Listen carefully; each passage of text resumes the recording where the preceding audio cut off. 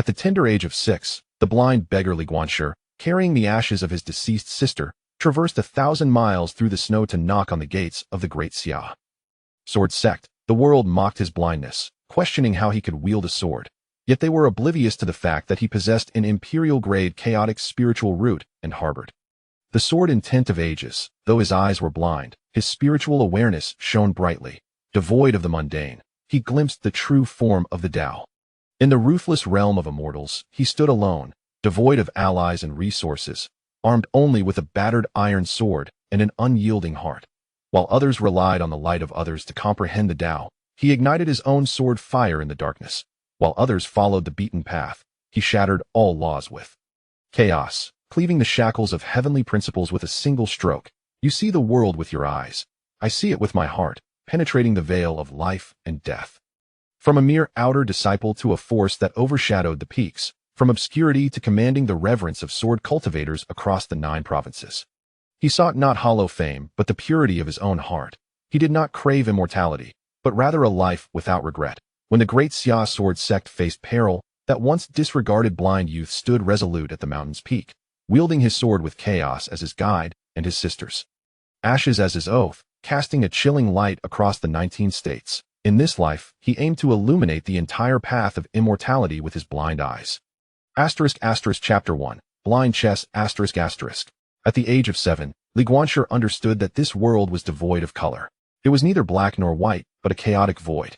His mother told him he was born blind, his eyes clear and bright, yet incapable of sight. The village elders spoke of it as fate, a debt owed from a past life. Yet he could hear his mother's suppressed coughs, his sister's quiet sobs in the dead of night, the scurrying of mice in the corners, and the relentless rhythm of his own heartbeat.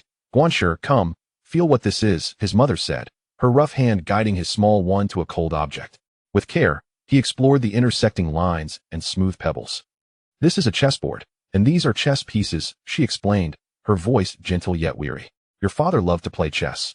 He said the board holds an entire world. His fingers traced the chessboard, the lines seeming to stretch infinitely. Even with his eyes closed, though they were always closed, he could see a world composed of dots and lines. It was the only world he could comprehend, a colorless realm with a clear structure. His sister, Guanqi, 5 years his senior, possessed nimble hands and a sweet voice. She would leave the fruits of the only jujube tree in their yard for their mother and brother. While she subsisted on thin porridge, she would hum ancient lullabies. When Guanqi had nightmares, she would softly whisper to him under the moonlight, Guanqi, when you grow up, I will take you to see real mountains and rivers. But she could not wait for him to grow. At the age of 9, Guanqi's mother fell gravely ill, her cough growing ever weaker. Their home was devoid of food. One morning, his sister touched his head for the last time and went to work for the Qin family, the wealthiest in town. She said the wages would be enough to buy medicine for their mother and keep her brother from hunger. Guanqi vividly recalled the moist scent of the earth as she departed, mingled with the faint fragrance of soapberries on her clothes. 3 months later, a servant from the Qin family arrived, tossing down a few silver coins and uttering a single sentence. Your sister has fallen into a well and is no more. His mother coughed up blood on the spot. Guanqi could not see the color of the blood, but he could smell the iron-like stench and hear his mother's breathing grow faint, feeling her once warm hands grow cold. The neighbors hurriedly arranged the funeral. The blind child knelt before 2 fresh graves, not crying, but tracing the squares of a chessboard in the soil with his fingers. 19 lines, 361. Intersections, a world he could understand. Child, the chessboard you touch is more than mere wood. An aged voice resonated behind him. Guanqi did not turn. It held no meaning for him. He continued to sketch the squares. What you touch is the fabric of heaven and earth. The voice continued. What you have lost will return in another form. A rough, yet warm hand rested on his shoulder. In that moment, Guanqi saw not with his eyes, but with a deeper sense. He perceived a complex network woven from light, the flow of energy, and the vast power contained within the old man. Will you come with me? The elder inquired. Guanqi remained silent for a long while, turning his face toward the 2 mounds of earth, and then nodded. The elder, known as Xianweizi, was a senior of the reclusive sect Tianyin sect in the Great Xia domain. He took Guanqi to the depths of the mountains, imparting not dazzling techniques, but a unique manual called Jingwei Ju, which could be read through touch. People see the world with their eyes, but what they perceive is merely the surface, Xianweizi explained. Though you cannot see, you can discern the true veins of things. The universe has its coordinates, spiritual energy follows its paths, the human body has its meridians, and sword techniques have their trajectories. All of these, you can see. Li Guanqi commenced his training that he indeed could see the trajectory of spiritual energy, as Xian Weizi demonstrated sword techniques, like streams of light in the dark. When he operated the heart method, he could introspect to observe the flow of true energy within his meridians, akin to placing pieces on a chessboard. Over 6 years, he cultivated the Jingwei Ju to the 3rd level, capable of sensing all fluctuations of spiritual energy within 100 zhong, visualizing objects through the vibrations in the air, and discerning human emotions through subtle variations in sound. Xian Weizi referred to this as heart sight, clearer than that of the flesh. At the age of 15, Xian Weizi sent him to the foremost sword sect of the Great Xia domain, the Great Xia Sword Sect. Your path must be walked by you alone, Xian Weizi advised at their parting. Remember, every piece placed on the chessboard has its reason, and every step in life carries profound meaning. What you have lost shall eventually return to you in ways you least expect. The towering gates of the Great Xia Sword Sect loomed large. Though unseen, Li Guanqi felt the overwhelming sword intent emanating from within. The gatekeeper disciples, upon seeing the youth with a simple bundle and a blind cane, expressed skepticism. Name? Age? Who recommended you? Li Guanqi, 15 years old, recommended by Xian Weizi. Upon hearing the name, the gatekeeper's demeanor shifted, displaying newfound respect. Oh, it is Elder Xian Weizi who has recommended you. Please, follow me. The trials of the sword sect posed no difficulty for Li Guanqi. While other disciples strained their eyes to observe the trajectories of sword techniques, he merely sensed the flow of spiritual energy.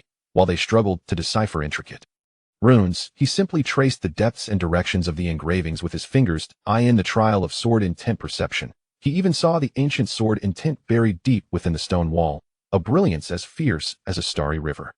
The trial elder was left astounded, admitting him directly into the inner sect. Yet, the world of inner disciples was far more intricate than the trials. Here, talent invited admiration, but also envy. A blind man who could easily comprehend sword techniques that eluded many disciples was hard for them to accept. Can a blind man really practice swordsmanship? Someone scoffed. He must have taken shortcuts. Perhaps he's just pretending to be blind. Li Guanqi responded with silence, practicing daily in a designated corner. He chose not to employ ostentatious moves, but instead created a unique listening wind sword technique, perceiving every action of his opponent through the movement of air, anticipating their every step like a chess player predicting their opponent's moves. Gradually, the mockery diminished, and gazes of reverence increased. Yet he remained solitary, akin to a lone piece on a chessboard. Until one day, while practicing swordsmanship on the back mountain, he overheard a conversation among several outer disciples. Have you heard? The Chen family is in trouble again. Which Chen family? The one that forced a maid to her death 15 years ago. I heard that their eldest son, Chen Tianhao, the one responsible for the death, suddenly passed away yesterday. How did he die? Strangely unsettling. It is said that his meridians were severed, as if countless fine sword energies sliced through him from within, yet there were no visible wounds upon his exterior. The authorities investigated for a long time, concluding that he had succumbed to the perils of his own practice. Li Guanqi halted his sword mid-air. Chen Tianhao. This name had never escaped his memory, the one who had driven his sister to her demise. Days later, while he was listening to an ancient text in the sword sect's library, he stumbled upon a line that read, "The secret technique of the Tianyin sect, the Jingwei Ju commented, when cultivated to profound depths, can invoke the forces of heaven and earth, invisibly locking the enemy's meridians and shattering their foundation." Li Guanqi's fingers lingered on the page for an extended moment. Suddenly, he recalled the day when Su Weizi had taken him away. The elder had paused for a brief moment towards the Chun family direction, his fingertips seemingly exhibiting subtle movements. He had not comprehended it then, but now it was clear. What you have lost shall inevitably return to you in an unforeseen manner. Su Weizi's words echoed in his ears. Li Guanqi slowly closed the ancient text and exited the library. The sunlight outside was warm. Though invisible, he could feel its warmth upon his skin. He ascended to the sword sect's highest stargazing platform, facing east, the direction of his homeland and the Qin family. From his garment, he retrieved a small cloth pouch, within which lay the sole item he had brought from home at the age of 9, a black ghost stone, smooth and lustrous as jade. He cradled the stone in his palm and softly spoke, "Sister, do you see? This world, once shrouded in darkness, now has light. Not the light perceived by the naked eye, but the illumination seen by the heart's eye. The trajectory of all existence, the eternal lines of heaven and earth, the infinite possibilities extending from every line on the go board. The wind rustled, caressing his garments. Guanqi saw the flow of spiritual energy in the wind like the arrangement on a go board, witnessed the shifting clouds akin to the myriad transformations of a game, and perceived the circulation of true energy within him as a meticulously contemplated play. Suddenly, enlightenment dawned upon him. Life is akin to a game of Go. Even if one loses a crucial piece at the outset, or finds oneself ensnared in a predicament mid-game, as long as the board remains, the game is not over. And he, the blind child incapable of seeing the board, would ultimately make his own fateful move in the grand game of life that in the distance. The bell tolled, signaling the sword sect's call to its disciples. Guanqi tucked the stone back into his robe, straightened his attire, and turned towards the sound of the bell. His steps were resolute, as if each stride was a move without regret. Ahead lay a new game, a fresh battlefield, and at last, a world that he could finally see, a world that belonged to him. Chapter 2. The Imperial Spiritual Route at the Break of Dawn. The chime of the Great Xia Sword Sect resonates through the air at precisely the third watch of the Tiger Hour, echoing 108 times, each sound reverberating throughout the clouds. Guanqi stands resolutely within the training grounds, maintaining a distance of 3 steps from his fellow disciples. Unlike others, he does not require the use of his eyes to discern his surroundings. With his mind unfurled, the entire arena unfolds before him like an intricate chessboard. The positions of each individual, the intensity of their auras, and the flow of spiritual energy are all vividly discernible. Today marks the day of the spiritual root assessment. The voice of Elder Lu Mingyuan, rich and resonant, calls upon all newly initiated inner disciples to proceed to the spirit testing hall. The spiritual root is the foundation of cultivation, determining the breadth of one's future path. However, it is essential to remember that regardless of the rank, disciples of the sword sect must prioritize their character. Whispers ripple through the lines of disciples. It is rumored that this cohort boasts several exceptionally gifted outer disciples. Can anyone surpass Brother Lin? He was assessed 3 years ago with an Earth-grade spiritual root. Hush, keep your voice down. Can that blind junior truly see nothing? Guanqi remains composed, impervious to the surrounding murmurs. After 6 years of secluded training in the mountains, he has reached the pinnacle of the 3rd layer of the Jingwei formula, his perception far surpassing that of ordinary individuals. He can even discern the fluctuations of spiritual energy within the speaking disciples, their tension, anticipation, and envy manifesting as vibrant hues within their essence. The Spirit Testing Hall, nestled midway up the main peak, is an ancient stone edifice. 9 stone pillars stand before it, each intricately carved with elaborate patterns. Although Guanqi cannot see, the moment his fingers brush against the stone pillars, he feels the immense power contained within, akin to touching a slumbering giant. Inside the hall, dozens of new disciples await, in line. Presiding over the tests is Elder Zhou Bai, an elderly man with hair and beard as white as snow, his gaze sharp as a sword. Beside him stands a jade spirit testing stone, nearly as tall as a person. Place your hand upon the spirit testing stone and channel your foundational heart technique. Zhou Bai instructs with an even tone. Spiritual roots are categorized into 5 grades: mortal, spiritual, earth, heavenly, and imperial, each of which is further divided into upper, middle, and lower tiers. Let us commence. The first disciple approaches, nervously placing his hand upon the jade stone. A faint white light emanates from the surface, revealing 3 slender strands of pale gold within. Mortal grade, middle tier, mixed spiritual root with gold as the primary element. Zhou Bai notes, beckoning the next disciple forward. As the assessments continue, most results fall between mortal and spiritual grades. Occasionally, a lower earth grade emerges, eliciting gasps of astonishment. Lin Qinghe, Zhou Bai calls out a name. A proud young man clad in fine robes steps forward, his demeanor exuding confidence. As he places his hand on the spirit testing stone, it suddenly erupts in a dazzling blue light, revealing 6 deep blue bands swirling within, almost breaking through the stone. Upper earth grade, single water spiritual root. Disciples exclaim in awe. A fleeting glimmer of approval flashes in Zhou Bai's eyes. Excellent. You may choose to cultivate the Kanglin sword technique upon entering the inner sect. Lin Qinghe smirks, casting a deliberate glance in Guanqi's direction as he steps back, his expression radiating superiority. The testing proceeds. When it is the turn of a female disciple named Su Yu, the spirit testing stone emanates a gentle green light. 5 emerald green bands intertwining like vines. Upper spiritual grade, primarily wood element, suitable for alchemy or supportive sword techniques. Su Yu humbly bowed and stepped aside, while Guanqi sensed her gaze lingering on him for a brief moment, devoid of disdain, filled only with pure curiosity. When the name Li Guanqi was called, an instantaneous silence enveloped the hall. All eyes turned to the white-clad youth wielding a blind cane. Li Guanqi approached with measured steps, the cane tapping rhythmically against the ground. He reached the spirit-testing stone, leaned his cane against its edge, and extended his right hand. As his palm pressed against the cool jade surface, he activated the first layer of the Jingwei formula. Initially, nothing transpired. Several breaths passed, and the spirit-testing stone remained dim and lifeless. Whispers of laughter began to ripple through the crowd. Could it be that he lacked spiritual roots? Blindness? Could it also mean no aptitude for cultivation? Before the words could fully escape, a sudden transformation occurred. The interior of the spirit-testing stone erupted with an indescribable radiance. It was not a singular hue, but a blend of all colors, reminiscent of the chaos at the dawn of creation. Countless intricate patterns emerged on the surface of the stone, weaving and intertwining to form a sprawling chessboard design. Upon this board, black and white luminescent points alternated, each move resonating with the profound truths of the universe.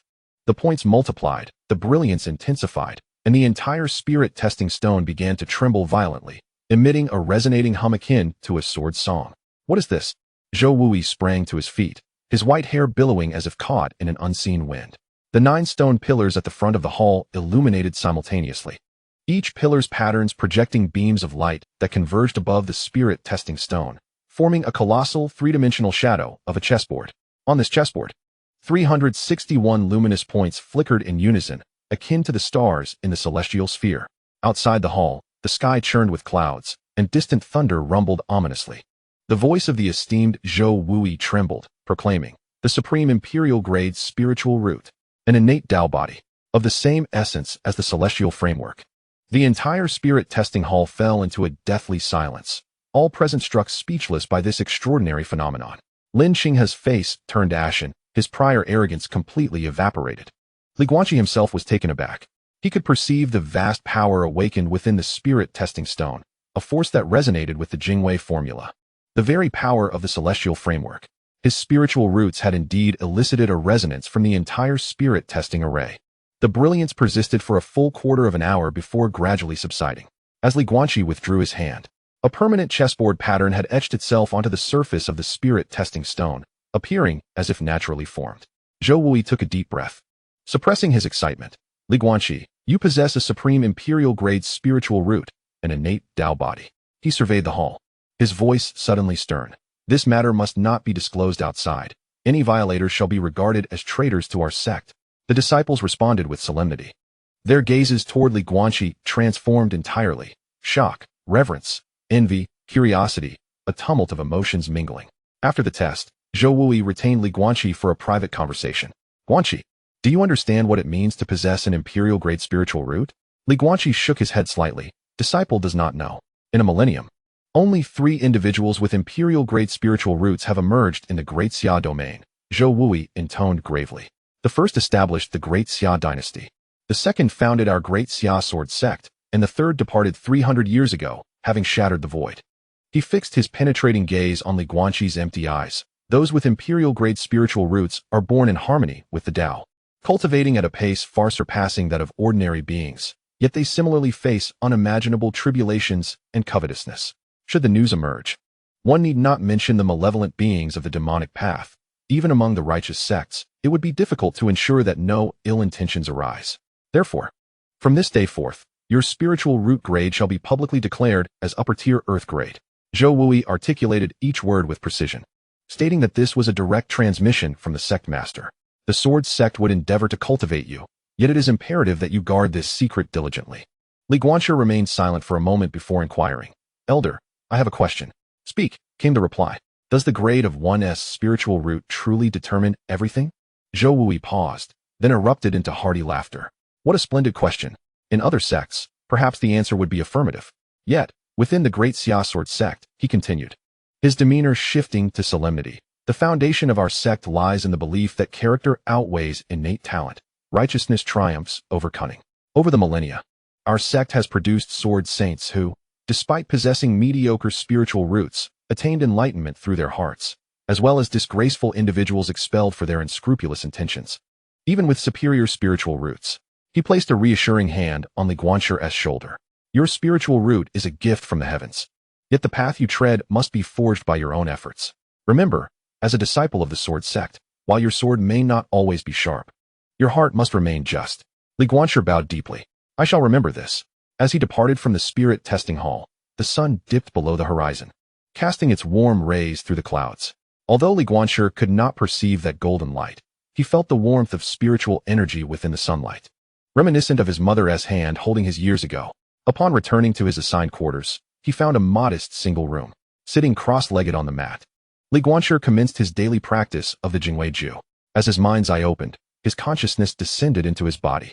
He beheld his meridians resembling the lines of a chessboard, with spiritual energy flowing like pieces along those lines.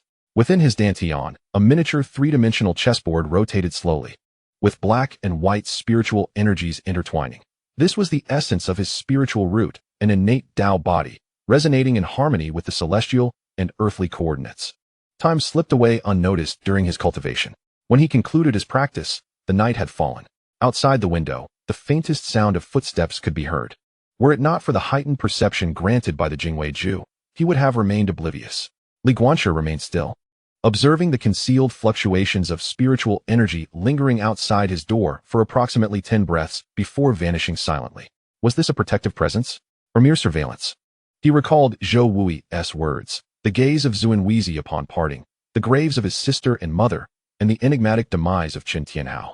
Beneath the seemingly upright facade of the Great Xia Sword Sect, how many undercurrents lay hidden? Li Guanxi retrieved a black chess piece from his pocket, rolling it between his fingers.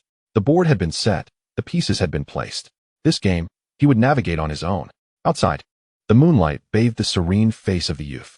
Those eyes, which could not perceive the world, seemed to pierce through layers of mist, gazing towards an unfathomable future. The night at the Great Xia Sword Sect felt unusually long and profound, and Li Guanxi understood that this was merely the beginning.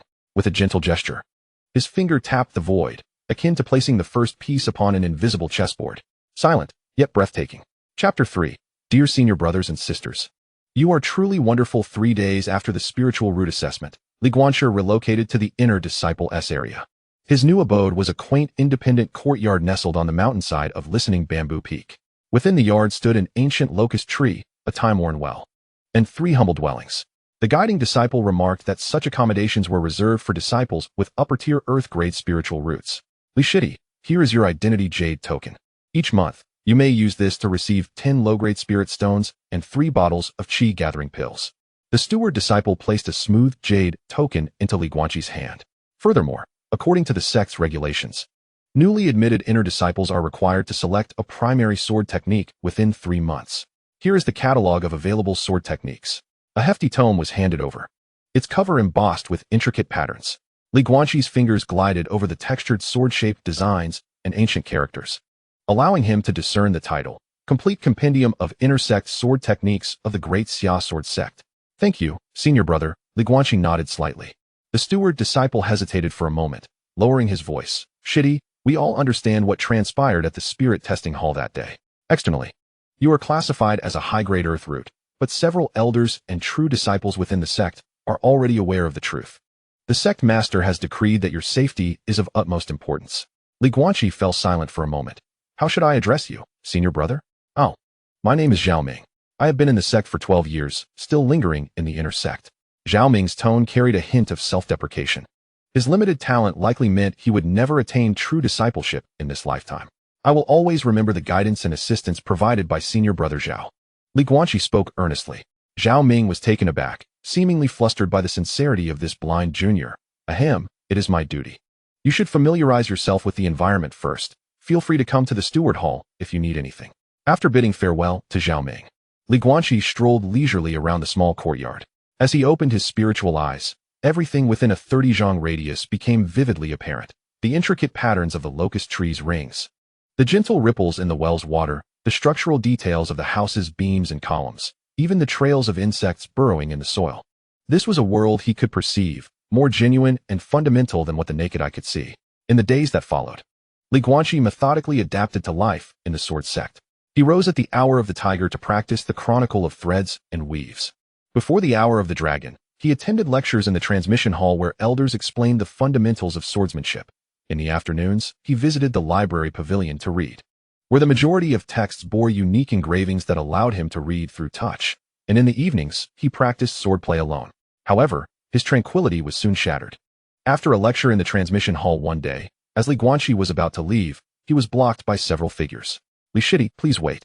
The leader had a thin, sharp voice.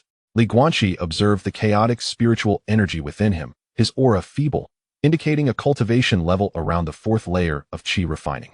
One layer beneath his own.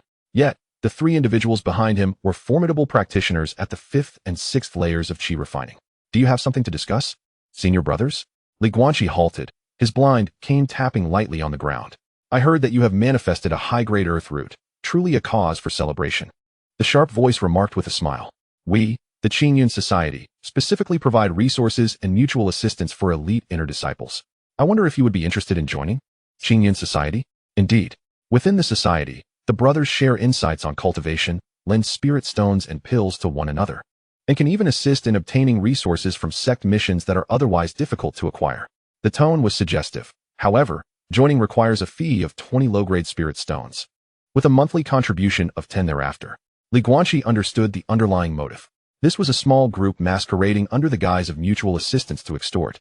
Thank you for your kind offer, but as I have just entered the inner sect, I wish to focus on my cultivation for the time being. He politely declined. The sharp voice immediately turned cold. Li Shidi, the inner sect is not like the outer sect. Going solo will render you powerless. Do you not require someone to look after those eyes of yours? It was a blatant threat. Li Guanqi's fingers gently caressed his blind cane as he calculated that if he acted swiftly, he could subdue the leader within 3 breaths. But he would inevitably suffer under the assault of the other 3. Moreover, the sect strictly prohibited private disputes. Wang Song, have your Qingyun Society's hands extended too far? A cold, clear voice suddenly resonated. Li Guanqi observed a wave of spiritual energy, warm and gentle as spring water, approaching him. The newcomer possessed profound cultivation, at least at the 8th level of qi refinement. The spiritual energy emanated a vibrant life force characteristic of a wood-based cultivation technique refined to a certain level. Sister Su, Wang Song's voice immediately lost its bravado. The visitor was none other than Su Yu, whom he had encountered on the day of spiritual aptitude testing. She approached Li Guanqi's side and remarked coolly, "Is it the practice of your Qingyun Society to bully newly initiated disciples?" "Not at all. We merely extended an invitation to Junior Brother Li," Wang Song replied awkwardly. "Since Junior Brother Li is disinterested, we shall take our leave." The group hurriedly departed.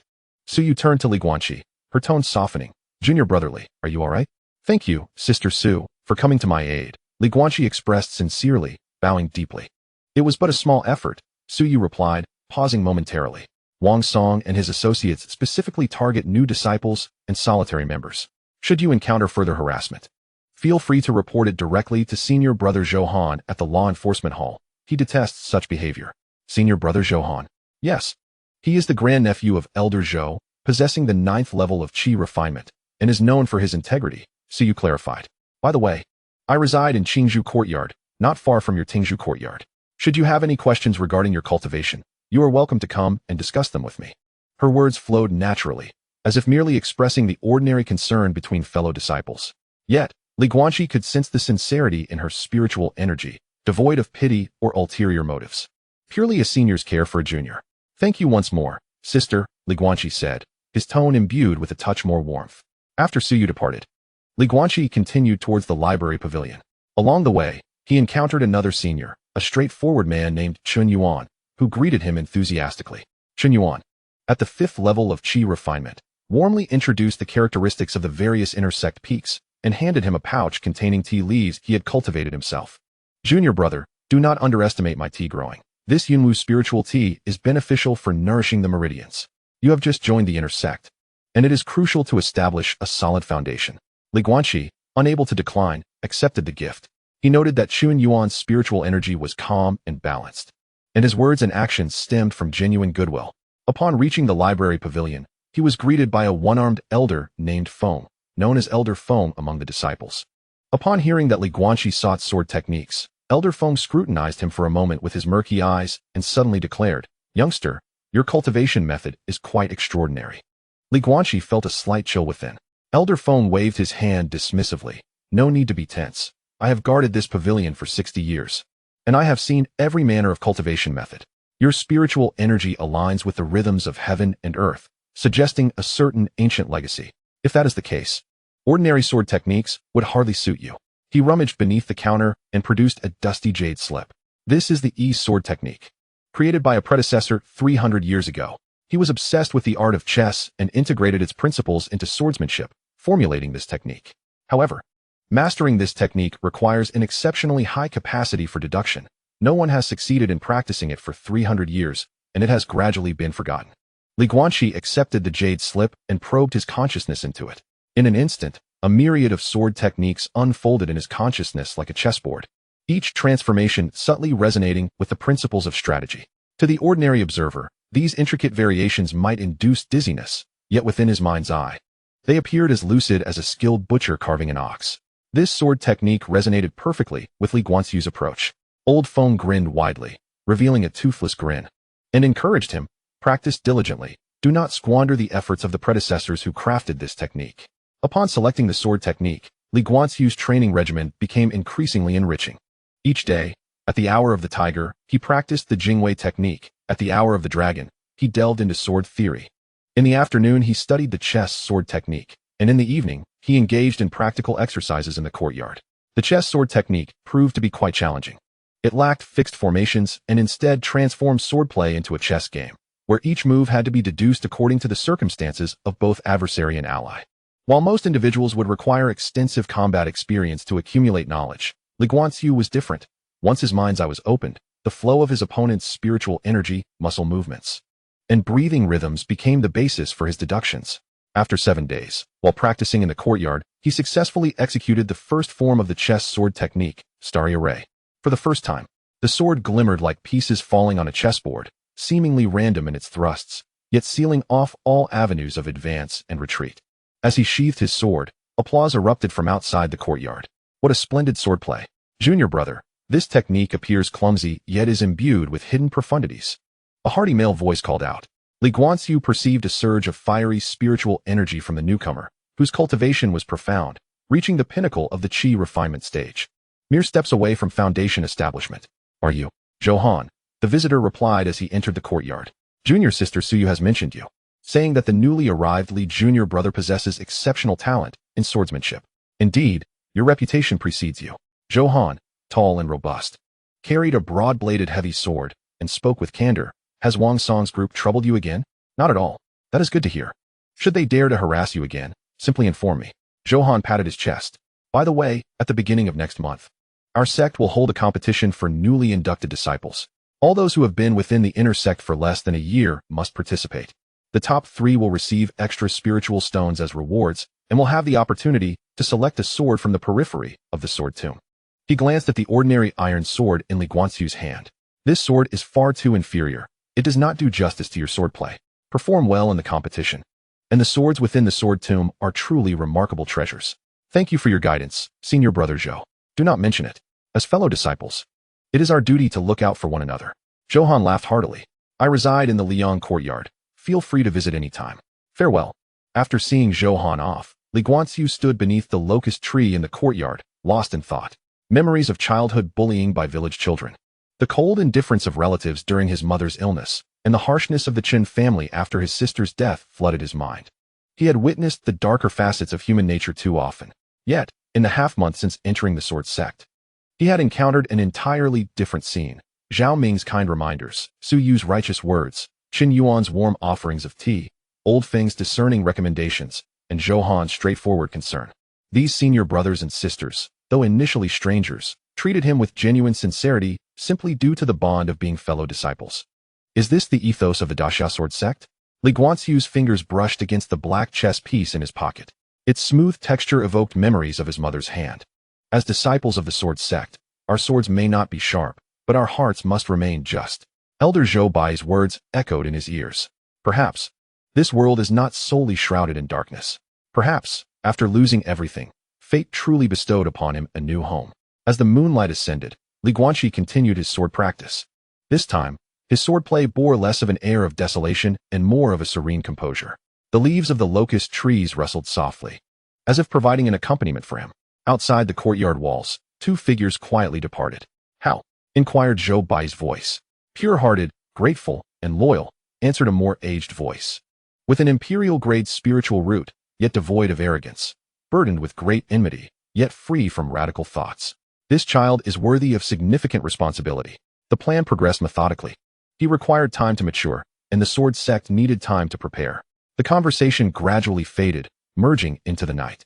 Within the courtyard, Guanqi sheathed his sword and stood facing the moonlight, softly murmuring, "Senior brothers and sisters, you are truly wonderful." This statement was light, as gentle as a sigh. Yet, in the heart of the youth, it bore the weight of a boulder. He finally comprehended that some light need not be seen with the eyes, and some warmth could thaw the deepest of frosts.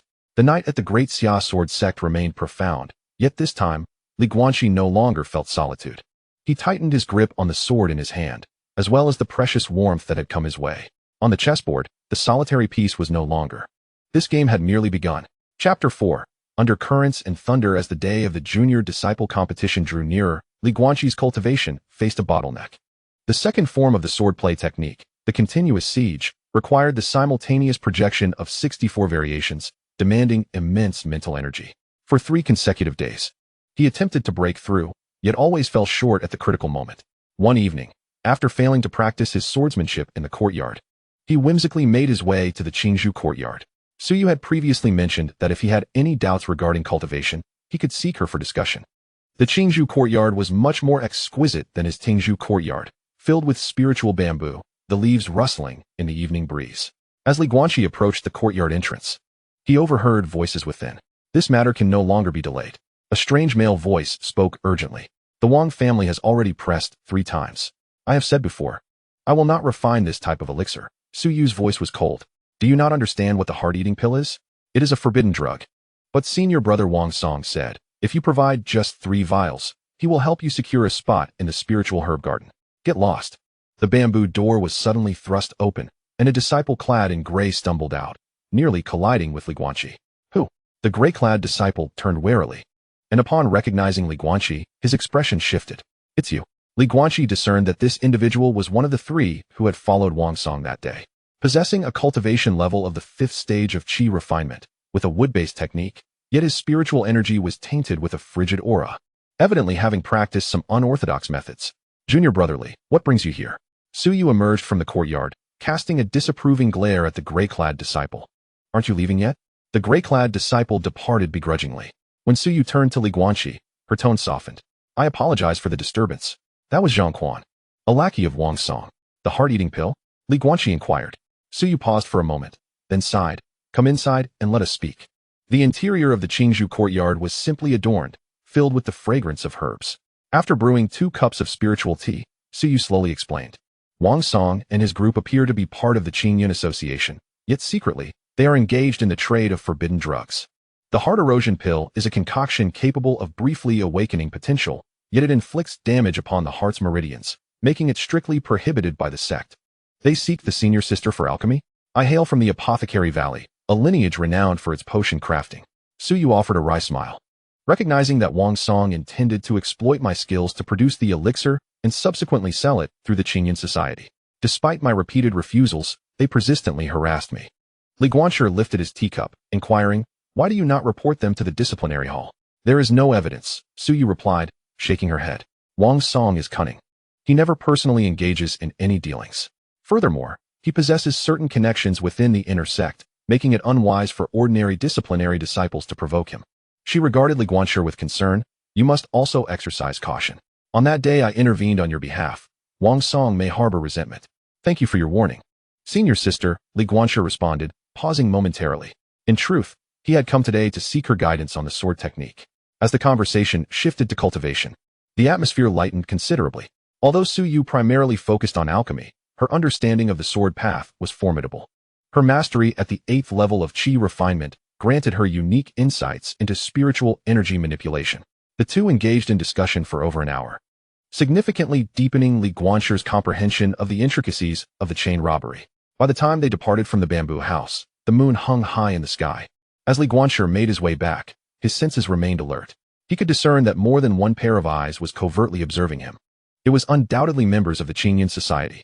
Maintaining his composure, he continued onward. As he traversed a grove of bamboo, 3 figures emerged from the shadows, surrounding him in a triangular formation.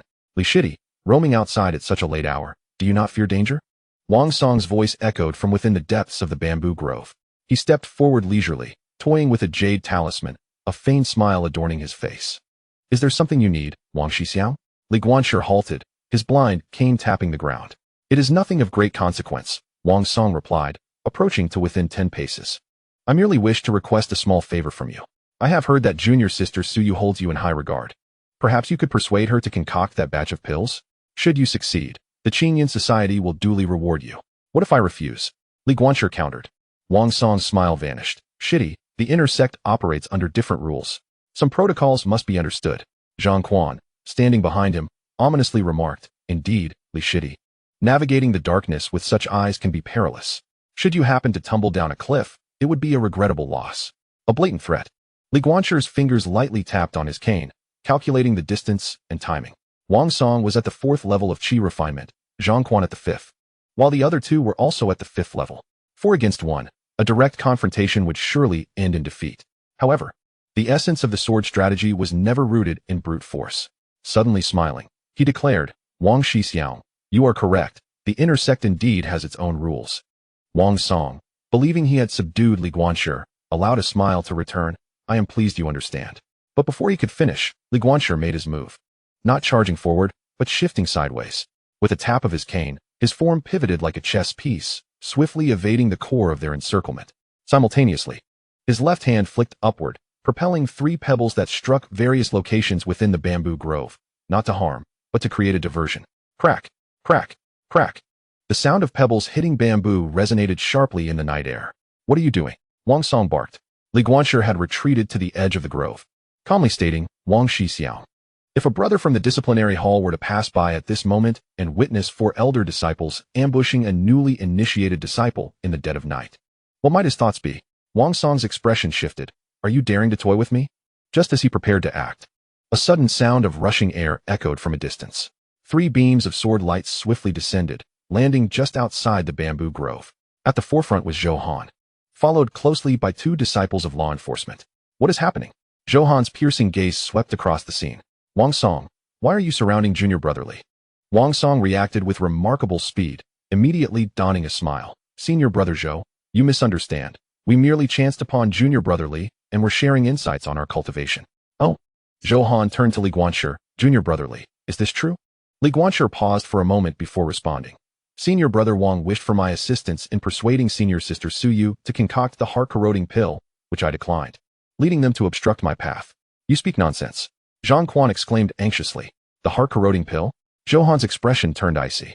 Wang Song, you possess great audacity. Wang Song feigned calmness. Senior brother, do not heed a single side's account. This blind man is clearly slandering. Whether it is slander or not will be revealed upon investigation. Zhou Han commanded, take them back, search their persons, and inspect their residences. How dare you? Wang Song blustered, his bravado faltering. My cousin is. Your cousin's identity is of no consequence. Zhou Han interrupted. The sect forbids such illicit substances, and any involvement will result in expulsion. Seize them. The law enforcement disciples advanced, and Wang Song and his companions attempted to resist, yet were quelled by Zhou Han's foundational pressure, rendering them powerless as they were taken away. Zhou Han approached Li Guanshi. Junior brother, are you unharmed? I am grateful for senior brother's timely arrival, Li Guanshi replied. But how did you come to be here? Zhou Han smiled. Junior sister Suyu sent me a message half an hour ago, warning me that Wang Song might pose a threat to you. I have been patrolling the vicinity ever since. I see. Li Guanshi felt warmth in his heart. Come, let us go to the law enforcement hall to provide testimony. Zhou Han declared, this time, we shall eradicate the malignant tumor that is the Qingyun Society. The law enforcement hall was brightly lit. Li Guanshi recounted the events in detail. And Suyu was summoned to testify as well. The elder in charge personally led a search of Wang Song and his companion's residence, and indeed, 3 unfinished heart-corroding pills were discovered hidden beneath Zhang Quan's bed, along with a ledger documenting illicit drug transactions. The names listed in the ledger caused the elder's complexion to darken, revealing the involvement not only of inner sect disciples, but also 2 outer sect stewards. According to sect rules, those who privately concoct forbidden drugs shall have their cultivation abolished and be expelled from the sect. The elder slammed the table in anger, asserting that those involved in the transactions would face penalties ranging from 10 years of hard labor to the complete forfeiture of their cultivation, depending on the severity of their actions. Wang Song collapsed to the ground, his face ashen. Suddenly, Zhang Quan shouted, Elder, I have something to say. This was all orchestrated by Wang Song. Silence. Wang Song barked. But it was already too late. Under the questioning in the law enforcement hall, Zhang Quan, seeking a reduced sentence, divulged all the Qingyun Society's misdeeds, including not only the forbidden drugs, but also the withholding of resources from new disciples, oppression of fellow sect members, and the establishment of illicit gambling operations. In the span of a night, over 30 disciples from the law enforcement hall were dispatched to apprehend individuals on the list. By dawn, a total of 17 inner sect disciples and 5 outer sect stewards were brought to the plaza in front of the law enforcement hall. The crowd of onlookers grew increasingly numerous, buzzing with discussion. As the morning bell tolled, the sect leader arrived in person. He was a middle-aged man clad in a blue robe, with an unremarkable appearance. Yet standing there, he resembled an ancient sword sheathed, its brilliance subdued, yet commanding respect. Though Li Guanqi could not see, he could sense the vast ocean of spiritual power surrounding the sect leader, far beyond the foundational level, at least at the Golden Core stage. The sect's established regulations serve to uphold righteousness. The sovereign spoke, his voice modest yet resonating throughout the assembly. As disciples of the Sword Sect, you should strive for excellence. Yet instead you indulge in schemes for personal gain, oppressing your fellow brethren and violating the sacred laws. If we do not impose severe punishment today, how shall we uphold the integrity of our sect? His gaze swept across the kneeling figures, settling upon the principal offenders, Wang Song, Zhang Quan, and 3 others. Their cultivation shall be abolished, and they shall be expelled from the sect, never to return to the Great Xia domain. As for the accomplices, 12 shall endure 10 years of hard labor, during which they may not cultivate. The 5 collaborators shall be penalized with 3 years of reduced allowances, facing a year of reflection at the cliff of regret. Upon the pronouncement of the judgment, silence enveloped the crowd. To have one's cultivation stripped away was a fate more torturous than death for practitioners. 10 years of servitude nearly extinguished one's path. Yet, none dared plead for leniency. The sect's rules were absolute, and transgressors would be held accountable. The elder enforcing the law acted decisively. 5 sword lights flashing as Wang Song and the others shrieked and fell, their spiritual energy dissipating like a breached dam, reduced to mere mortals henceforth. Take them away, commanded the sovereign, brushing his sleeves. Once the offenders were escorted from the scene, the sovereign turned to Li Guanqi. You are Li Guanqi, correct? Yes, master. Your efforts in exposing the illicit drug case alongside Suyu have not gone unnoticed. You are each awarded 100 medium-grade spirit stones and granted access to select a sword from the inner sanctum of the sword tomb. Thank you, master. Johan. Yes, master. Due to your contributions in enforcement, you are promoted to deputy official of the enforcement hall and bestowed with the complete volume of the Sunfire sword technique. Johan rejoiced. Thank you, master. The sovereign then addressed the assembled disciples, his tone growing stern. Let today's events serve as a cautionary tale. For a millennium, the Great Xia Sword Sect has thrived on the principles of righteousness and integrity. Should there be any recurrence of such misconduct, Wang Song and his ilk will stand as a stark warning. The disciples responded with solemn agreement. As the sovereign departed, the plaza gradually emptied. Suyu approached Li Guanqi and softly remarked, I did not anticipate such a significant uproar. A malignancy unaddressed leads to endless repercussions, Johan interjected. Wang Song and his entourage have caused untold harm to their fellow disciples over the years. You and your peers have performed a commendable act. Yet, Li Guanqi recalled the venomous glare Wang Song had cast upon his downfall. Zhang Quan had shouted in his last moments, Wang Song's elder brother is Ling Yun Peak's true disciple. Wang Lai, a true disciple exists above the inner sect, at least at the foundation establishment stage. Johan recognized his apprehension and patted his shoulder reassuringly. Do not worry. If Wang Lai possesses any sense, he will understand that Wang Song has brought this upon himself. If he lacks understanding, the enforcement hall is not merely for show. Despite this reassurance, a shadow loomed in Li Guanqi's heart. As he left the enforcement hall, daylight had fully broken. The sun pierced the clouds, casting its brilliance upon the mountains of the Sword Sect. Suyu suddenly said, Junior brother, the small competition for newly admitted disciples is in 3 days. Now that you are free from the entanglements of the Qingyun Society, you can focus on preparing for battle. Li Guanqi nodded, feeling the black chess piece in his pocket. Recalling his mother's words, the chessboard encompasses an entire world. This world contains darkness as well as light, malice alongside kindness. What I must do is carve my own path within this game. Senior sister, senior brother, he said earnestly, thank you. The simplicity of his words bore the weight of 1,000 burdens. Johan laughed heartily. What need is there for such formality? Off I go. I must organize the case files. Suyu smiled as well. Junior brother, prepare diligently. I will come to observe the competition. Watching the two retreating figures, Li Guanshi stood motionless in the morning light for an extended moment. The Qingyun society had been vanquished, yet the undercurrents had never ceased. He tightened his grip on the blind stick and made his way toward the listening bamboo pavilion. On the chessboard, every move was irrevocable. The road ahead is still long. Yet this time, he is not alone. The son of the Great Xia Sword Sect is gradually rising. Chapter 5. Wang Lai reveals his heart on the third day following the annihilation of the Qingyun society. A small competition for newly initiated disciples was held. The venue was set at the Wendaping on the main peak, a vast platform paved with jade. Surrounding it were 9 observation stands, where hundreds of disciples had gathered, their voices creating a cacophony. Li Guanshi stood in the preparation area, wielding a blind cane. His spiritual perception expanded as he observed the scene before him.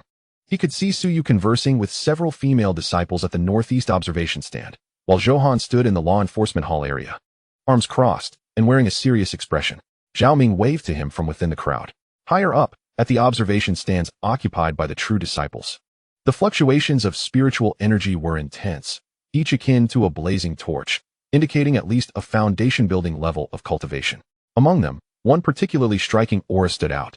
Fierce like molten lava yet harboring a chilling undertone, an eerie coexistence of two contrasting energies. This energy emanated from Wang Lai, who stood on the Lingyun platform. Wang Lai. Li Guanshi silently recited the name. He was the cousin of Wang Song, ranked 7th among the true disciples, at the mid-foundation building stage, wielding the ice and fire dual extreme sword. Before the competition commenced, the presiding elder announced the rules. The small competition for newly initiated disciples was intended for friendly sparring, with strikes to be controlled. Intentional maiming or killing would result in severe penalties. The competition would follow a single elimination format, with opponents determined by drawing lots. Li Guanshi drew the third round, facing a disciple named Sun Hao, who was at the 4th level of qi refinement and practiced earth-based techniques. The first 2 rounds concluded swiftly, characterized by simple exchanges among low-tier disciples. When it was Li Guanshi's turn, a buzz of conversation erupted around him. Is that Li Guanshi? The blind disciple with a top-tier earth-grade spiritual root? I heard the downfall of the Qingyun society is related to him. A blind man. Can he really wield a sword? Li Guanshi paid no heed to the whispers, steadily making his way onto the Wendaping. Sun Hao awaited him on the opposite side. A stout youth holding a thick earth shield, his expression tense. Begin. Sun Hao immediately planted his shield on the ground and cast the earth wall technique, raising 3 earthen walls to shield himself, a typical defensive strategy. Li Guanshi remained still, observing the energy structure of the walls that appeared robust but had 3 weak points due to the impurities in Sun Hao's technique. With a light tap of his cane, Li Guanshi moved, not in a straight charge, but rather like a chess piece maneuvering around the walls. Sun Hao nervously rotated his shield, attempting to track Li Guanshi's movements, but was always a beat behind. After 3 laps, Li Guanshi suddenly drew his sword, targeting precisely the weakest point of the 3 earthen walls. With a sharp sound, the wall shattered. The sword tip halted mere inches from Sun Hao's throat. I concede, Li Guanshi declared, sheathing his sword. Sun Hao stood frozen, taking a moment to respond. I admit defeat. The first match concluded in victory. In the subsequent 2 rounds, Li Guanshi secured wins through similar strategies, not relying on brute force, but rather exploiting his opponent's energy flow weaknesses for decisive strikes. His combat style began to attract increasing attention. That junior brotherly possesses an extraordinary keen insight. An older disciple marveled. He cannot see. How can he have such insight? You do not understand. This is spiritual perception, one of the supreme realms of swordsmanship. In the 4th match, Li Guanshi encountered a formidable opponent, Lin Qinghe. The young man, adorned in splendid attire and possessing a superior water spiritual root, had now reached the 6th level of qi refinement, wielding a gleaming water-splitting sword. Li Shidi, I did not expect to meet you here. Lin Qinghe smiled, though his eyes held no mirth. Allow me to experience your heart-eye sword technique. Please, Li Guanshi responded, bowing with his sword. As the duel commenced, Lin Qinghe unleashed a torrent of sword strikes, his momentum relentless. His Kanglan sword technique had reached a minor completion, each stroke imbued with the fluidity and complexity of the water element. Ordinary disciples would find themselves overwhelmed by such a continuous assault. Yet Li Guanshi remained as tranquil as a still lake. With his heart-eye unfurled, he perceived every intricate detail of Lin Qinghe's spiritual energy, the subtle hesitations in his sword transitions, the rhythmic adjustments of his breath, and even the fluctuations in his emotions that influenced his power. The second form of the Yijinju, the continuous struggle, finally came to fruition. No longer evading, he met the sword head-on. Each thrust of his iron sword was like a calculated move in a game of strategy, striking at the critical points of Lin Qinghe's offensive. After 30 exchanges, beads of sweat appeared on Lin Qinghe's brow. He realized that every move he made had been anticipated. His rhythm disrupted as if he were battling his own shadow. How could this be? He thought, astonished. At the 50th exchange, Li Guanxi finally unleashed his full prowess. His iron sword lunged at Lin Qinghe's left shoulder, appearing to be an attack, yet it was but a feint. In the moment Lin Qinghe raised his sword to block, Li Guanxi deftly twisted his wrist, the sword tip striking like a viper at the pulse of Lin Qinghe's weapon hand. With a clang, the water-splitting sword fell to the ground. Lin Qinghe stood frozen, his face a mix of green and white. I concede. Li Guanxi sheathed his sword and turned to leave the stage. A moment of silence enveloped the surroundings before a fervent discussion erupted. Lin Qinghe lost. He possesses a superior spiritual root and is at the 6th level of Qi refinement. Wasn't Li Guanxi only at the 3rd level? To win against someone 3 levels above him. On the high platform, several elders conversed in hushed tones. This young man's talent in the sword is truly formidable. Elder Zhou Bai, the transmission elder, stroked his beard thoughtfully. The Yijianju has remained unmastered for 3 centuries, yet he has comprehended it. Elder Feng, rarely leaving the library, smiled with narrowed eyes. The sect leader remained silent, his gaze fixed on Li Guanxi, lost in contemplation. Li Guanxi continued his winning streak, ultimately advancing into the top 4. His semi-final opponent was a female disciple at the 7th level of Qi refinement, specializing in fire-based sword techniques. After a grueling 100 exchanges, he narrowly secured victory with a move reminiscent of a starry chessboard. In the finals, his opponent was a silent boy clad in black, named Mo Chun. At the 8th level of Qi refinement, with a lightning spiritual root. This was the strongest adversary Li Guanxi had faced thus far, with a 5-level disparity in cultivation. Mo Chen's sword was swift, striking like thunder. From the outset, he unleashed a relentless barrage, offering Li Guanxi no respite. Compelled to adopt a defensive stance, Li Guanxi found that despite the intricacies of the Yijinju, the gap in absolute strength was insurmountable, and he could barely hold his ground. After 30 exchanges, he was struck in the left shoulder, blood staining his white robes. By the 50th exchange, his right leg was grazed by sword energy, causing him to stagger. In the observation area, Suyu gripped the railing anxiously, while Zhou Han furrowed his brow. Is he about to lose? A disciple sighed. Just reaching the finals is already remarkable. Yet, Li Guanxi gritted his teeth and persevered. His spiritual power was on the verge of depletion, and his inner vision began to blur. Yet, at that moment, he discerned an exceedingly minute flaw in Mo Chen's spiritual energy flow. It was a unique defect inherent to the lightning-based cultivation technique, manifesting as a fleeting moment of respite following a full-force eruption. This moment of vulnerability was imminent. Li Guanxi took a deep breath, channeling all his remaining spiritual energy into his sword. In the next instant, Mo Chen's sword descended like thunder. Li Guanxi did not flinch or evade, instead raising his sword to meet it. The clash rang out as the iron sword shattered. However, the tip of the broken sword, propelled by the force of impact, shot forth at an uncanny angle, precisely targeting the juncture of Mo Chun's momentary lapse.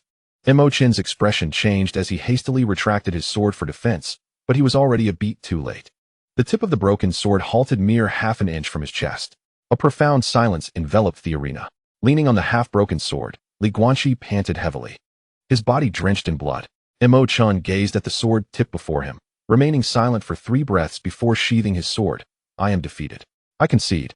Li Guanxi's voice was hoarse. Thunderous applause erupted. In the recent disciple competition, Li Guanxi emerged victorious. During the award ceremony, the sect master personally bestowed upon him 300 medium-grade spirit stones, a vial of foundation establishment pills, and a token granting access to the inner sanctum of the sword tomb. 3 days hence, with this token, he would be permitted to select a sword from the sword tomb. The sect master looked at him, saying, "Take care of your injuries." "Thank you, sect master." As the competition concluded, the crowd dispersed. With Zhao Ming's assistance, Li Guanxi returned to the listening bamboo pavilion, where Suyu delivered healing elixirs, and Zhou Han stopped by briefly before departing. In the stillness of the night, Li Guanxi sat in meditation to recuperate. Suddenly, he opened his eyes. Someone had arrived. It was not the familiar fluctuation of spiritual energy, but rather an intense presence veiled in a chilling undertone. Wang Lai. The courtyard door opened silently, revealing a young man clad in a blue robe. He appeared to be around 25 or 26 years of age, his features bearing a slight resemblance to Wang Song. Yet his demeanor was entirely different, calm, reserved, and harboring a profound weariness in his eyes. Junior brotherly, I hope my visit is not too presumptuous. Wang Lai's voice was somewhat hoarse. Li Guanqi rose, senior brother Wang. The two stood facing each other in silence for a moment. I have heard about my cousin. Wang Lai began. He brought this upon himself. The sect's actions were justified. Li Guanqi remained silent, awaiting further words. Wang Lai moved to a stone table, seated himself, and retrieved a flask of wine along with 2 cups. Will you indulge me in a drink? Li Guanqi took a seat. Wang Lai poured 2 cups of wine, drank one himself, and then spoke slowly. I hail from a branch of the Wang family. My parents passed away early, and it was my uncle who raised me. Wang Song is my cousin and my only blood relative in this world. He drank another cup. I am aware of his shortcomings, of his factional dealings within the inner sect, and even of his involvement in illicit drug transactions. I have advised, scolded, and chastised him, but to no avail. Why not report him to the law enforcement hall? Li Guanqi inquired. Wang Lai offered a bitter smile. Because of a debt. He gazed into the night sky. 10 years ago, I failed to establish my foundation, suffering damage to my meridians. Without the polar ice and fire pill to mend them, my path in this life would be obliterated. That pill is worth 5,000 medium-grade spirit stones, a sum I could not afford. It was my uncle, Wang Song's father, who sold off family assets and borrowed at high interest to gather the funds to save me. Thus, I owe the Wang family my life and an unrepayable debt to Wang Song. Wang Lai's voice was deep and somber. For the past decade, I have tirelessly undertaken sect missions, accumulating spirit stones to repay debts, all while cleaning up the mess left by Wang Song. I believed I could protect him until he matured, yet I was mistaken. He poured another cup of wine, but did not drink, merely gazing into the reflection within the cup. That day when the law enforcement hall apprehended individuals, I was present. I could have intervened, even exerted pressure using my status as a true disciple, yet I did not. Why? Because it was enough. Wang Lai closed his eyes. Over these 10 years, I suppressed 13 incidents of bullying among fellow disciples, paid for medical bills, and assisted him in repaying 3 gambling debts. Each time, I assured myself it would be the last. Yet there was always a next time. He opened his eyes, bloodshot and weary, until the heart-eroding pill. That was a forbidden drug that could destroy one's foundation and cost lives. I understood that I could no longer be indulgent. Thus, on that day, I watched him be stripped of his cultivation and expelled from the sect, doing nothing. Wang Lai drained his cup. Junior brotherly, do you think I am a coward? A thankless scoundrel? Li Guanqi remained silent for a long while before responding. Brother Wang, if you were truly a coward, you would not speak such words to me here. Wang Lai was taken aback. Your choice to remain a bystander is not forgetfulness, but rather a commitment to a greater righteousness, the righteousness of the sect, Li Guanqi said slowly. The debts owed to the Wang family can be repaid in other ways. However, if you indulge in forbidden drugs, you will endanger many innocent fellow disciples. Wang Lai stared at him, suddenly bursting into laughter, choked with emotion. What a greater righteousness. Junior brotherly, do you know that for the past 3 nights, I have been unable to sleep, haunted by the resentful gaze of Wang Song when he was cast aside, hearing him curse me as cold-hearted and unfeeling? He halted his laughter, his voice weary. But I must do this. As a true disciple, enjoying the best resources of the sect, I must shoulder the greatest responsibilities. This is my choice. The two sat in silence, the only sound being the night wind rustling through the locust trees. After a long while, Wang Lai rose. Junior brotherly, I came today not only to find someone to converse with, but also to convey an important message. Please, go on. The Wang family will not rest easily. Wang Lai's expression turned serious. My uncle, Wang Song's father, holds considerable influence in the secular world. He has issued a warning that you will pay a price. Li Guanqi's fingers tightened slightly. But you need not worry, Wang Lai looked at him. I have informed my family, explaining everything. If anyone from the Wang family dares to harm you, they must first pass through me. He paused. This is not repayment but atonement for my indulgence over the past decade. With that, Wang Lai turned to leave. Pausing once more at the courtyard gate, Junior brotherly, 3 days hence, during the sword selection at the sword tomb, I suggest you choose the Wuchan. It is a very special sword. As his words faded, he vanished into the night. Li Guanqi sat alone in the courtyard, clutching the black chess piece. Wang Lai's arrival had unveiled another layer of the aftermath of the Qingyun society's demise. This was not merely a case of internal corruption within the sect, but entangled with the grievances of secular families. The chessboard was becoming increasingly intricate. Yet he felt no fear. 3 days hence, at the sword tomb, he would select a sword that belonged to him. Then, he would continue on his path. The stars sparkled in the night sky, like unplayed pieces on a chessboard. Li Guanqi poured the remnants of his wine onto the ground, commemorating those who had departed, as well as those who had just begun anew. This game is far from its conclusion. Chapter 6. The Sword Tomb. dustless and severing the heavens. 3 days later, Guanqi arrived at the forbidden grounds of the sword tomb, bearing a token. The one-eyed elder guarding the tomb examined the token, then pressed his withered finger upon Guanqi's forehead, leaving behind a mark. 3 hours. The sword chooses its bearer, and the bearer likewise chooses the sword. Those who force their will shall suffer the consequences. Guanqi nodded and stepped into the rippling veil behind the stone tablet. The scene within the sword tomb was far more magnificent than he had envisioned. This was not a mere graveyard, but a mountain of swords suspended in an inverted position. Countless blades were inserted, suspended, or embedded in the rock walls and the void in defiance of all logic, their tips pointing downward, as if the entire sword tomb were the sheath of a colossal sword. Even more astonishing was the inversion of reality. Beneath him lay an azure expanse akin to the heavens, while above loomed the solid earth. As Guanqi ventured deeper, he felt a disorienting sensation. Yet an unseen force anchored him firmly above. With his inner vision unfurling, myriad swords resonated in unison, not in sound, but in the tremors of sword intent. Each blade revealed its own tale, an imprint of the spirit left by its past masters, a manifestation of the sword's own essence.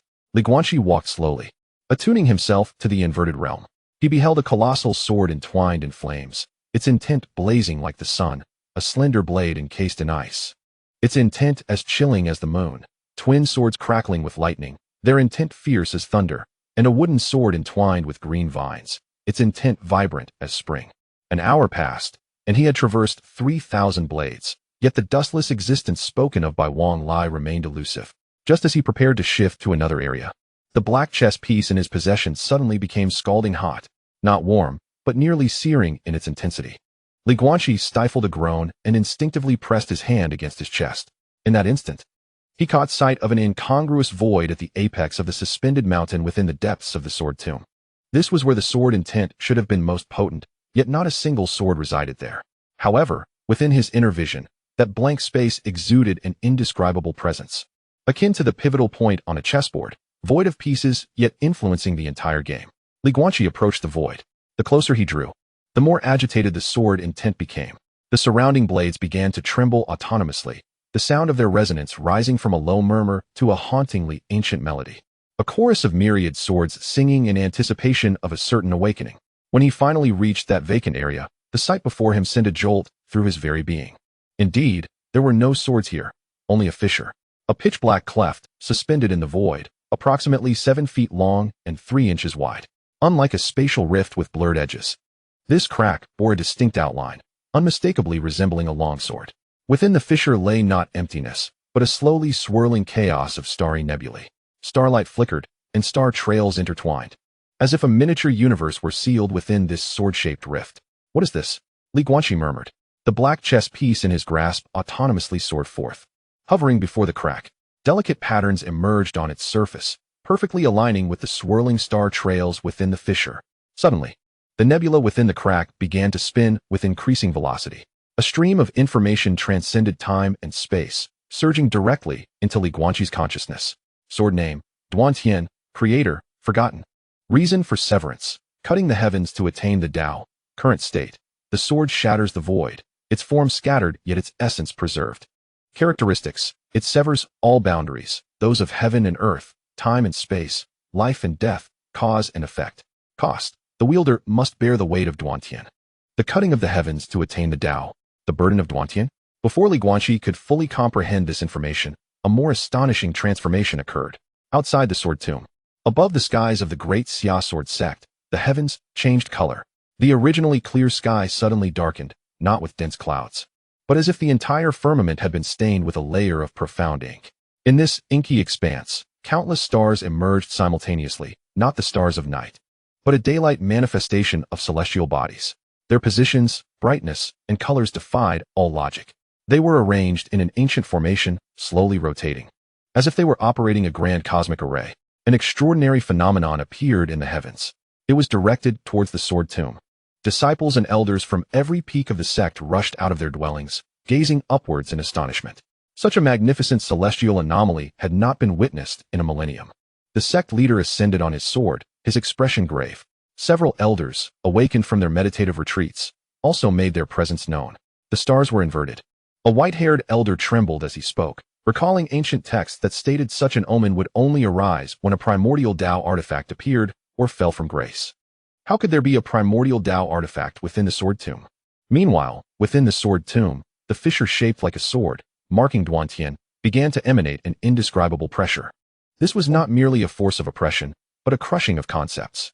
Guanqi felt the ties between himself and the world being severed, his connection to time, to space, and even to existence itself. He felt as if he would become a solitary chess piece, suspended in the void, without support, without beginning or end.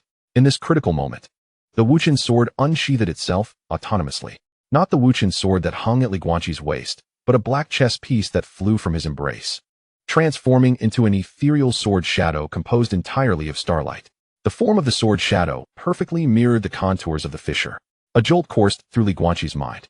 The black chess piece was, in fact, the heart of Duantian. The starlit sword shadow hovered before the fissure and gently tapped it. The chaotic nebula within the cracks suddenly calmed, with the swirling trajectories of stars rearranging themselves until they formed a pattern, a chessboard. 19 lines traversed the board, with 361 positions. Each star represented a chess piece. The central position of the chessboard, the Tianyuan, was the fissure itself. With the heavens as the board and the stars as pieces, Guanqi experienced a moment of enlightenment. What Duantian severed were the boundaries constraining the game of chess. It sought to engage in a true game of cosmic chess. Before the words could fully escape his lips, a beam of starlight shot forth from the fissure, embedding itself into his forehead. Instantly, a deluge of information inundated him. He beheld a scholar clad in green, wielding this sword, who cleaved open the gates of heaven and stepped inside, thereafter vanishing without a trace. He saw a swordsman in black, who used this sword to sever his own karma, erasing his existence from the currents of time, solely to evade a cataclysm. He beheld a silver-haired crone who, with this sword, severed the boundaries of life and death, retrieving a lost love from the brink of reincarnation, yet inadvertently causing a cosmic imbalance, ultimately sacrificing herself to restore harmony. In the end, he encountered Xuanweizi, the venerable elder who had once guided him away from his village, now standing amidst a void, confronting the very scar left by the sword. Observe the game. Xuanweizi's voice transcended the confines of time. Should you witness this spectacle, it signifies that the intent of the Duantian sword has acknowledged you.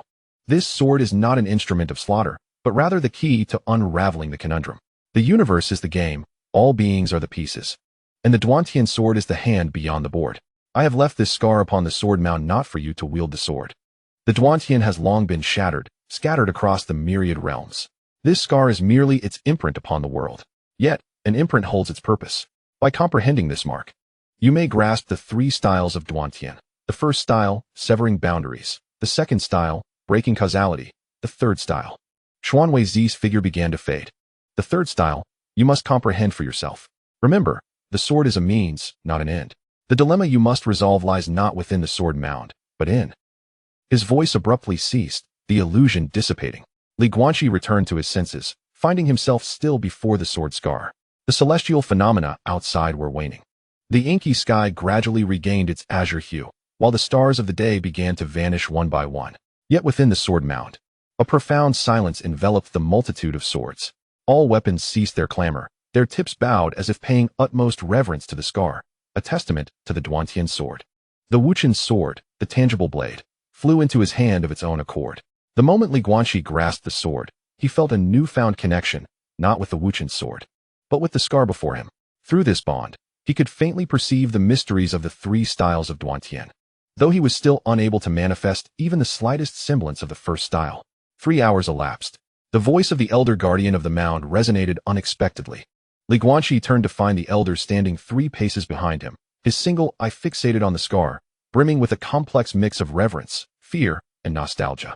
You have seen it, the elder spoke with a tone of affirmation. Indeed, that old rascal Xuanwei has truly bestowed the mark upon you.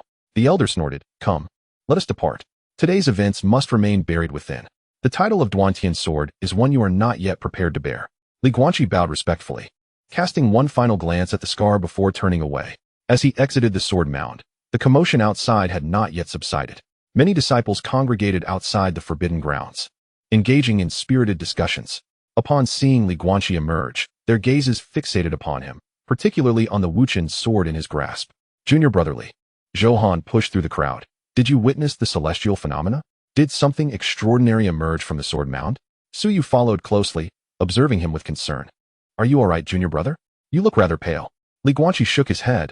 I am fine. As for the phenomena, I know not the reason. This statement was half-truth. He genuinely did not comprehend that the scar of the Duantian sword would provoke such astonishing, celestial manifestations. The sect leader and several elders descended on their swords. The leader's gaze lingered momentarily on Li Guanqi and the Wuchen sword before he spoke slowly. The phenomena today are merely the natural operation of the ancient formation within the sword mound. There is no need for alarm. You may disperse. The disciples, filled with skepticism, gradually began to disperse. The sect master then turned to Li Guanqi and inquired, Is it the dustless sword you have chosen? Indeed, he replied. A fine sword. The sect master nodded. This sword has remained unclaimed for 3 centuries. Your acquisition of it is both a stroke of fortune and a test. Devote yourself to your training. I shall remember this, the disciple responded earnestly. One by one, the elders departed, leaving only Zhou Bai and Elder Feng. Zhou Bai fixed his gaze upon Li Guanqi and suddenly conveyed through a secret transmission, Do not utter a single word regarding the sword scar of heaven. It pertains to ancient taboos, and the fewer who are aware, the better. A chill ran through Li Guanqi's heart, and he inclined his head slightly in acknowledgement. Elder Feng then grinned broadly, saying, Young lad, your game of chess is becoming increasingly intriguing. Play well. This old man wishes to see several more moves. After the two departed, Li Guanqi stood alone outside the sword tomb, gazing up at the now clear sky. The black chess piece, restored to its original form, lay quietly in his embrace, warm and smooth as ever. The dustless sword rested in its sheath, the patterns on the hilt faintly radiating warmth.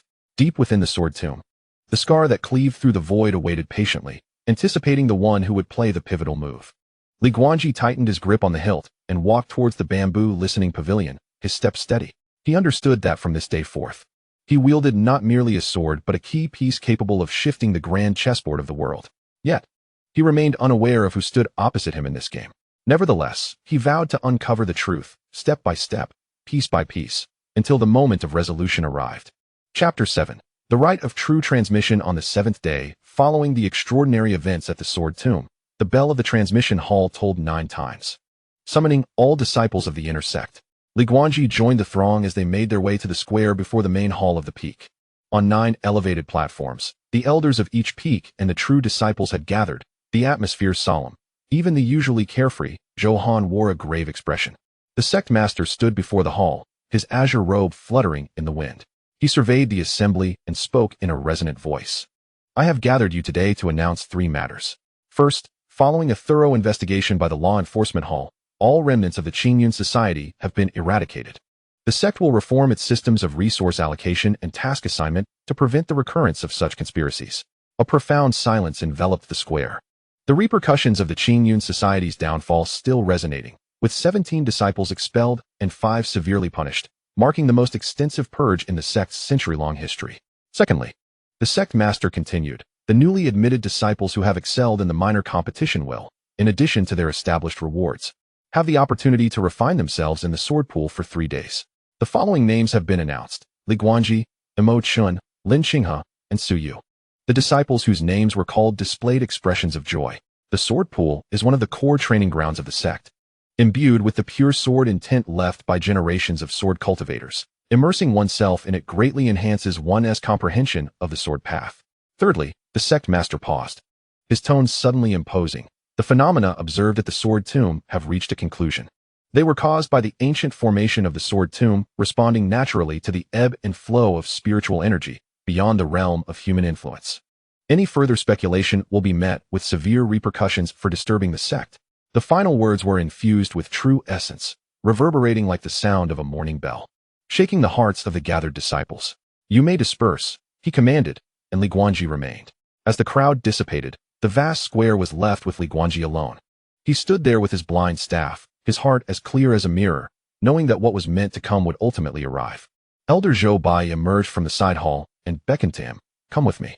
2 individuals traversed through numerous corridors, arriving at a secluded courtyard behind the main hall. In the courtyard stood a millennial-old pine tree, beneath which a stone table and stone benches were set. The sect leader was preparing tea. As they sat, the leader gestured for them to take their seats. After Li Guanqi performed his salutations, he settled down, while Zhou Bai stood attentively nearby. Is the Wuchan sword easy to wield? The sect leader inquired as he poured tea for him. Esteemed leader, Li Guanqi replied, this sword aligns perfectly with my cultivation method. It feels as natural as an extension of my own being. That is good to hear. The sect leader took a sip of tea and suddenly asked, are you aware of your relationship with Master Xianwei? Li Guanqi felt a stir in his heart. I am not aware. He is my master uncle and was the previous sect leader, the sect leader replied calmly. 300 years ago, he relinquished his position and embarked on a journey across the world, claiming he sought someone who could break the stalemate. Upon his return, you appeared at his side. Li Guanqi tightened his grip on the cup. He transmitted to you the Jingwei formula, admitted you into the sword sect, and allowed you to witness the mark of the broken sky sword in the sword tomb.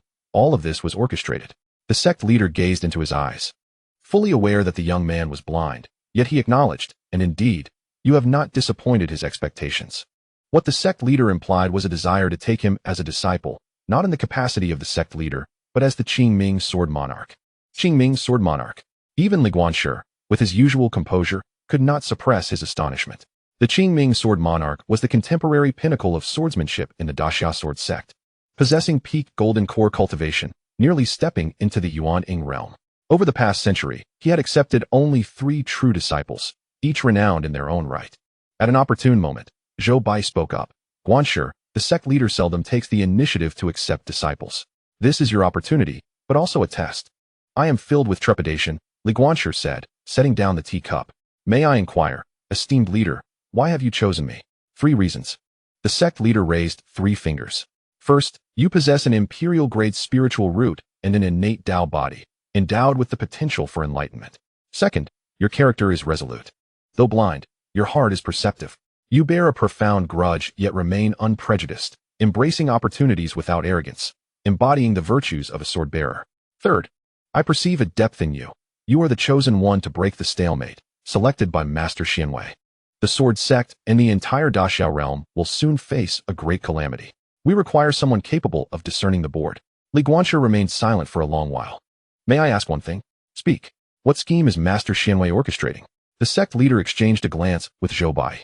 This pertains to ancient secrets. Knowing too much at this juncture would offer you little benefit, he said slowly.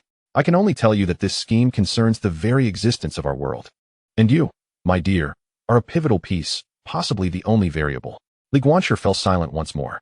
After a considerable pause, he rose, adjusted his attire, and bowed deeply to the sect leader. Disciple Li Guanqi pays respects to the master. The sect leader smiled, a genuine, relieved expression. Good, good, good, he exclaimed thrice, personally assisting Li Guanqi to his feet. From this day forth, you shall be the 4th true disciple of the Qingming sword monarch. Perform the disciple-s ritual. 3 days later, the disciples' initiation ceremony was held at the ancestral hall of the sword sect. This was the highest standard of ceremony within the sect. Elders from the 9 peaks gathered, along with 7 true disciples, while over 1,000 inner disciples attended as witnesses. The air was thick with incense, and the sound of bells resonated harmoniously. Li Guanqi bathed and changed into the distinctive moon-white robe of a true disciple, with the Wuchan sword at his waist and a blind staff in hand. Step by step, he ascended the jade steps of the ancestral hall, the sound of his staff tapping against the ground echoing clearly in the silent grand hall. He could not see, yet he sensed the ancestral hall above, where the tablets of the sword sect's successive patriarchs were enshrined. At the pinnacle, 3 ancient sword phantoms hovered, representing the 3 formidable sword intents of the sect. On either side, the elders and true disciples emitted spiritual fluctuations as radiant as the galaxy. He discerned several familiar presences. Elder Zhou Bai's steadiness akin to a mountain, Elder Feng's ethereality like clouds, Zhouhan's fervor like fire, and Su Yu's gentleness like water. He also sensed unfamiliar, yet powerful auras belonging to other true disciples, each possessing at least foundational cultivation. Among them, one exuded a unique blend of ice and fire, Wang Lai. Disciple Li Guanqi, today, entered the tutelage of the Qingming Sword Lord, pledging to uphold the sword sect's traditions, maintain a righteous heart, and seek enlightenment through the sword as the officiating elder recited the master acceptance ritual aloud. Following the prescribed rites, Li Guanqi knelt thrice and bowed 9 times, offering incense and tea. The final step was to light the soul lamp. The sect leader was to now refer to him as master. He retrieved an ancient bronze lamp, its wick devoid of flame. A drop of his essence coalesced at his fingertip and was placed upon Li Guanqi's brow, with blood as the guide and soul as the lamp. As long as the lamp exists, so shall the person. He did not utter the latter part, but all understood its implication. The soul lamp acted as the life token of the sect's core disciples, embodying their ultimate binding and protection. As the essence seeped into his brow, Guanqi felt a subtle tremor deep within his soul, as if a tenuous connection had formed. Simultaneously, the wick of the bronze lamp ignited with a small azure flame. The flame burned steadily and brightly. With the completion of the rites, the officiating elders sang triumphantly. The chime rang again, this time with 81 tolls, heralding the emergence of yet another true disciple. Whispers of discussion arose among the observing disciples. The Qingming Sword Lord has taken on another disciple. Hasn't Guanqi only been in the inner sect for a few months? He's been promoted directly to true disciple. The Imperial Great Spirit Fruit is indeed extraordinary. After the ceremony, the master publicly bestowed 3 gifts. The first, a sword-shaped jade pendant. This was the Qingming order, granting access to any forbidden area within the sect and the ability to consult any text, except for the ancestral hall and the core of the sword tomb. The second, a scroll of ancient text. This contained the first 3 volumes of the Qingming Sword Sutra, encapsulating my lifelong insights into the sword path. With your foundation in the Jingwei formula established, you may reference this sutra for comprehensive understanding. The third gift, a sword seed. This was a formless sword seed, to be implanted in your dantian, allowing you to nurture your destined sword embryo as you wish. The quality of the sword embryo would depend on your resolve and cultivation. Each of these 3 precious gifts ignited fervent envy among the gathered elders and disciples. Guanqi solemnly accepted them and expressed his gratitude. Following the master acceptance ritual, a banquet commenced. As the protagonist, Guanqi was obliged to respond to toasts and congratulations from all sides.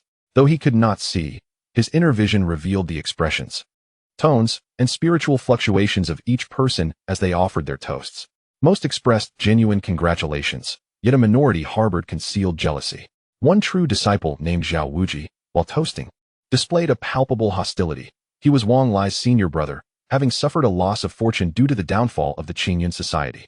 Wang Lai himself, however, remained magnanimous, raising his cup and declaring, "Junior brotherly, the past is behind us. From now on, as fellow true disciples, let us sharpen each other." "Thank you, senior brother Wang." Guanqi responded, draining his cup. Su Yu and Zhou also approached. Zhou clapped him on the shoulder, laughing heartily. "What a fine lad. Just a few months ago, you were a new disciple, and now you've become my senior brother." According to seniority, true disciples indeed ranked above inner sect disciples. Su Yu then softly added, "Congratulations, junior brother. The path of true transmission is fraught with obstacles and extends long. Take care." "Thank you, senior sister." Guanqi spoke earnestly, stating that regardless of how circumstances may shift, Guanqi will forever remain the junior brother of senior sister. Su Yu was momentarily taken aback, then smiled. The banquet dispersed only in the deep of night. Guanqi returned to his new abode, the exclusive Qingming Peak for true disciples. Atop the peak stood 3 courtyards. Besides him, the other 2 housed senior brother Ling Wuya and second senior sister Yi Qinghan, both in the late stage of foundation building, often honing their skills in the outside world. Standing at the peak, the night breeze howled. His master appeared by his side, though he did not know when. "How do you feel?" "It feels as if a lifetime has passed," Guanqi replied honestly. His master smiled. "This is merely the beginning. As a true disciple, you will enjoy the finest resources of the sect, yet bear the heaviest responsibilities. In 3 months, all true disciples must venture to the ancient battlefield for trial, a place of genuine life and death combat." The ancient battlefield, a fragment of the world left behind from the ancient war, filled with countless opportunities and perils. His master looked at him. "In these 3 months, you must swiftly elevate your cultivation. You need at least to reach the 7th level of qi refinement to ensure your self-defense." He was currently at the 3rd level. Breaking through 4 realms in 3 months seemed almost fantastical. Yet, since his master has spoken, there must be a way. "Starting tomorrow, come to my quiet room for 3 hours each day. I will personally teach you the scriptures and guide your swordsmanship," his master instructed. Additionally, the sword pool's refining period will be extended to 10 days. After 10 days, you must challenge the sword tower, aiming to reach at least the 7th level.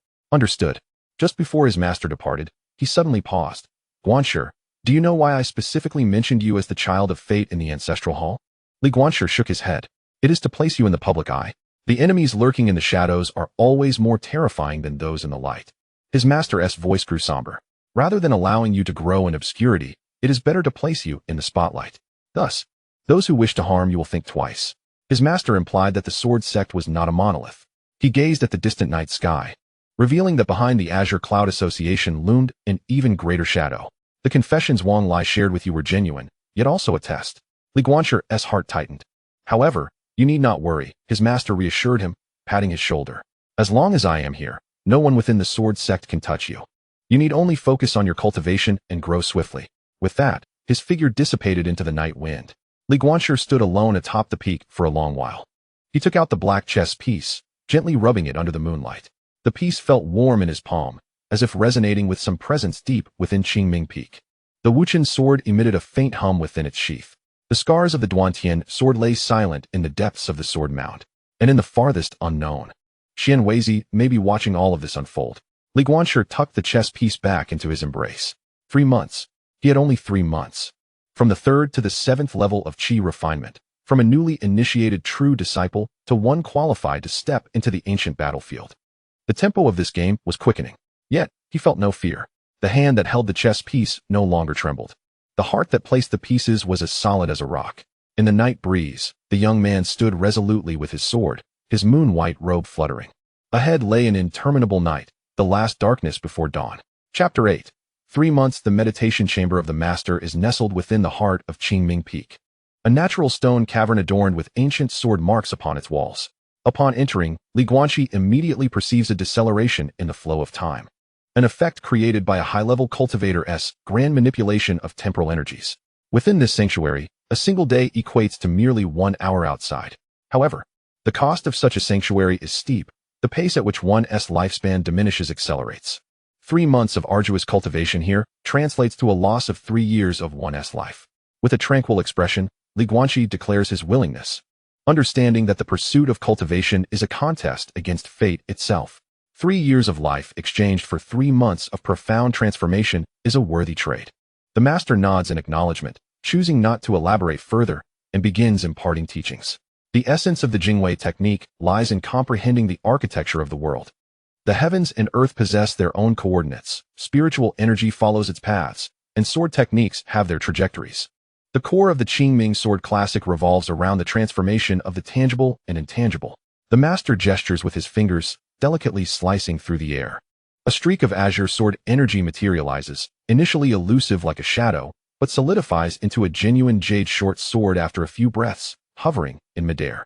The intangible can manifest as the tangible, and the tangible can dissolve into the intangible.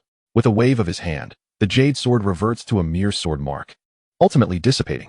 The pinnacle of swordsmanship transcends the mere severance of physical objects. It encompasses the severing of concepts, time, space, and causality.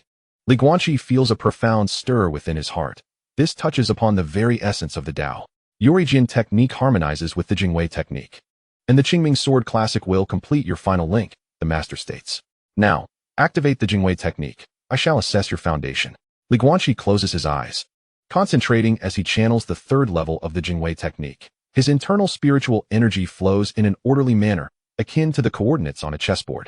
With a miniature chessboard in his dantian gradually spinning, the black and white energies intertwining. The master's divine perception sweeps across him, nodding slightly. Your foundation is solid, and your spiritual energy is pure. Yet, your cultivation speed is too slow, not due to the technique, but because of your deliberate restraint. Disciple fears instability in his foundation. Li Guanqi replies, excessive caution can be detrimental. The master shakes his head. With your emperor-grade spiritual root and innate Dao body, you should be advancing at an astonishing pace.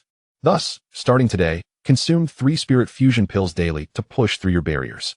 He retrieves a vial of pills from his sleeve. This elixir will enhance your absorption of spiritual energy tenfold, but its potency is fierce. You must channel it through the transforming void section of the Qingming sword classic, without hesitation. Li Guanqi takes the first pill. As it enters his abdomen, it transforms into a raging torrent, surging through his limbs and bones. His emperor-grade spiritual root is fully awakened, and every pore of his body opens wide, ravenously devouring the rich spiritual energy within the meditation chamber. It feels akin to being cast into a furnace. Channel the transforming void. The master commands. Li Guanqi endures the excruciating pain, guiding the tempestuous spiritual energy according to the 1st chapter of the Qingming sword classic.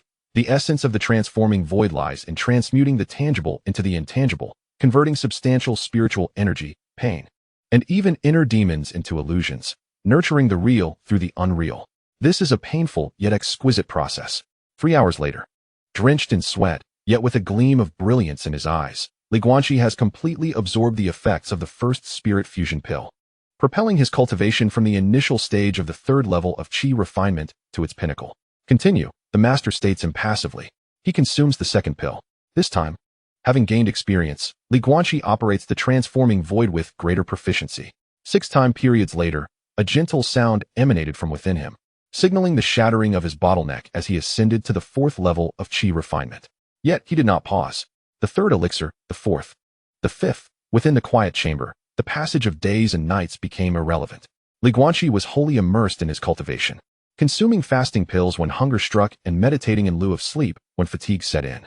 His master occasionally offered guidance, but for the most part, remained a silent guardian. On the 10th day, Guanqi broke through to the 5th level of qi refinement. By the 20th day, he achieved the 6th level. This pace was indeed astonishing. Yet his master remained unsatisfied. Your spiritual energy is ample, but your understanding of the sword way is still merely superficial, his master remarked one day. From now on, I shall teach you through the art of feeding the sword. Feeding the sword was a specialized method employed by advanced sword cultivators to mentor their juniors. His master suppressed his cultivation to match Guanqi's, engaging in combat solely through sword techniques and intent. In the first bout, Guanqi managed to endure 3 moves. In the second, 10. In the third, 30. The master's sword seemed deceptively simple, each strike aimed directly at the essence of the art. Although Guanqi's unclouded sword technique had reached a commendable level in the realm of swordplay, before his master, he appeared as a child wielding a sword, revealing countless flaws. Your sword is too pragmatic, his master stated, punctuating Guanqi's wrist with a strike, causing the unclouded sword to slip from his grasp. The art of swordplay emphasizes strategy, yet in the throes of life and death, your opponent will not grant you the luxury of time to strategize. You must learn to harmonize the concepts of reality and illusion. Guanqi pondered this deeply. In their subsequent match, he began to incorporate the principles of illusion and reality from the azure mysterious sword canon. His sword techniques no longer solely pursued precision. Instead, they transformed into a dance of illusion and reality, feigning attack while maintaining defense, retreating while advancing. Gradually, he managed to withstand over 100 moves. 50 days later, Guanqi reached the pinnacle of the 6th level of qi refinement. His master led him out of the quiet chamber, declaring, "It is time to proceed to the sword pool." The sword pool, located beneath the main peak, was a natural spiritual spring, its waters shimmering a pale golden hue and infused with the sword intent left behind by generations of sword cultivators upon their passing. While ordinary disciples could only endure a 3-day immersion, Guanqi was to remain there for 10 days. The moment he stepped into the sword pool, an overwhelming tide of sword intent surged forth.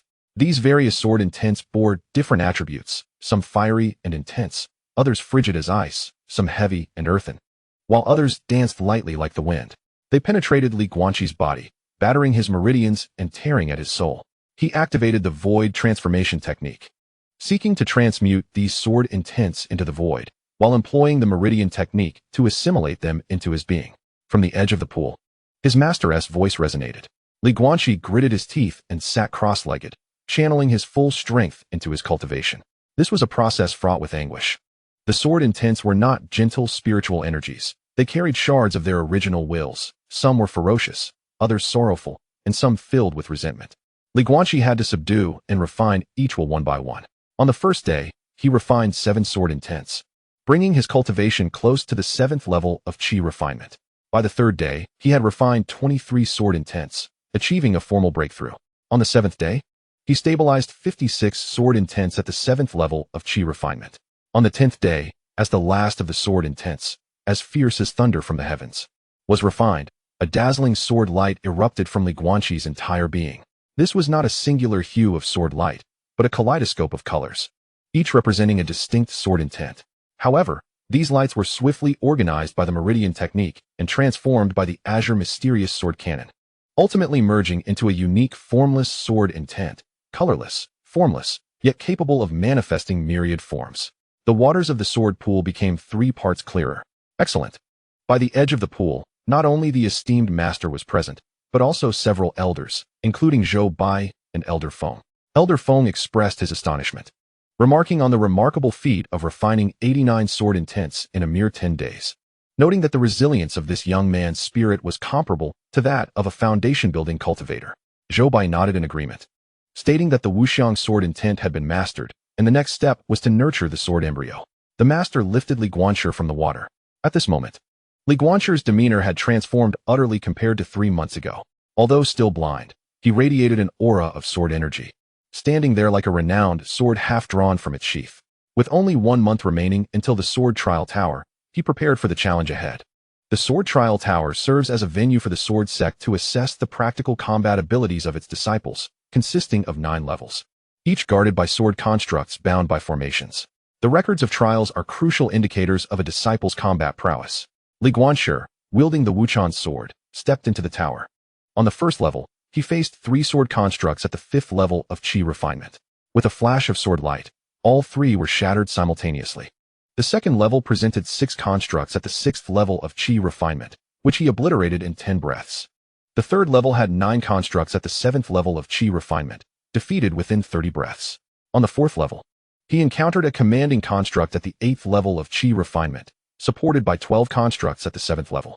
After a grueling battle of 100 exchanges, he narrowly achieved victory. The 5th level featured 3 constructs at the 8th level of Qi refinement, forming a trinity sword formation. Li Guanxi executed a series of devastating strikes, sacrificing his own well-being to break their formation and emerge victorious. The 6th level presented a single construct at the 9th level of Qi refinement, marking a true challenge beyond his current capabilities. Li Guanxi unleashed all his techniques and ultimately triumphed using his newly comprehended method of blending the void and reality. Striking at the precise moment the construct's spiritual energy faltered. On the 7th level, the Guardian was not a mere construct, but a spectral embodiment of sword intent. A remnant of the blazing sun's sword intent left by a true disciple 3 centuries prior. Despite its equivalent power to a 9th level Qi refinement, its essence was of the highest order. Li Guanxi battled fiercely for half an hour, eventually pushing the Wuxiang sword intent to its zenith, simulating the opposite cold moon sword intent. Through the principle of yin and yang clashing, he narrowly secured victory. As he emerged from the Sword Trial Tower, bloodied yet triumphant, the elder overseeing the tower was astonished to record Li Guanxi had surpassed the 7th level, taking 3 hours in total, placing him 9th in the records of true disciples. News of this spread, sending ripples through the Sword Sect. Surpassing the 7th level of the Sword Trial Tower indicated that Li Guanxi possessed combat capabilities rivaling those of a 9th level Qi refinement practitioner, despite his actual cultivation being only at the 7th level. To overcome 2 levels and cross such a significant threshold into the late stages of Qi refinement was nothing short of prodigious. In the final 10 days, Li Guanxi did not pursue further challenges, but instead commenced the nurturing of his sword embryo. He implanted the Wuxiang sword seed, granted by his master, into his dantian, utilizing the refined 89 sword intents as nourishment and the Wuxiang sword intent as a foundation to begin cultivating his destined sword embryo. This was a painstaking endeavor, but fortunately, the abundant spiritual energy of Qingming Peak, coupled with his master's protective presence, facilitated smooth progress. On the deep night of the 89th day, Li Guanxi sat quietly in the courtyard. Within his dantian, the sword seed had transformed into a diminutive ethereal sword, measuring merely an inch in length, its transparent blade revealing intricate patterns of interwoven lines within. This was the embryonic form of his Wuxiang sword. Though merely a nascent form, it was already capable of amplifying the power of his sword techniques by 30%, with limitless potential for future growth. The master appeared silently, presenting him with a jade slip. This was a map of the ancient battlefield, along with a list of participants in the upcoming expedition, which included not only the Great Xia Sword Sect, but also the Xiantian Sect, the 10,000 Laws Sect, and other righteous sects, as well as some rogue cultivators from the demonic path. Li Guanxi accepted the jade slip, his consciousness probing into its contents. On the battlefield, there are 3 crucial locations: the Sword Tomb, the Medicinal Garden, and the Hall of Heritage. Your primary objective is the Sword Tomb, where the remnants of past sword cultivators reside, potentially aiding you in perfecting the formless sword embryo. After a brief pause, the master continued, combat is permitted within the battlefield. Although the major sects ostensibly prohibit disciples from slaughtering one another, the unique environment of the ancient battlefield conceals the truth. If one perishes therein, no one would ever know the cause. Li Guanxi nodded, acknowledging his understanding. At the hour of Qin tomorrow, all true disciples will convene at the main hall, led by the Grand Elder towards the battlefield entrance. The master gazed at him and reminded him, remember, return alive. Everything else is secondary. Yes, after the master departed, Li Guiqi sat alone in the courtyard. 3 months of arduous training felt like a fleeting dream. He had progressed from the 3rd to the 7th layer of qi refining. From a nascent understanding of the sword path to overcoming the 7th level of the sword testing tower. From a newly appointed true disciple to nurturing the embryonic form of the sword. Such speed would be deemed miraculous by outsiders. Yet, Li Guiqi was acutely aware that it was insufficient. The ancient battlefield was a genuine crucible of life and death. There, no mentors would offer protection. No sect rules would apply. Only the law of the jungle prevailed. He retrieved a black chess piece, gently caressing it. The piece felt warm, as if responding to him. The Wuchan sword rested on his knee, the remnants of the chess game inscribed on its scabbard. Over the past 3 months, he had comprehended most of it.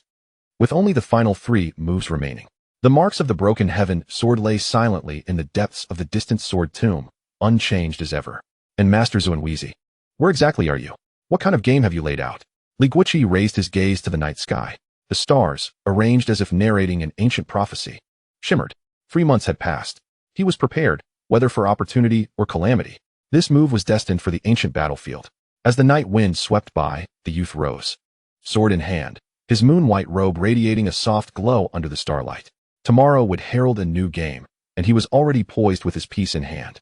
Chapter 9. The ancient battlefield at the hour of Chun. Before the main hall, 7 true disciples had gathered, making a total of 8 with Li Guiqi. The leader of the group, the Grand Elder, was a lean and wiry old man, known by the moniker Withered Wood, a practitioner of mid-stage golden core. He had purportedly safeguarded the sword sect for over 2 centuries. With everyone assembled, Elder Withered would cast his gaze over the 8 individuals. The entrance to the ancient battlefield lay within the soul-breaking gorge, requiring 3 hours of flight. Stay closely together during the journey. Do not lag behind. With a wave of his sleeve, a 10-foot-long azure flying vessel materialized from thin air, inscribed with runes that shimmered with spiritual light. The group boarded the vessel, which ascended into the skies, piercing through clouds and mist. Li Guiqi stood at the rear of the vessel, expanding his spiritual perception to sense the 7 true disciples accompanying him. The eldest brother, Ling Wui, and the second sister, Yi Qinghan, had just returned from external training the previous day. Ling Wui was a stern young man, carrying an ancient heavy sword, his aura deep and profound. At the late stage of foundation establishment, Yi Qinghan, clad in green, possessed a delicate beauty, with a slender sword hanging from her waist. Also at the late stage of foundation establishment, Wang Lai stood at the edge of the vessel, gazing out at the sea of clouds in a daze. Among the remaining 4 true disciples, Li Guiqi recognized 2, Zhao Wuji, Wang Lai's senior brother, and one of the beneficiaries of the Qingyan Society's downfall, whose gaze toward him was perpetually unfriendly, and a female disciple named Shun Hongxiu, at the peak of qi refining, rumored to be the daughter of a former sect leader. The last 2 were Chun Mo, a taciturn individual at the 9th layer of qi refining, and Qin Feiyu, a lively character at the 8th layer of qi refining. Junior brother Li. Yi Qinghan approached him, inquiring about his nerves regarding their first outing for training. Li Guanqi shook his head, expressing his comfort in the presence of senior brothers and sisters. Yi Qinghan smiled gently, mentioning that their master had praised Li Guanqi's remarkable talent in swordsmanship, stating he had conquered the 7th level of the sword trial tower in just 3 months. She added that once they reached the battlefield, the senior sister would surely witness his prowess. Li Guanqi humbly replied that such flattery was unwarranted. As they conversed, the flying vessel suddenly jolted, breaching an unseen barrier. The once bright sky darkened ominously, revealing a desolate expanse stained crimson below, marking their arrival at the soul-fragmenting gorge. This immense chasm stretched for hundreds of miles, its depths unfathomable. The rock walls on either side were a dark red, as if soaked in blood, and the air was thick with a faint scent of blood and ancient malevolence. The vessel descended at the gorge's edge, where other sect members awaited. To the east stood a group of sword-wielding practitioners clad in white robes, their presence imposing. They were from the Xiantian sect, a formidable rival and ally of the Great Xia Sword Sect. To the west, a diverse assembly dressed in colorful robes represented the Guanqi sect, renowned for their mastery of spells. Northward, a mixed gathering of loose cultivators, both righteous and demonic, mingled, with a few sinister figures lurking among them. Elder Kumu led the group to the ground, where a middle-aged Taoist from the Xiantian sect stepped forward, known as Xuanjin, also at the Golden Core stage. They exchanged pleasantries, acknowledging the impressive talent within the Xiantian sect this year. As the 2 Golden Core cultivators engaged in cordial conversation, their disciples sized each other up. Li Guanqi sensed several probing consciousnesses scanning their group, some curious, some testing, and others filled with hostility. Whispers circulated about the Great Xia Sword Sect's newly accepted true disciple. Rumored to be blind, yet possessing an imperial-grade spiritual root and innate Dao body, a tragic loss for such potential. Once on the battlefield, however, innate talent would pale in comparison to actual strength. In the midst of these murmurings, Zhao Wuji of the Great Xia Sword Sect let out a cold snort, releasing an oppressive aura of early foundation establishment, silencing the gossipers who turned pale in response. Elder Kumu and Taoist Xuanjin worked together to tear open a spatial rift above the gorge. Within the rift, chaos reigned, revealing glimpses of shattered mountains, collapsed palaces, and scattered bones. The entrance had opened, but only for 30 breaths. Elder Kumu spoke solemnly, reminding everyone that after 3 months, the exit would reappear at the center of the battlefield, beneath the Tongtian monument, lasting for 3 days. Missed the opportunity, and they would have to wait another decade. Enter. 8 figures, disciples of the Xintian sect, surged into the rift. They were followed by those of the Guanqi sect, with loose cultivators trailing behind. We must go as well, Ling Wuyo urged. The 8 true disciples transformed into beams of sword light, vanishing into the rift. As they passed through, the world spun wildly. Once Li Guanqi regained his footing, he found himself on unfamiliar terrain. The sky was a dark crimson, devoid of sun and moon, with 3 blood-red crescent moons suspended above. The ground was cracked, revealing collapsed peaks, parched riverbeds, and enormous bones scattered throughout, some belonging to beasts, others to humanoid forms, all astonishingly large. The spiritual energy in the air was thin, intermingled with various chaotic forces, rendering ordinary techniques sluggish. Fortunately, the Jingwei Ju, with its unique properties, could harness and organize these turbulent energies for personal use. Stay close. Ling Wuya unfurled the map jade slip, revealing their position on the battlefield's periphery, approximately 3,000 miles from the Sword Tomb. Their journey would lead them through the poisonous marsh and the Bone Demon wasteland, demanding utmost caution. The 8 of them flew low on their swords, for the ancient battlefield was fraught with prohibitive barriers, making high-altitude flight perilous due to the risk of triggering ancient formations. Thus, they could only advance close to the ground. The first day passed without incident. By midday on the second day, they entered the poisonous marsh, where a colorful miasma permeated the air, capable of corroding spiritual shields. Ling Wuya produced detoxification pills to distribute among the group. Yet a wandering cultivator team inadvertently inhaled the toxic mist, resulting in several of them succumbing to a gruesome fate. They circumvented the hazardous area, and Ling Wuya's expression grew grave. Just as they prepared to detour, a chilling roar emanated from the depths of the marsh. Dozens of gigantic, multicolored pythons, each as thick as a barrel, erupted from the mire, each exuding the aura of foundational stage beasts. More alarmingly, the noxious mist they exhaled could penetrate the defenses of the detoxification pills. Form the formation, Yi Qinghan commanded sharply. The 8 immediately coalesced into the 8 extremes sword formation, an essential skill of the sword sect, merging offense and defense seamlessly. Li Guanqi, the weakest among them, was sheltered within the formation, yet he did not remain idle. Drawing the Wuchan sword, he opened his mind's eye. That one on the left, there's an old wound at its 7-inch mark. The one on the right, its oral cavity's interior is discolored. It must have just consumed poison and harbors the most potent toxicity. His every utterance pinpointed the serpent's vulnerabilities. Following his guidance, Ling Wuya and Yi Qinghan unleashed their swords, achieving remarkable efficiency in their assault. After a fierce battle lasting half an hour, the majority of the pythons lay slain, with the remaining few retreating into the depths of the marsh. The group, panting heavily, bore minor injuries. Li Guanqi had poison splashed onto his shoulder. Although he promptly excised the rotting flesh, the wound remained darkened. This was the venom of the corrupted heart python, resistant to ordinary antidotes. Yi Qinghan examined his injury, frowning. We need heart-cleansing grass. There should be some nearby. Before she could finish her sentence, the sounds of combat echoed from afar. The group turned, wary, to witness a cadre of disciples from the 10,000 Dharma sect engaged in a fierce battle against a swarm of bone demons. These creatures, assembled from countless bones, stood 3 zhang tall, moving slowly yet possessing immense strength. The disciples employed spells from a distance, but their efficacy was minimal. One female disciple, seizing an opportunity, was captured by a bone demon, which shattered her protective artifact with a single claw, sending her crashing backward, bloodied. Save her, Ling Wuya commanded decisively. The 8 sword cultivators joined the fray. Sword cultivators excel in close combat, particularly adept at dealing with such resilient foes. Despite being the least powerful, Guanqi, wielding the Wuchan sword in conjunction with the formless sword intent, managed to pierce the bone demon's toughest skull. In a quarter of an hour, the bone demons were eradicated entirely. The 10,000 Dharma sect suffered 2 fatalities and 3 injuries. Their leader, a foundational stage cultivator, expressed gratitude before hastily departing. For trust was a luxury in the ancient battlefield. The heart-cleansing grass is over there. Yi Qinghan pointed to a depression adjacent to the bone demon's lair. The group proceeded to gather the herbs. Just as Guanqi bent down to collect the medicine, an ominous premonition surged within him. A jet-black sword light shot up from the ground, aimed directly at his heart. Swift, ruthless, and precise. This was no attack from a bone demon or beast, but rather an assassination attempt. Guanqi had no time to evade. He could only fully activate the Qingming sword cannon's phantasm technique, instantaneously rendering his vital areas intangible. The black sword light pierced through the illusion, leaving a spray of blood in its wake, yet failing to inflict critical harm. Who dares?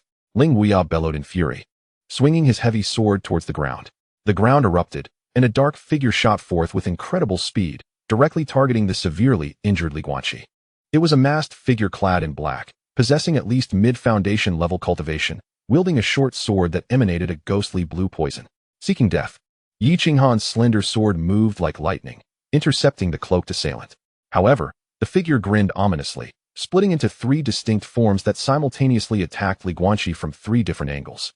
This was a sinister illusion technique from the demonic path. Each clone retained 70% of the original strength. Guanqi found himself in dire straits. Yet, in that fleeting moment, he discerned a subtle fluctuation in the spiritual energy of the leftmost clone, a minute difference from the others. That was the real body. The Wuchan sword was drawn, not for defense, but for an offensive strike. The sword light descended like a chess piece, aimed directly at the throat of the left clone. Clearly taken aback by Guanqi's ability to identify the true form, the black-clad figure hastily attempted to change tactics. Yet, that brief opening was more than sufficient. Ling Wuyo's heavy sword came crashing down. With a sickening thud, the assailant's head was severed, and the body collapsed to the ground. The mask shattered, revealing a pallid face of a middle-aged man, a killer from the Shadow Kill sect. Yi Qinghan examined the corpse, her expression grave. They ONL in the outer regions. There are merely inferior swords and remnants, while the middle zone boasts spiritual swords and even fragments of earth swords. It is said that the inner zone conceals several intact heavenly swords, yet they are safeguarded by an ancient sword array, and for a century, none have succeeded in retrieving them. What is our target area?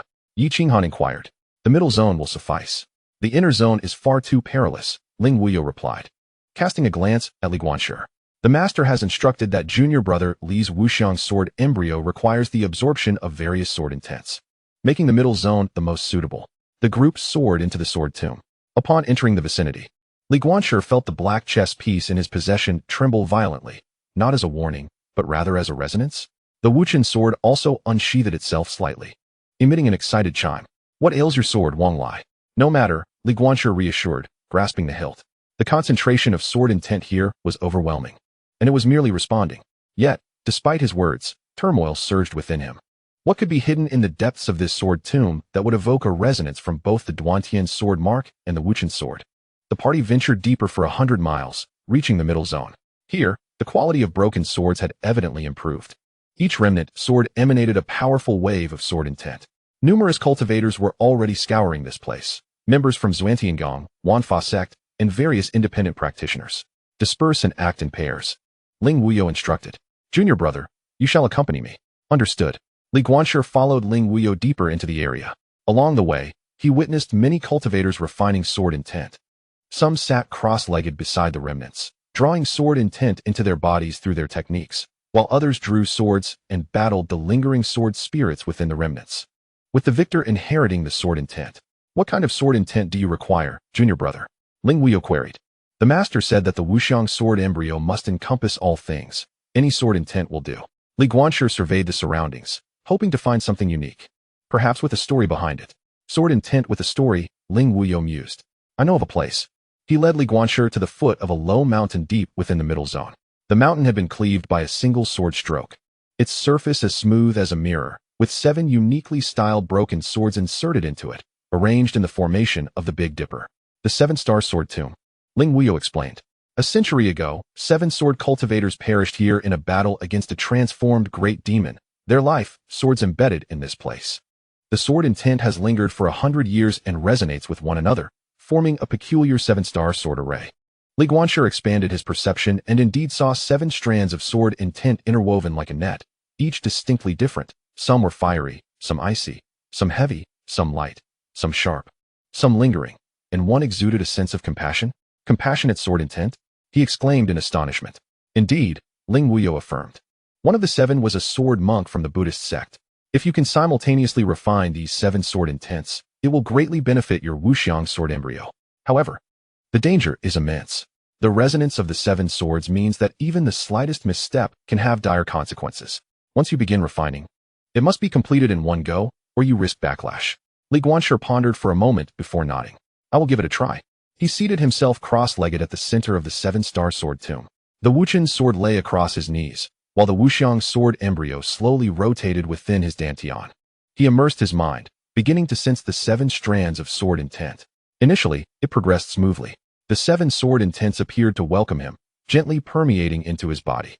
Yet, when he attempted to draw all 7 sword intents simultaneously into his dantian, an unexpected upheaval occurred.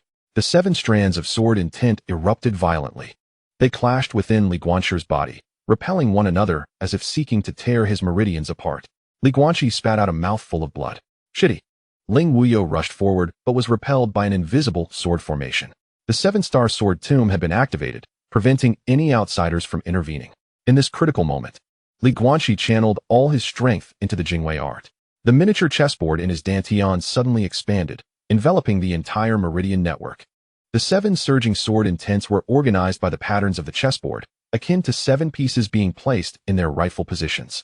Simultaneously, the Qingming sword classic was activated, dissipating the most violent sword intent into nothingness. The wuxiang sword embryo also began to function, greedily absorbing the 7 types of sword intents and merging them into one. This was an excruciating process. Guanqi trembled all over, blood seeping from all 7 orifices. Yet, he gritted his teeth and immersed his mind completely into this sword intent chess game. Time seemed to stretch indefinitely, and when the last trace of compassionate sword intent was refined, the 7-star sword tomb suddenly erupted in blinding brilliance. The 7 broken swords trembled simultaneously, and 7 phantoms emerged from the sword bodies, representing the 7 sword cultivators from years past. They glanced at Guanqi, nodded in unison, and then the phantoms dissipated, while the broken swords turned to dust. Within Guanqi's dantian, the wuxiang sword embryo had grown to 3 inches in length. Its blade was no longer transparent, but shimmered with a kaleidoscope of colors, with a subtle 7-star pattern swirling within. He opened his eyes, and a fleeting flash of 7-colored sword light danced across them. Has it succeeded? Ling Wuyo asked with concern. It has. Guanqi rose, feeling weak, yet significantly more powerful. Thank you for your protection, Xixiao. It is your own fortune, Ling Wuyo replied with a smile. The 7-star sword intent has not been claimed for a century. Today it recognizes you as its master, indicating your fateful connection with it. Just then, a fierce battle and furious shouts erupted in the distance. It's Wang Lai and the others. Ling Wuyo's expression hardened. Let us go. The 2 soared through the air on their swords. Moments later, they arrived at a valley, where Wang Lai, Yi Qinghan, and others were engaged in a fierce battle against a group of black-clad cultivators. These practitioners wielded strange techniques and vicious attacks, unmistakably belonging to the demonic sect. Moreover, their cultivation levels were formidable, with the leader being at the late foundation establishment stage. Fiercely contending against Wang Lai and Yi Qinghan without losing ground. They are from the Bloodslaughter sect. Ling Wuyo shouted angrily, drawing his heavy sword to join the fray. Guanqi also charged in with his sword. Having just refined the 7-star sword intent, the wuxiang sword embryo's power had greatly increased, allowing his sword moves to subtly embody 7 transformations, enabling him to barely contend against a foundation establishment early-stage demon cultivator. Amidst the fierce battle, Guanqi suddenly sensed something and turned his gaze towards the depths of the valley. Something there was calling to him, not through sound, but through a resonance on a soul level, akin to the connection with the black chess piece and the wuqiang sword. Xixiangling. There is something unusual in the depths of the valley. He communicated telepathically. Ling Wuyo, having repelled his opponent with a sword strike, also looked towards the valley's depths, his expression changing drastically. That is the direction of the inner region of the sword tomb. These demon cultivators are not here for treasure. They are heading towards the inner area. Indeed, the Bloodslaughter sect's members fought while retreating, clearly stalling for time to cover another group as they advanced deeper into the inner region. Block them! Yi Qinghan cried out fiercely. But the late Foundation establishment demon cultivator from the Bloodslaughter sect suddenly let out a sinister laugh, pulled out a blood-red talisman, and crushed it. Boom! The talisman exploded, unleashing a surging sea of blood that enveloped the entire valley. From the depths of the blood sea echoed the chilling cries of tormented souls, as countless blood shadows surged towards the disciples of the Sword Sect. It is the Blood Sea soul-devouring talisman. Retreat at once, urged Ling Wuyo anxiously. The group hastily withdrew, yet the Blood Sea, seemingly animated, relentlessly pursued them. Li Guanqi, the slowest among them, found himself on the brink of being engulfed by the malevolent tide. At that moment, the black chess piece cradled in his arms erupted with an unprecedented radiance. This was no ordinary light, but a luminous blade that severed the connection between the Blood Sea and the talisman, disrupted the trajectory of the approaching blood shadows, and even bridged the chasm between Li Guanqi and this realm. In the next instant, Li Guanqi discovered himself standing at the deepest point of a valley, confronted by a vast, unfathomable rift marked by a colossal sword scar. On the opposite side of the chasm, another contingent from the Blood Fiend sect was engaged in deciphering an ancient sword formation. At the heart of this formation, a pitch-black ancient sword, marred by countless fissures, stood upright. Its design mirrored that of the famed Severing Heaven sword scar. Li Guanqi's heart trembled with astonishment. The members of the Blood Fiend sect soon noticed his presence. Leading them was a one-eyed elder, at the initial stage of golden core cultivation, whose eye flashed with incredulity. "How did you come here, boy?" Before he could finish his words, he struck out. A blood-red giant hand descended from the heavens, its golden core pressure rendering Li Guanqi immobile. In this life-and-death moment, the black ancient sword at the rift's center suddenly quaked. A beam of obsidian sword light shot skyward, shattering the blood-red hand, and continuing its assault toward the one-eyed elder. The Severing Heaven sword intent. The elder gasped in horror, retreating in disbelief. Impossible. The Severing Heaven sword has long been shattered. How could its sword intent linger here? The dark sword light relentlessly pursued him, fracturing the very fabric of space in its wake. Meanwhile, Li Guanqi sensed an overwhelming pull emanating from the depths of the rift, not a force dragging him down, but a summons to something within him. The black chess piece autonomously soared into the air, hovering before him, resonating with the ancient sword deep within the chasm. The Wuchan sword trembled violently, and the remnants of the chess formation on its sheath inexplicably completed the final 3 moves. A celestial game formed with the rift as the celestial origin and the entire sword grave as the board. A surge of inspiration filled Li Guanqi, prompting him to step forward and soar into the heart of the rift. "You seek death, boy?" the one-eyed elder exclaimed, disregarding the pursuing sword light as he made another attempt to strike. Yet it was too late. The instant Li Guanqi crossed into the rift's domain, all the swords within the grave resonated in unison.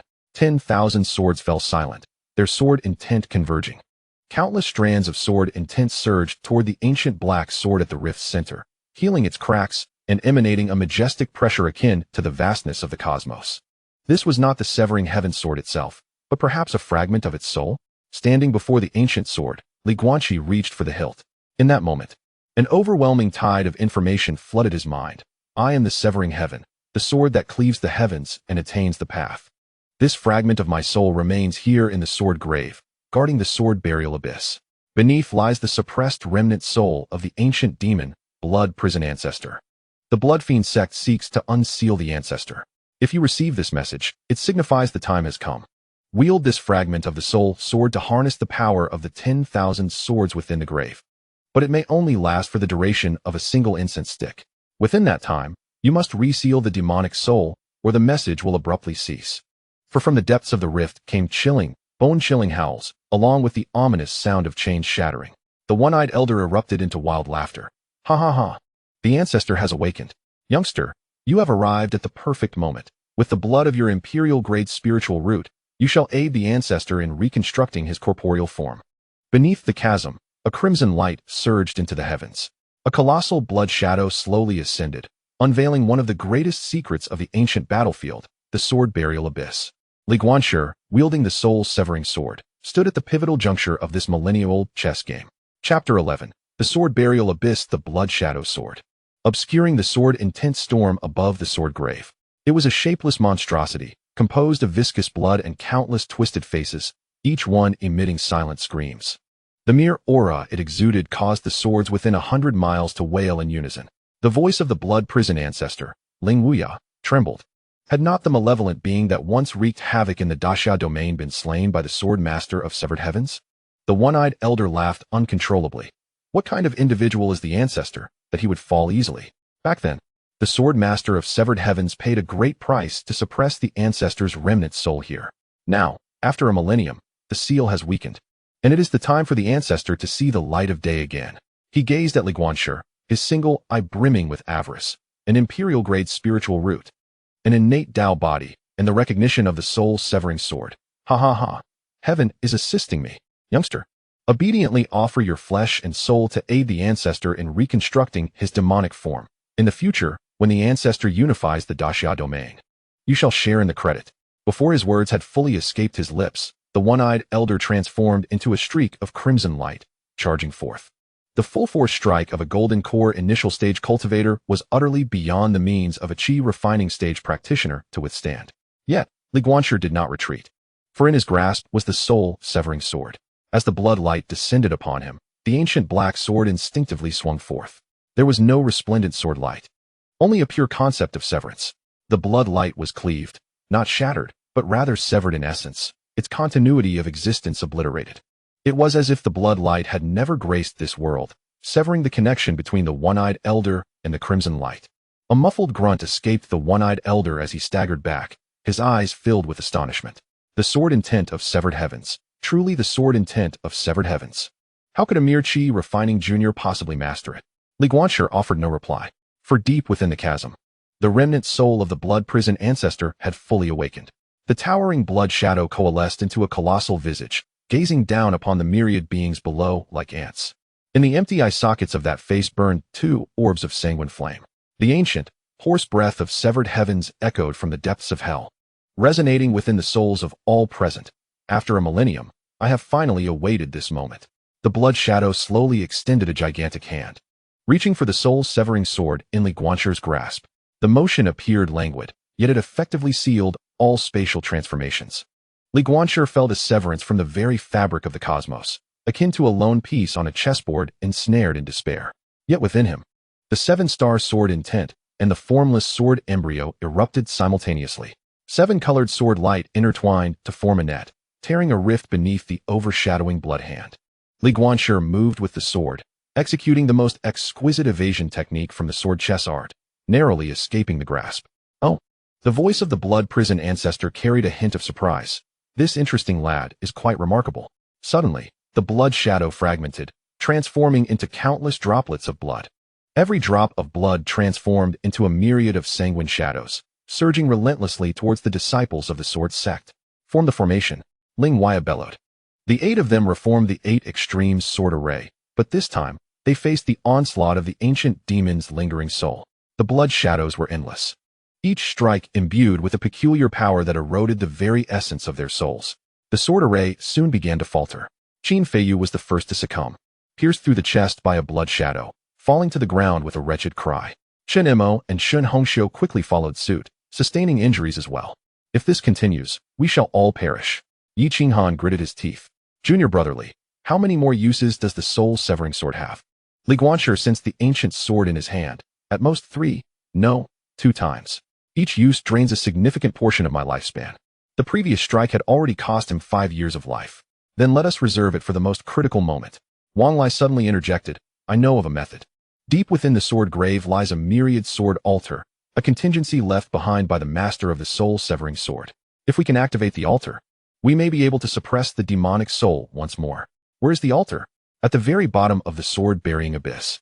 The core of the blood prison ancestor's seal. Silence enveloped the group. To venture into the lair of the demonic soul to activate the altar? It was tantamount to courting death. Just then, a sound of swords clashing echoed from afar. A multitude of sword lights pierced through the air. It was the members of the Xiantian sect and the 10,000 Methods sect. They too had sensed the upheaval within the sword-burying abyss and had rushed over. Elder Kumu had sensed a burst of golden core-level demonic energy here and commanded us to investigate. The leader of the Xiantian sect, a late-stage Foundation establishment swordsman, turned pale upon seeing the remnant soul of the blood prison ancestor. There is no time for explanations. Ling Wuya urged, if you wish to survive, let us unite. Together we shall plunge into the depths of the sword-burying abyss and activate the myriad sword altar. In this life and death moment, the conflict between righteous and demonic forces was momentarily set aside. The cultivators from the three sects, alongside several formidable rogue cultivators, formed a temporary battle formation and charged into the depths of the chasm. The remnant soul of the blood prison ancestor emitted a thunderous roar, and countless blood shadows surged forth like a tidal wave. With every step forward, more fell. Guanqi, wielding the soul-severing sword, forged ahead. With each swing, a blood shadow was cleaved asunder. Yet, with every strike, his hair turned whiter, a testament to the lifespan he was sacrificing. Upon descending 3,000 zhang, only 15 remained. At 5,000 zhang, merely 8 were left, 4 from the sword sect, Ling Huaya, Yi Qinghan, Wang Lai, Guanqi, 2 from the Xintian sect, 1 from the 10,000 method sect, and an unknown elderly rogue cultivator. At last, they reached the abyss's deepest recess. It was an immense underground cavern, at the center of which stood a black altar measuring 100 zhang on each side. 99 ancient swords were embedded in the altar, arranged in an exceedingly intricate sword formation. In the center of this formation lay an empty sword slot. Opposite the altar stood a towering skeletal figure, pierced through by 9 robust golden chains, bound to the rock wall. Blood-red flames flickered in the eye sockets of the skull. This was the true core of the blood prison ancestor's remnant soul. Insert the soul-severing sword into the sword slot to activate the altar, Ling Huaya commanded. Guanqi dashed toward the altar. But how could the blood prison ancestor allow him to succeed? The skeletal figure suddenly writhed, the 9 golden chains groaning under the strain. A concentrated stream of blood light erupted from the mouth of the skeleton, hurtling directly toward Guanqi. This strike, imbued with a millennium of resentment and demonic energy accumulated by the blood prison ancestor, possessed the power to annihilate even the most formidable golden core cultivators. Guanqi found himself with no means of escape. In that fleeting moment between life and death, the black chess piece in his arms erupted with radiance once more. Yet this time, it did not sever. Rather, it established a connection. It intertwined Guanqi with 999 ancient swords and resonated with all the weaponry enshrined within the sword tomb, soaring 3,000 zhang above. With the essence of my soul, I summon forth the spirits of myriad swords. Enlightened, Guanqi raised the Duan Tian Fenhuan sword high. Within the sword tomb, 1,000,000 weapons trembled in unison. The lingering sword spirits, fragments of the will of generations of sword cultivators, and even the inherent sword intent of the tomb itself converged towards the grave of the sword. The Duan Tian Fenhuan sword, akin to a black hole, voraciously consumed these fundamental energies of the sword path. The fissures on its blade vanished entirely, replaced by swirling cosmic patterns. Then, Guanqi thrust the sword into the altar's sword slot. The sound of the blade was beyond description, resonating through the realms. The 999 ancient swords ignited simultaneously, activating the sword formation. Countless beams of sword light surged skyward, weaving together into a colossal sword-shaped phantom that pierced the heavens, a complete projection of the Duan Tian sword. No. The remnant spirit of the blood prison ancestor let out a howl of despair. The golden chains tightened once more, firmly binding the white bones. The giant sword phantom began its descent, poised to strike the skull. Yet, in that critical moment, an unexpected turn of events occurred. The rogue elder suddenly sprang forth, launching a palm strike towards Guanqi's back. This strike was insidious and bizarre, a long-lost technique of the demonic path, the bone disintegration palm. Be cautious. Wang Lia swiftly positioned himself in front of Guanqi. The force of the palm pierced through his chest. Wang Lia emitted a muffled groan, his body flying backward like a severed kite, crashing against the rock wall, his fate uncertain. Brother Wang. Guanqi's eyes widened in anguish.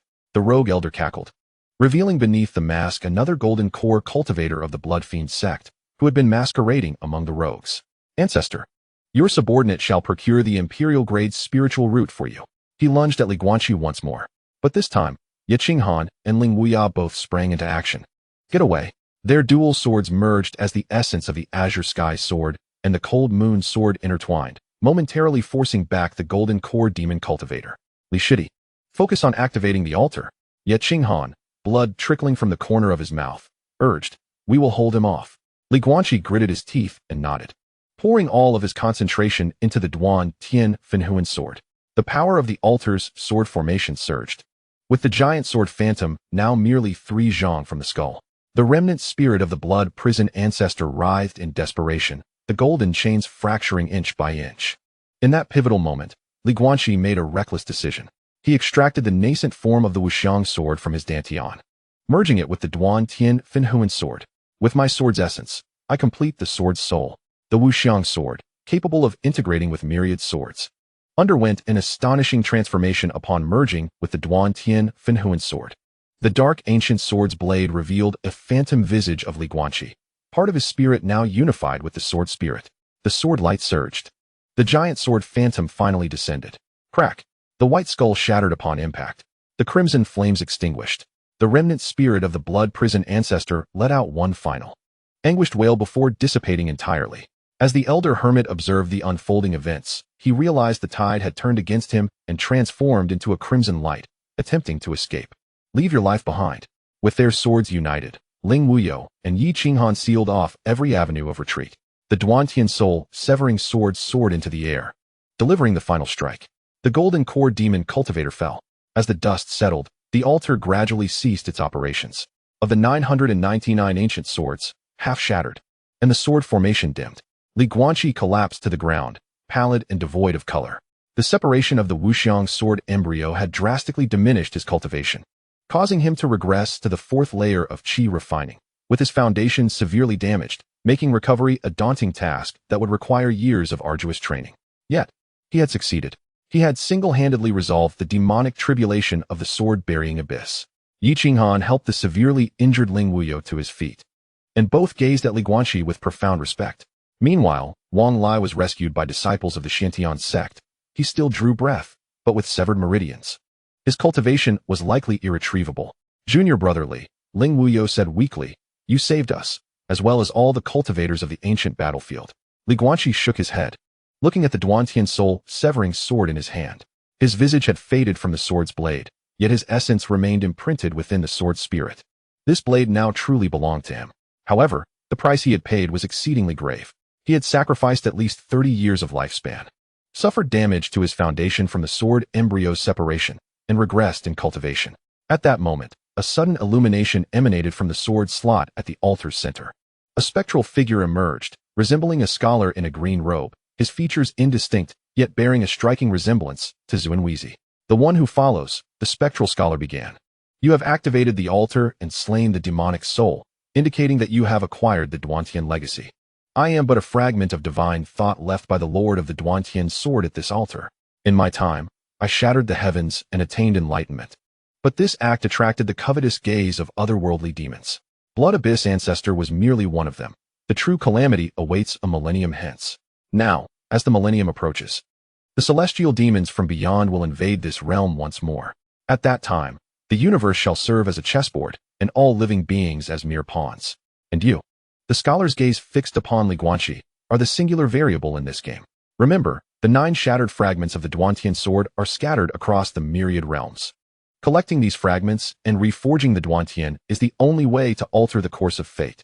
The first fragment lies deep within the sword grave. I have left it for you." With a wave of his hand, a pitch-black fragment soared from beneath the altar, merging into the Duantian soul, severing sword. Instantly, the ancient sword's power surged, adorned with a complete starry pattern along its blade. The second fragment resides within the depths of the imperial tomb of the Daxia dynasty. The third fragment lies at the bottom of the Eastern Sea's return ruins. The fourth fragment, the scholar's figure began to fade. The remainder you must seek yourself. The fate of this realm rests solely upon your shoulders.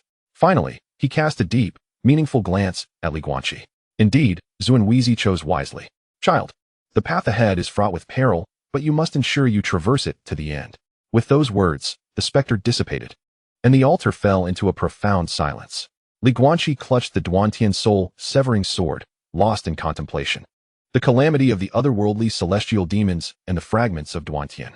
"Master Xuanwizi, what monumental game have you thrust me into?" He lifted his gaze towards the dark crimson sky above the chasm. The journey through the ancient battlefield had concluded, yet the true expedition was only just beginning. This game had expanded beyond the Great Xia Sword Sect, enveloping the entirety of the cosmos. Yet he must persevere, for the departed kin, for the comrades beside him, and for the potential futures yet to unfold. The youth grasped his sword and rose, his eyes now devoid of confusion. No matter how vast the chessboard, it possesses its boundaries. No matter how intricate the game, it has its conclusion. and he now held the pieces in his hand. Where shall his next move lead? Chapter 12. Underlying currents of the return journey. Deep within the sword burial abyss, the radiance of the altar gradually dimmed. Li Guanqi leaned against the rocky wall, each breath drawing forth excruciating pain from his dantian. The price of having the wuxiang sword embryo severed far exceeded expectations. His meridians resembled a parched riverbed, with spiritual energy flowing through them with great difficulty. Junior brotherly, take this revitalizing pill. Yi Qinghan offered a pill exuding a soothing medicinal fragrance. A treasured life-saving elixir she had long preserved, capable of stabilizing his injuries temporarily. Ling Wuya remained beside Wang Lai, his expression grave. Wang Lai's sternum was shattered, and his organs displaced. Had it not been for the tenacity of a foundational stage cultivator's vitality, he would have perished on the spot. Yet even so, he had succumbed to a deep coma, his breath faint like a flickering candle in the wind. He must be returned to the sect promptly. Ling Wuya stated solemnly after his examination. Only our master or elder Yaochen from the Pill Cauldron Peak can save him. The members of the Xiantian sect and the Wanfamin had already departed, leaving behind an unnamed wandering elder, who was, in truth, a reclusive medical cultivator currently administering acupuncture to sustain Wang Lai's life. I can only keep him breathing if he does not receive treatment within 3 days. Not even deities can save him, the elder lamented, shaking his head. Then we must return immediately. Li Guanqi braced himself to stand upright. Matters concerning the sword burial abyss were concluded, and lingering was ill-advised. The others nodded in agreement. Ling Wuya hoisted Wang Lai onto his back, while Yi Qinghan assisted Li Guanqi, and the 5 of them ascended the cliff with great difficulty.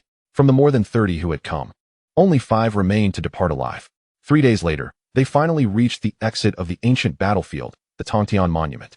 It was a towering, ancient stone tablet, standing 100 feet high, its surface inscribed with incomprehensible runes. At this moment, numerous cultivators had gathered before the monument, most bearing wounds that testified to the fierce battles they had endured. Look, the people of the Great Xia Sword Sect have emerged. Why are there only 5 left? I heard they encountered a great demon in the sword burial abyss, resulting in many casualties. Is that Ling Wuya carrying someone? Who is he carrying? What has happened to him? Amidst the murmurs, members of the Xiantian sect approached. The leader, a late foundational stage swordsman, clasped his hands towards Ling Wuya. Friend Ling, in the battle of the sword burial abyss, our sect owes its gratitude to your esteemed sect for averting catastrophe. This kindness shall not be forgotten by the Xiantian sect. Ling Wuya wearily returned the gesture. It was my duty. Just then, the Tongtian monument suddenly radiated a brilliant light. A rift opened in the stone, allowing the essence of the outside world to surge forth. The exit had been revealed. Let us go. Cultivators rushed eagerly towards the light. Li Guanqi and his companions followed closely behind. The moment they passed through the portal, the familiar spiritual energy of the Daxia domain enveloped them. Outside Duanhuan Gorge, elders from various sects awaited them. What happened to you all? Elder Kumu's face changed dramatically upon seeing Wang Lai on Ling Wuya's back, and he rushed forward to assess his condition. All organs damaged, meridians severed. We must return to the sect immediately. With a swift sweep of his sleeve, he stored Wang Lai within a spatial artifact, then turned to Li Guanqi. And you? The disciple is unharmed, merely suffering from excessive exhaustion. Li Guanqi managed to assert with a strained voice. The elder of the withered tree cast a complex glance at him, refraining from further inquiries, and simply produced a larger flying vessel. Everyone aboard. We shall return to the sect immediately. The vessel cleaved through the heavens, hastening towards the Great Xia Sword Sect. Within the cabin, Li Guanqi sat cross-legged, regulating his breath. He turned his gaze inward to his dantian, where a desolate scene unfolded. The position where the formless sword embryo should have floated was now merely an agglomeration of chaotic spiritual energy swirling in a vortex. His cultivation had plummeted from the pinnacle of the 7th layer of qi refinement back to the 4th, and his foundation had been damaged, rendering the future task of reforging the sword embryo tenfold more arduous. Yet it was worth it. He gripped the soul sword of the broken heaven tightly in his arms. The blade felt frigid, but the mark belonging to him within the sword spirit was distinctly palpable. More importantly, the first fragment of the broken heaven had already fused within the sword, enhancing its might beyond previous limits. Junior brotherly, Yi Qinghan entered the cabin, extending a jade vial towards him. This is the Qingming Yulu bestowed upon me by our master. It possesses remarkable efficacy in restoring meridians. Senior sister, this is far too precious. Accept it. Yi Qinghan insisted, leaving no room for refusal. Had you not activated the altar, we would all have perished in the sword burial abyss. In comparison to life, what is this worth?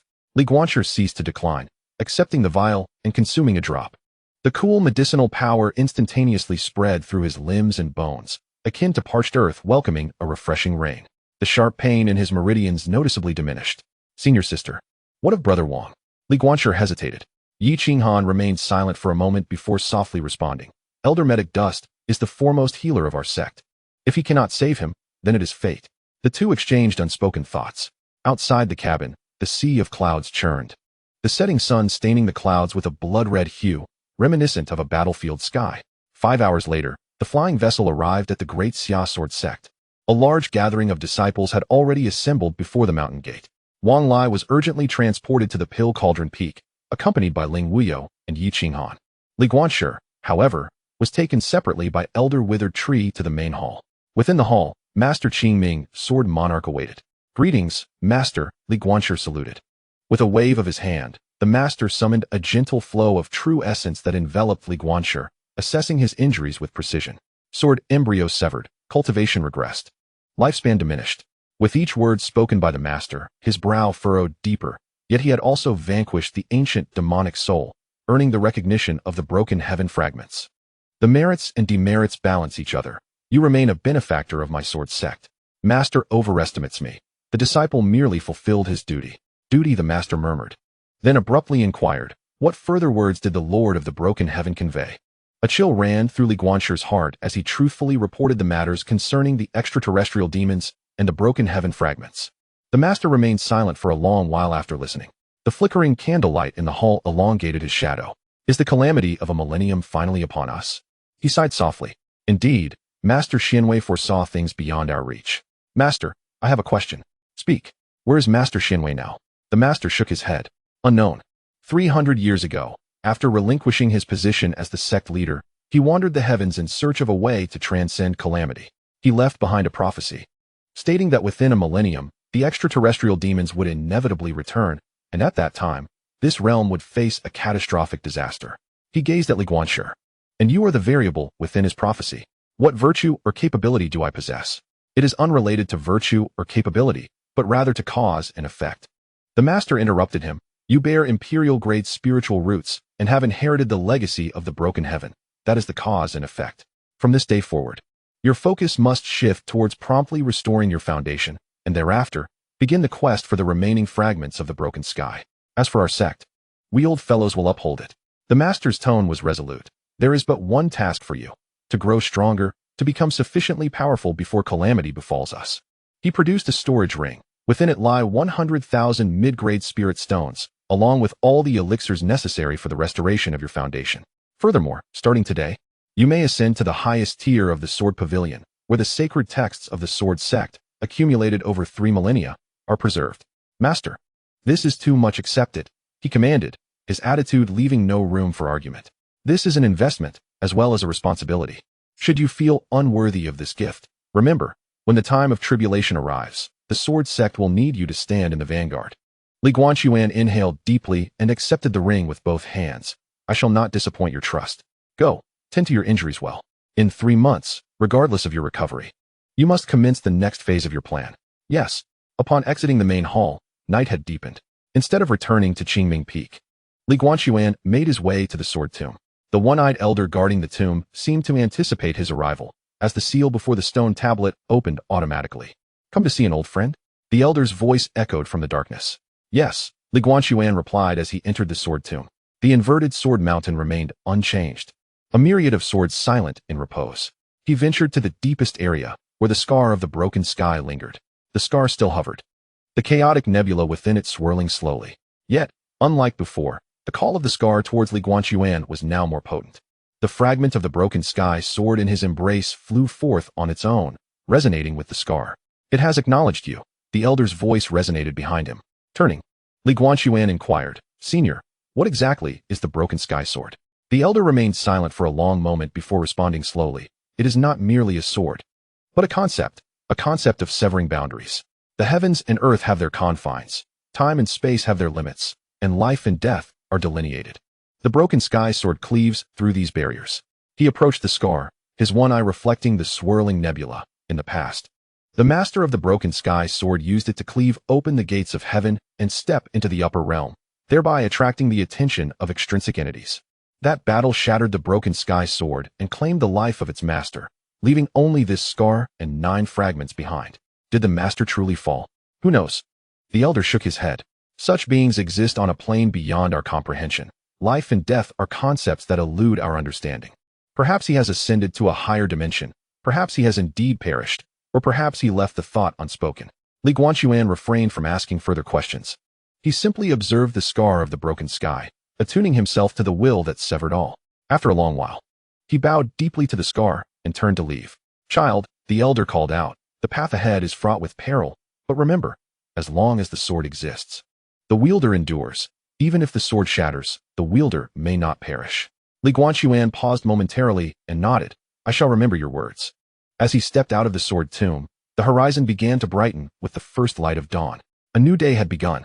He clutched the fragment of the broken sky sword tightly, making his way towards Qingming Peak.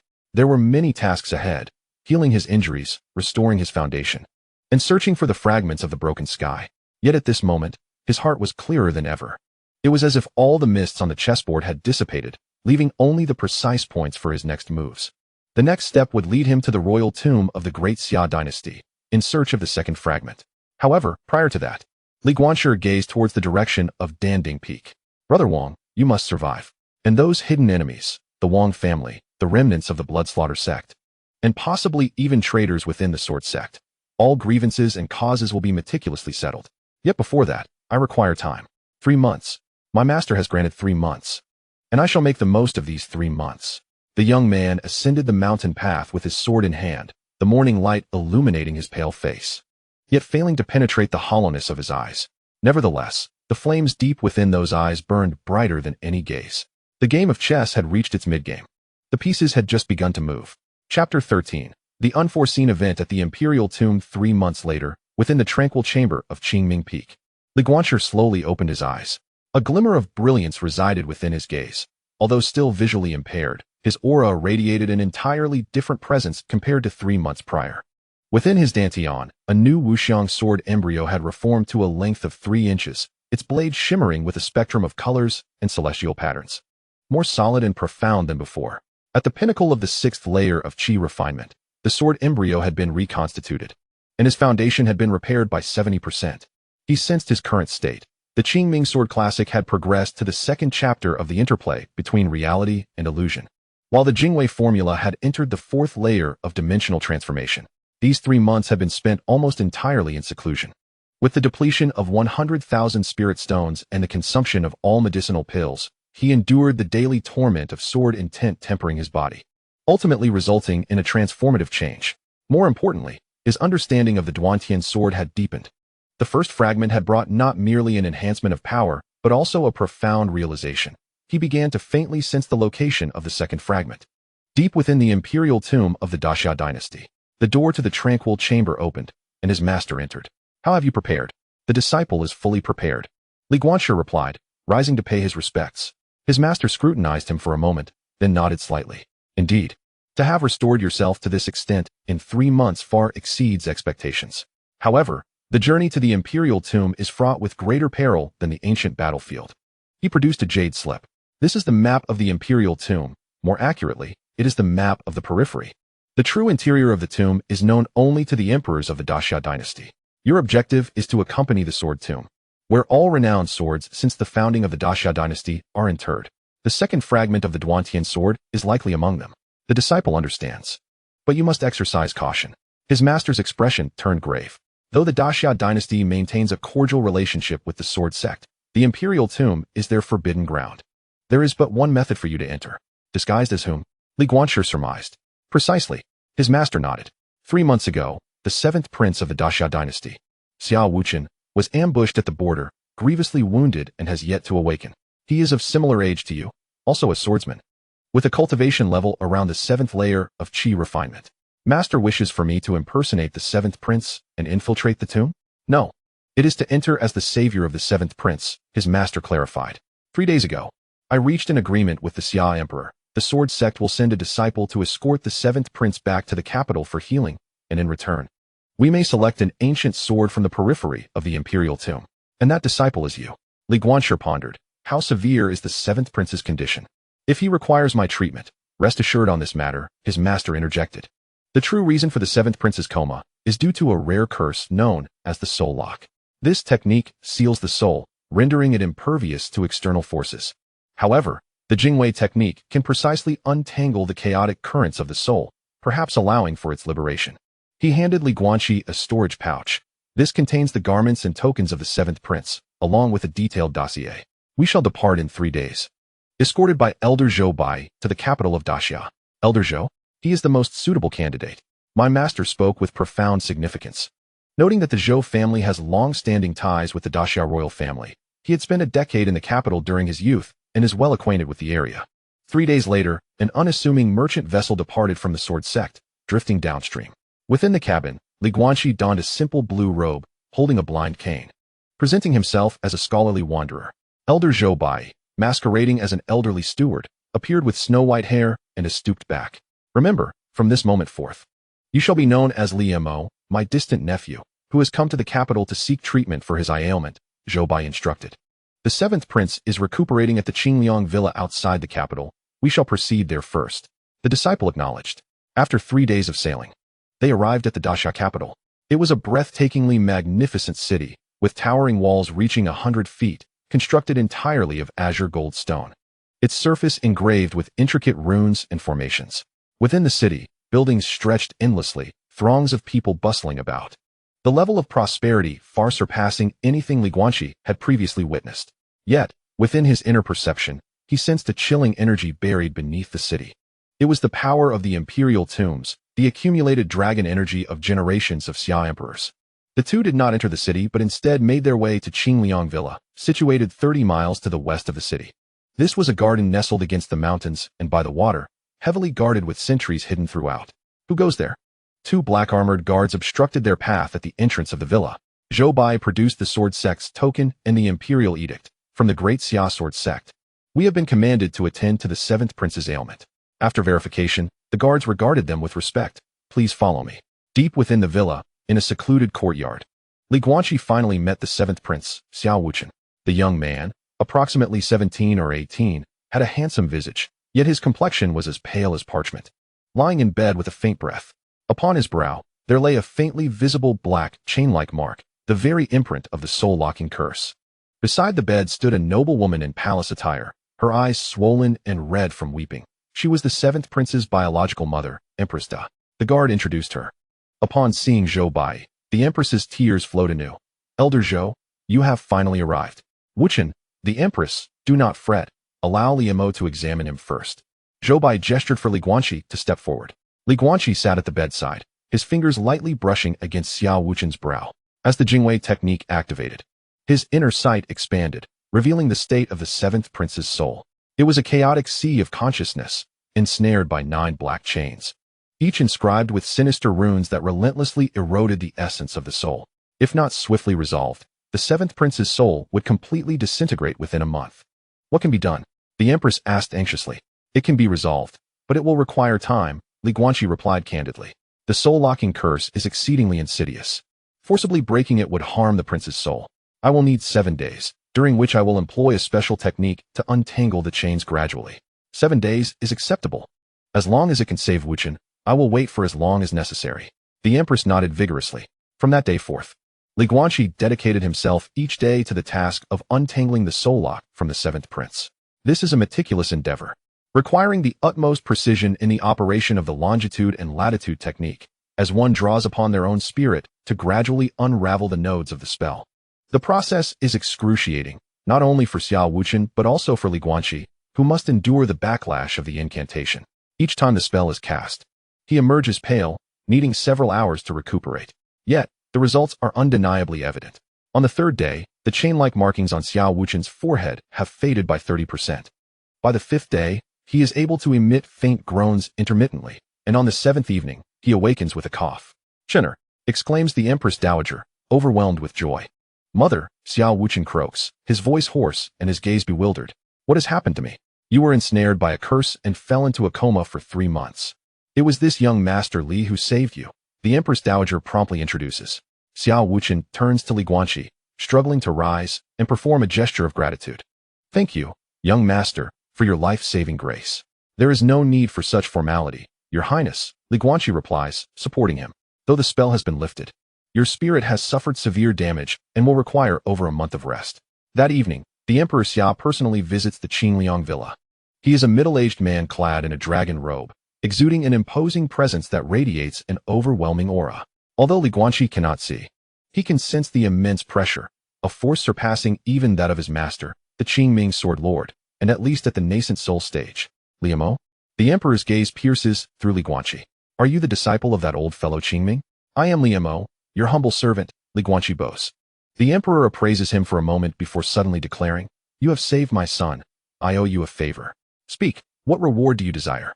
I seek nothing more than access to the royal tomb sword pavilion to select an ancient sword, Li Guanqi replies. A flicker of intrigue passes through the Emperor's eyes. Oh, just a sword? Indeed. Very well, I grant it. In 3 days, I shall have the crown prince escort you to the royal tomb. However, you must remember, the sword pavilion lies only at the periphery of the tomb. The central area is off limits, and entry will be met with lethal consequences. The last 3 words are imbued with a chilling menace. I understand, Li Guanqi acknowledges.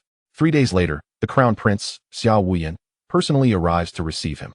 He is a youth in his 20s, garbed in a python robe, with sharp brows and bright eyes, his cultivation having reached the mid-foundation stage.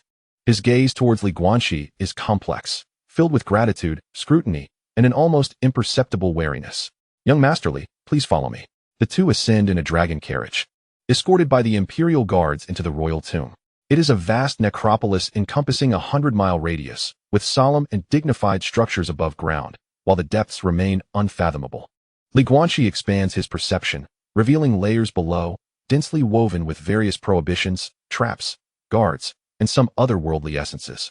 The royal tomb comprises 9 subterranean levels, with the sword pavilion located on the 3rd. Have you ever visited the sword pavilion? Xiao Wuyan inquires. I have been there thrice and acquired 3 swords. He replies with a smile. However, the finest among them, the Zhenyue, remains unyielding to this day.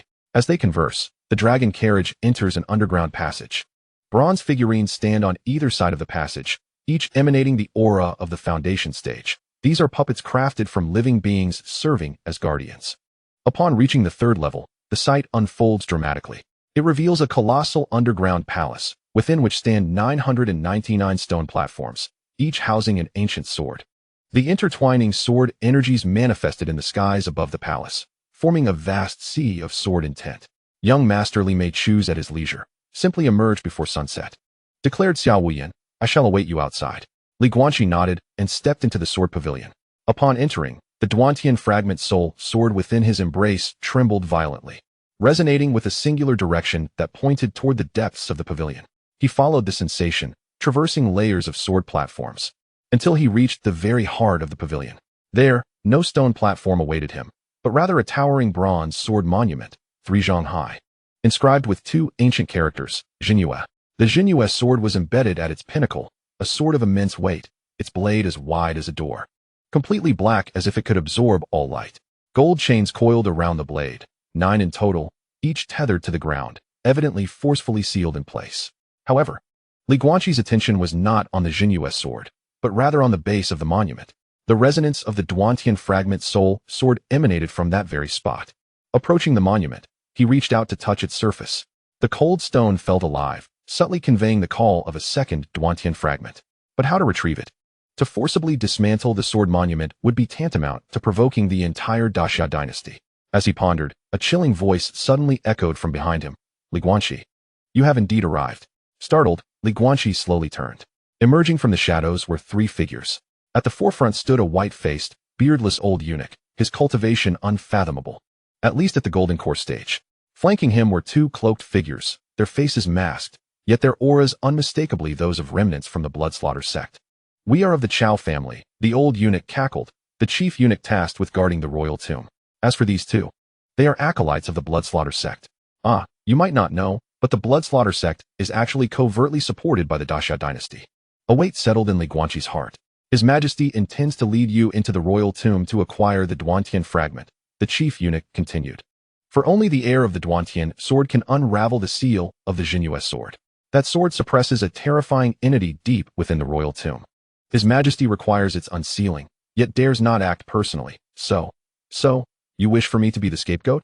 Guanqi retorted with a cold laugh. Clever. The chief eunuch applauded. You will break the seal, unleash that entity, and amidst the chaos, we shall seize the fragment, casting all blame upon you. A disciple of the sword sect trespassing into the royal tomb, inciting disaster, and executed on the spot. Perfect. Before he could finish, the two blood slaughter sect acolytes simultaneously struck. One summoned a crimson gourd, unleashing a torrent of blood. The other hurled a chain of bones, targeting Guanqi's throat. Both were at the golden core level. In the face of despair, Guanqi found clarity. He glanced at the Xia sword, then at the Duantian fragment beneath the monument. In that moment, he made an unexpected decision. Instead of retreating, he charged toward the sword monument. Simultaneously, the Duantian fragment sword unsheathed, not aimed at his foes, but towards the 9 chains binding the Xia sword. Have you lost your mind?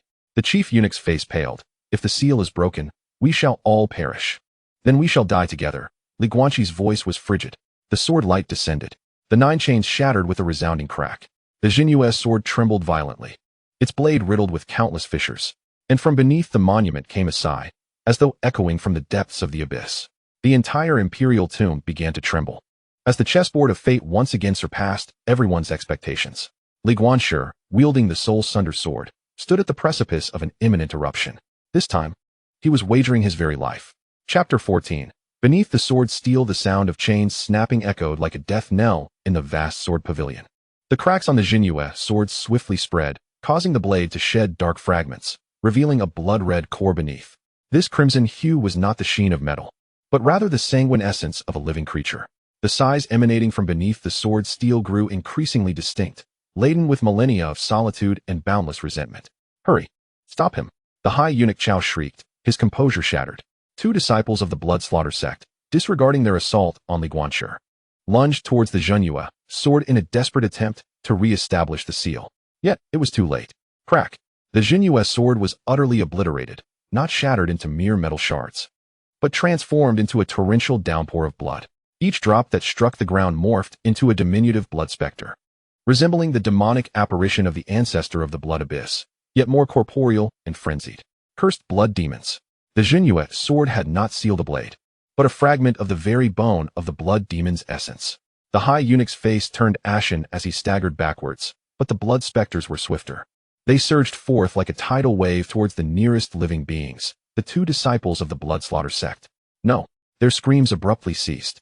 The 2 golden core stage magic cultivators could not withstand even 3 breaths amidst the tide of blood specters, devoured utterly, leaving not even bones behind.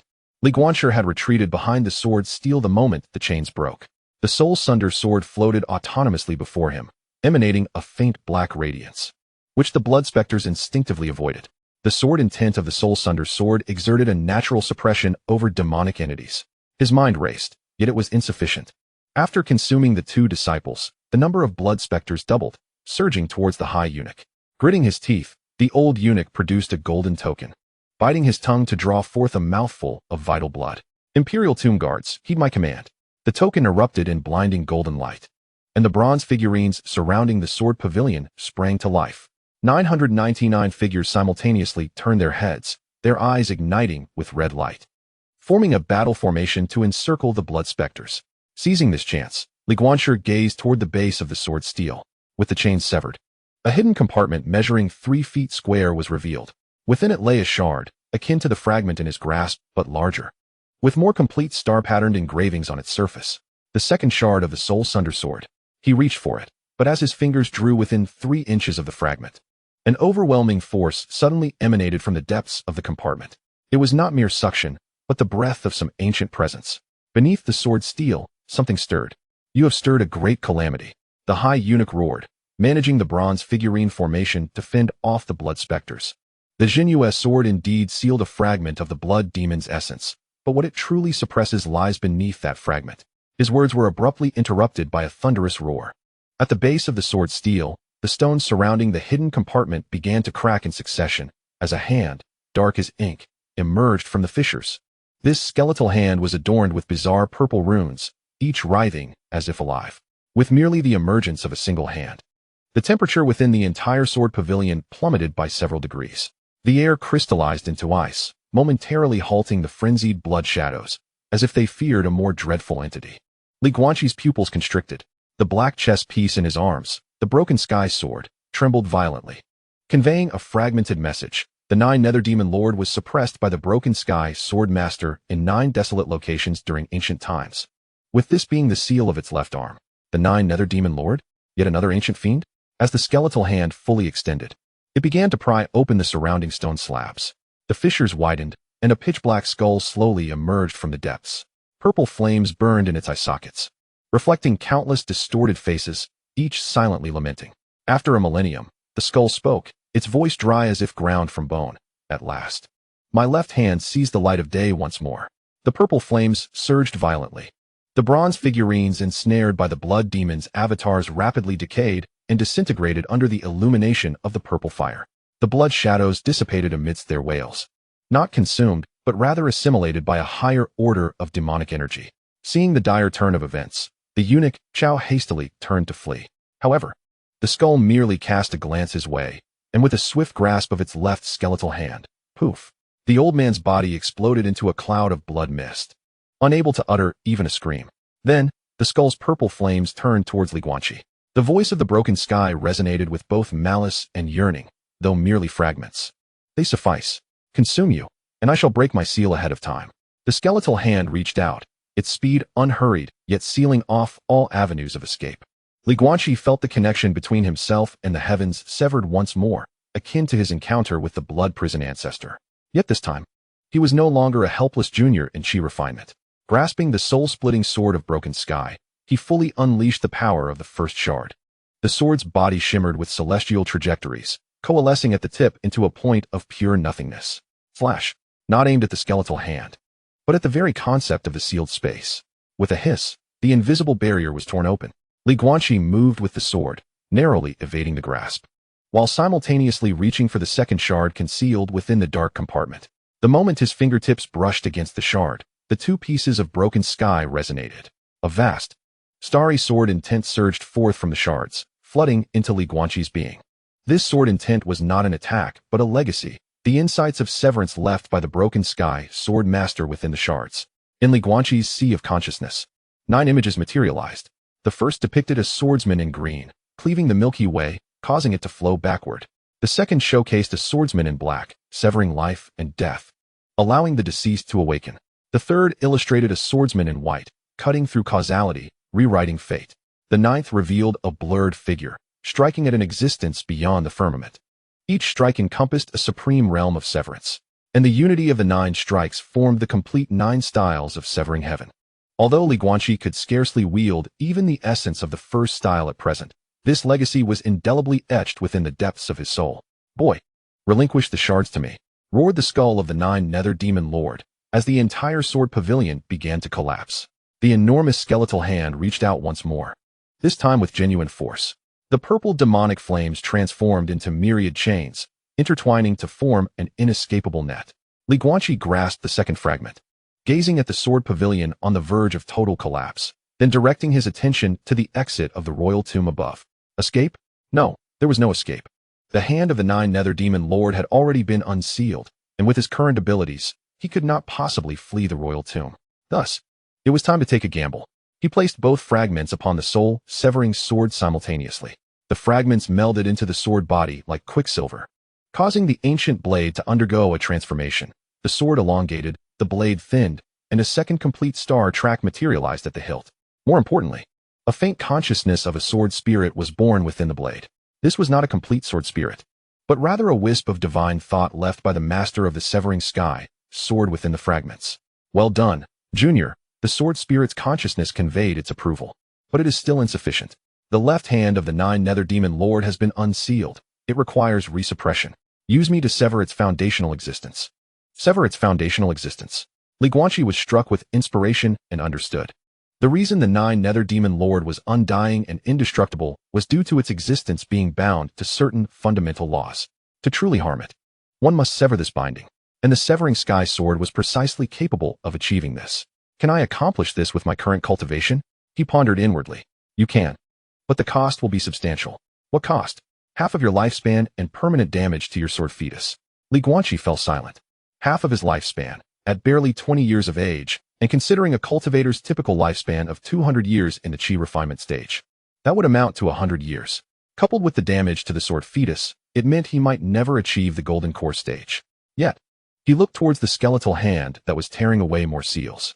If the 9 Nether Demon Lord were to break free completely, the entire Great Xia dynasty and even the Great Xia domain would descend into chaos. At that point, the death toll would not only be his own. What must I do? He inquired. Insert the sword into the skull's brow, and leave the rest to me. Guanqi nodded, gripping the severing sky soul sword tightly. The skeleton seemed to sense the impending danger, its bony hand accelerating towards him. Simultaneously, purple demonic flames transformed into 9 colossal dragons, sealing off all avenues of retreat. In this dire predicament, Guanqi found himself unexpectedly calm. He recalled the final move of the swordplay technique, the unity of heaven and earth. He had never mastered this sword technique, as it required complete immersion into the cosmic chess game, viewing the universe as a chessboard and all living beings as pieces. But now, on the brink of life and death, he suddenly comprehended. It was not about merging with the heavens. It was about becoming the hand that wields the chess pieces. The severing sky soul sword was raised, its tip tracing an arc of profound significance in the void. That trajectory resonated with the cosmic coordinates and echoed the embryonic form of the first move of the Severing Sky 9 techniques, the Severing of Realms. The skeletal hand reached out. The sword's light met it. There was no earth-shattering collision, only a faint hissing sound. The sword tip pierced the palm of the bony hand, and then transcended beyond. It did not penetrate the bones, but rather pierced the very foundation of the skeletal hand's existence. The skeleton let out a piercing scream. The purple runes upon the skeletal hand began to disintegrate and dissipate. The hand itself rapidly decayed, turning to ashes starting from the fingertips. Impossible. The true body of my essence is immortal and indestructible. You possess nothing that is truly immortal, Guanqi replied calmly. As long as existence persists, it can be severed. With a twist of his wrist, the sword's light spread along the skeletal hand, driving straight into the brow of the skull. The violet flames danced fiercely within the eye of the skull, which writhed in a frenzy.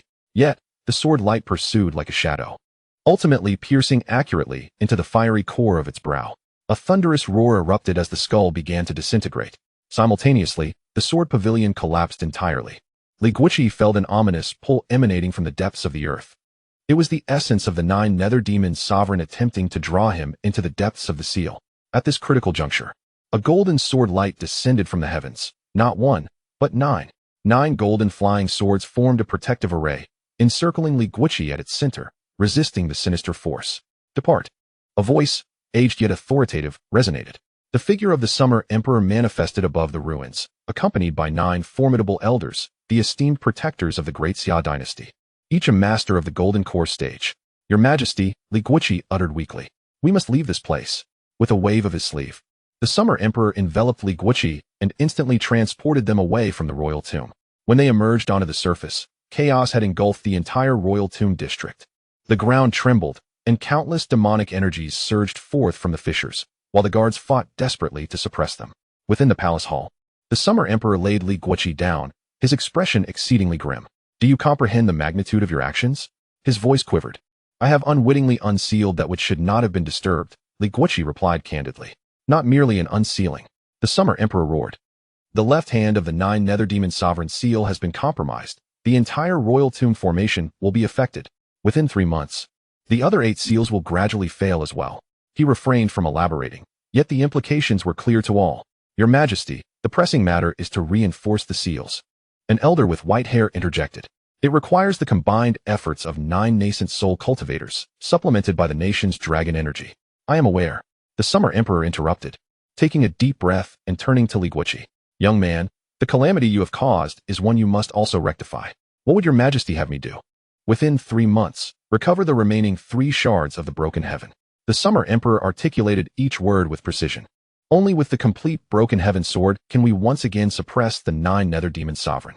Until then, I will mobilize the full might of the nation to delay the failure of the other seals. 3 shards in 3 months. Guanqi managed a rueful smile. The second shard nearly cost him his life. As for the remaining 7, I shall provide you assistance. The Summer Emperor seemed to see through his thoughts. The royal family's hidden treasures, intelligence, and even elite guardians shall be at your disposal. But remember, he fixed his gaze upon Guanqi. If after 3 months you have not retrieved the shards, or if you do but fail to suppress the demon sovereign, I shall be the first to take your life as a sacrifice. Guanqi remained silent for a long moment before finally nodding. I shall obey. He understood that from this moment forth, his fate was no longer solely his own. It was intertwined with the entirety of the Great Xia dynasty, and indeed, the entire Great Xia domain.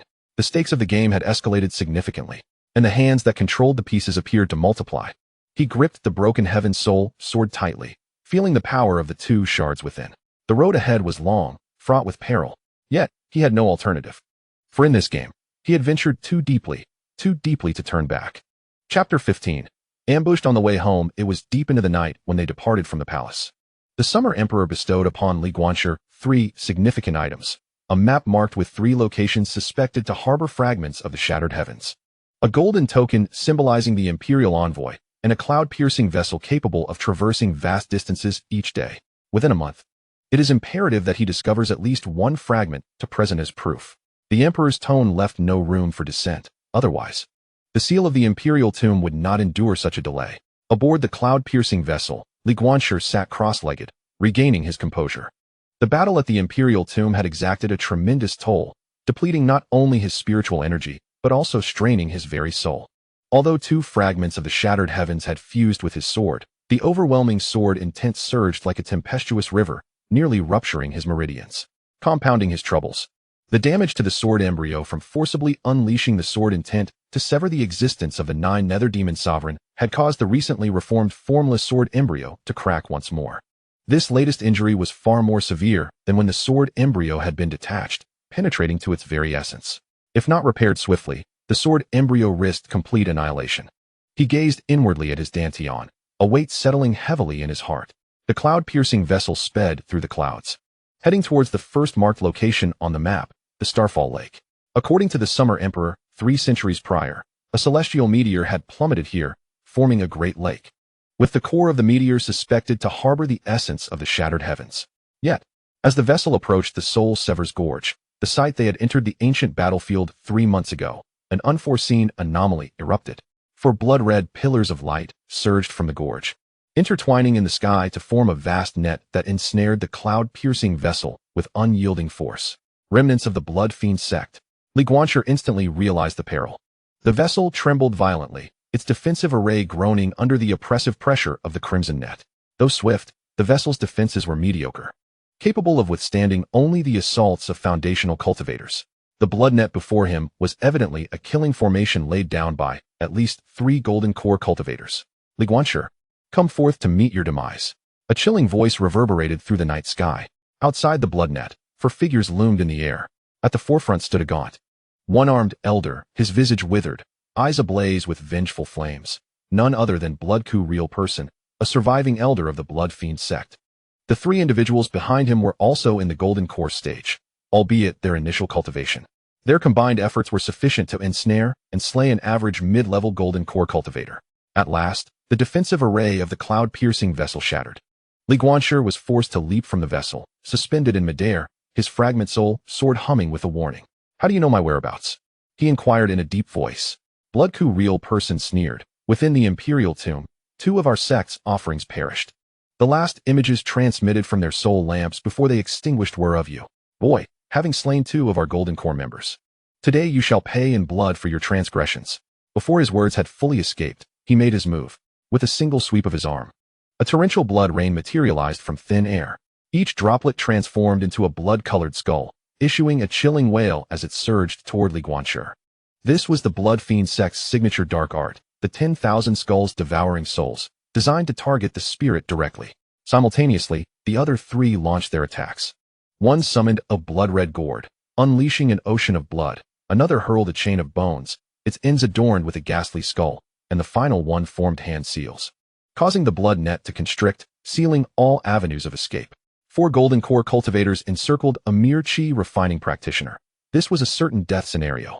Guanqi inhaled deeply and, instead, closed his eyes. It is not a relinquishment of resistance, but rather a complete immersion of one's spirit into the soul-severing sword of the broken heaven. The 2 shards resonate within the sword. the legacy of the sword master surging within the sea of consciousness. At this moment, under the immense pressure of life and death, the insights regarding severance begin to truly amalgamate. The first stance, severing the realm.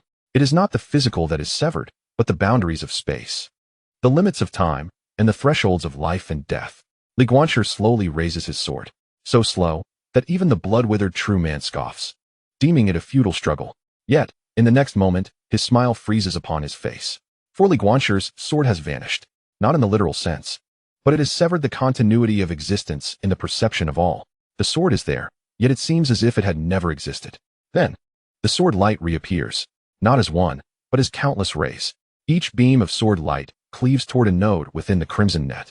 These nodes are the pivots upon which the formation operates, seemingly unbreakable, yet under the intent of severing the realm, they are sliced apart like mere paper. This is bad. The golden core cultivator, who had woven the net, pales in realization. He is breaking the formation, but it is already too late. With a ripping sound, the blood-red net is torn open, creating a massive gap. Li Guanqi moves with his sword, darting through the breach, targeting the weakest of the four. The cultivator wielding the bone chain, seeking death.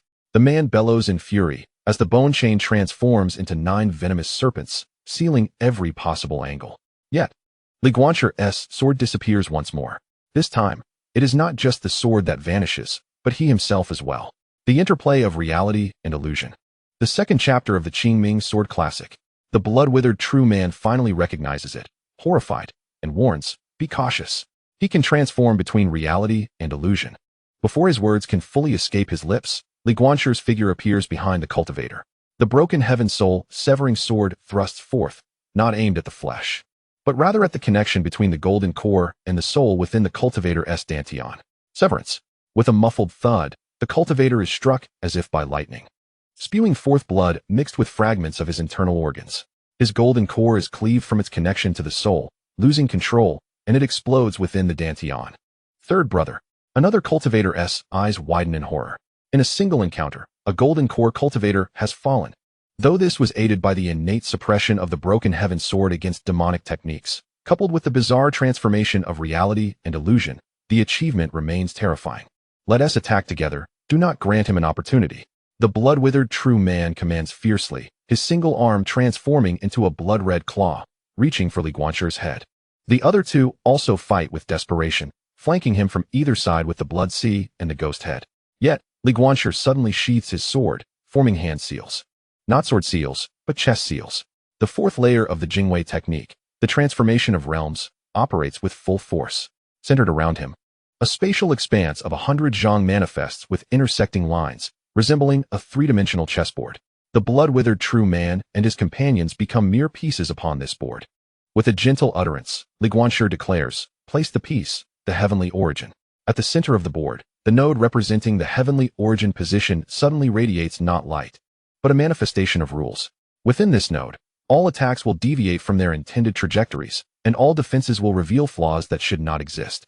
This is the celestial chessboard of the celestial geometry technique, which can only be wielded upon reaching a state of great accomplishment. Li Guanqi, initially incapable of manifesting its power, managed to maintain it for a mere 3 breaths, aided by the strength of the shattered heaven fragments. 3 breaths, sufficient time. The blood-red claws of the blood-withering true man lunged toward Li Guanqi's head, but, at the last moment, veered inexplicably to the left, grasping only empty air. The attacks of the other 2 assailants collided, submerging the ghostly head in a sea of blood. Now was the moment. Li Guanqi thrust his sword once more, targeting the vital meridian node where the blood-withering true man's single arm connected to his shoulder. Sever it. A piercing scream erupted from the blood-withering true man as his entire arm was cleaved off at the shoulder, from which not blood, but black demonic energy gushed forth, a testament to his descent into the demonic path. His limbs now formed of dark essence. The other 2, sensing danger, turned to flee. But Li Guanqi would not allow their escape. With but a final breath remaining on the chessboard, he directed his sword, causing the lines representing the 2 adversaries to twist and intertwine, utterly sealing their retreat. Then, the shattered heaven soul severing sword slipped from his grasp, splitting midair into 2 streams of pitch-black light, each piercing toward the backs of the fleeing foes. Sever the life force. 2 dull thuds echoed as the 2 figures froze, plummeting from the sky, their vitality extinguished. With the 3 breaths complete, the celestial chessboard faded from existence. Li Guanqi could no longer sustain himself and fell heavily at the edge of the canyon, coughing up blood, his complexion as pale as parchment. The continuous exertion of the shattered heaven sword intent and the celestial chessboard had drained his final vestiges of strength. In his dantian, 3 more fissures appeared on the formless sword fetus, threatening imminent collapse. Though the blood-withering true man had lost an arm, he remained a formidable opponent in the mid-stage of the Golden Core realm, his foundation deeply entrenched. Struggling to rise, his eyes brimmed with venomous resentment. "You're finished, boy. The sword fetus will shatter, your meridians are damaged. Even if I do not kill you, you won't survive 3 months." Li Guanqi, with great difficulty, lifted his gaze to the approaching blood-withering true man and suddenly smiled. "What do you find amusing?" The true man hissed grotesquely. "I laugh at your ignorance of your imminent demise." "What?" Li Guanqi pointed behind him. Instinctively, the blood-withering true man turned to look. A streak of azure sword light descended from the heavens, swift as lightning and precise as a ruler, piercing directly into his brow. The azure underworld sword intent had materialized. "Master," Li Guanqi sighed in relief, succumbing to unconsciousness. The figure of the azure underworld sword sovereign appeared in the air, casting a glance at the 4 golden core corpses on the ground before turning to the unconscious disciple with a furrowed brow. Forcing the shattered heaven sword intent had brought the sword fetus to the brink of destruction. Why must this child always tread such perilous paths? He waved his hand to retrieve Li Guanqi and the cloud-piercing shuttle, preparing to depart when suddenly, a sense of foreboding struck him as he gazed eastward. There, a crimson sun was slowly rising. Yet amidst the dawn, a faint black line was discernible. Was that a spatial rift? Time was running short. The azure underworld sword sovereign murmured. The seal of the royal tomb of the Great Xia dynasty was loosening, and the invasion of the 9 nether demon sovereign would likely occur earlier than anticipated. He looked down at his disciple, his expression laden with complexity. "Guanqi, you may have less than 3 months left."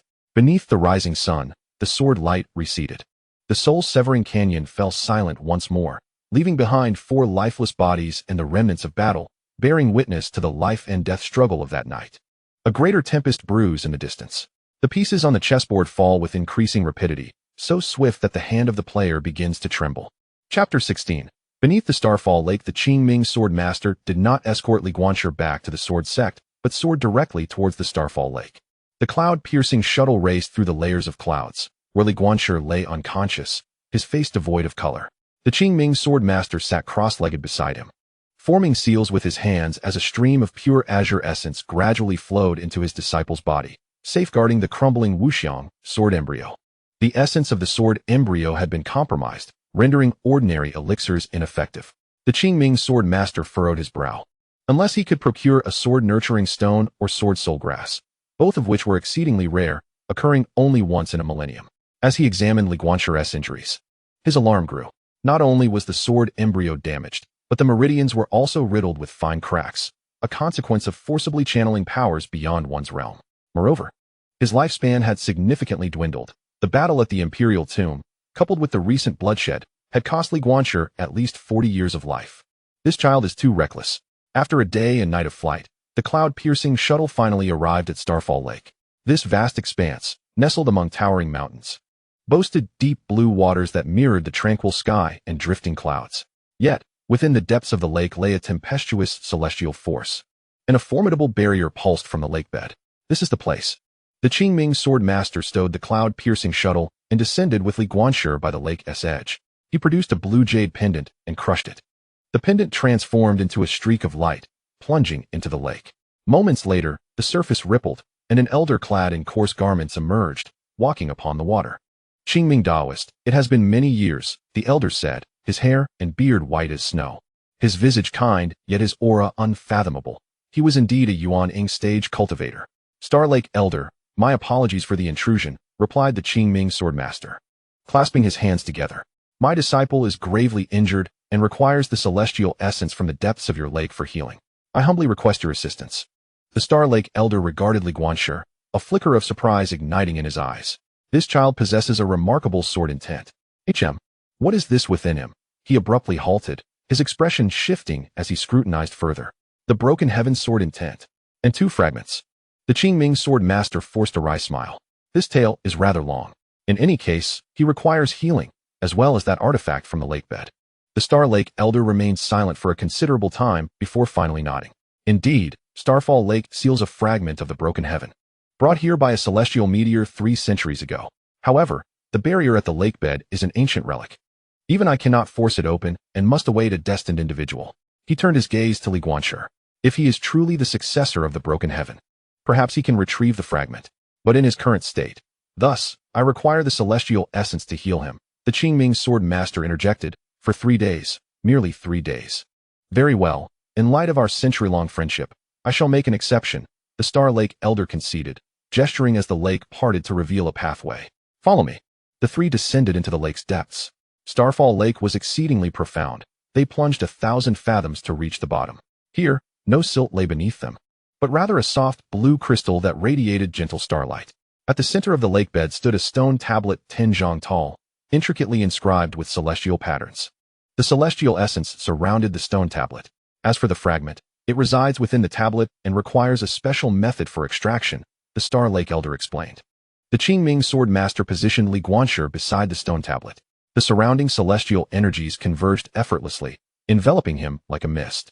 This ethereal essence possessed remarkable healing properties, particularly beneficial for sword cultivators, nurturing the sword embryo and mending any wounds to the sword's intent.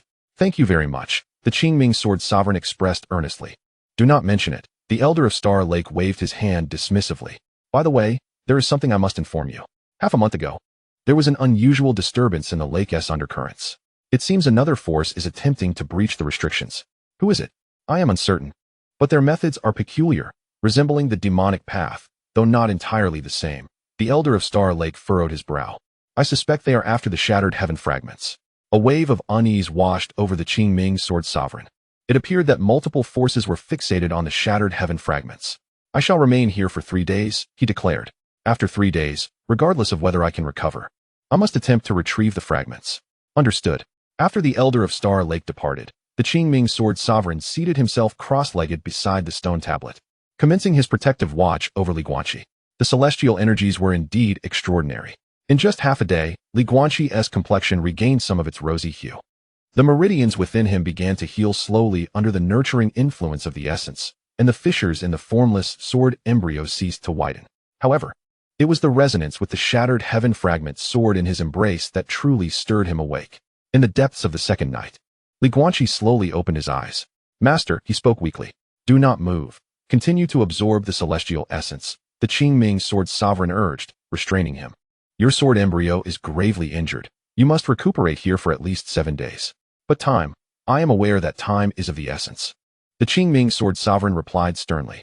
Yet in your current state, even if you locate the fragments, you would be unable to carry them away. First, heal your wounds. Once you are capable of movement, we shall retrieve the fragments and depart immediately. Li Guanqi nodded, refraining from further conversation and focusing on his healing. The celestial essence flowed unceasingly into his body. He discovered that this essence not only repaired his injuries, but also resonated with the formless sword embryo. The 7-star pattern within the sword embryo was of the same origin as the celestial essence, allowing for remarkably efficient absorption. At dawn on the 3rd day, Li Guanqi managed to sit up with great difficulty. The fissures in his sword embryo had healed by 1/3, and his cultivation stabilized at the 6th layer of qi refinement. I can attempt it now, he informed his master. The Qingming sword sovereign gazed at the stone tablet. The fragments lie within. However, the restrictions are quite unique. They can only be unlocked through resonance with the shattered heaven sword intent. Li Guanqi approached the stone tablet and placed his hand upon its surface. The shattered heaven fragment sword instinctively flew forth, hovering before the tablet, its 2 fragment starry patterns responding to the celestial imagery inscribed upon the stone. The stars upon the tablet began to shift, as if animated. They arranged and combined, ultimately forming a familiar pattern, an intricate chessboard. 19 paths intersected, with the central Tianyuan position representing the favored layout of the shattered heaven sword master. Li Guanqi, inspired by a sudden insight, extended his finger like a sword, inscribing in the void. He depicted the final move of the sword chess technique, the heaven and earth united, which was also the introductory transformation of the first move, severing boundaries from the 9 styles of shattered heaven. With each stroke, a star ignited upon the chessboard inscribed on the stone. When the final stroke was completed, the chessboard materialized, and the stone tablet thunderously opened. What lay within was not a physical space, but a celestial illusion. Countless stars swirled within this illusion, and at the very center of the starry expanse floated a fragment the size of a fist. the third shattered heaven fragment. Surrounding the fragment were 9 starry phantoms, forming a precise sealing formation.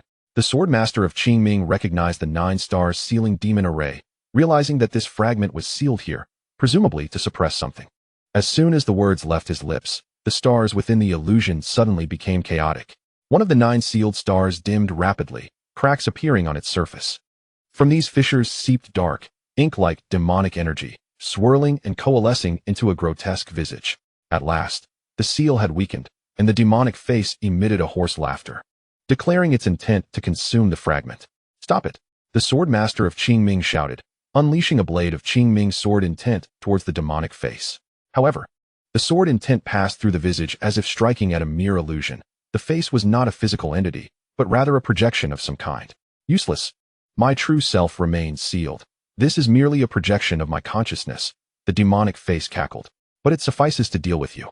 The demonic energy transformed into 9 tendrils, reaching for the fragment. Wherever the tendrils slithered, the starry illusion began to unravel. Guanqi gritted his teeth, urging the broken heaven fragment soul sword towards the core of the demonic face. The power of the 2 fragments erupted completely, and the intent to sever within the sword light caused the demonic face to momentarily falter. "Regrettably, the sword intent is too feeble," the demonic face sneered. "Were it the complete broken heaven sword, I might have felt apprehension. But now, huh?" A tendril struck the sword body, sending Guanqi flying, crashing against the inner wall of the stone tablet, blood spewing uncontrollably. Guanqi, the sword master of Qingming, sought to assist him, but several other tendrils ensnared him. The demonic face's power exceeded expectations. Even as a projection, it boasted nearly the might of the nascent soul stage. Seeing the fragment on the verge of being seized, a resolute glint flashed in Guanqi's eyes. He undertook a reckless course of action, once again severing the Wuxiang sword embryo, not to merge it with the broken heaven fragment soul sword, but to plunge it into the 9 stars sealing demon array. As the sword embryo entered the array, its power surged dramatically. The 9 stars reignited, their radiance intertwining into a net, binding the demonic face securely. "Have you lost your mind?" The demonic face roared in fury, self-destructing the sword embryo. "You have doomed your path. Better than allowing you to succeed," Guanqi retorted coldly, forming seals with his hands. "Master, aid me." The sword master of Qingming instantly understood his disciple's intention. He drew upon his own nascent soul essence, forcibly activating the final transformation of the 9 stars sealing demon array. 9 stars return, sealing the demon and exorcising evil. "No." The demonic face howled in unwillingness, gradually dissipating amidst the starlight. Yet, before its complete vanishing, it left behind a venomous curse. "Boy, I shall remember you. When my true self breaks free from this seal, I will ensure you suffer a fate worse than death." With that, the demonic face vanished entirely. The illusion returned to tranquility. The 3rd fragment of the broken heaven quietly suspended in the air. However, Guanqi lay sprawled on the ground. The Wuxiang sword embryo had shattered completely, transforming into specks of starlight that dispersed into his meridians. His cultivation began to plummet. 6th layer of qi refinement, 5th layer, 4th layer, ultimately halting at the 3rd layer. His foundation thoroughly damaged, making further progress nearly impossible. Guanqi, the sword master of Qingming, helped him up, his eyes filled with sorrow. The self-destruction of the sword embryo was akin to suicide for a sword cultivator. It signified that Guanqi would never again be able to condense his life-bound sword embryo. His path of swordsmanship was severed. "I'm fine," Guanqi forced a smile, reaching for the fragment. At least he had preserved the fragment. The moment his fingertips grazed the fragment, an astonishing transformation occurred. The 3 broken heaven fragments resonated. They flew forth from the broken heaven fragment soul sword, merging with the 3rd fragment in the air. This was not a mere splicing, but a genuine unification. The fused broken heaven sword remains incomplete, yet it has begun to take shape. It is a 3-foot-long blade, its body an abyssal black, adorned with 3 flowing star trails, while the hilt reveals a fragment of an ancient character for heaven. More astonishingly, a complete sword spirit consciousness has emerged within the blade. "You have succeeded, Junior." The voice of the sword spirit echoed in Guanqi's mind. The 3 fragments united, restoring a 1/3 of the sword's original power. As both a reward and a compensation, a beam of starlight shot forth from the sword, embedding itself into Guanqi's brow. In an instant, he felt the shattered fragments of the formless sword embryo enveloped and reshaped by a vast force. However, this was not a restoration to its former state, but a transformation. As the starlight dissipated, a seed of sword origin, the size of a grain of rice, appeared within his dantian. This was not merely a sword embryo, but something of a higher order, a seed of the sword path's essence. This is the broken heaven sword seed. Formed by merging the power of the three fragments with your shattered sword embryo, the sword spirit elucidated. It cannot allow you to nurture a sword embryo like ordinary sword cultivators, but it can enable you to directly comprehend the path of the broken heaven sword. The price is that your cultivation will forever remain at the chi refinement stage, preventing you from establishing a foundation. Unable to establish a foundation? Guanqi's heart trembled. This meant that the pinnacle of his life would only reach the consummate stage of chi refinement, forever barred from ascending to a higher realm. Yet correspondingly, your combat prowess will not be constrained by your cultivation level, the sword spirit continued. The sword seed will grow with your understanding of the 9 styles of broken heaven. Grasp one style, and your strength will rival that of the foundation establishment. Comprehend 3 styles, and you can contend with golden elixirs, master 6 styles. And you need not fear the nascent soul. Achieving perfection in all 9 styles can slay even the divine transformation. Exchanging the limit of cultivation for the growth of combat power. This was an unprecedented path of cultivation. Do you accept? The sword spirit inquired. Guanqi remained silent for a long while before finally smiling. Do I have a choice? No, the sword spirit replied with a smile. From the moment you grasped the first fragment, your choices were made. The sword seed fully formed, slowly rotating within his dantian. Guanqi felt no increase in his strength. Yet his understanding of the sword reached an entirely new height, particularly with the first style of the 9 styles of broken heaven, cutting the realm. Those once obscure insights now emerged as clear as the lines on his palm. He grasped the fused broken heaven sword, which emitted a faint chime, as if responding to its master. Congratulations, the sword monarch, Qingming remarked with a complex expression. You have embarked on a path untrodden by others. It is a road of both despair and hope. Guanqi gazed at the sky above the lake.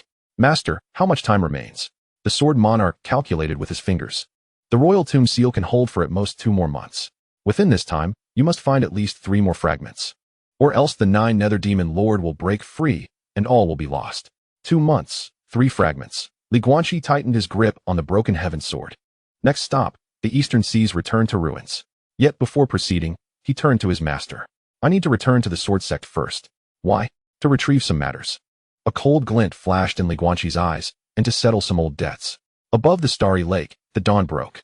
The youth stood with his sword, his past shattered behind him, and an unknown future ahead. This path was destined to be lonely and arduous, yet he had no retreat. Then forward, he resolved to carve a blood-soaked path. Chapter 17. The new master of the sword tomb. On the journey back to the sword sect, Guanqi remained silent. Within the cloud-piercing shuttle, he sat cross-legged, the broken heaven sword resting across his knees. The sword's 3 shattered fragments shimmered with a dim starlight, synchronizing with his heartbeat with each breath. The marks left by the broken heaven sword in the sword tomb, the legacy of the sword steel within the imperial mausoleum, and the sword seed at the bottom of the falling star lake. These 3 encounters of fortune and calamity had fundamentally transformed the essence of his cultivation. How do you feel? Inquired the azure mist sword sovereign. Remarkably profound, Guanqi replied, closing his eyes to introspect. The broken heaven sword seed circulated within his dantian, not augmenting his spiritual power, but rather refining his sword intent. My cultivation remains permanently at the 3rd layer of chi refinement. Yet my comprehension of the sword surpasses all that came before. He extended his hand, and a miniature starry chessboard materialized in his palm. This was the star trajectory chessboard, a new realm born from the fusion of the longitude and latitude technique and the broken heaven sword intent, capable of laying down sword formations imbued with stellar power within a mere inch. 3 months ago, you breached the 7th layer of the sword trial tower, capable of contending with those at the 9th layer of chi refinement, the azure mist sword sovereign estimated. Now, if you were to fully unleash the broken heaven sword intent, what would your limits be? Guanqi pondered for a moment. I could strike down those in the mid-stage of foundation establishment, but after that single strike, I would be utterly exhausted. Against those in the early stage of foundation establishment, I could fight, but would struggle. However, I could escape. That is sufficient. The azure mist sword sovereign nodded. Your next destination is the eastern sea ruins, where no human cultivators dwell, only ancient ferocious beasts, demon spirits, and some sealed, enigmatic entities. In that realm, cultivation is not the most crucial. Rather, it is the ability to perceive crises and respond accordingly. The disciple understands. 1 day later, the cloud-piercing shuttle arrived at the sword sect. The mountain gate remained towering, yet the atmosphere had palpably shifted. The gatekeeping disciples regarded the Azure Mist Sword Sovereign and Li Guanshi with a mixture of respect and a hint of peculiarity, evidently aware that the events of the ancient battlefield and the imperial mausoleum had circulated among the sect's higher echelons. In the grand hall of the main peak, the sect leader convened with the elders of the 9 peaks. "We have all heard the news," the sect leader stated directly. "The seal of the imperial mausoleum has weakened, and the 9 nether demon sovereign is on the verge of breaking free. The Great Xia dynasty has sought assistance from various sections. As the foremost sword sect of the Great Xia domain, we cannot shirk our responsibilities." He turned his gaze to Li Guanshi. "What do you require?" Li Guanshi stepped forward. "The disciple requires 3 items. First, permanent access to the sword tomb. Second, all text regarding the Eastern Sea ruins from the sect. Third, all intelligence concerning the Wang family." A moment of silence enveloped the hall. The first 2 requests posed no issue, the sect leader responded slowly. But the third, though the Wang family is merely a secular clan, they wield considerable influence in the court and have ties to the imperial family. "Do you intend to confront them?" "Not to confront, but to defend," Li Guanshi replied calmly. "Regarding the matter of the imperial mausoleum, the remnants of the blood slaughter sect were able to accurately ambush me, indicating that someone must have leaked my whereabouts. The Wang family stands as the primary suspect." Elder Zhou Wui spoke up. "I have investigated. 3 months prior, after Wang Lai was gravely injured and fell into a coma, his father, Wang Zhan, the head of the Wang family, secretly met with members of the blood slaughter sect. While there is no direct evidence, the suspicions are indeed significant." "Then we shall investigate," the sect leader decisively declared. "Elder Zhou, this matter is entrusted to you. Should the Wang family truly be colluding with the demonic path, they will be dealt with according to sect regulations." "Understood. As for you," the sect leader turned his gaze back to Li Guanshi, "you have 10 days to prepare. After 10 days, proceed to the Eastern Sea ruins." The disciple obeys. After the meeting concluded, Li Guanshi did not return to Azure Mist Peak, but instead made his way directly to the sword tomb. The one-eyed elder guarding the tomb seemed to have anticipated his arrival, for the stone tablet's restrictions had already been lifted. "Come in, new master." "New master?" Li Guanshi entered the sword tomb, only to find the scene vastly transformed from what it once was. The inverted sword mountain still stood, yet the myriad swords no longer lay in silence. As he stepped inside, all the blades resonated in unison, their tips bowed as if in homage to a sovereign. The might of the broken heaven sword, now united in 3 shards, commanded the respect of all swords across the realm. The master of the broken heaven sword had once spent a century here, refining himself amidst the myriad weapons of the sword tomb. A voice, aged and wise, echoed from behind him. "Though you possess but 3 fragments, you have already garnered the recognition of the sword tomb's essence. Henceforth, you may traverse this sacred ground at will, even harnessing a portion of the power from the myriad swords." "Senior, who exactly are you?" Li Guanshi could not restrain his curiosity. The elder smiled, a glimmer of nostalgia flickering in his solitary eye. "I, merely a remnant of the broken heaven sword master. A guardian spirit left in this place. After 3 centuries, I have awaited a new master." He approached Li Guanshi and gently touched the broken heaven sword. The blade hummed, and the brilliance of the 3 shards enveloped the elder. "My mission is complete." As his form began to wane, he imparted a final piece of counsel. "In the depths of the Eastern Sea's ruins lies the 4th shard. But it also contains a presence more terrifying than the 9 nether demon lord. Exercise utmost caution when retrieving the shard." "What presence?" Li Guanshi inquired. "Indescribable, beyond naming." The elder replied, shaking his head. "You will understand upon your arrival. Remember, at times, what the eyes perceive may not be reality. What the ears hear may not be illusion." With that, the elder dissipated entirely, transforming into a beam of sword light that penetrated Li Guanshi's brow. Within him resided a memory, the sealing array diagram left by the broken heaven sword master in the Eastern Sea ruins, accompanied by a stern warning: "At the depths of the ruins, do not look, do not listen, do not speak. Take the sword and depart, do not look back." Li Guanshi meditated upon this revelation, a chill coursing through him. What could be so fearsome that even the broken heaven sword master regarded it with such trepidation? He seated himself cross-legged within the sword tomb, embarking on the comprehension of the second stance of the 9 styles of the broken heaven sword. Time slash. The first stance, boundary slash, severs the confines of space. The second, time slash, cleaves the flow of time itself. Mastery of this technique could enable him to create temporal rifts, causing an enemy's assault to falter or even reverse. Yet the path of time is profoundly intricate. Li Guanshi pondered for 3 days, grasping only the faintest hint of understanding. On the 4th day, Elder Zhou Bai brought news. It has been confirmed. Elder Zhou stated, his expression grave. The Wang family indeed colludes with the Bloodfiend sect. And they are not alone. At least 3 ministers and 2 cultivation families within the court are implicated. Their aim is not to overthrow the dynasty, but rather to align themselves with the demonic path once the 9 nether demon lord breaks free, thereby securing their own immortality. Does Emperor Xia know? He is aware and is currently enacting a purge, Zhou Bai replied. However, Wang Zhun has fled, likely having received word in advance. Furthermore, he planted a mole within the sword sect before his departure. Who? Zhao Wujie. Li Guanqi felt a jolt within. Zhao Wujie, the elder brother of Wang Lai and one of the beneficiaries of the Qingyun Society's downfall, was also the individual among the true disciples who harbored the most pronounced hostility towards him. Where is he? He undertook a mission from the sect 3 days ago, heading to the Black Wind Canyon. Yet, the mission concluded yesterday, and he has yet to return. Zhou Bai handed Li Guanqi a jade slip. This was discovered at his residence. The jade slip documented the correspondence between Zhao Wujie and Wang Zhun, alongside an assassination plot targeting Li Guanqi. The plan meticulously delineated the unique characteristics of Li Guanqi's cultivation, his habitual sword techniques, and even the patterns of his daily movements. They are aware of the shattered state of my sword embryo and my stagnated cultivation. Li Guanqi furrowed his brow, realizing that the information was remarkably well circulated, indicating that there was more than one traitor among them. Zhou Bai sighed, noting that the sect leader was already conducting covert investigations. However, you must exercise caution in the near future. The Wang family, cornered and desperate, may strike before your journey to the East Sea. The disciple understood. Upon leaving the Deacon's Hall, Li Guanqi did not return directly to Qingming Peak, but instead made his way to Danding Peak. Wang Lai remained in a coma. Elder Yaochen was personally administering treatment, but the results were minimal.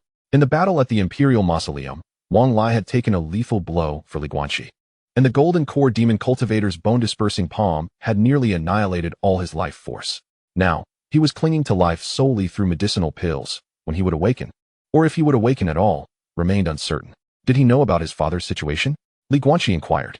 He likely does not, Elder Yaochen replied, shaking his head. This child, Wang Lai, is not of ill nature. He is merely burdened by his family. If he awakens to find that his father has allied with the demonic path. Li Guanqi stood by the bedside for a long while, retrieving a vial of star essence. A healing elixir bestowed upon him by the Elder of the Star Lake upon his departure. Elder, this may prove useful, he said. Elder Yaochen accepted the vial, uncorking it and inhaling its fragrance, his eyes lighting up. What pure star power! With this, the chances of him awakening increase by at least 30%. Then I shall leave it in your capable hands. By the time Li Guanqi departed Danding Peak, the sky had darkened. As he traversed the mountain path back to Qingming Peak, the moonlight stretched his shadow long behind him. He walked slowly, seemingly lost in contemplation or perhaps awaiting something. Upon reaching a secluded mountain hollow, he halted. Come forth. The surroundings were silent, save for the whisper of the wind. Li Guanqi drew his Duantian sword. Zhao Shixiao, since you are here, why conceal yourself? Ah, quite perceptive, a voice retorted as 3 figures emerged from the shadows. Leading them was Zhao Wujie, flanked by 2 masked figures. Judging by their aura, both were mid-stage foundation establishment cultivators, their techniques reeking of malevolence, clearly disciples of the demonic way. What benefits did Wang Zhun offer you to betray the sect? Li Guanqi inquired calmly. Benefits? Zhao Wujie sneered. The kind that allows me to break through to Golden Core. The Wang family has promised me a demonic embryo seed pill upon the completion of our plans, ensuring my success in forming an infant. Compared to this, the sect's meager resources are inconsequential. So, you intend to kill me? Killing you is merely the first step. Zhao Wujie's eyes gleamed fiercely. Next, amidst the chaos of the Imperial Mausoleum's demonic lord breaking free, I will incite turmoil within the sect, collaborating with the Wang family to seize control of the Sword Sect. In that moment, the Sword Sect will belong to the Wang family, and to me. Foolish, Li Guanqi retorted, uttering just 2 words. What did you say? I said you are a fool. Li Guanqi slowly raised his sword. The Wang family is but a pawn. The true mastermind is the Bloodslaughter sect. And it may even be the 9 Nether Demon Lord. Do you truly believe that, once the plan succeeds, they will spare your life? Zhao Wujie's expression shifted. But he quickly scoffed. Your attempts at sowing discord are futile. Attack. The 2 demon cultivators lunged forward simultaneously. One summoned a skeletal artifact, unleashing a torrent of green poisonous flames. The other transformed his hands into bone claws, aiming directly for Li Guanqi's heart. Both were ruthless strikes. Yet, Li Guanqi's sword was swifter than their assaults. The Duantian sword sliced through the air, devoid of radiant light, creating merely a rift in space, a spatial fracture. The venomous flames and bony claws abruptly halted 3 feet away from Guanqi, as if they had collided with an invisible barrier. No, it was not a barrier, but rather the very fabric of space had been severed, momentarily severing its connection to the outside world. The technique of severing boundaries had begun to reveal its might. What? The 2 demonic cultivators were taken aback. Guanqi's second strike had arrived. This time, it was the severing of time. The tip of the sword lightly tapped against the first demonic cultivator's advancing claw. Although the claw had seemingly pierced the air before him, it mysteriously retreated in the final moment. A fleeting moment was all that was needed. The broken heaven sword plunged into the throat of the demonic cultivator, the sword energy twisting, obliterating his very soul. Witnessing this, the second demonic cultivator turned to flee. Yet, with a flick of his wrist, Guanqi transformed the sword light into a chessboard of interwoven lines, ensnaring him within. Zhao Shixiang, it is your turn. Zhao Wujia's face turned ashen. He never anticipated that after Guanqi's sword embryo shattered, his power would not diminish but rather amplify. That bizarre sword technique could manipulate the dimensions of space and time? Do not revel in triumph. I still possess a hidden card. He produced a blood-colored jade talisman and crushed it. The talisman transformed into a stream of crimson light that entered his body, causing his aura to surge explosively, escalating from late foundation establishment all the way to early golden core. Blood-burning secret art. Guanqi recognized it. You are sacrificing your essence blood in exchange for power, and you will undoubtedly perish afterward. As long as I can slay you, it will be worth it. Zhao Wujia cackled madly, summoning his life-bound flying sword. Its blade entwined with crimson lightning, its might multiplied several times over. This was a desperate gamble. Guanqi inhaled deeply, gripping his sword with both hands. 3 shards on the broken heaven sword illuminated simultaneously. The stellar trajectories flowed, coalescing into an exquisite point of nothingness at the sword's tip. This was the advanced technique of severing the very existence itself. This strike would be swift. The sword light flashed. Zhao Wujia's smile froze upon his face. He looked down to see a thin line of blood appearing on his chest. The line of blood spread, and his body, golden core. And even his soul began to detach along this line. It was not merely severed. It was the continuity of existence itself that had been cut. Impossible, he murmured, as his body split in 2 and collapsed lifelessly. The battle concluded. Guanqi sheathed his sword, his complexion pale. The continuous use of severing boundaries and time had drained him immensely, particularly the final strike, which had nearly exhausted all the power accumulated within the sword seed. Yet, he had emerged victorious. Under the moonlight, he gazed at the 3 corpses, remaining silent for a long while. This is the path of cultivation. It is either your demise or mine. He turned and walked towards Qingming Peak. The night breeze swept past, leaving only 3 gradually cooling corpses on the mountain path and the lingering scent of blood in the air. Meanwhile, the eastern sea's Guishu awaited in the distance. It bore unknown dangers, yet also the hope for resolution. Guanqi lifted his gaze towards the eastern horizon. There, the first rays of dawn pierced through the darkness. Chapter 18. The mist of Guishu 10 days later, at the shores of the eastern sea. Guanqi stood at the edge of a cliff, the sea breeze rustling his robe. Before him lay an endless expanse of azure ocean, where the sea met the sky, and a crimson sun began to rise slowly. Yet what he sensed was not merely the grandeur of the scene. Deep within the eastern sea, an ethereal essence beckoned. It was the shard of the broken heaven, the sealed location within the memories of the broken heaven swordmaster. Guishu, the legendary place where heaven and earth converge, where all waters gather. Are you certain you wish to proceed? Beside him, Yi Qinghan inquired with concern. This journey to the East Sea was initiated by both Yi Qinghan and Ling Waya, who expressed, the return to the ruins is fraught with peril. Having more companions provides greater assurance. Moreover, I am nearing the culmination of my foundational stage. And Qinghan is on the brink of a breakthrough as well. We shall not be a hindrance to you. Guanqi was aware that their unease stemmed from his shattered sword embryo and stagnated cultivation, matters that had not been publicly disclosed. Yet those close to him could discern the underlying tension. We must proceed, he affirmed, nodding. The 4th fragment lay at the depths of the return to the ruins. Only by gathering at least 4 pieces could they hope to restore the Imperial Mausoleum's demonic sovereign. Then let us depart. Ling Waya summoned a flying vessel, stating, my wave-chasing boat may not be as swift as the cloud-penetrating shuttle, but it is better suited for aerial navigation over the sea and remains steadfast in storms. The 3 boarded the vessel, which transformed into a streak of light as it sailed into the deep sea. The initial days were calm, the surface of the ocean occasionally disturbed by the leap of a demonic beast. However, Sensing the foundational aura emanating from the vessel, they kept their distance. Li Guanqi spent most of his time in the cabin contemplating the second form of the heaven-cutting 9 styles, making gradual progress, yet he could see a glimmer of hope. On the third morning, the vessel entered a peculiar maritime expanse. The water here was no longer blue, but an inky black as the night. The sky had turned gloomy, devoid of sun or moon, shrouded instead in a gray mist that enveloped the surroundings. Most bizarrely, the sea's surface was terrifyingly still, reflecting the darkness like a vast black mirror. This was the Dead Sea at the periphery of the return to the ruins. Ling Huai's expression turned grave. They could no longer fly, for ancient prohibitions loomed over the waters. Higher altitudes would invoke stronger restrictions. They had to navigate by sea. He stowed the flying vessel and produced a small spirit-wood boat, 3 zhang in length, which he set upon the water. The boat was inscribed with water-repelling runes that unfurled a transparent protective barrier upon contact with the sea. The 3 boarded, and the boat sailed autonomously into the deeper darkness. The return to the ruins was divided into 3 layers. Yi Qinghan unfurled a map. The outer layer was the Dead Sea, devoid of life, inhabited only by lost souls and phantoms.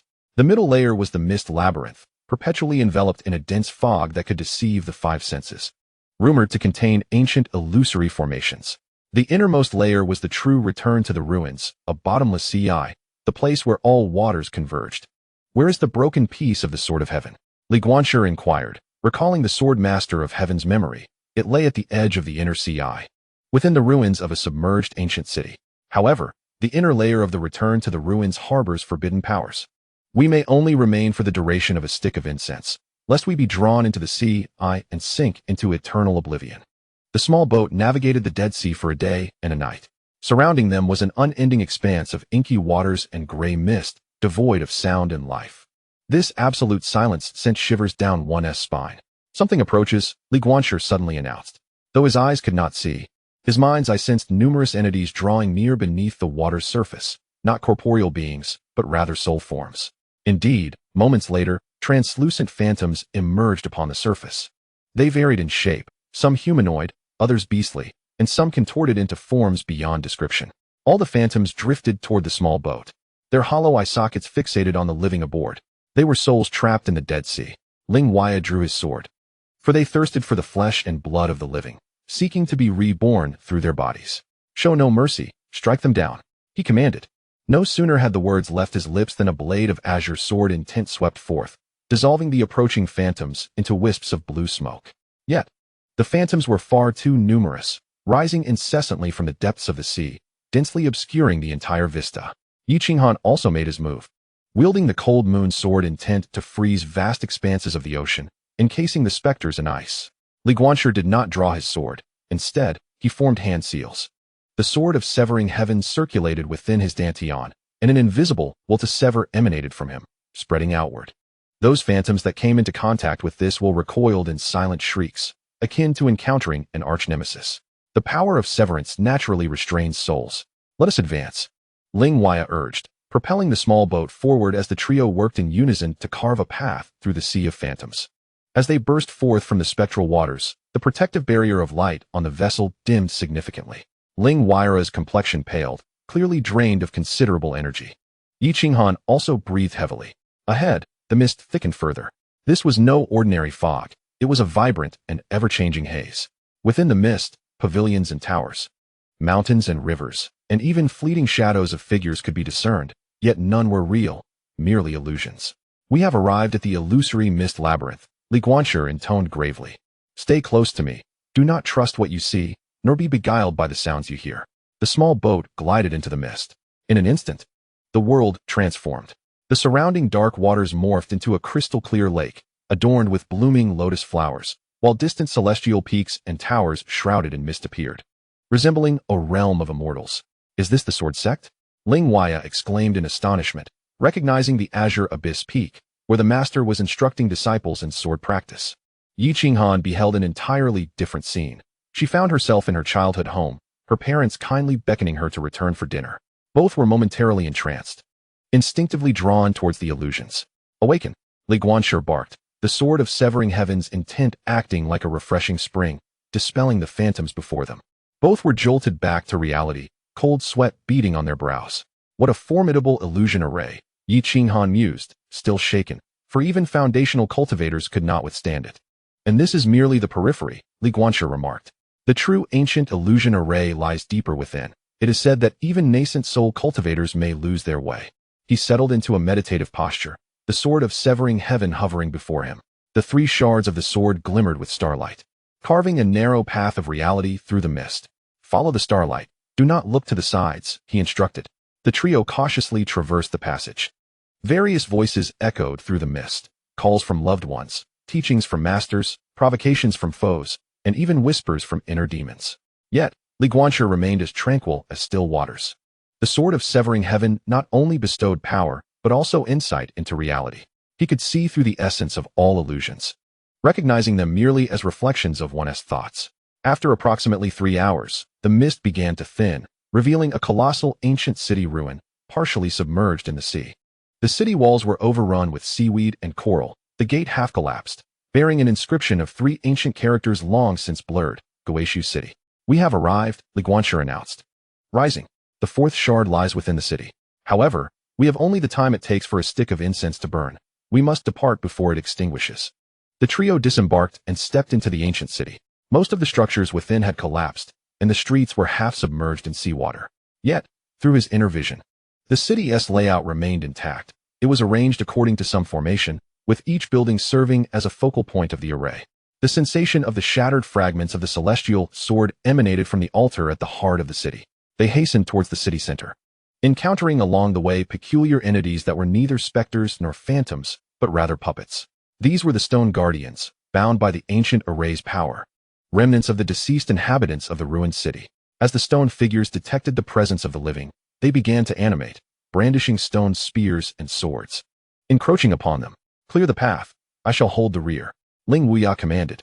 The 2 moved in concert, one leading and the other following, their swords illuminating the darkness as they shattered the stone figures one by one. Yet, these statues appeared to be inexhaustible, continually rising from the ruins. Li Guanxi, however, refrained from engaging in battle, preoccupied with calculating the passage of time. Half a stick of incense has already burned, he declared decisively. Charge ahead. With that, he unleashed the celestial sword, cleaving through the fabric of space to momentarily halt the pursuit of the stone guardians. The trio seized the opportunity to rush into the central plaza. In the heart of the plaza stood indeed a circular altar, upon which was embedded a stone sword. Its blade fractured, leaving only the hilt and a fragment of the blade. At the point of fracture, the 4th piece of the celestial sword lay ensconced. However, surrounding the altar were 9 figures. They were neither stone statues nor specters, but rather living beings. Clad in ancient garb, the 9 sat cross-legged, eyes closed in meditation. They emitted no trace of life, nor the pallor of death, existing in a bizarre state between life and oblivion. Are these the guardians of the ruined city? Yi Qinghan cautioned. Li Guanxi shook his head. They are living dead. They have sealed themselves here through esoteric means to safeguard the fragments. Should anyone disturb the fragments, they shall awaken. What then shall we do? I will retrieve the fragment. You must hold them back. Li Guanxi ascended the altar. Remember, only obstruct, do not confront. Once I have the fragment, we shall depart immediately. He reached out for the fragment embedded in the stone sword. The moment his fingertips grazed the fragment, the 9 figures simultaneously opened their eyes. Their hollow, soulless gazes emanated a chilling pressure, each one exuding the formidable aura of a golden core cultivator. Those who disturb the sacred artifact shall perish. They intoned in unison, their voices as dry as the grinding of stone. They rose together, lunging towards Li Guanxi. Ling Wuya and Yi Qinghan gritted their teeth, bracing themselves against the onslaught. Though formidable, the 2 found themselves embroiled in a fierce struggle against the 9 golden core living dead. Li Guanxi, undeterred, focused all his energy on extracting the fragment. The fragment was embedded deeply, resistant to his efforts. Channeling the power of the celestial sword, he harmonized the energies of the 3 fragments, finally loosening the 4th piece.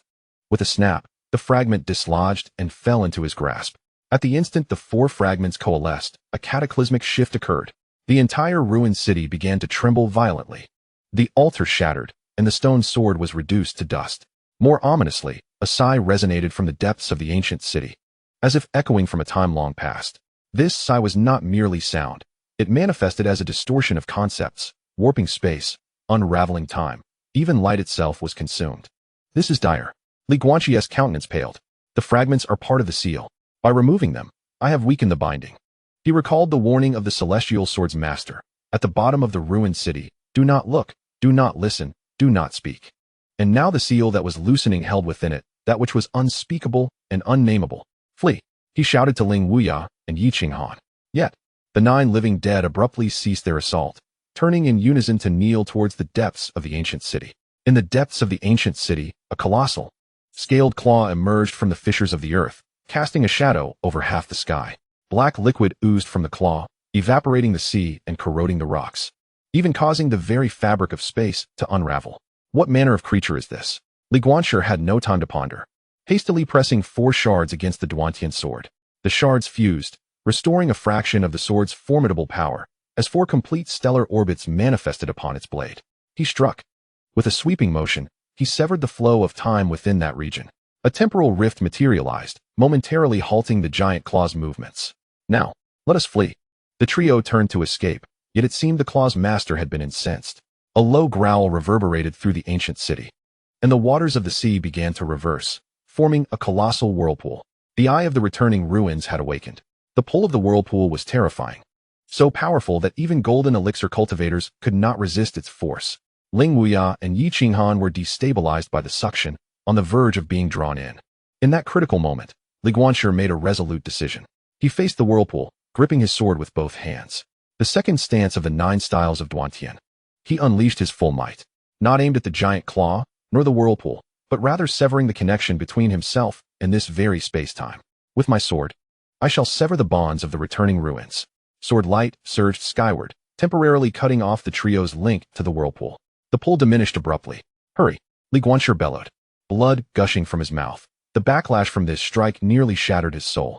Ling Wuya and Yi Qinghan gritted their teeth, each grasping an arm of Li Guanxi, transforming into beams of sword light as they surged towards the silent sea. Behind them, the gigantic claw slowly retracted.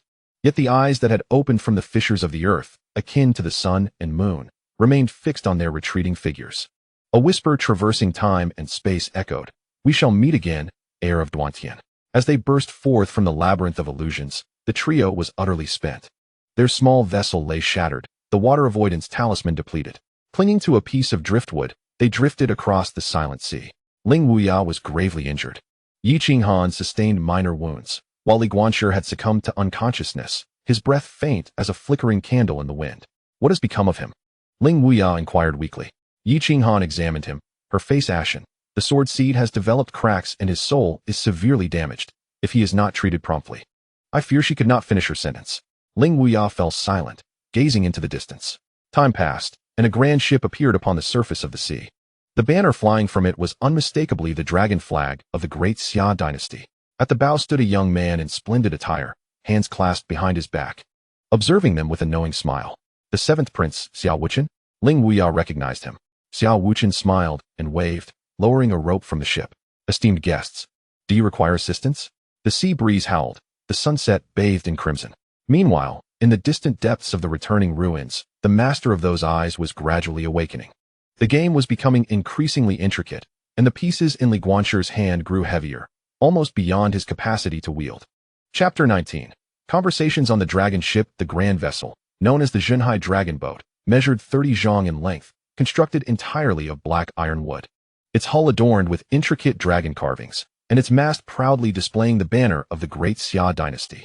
This is the royal treasure ship, capable of gliding through storms with ease. The defensive array aboard is formidable enough to withstand a full-force strike from a golden core cultivator. Inside the cabin, Li Guanxi lay on the bed, his complexion as pale as paper. Yi Qinghan and Ling Wuya stood vigil at his side, while Elder Zhou Bai was attending to his injuries. This elder from the Sword Sect had, at some point, arrived at the East Sea, clearly having been covertly protecting them all along. The sword essence had sustained 3 severe fractures, and his spirit was gravely compromised. Zhou Bai's expression was grave. Fortunately, the 4 shards of the broken heaven had already fused, and their power was autonomously mending the sword essence. However, this process was slow, requiring at least 3 months. 3 months? Ling Wuya frowned. The imperial tomb ceiling could not endure for that long. I am aware, Zhou Bai sighed, but in his current condition, let alone seeking the 5th shard, he can scarcely rise from his bed. The cabin door creaked open, and the 7th prince, Xiao Wuchen, entered. He had changed into a moon-white long robe, his complexion radiant, a stark contrast to the comatose youth he had been 3 months prior in the Qingliang mountain manor.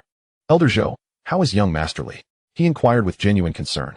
His condition is temporarily stable, but he requires ample rest, Zhou Bai replied. Your Highness, I must inquire how it is that you happen to be in the East Sea.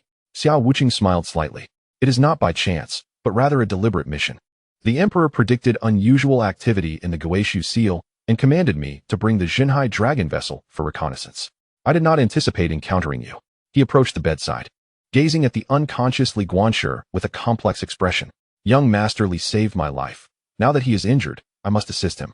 This vessel is equipped with the finest medical practitioners and elixirs, so you may rest assured in your recovery here.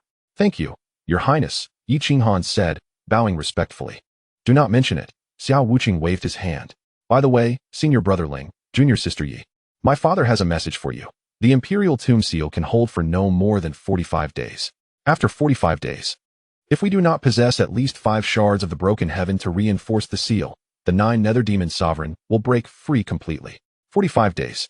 Ling Wei and Yi Qinghan exchanged glances, both recognizing the gravity of the situation. Where's the 5th shard? Ling Wei asked. In the burial sword abyss. Xiao Wuqing replied succinctly. Yi Qinghan's expression shifted. Isn't that? Yes, it is indeed the abyss you both ventured into within the ancient battlefield, Xiao Wuqing confirmed with a nod. Years ago, the master of the Broken Heaven sword battled the ancestor of Blood Prison, resulting in the latter's demise. However, the Broken Heaven sword was also shattered, with a shard falling deep into the burial sword abyss. Presently, the abyss is occupied by the remnants of the blood demon, making the retrieval of the shard more challenging than at Gigzu. Silence enveloped the cabin. The horror of the burial sword abyss was something the three had experienced firsthand. It housed not only the remnants of the blood demon, but also various prohibitions left by the master of the Broken Heaven sword, potentially even suppressing other ancient malevolent entities. Given Li Guanqi's current state, venturing into the burial sword abyss would be tantamount to seeking death.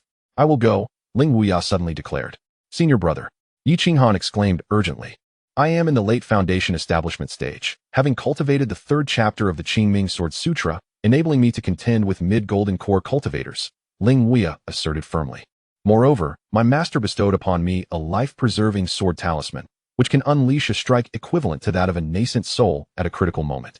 If I venture to the burial sword abyss, I have at least a 30% chance of retrieving the shard. That is far too perilous, Zhou Bai shook his head. Moreover, even if you were to succeed, the shards can only be integrated by the heir of the Broken Heaven sword. Then what are we to do? Wait idly for death. The group once again fell into silence. At that moment, Li Guanqi on the bed suddenly coughed, awakening from his slumber. Guanqi! Yi Qinghan exclaimed with delight, rushing forward. Li Guanqi opened his eyes, though his sight remained obscured. A glimmer of vitality had returned to his gaze. He struggled to sit up, but was restrained by Zhou Bai. Do not move. Your sword seed is fractured, and any sudden movement may exacerbate your injuries. I heard your conversation, Li Guanqi rasped. I must go to the sword burial abyss. In your current state, grant me 10 days, Li Guanqi interrupted Zhou Bai. With the aid of 4 shards, I can stabilize the sword seed temporarily. While I may not be able to exert my full strength, I will at least be able to move. He turned to Xiao Wuqing. Your Highness, I require the royal treasury's dragon blood crystal and soul nurturing wood. Xiao Wuqing was taken aback. Both of these are royal treasures, particularly the dragon blood crystal, of which only 3 are produced every century. I am aware, Li Guanqi replied. But this is the swiftest method of recovery. The dragon blood crystal can mend the fractures in the sword seed, while the soul nurturing wood will nourish the spirit. In exchange, he paused, I promised Emperor Xia that after retrieving the 5th shard, I would attempt to reseal the royal tomb. Furthermore, should the Great Xia dynasty ever face peril, I shall lend my aid. Such a promise carried significant weight. As the successor of the Sword of Severing Heaven, the value of this commitment far surpassed that of the dragon blood crystal and soul nurturing wood. After a moment of contemplation, Xiao Wuqing nodded. Very well.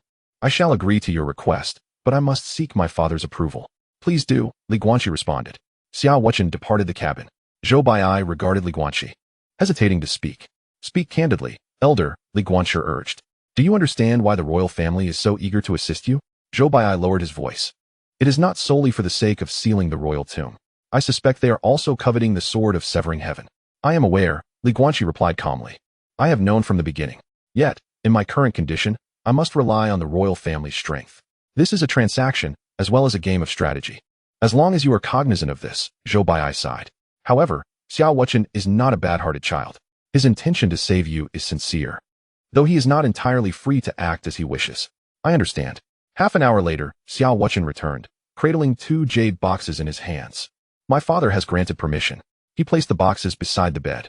The dragon blood crystal and soul-nurturing wood are contained within. Moreover, my father stated that if you succeed in subduing the demon lord, the royal family will spare no effort in assisting you to locate the remaining shards. Please convey my gratitude to His Majesty. As Li Guanqi opened the boxes, a rich aura of life permeated the cabin. The dragon blood crystal glimmered a deep crimson, with what appeared to be a dragon's shadow swirling within. The soul-nurturing wood shimmered a pale gold, exuding a refreshing fragrance. Li Guanqi sat cross-legged, grasping one in each hand, commencing his healing process. The power of the dragon blood crystal surged into his body like molten lava, searing every inch of his meridians while gradually fusing the fractures in the sword seed. The soul-nurturing wood transformed into a cool breeze, nourishing his damaged spirit. This process was excruciating, yet Li Guanqi did not flinch. Yi Qinghan wished to protect him, but Zhou Bai'ai intervened. Let him do it alone. The path of the sword of severing heaven must be traversed by him alone. The healing lasted a full 3 days. After 3 days, Li Guanqi opened his eyes. Though his complexion remained pale, his breath had stabilized significantly. The fractures in his sword seed had been repaired by 60%, and his spirit had recovered to 70 or 80%. I am capable of movement now. He descended from his bed and stretched his limbs. Although he could only exert 50% of his strength, it sufficed. What shall we do next? Ling Wuyu inquired. First, we shall proceed to the periphery of the burial sword abyss and await our opportunity, Li Guanqi replied, casting a glance at Xiao Wuchen. Your Highness, can the Jinhai dragon boat transport us near the ancient battlefield? Indeed, but once we enter the battlefield, the dragon boat's size may render it conspicuous, came the response. There is no need to enter the battlefield. Simply take us to its edge, Li Guanqi asserted. Understood. The Jinhai dragon boat altered its course, heading towards the ancient battlefield. After 2 days of sailing, they arrived at the soul-cutting gorge, the outskirts of the battlefield. Compared to 3 months prior, the spatial rifts here were markedly more unstable, with demonic energy occasionally spilling forth, indicating that the disturbances in the burial sword abyss had affected the entire battlefield. I can only take you this far, Xiao Wuchen announced from the bow of the ship, wishing you all prosperous fortunes in battle. Thank you, the trio replied as they disembarked. Ling Wuyu summoned the wave-chasing boat, and they once again ventured into the ancient battlefield. This time, the scene within the battlefield was even more desolate than before. The earth was riddled with more fissures, and the scent of blood hung heavily in the air. The cultivators they encountered hurried by, clearly sensing the impending crisis. The burial sword abyss lies deep within the battlefield. At our current pace, it will take at least 3 days to reach it, Ling Wuyu remarked. There is no rush, Li Guanqi replied, sitting cross-legged in the boat to continue his meditation. We need a strategy. He unfurled a map, his finger tapping the location of the burial sword abyss. According to the memories of the sword master of the broken sky, the 5th shard lies within the sword tomb at the very bottom of the abyss. There, not only reside the remnants of blood demons, but also the 9 hells sword formation laid down by the sword master of the broken sky. To obtain the shard, we must first break the formation. The 9 hells sword formation, Yi Qinghan frowned. That is an ancient killing formation, said to be able to entrap and slay even nascent soul cultivators.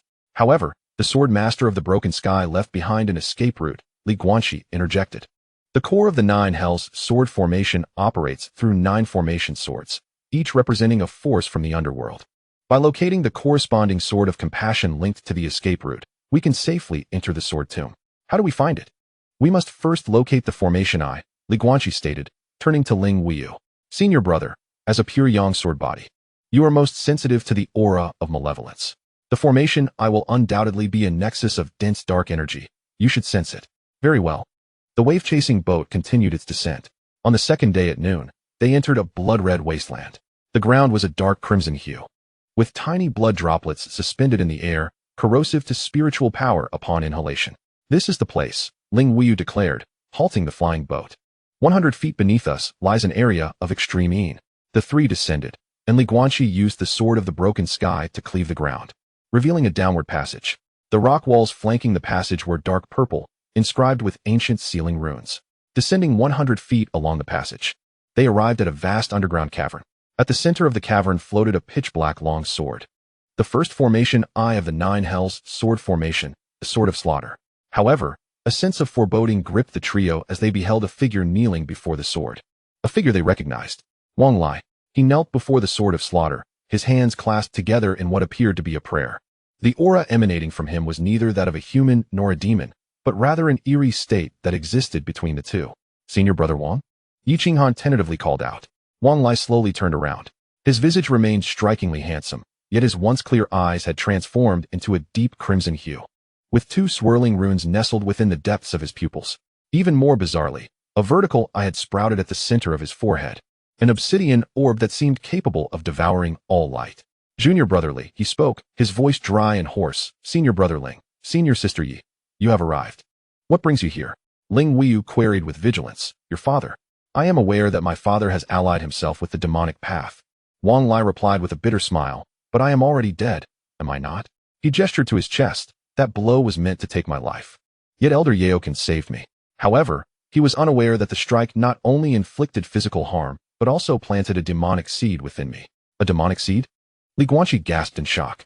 It was one of the most insidious techniques of the demonic path, embedding a seed of demonic energy in a cultivator's body. Once the seed germinated, the cultivator would gradually succumb to corruption, becoming a puppet of the demonic realm. The seed has already begun to sprout. Wang Lai indicated the vertical eye on his forehead. It has granted me this demonic eye, enabling me to see through all illusions and revealing the truth of the sword burial abyss. He glanced at the killing sword. The 9-pit sword array does not merely suppress the remnants of the blood demon. It also restrains the heart demon of the sword master of the broken sky himself. What? The three of them paled simultaneously. After slaying the ancestor of blood prison, the sword master of the broken sky had been plagued by a heart demon, nearly succumbing to madness. Wang Lai explained slowly. To prevent calamity from befalling the world, he severed his heart demon and sealed it within the sword burial abyss, using the 9-pit sword array to contain it. The 5th fragment is the key to sealing the heart demon. He looked at Li Guanqi. If you take away the fragment, the heart demon will break free. And that heart demon is another version of you. Outside the cabin, the sea wind howled, while the atmosphere within the cavern had plummeted to a freezing point. The game of chess had once again introduced an unexpected variable. This time, the opponent was not an external enemy, nor a demon, but oneself. Chapter 20. Shadow of the Heart Demon, Another Me? Li Guanqi murmured, repeating the words. An eerie red light flickered in the magical eye on Wang Lai's forehead, casting an illumination upon the stone walls of the cavern, revealing an image. In the vision stood a youth identical in appearance to Li Guanqi, yet his eyes were not vacant. They burned with dark flames. He wielded a complete broken sky sword, its blade coursing with 9 celestial orbits, emanating a pressure that caused the very space to tremble. The sword master of the broken sky had once severed the heavens to attain enlightenment, yet a fissure had formed within his heart. Wang Lai's voice drifted like a dream.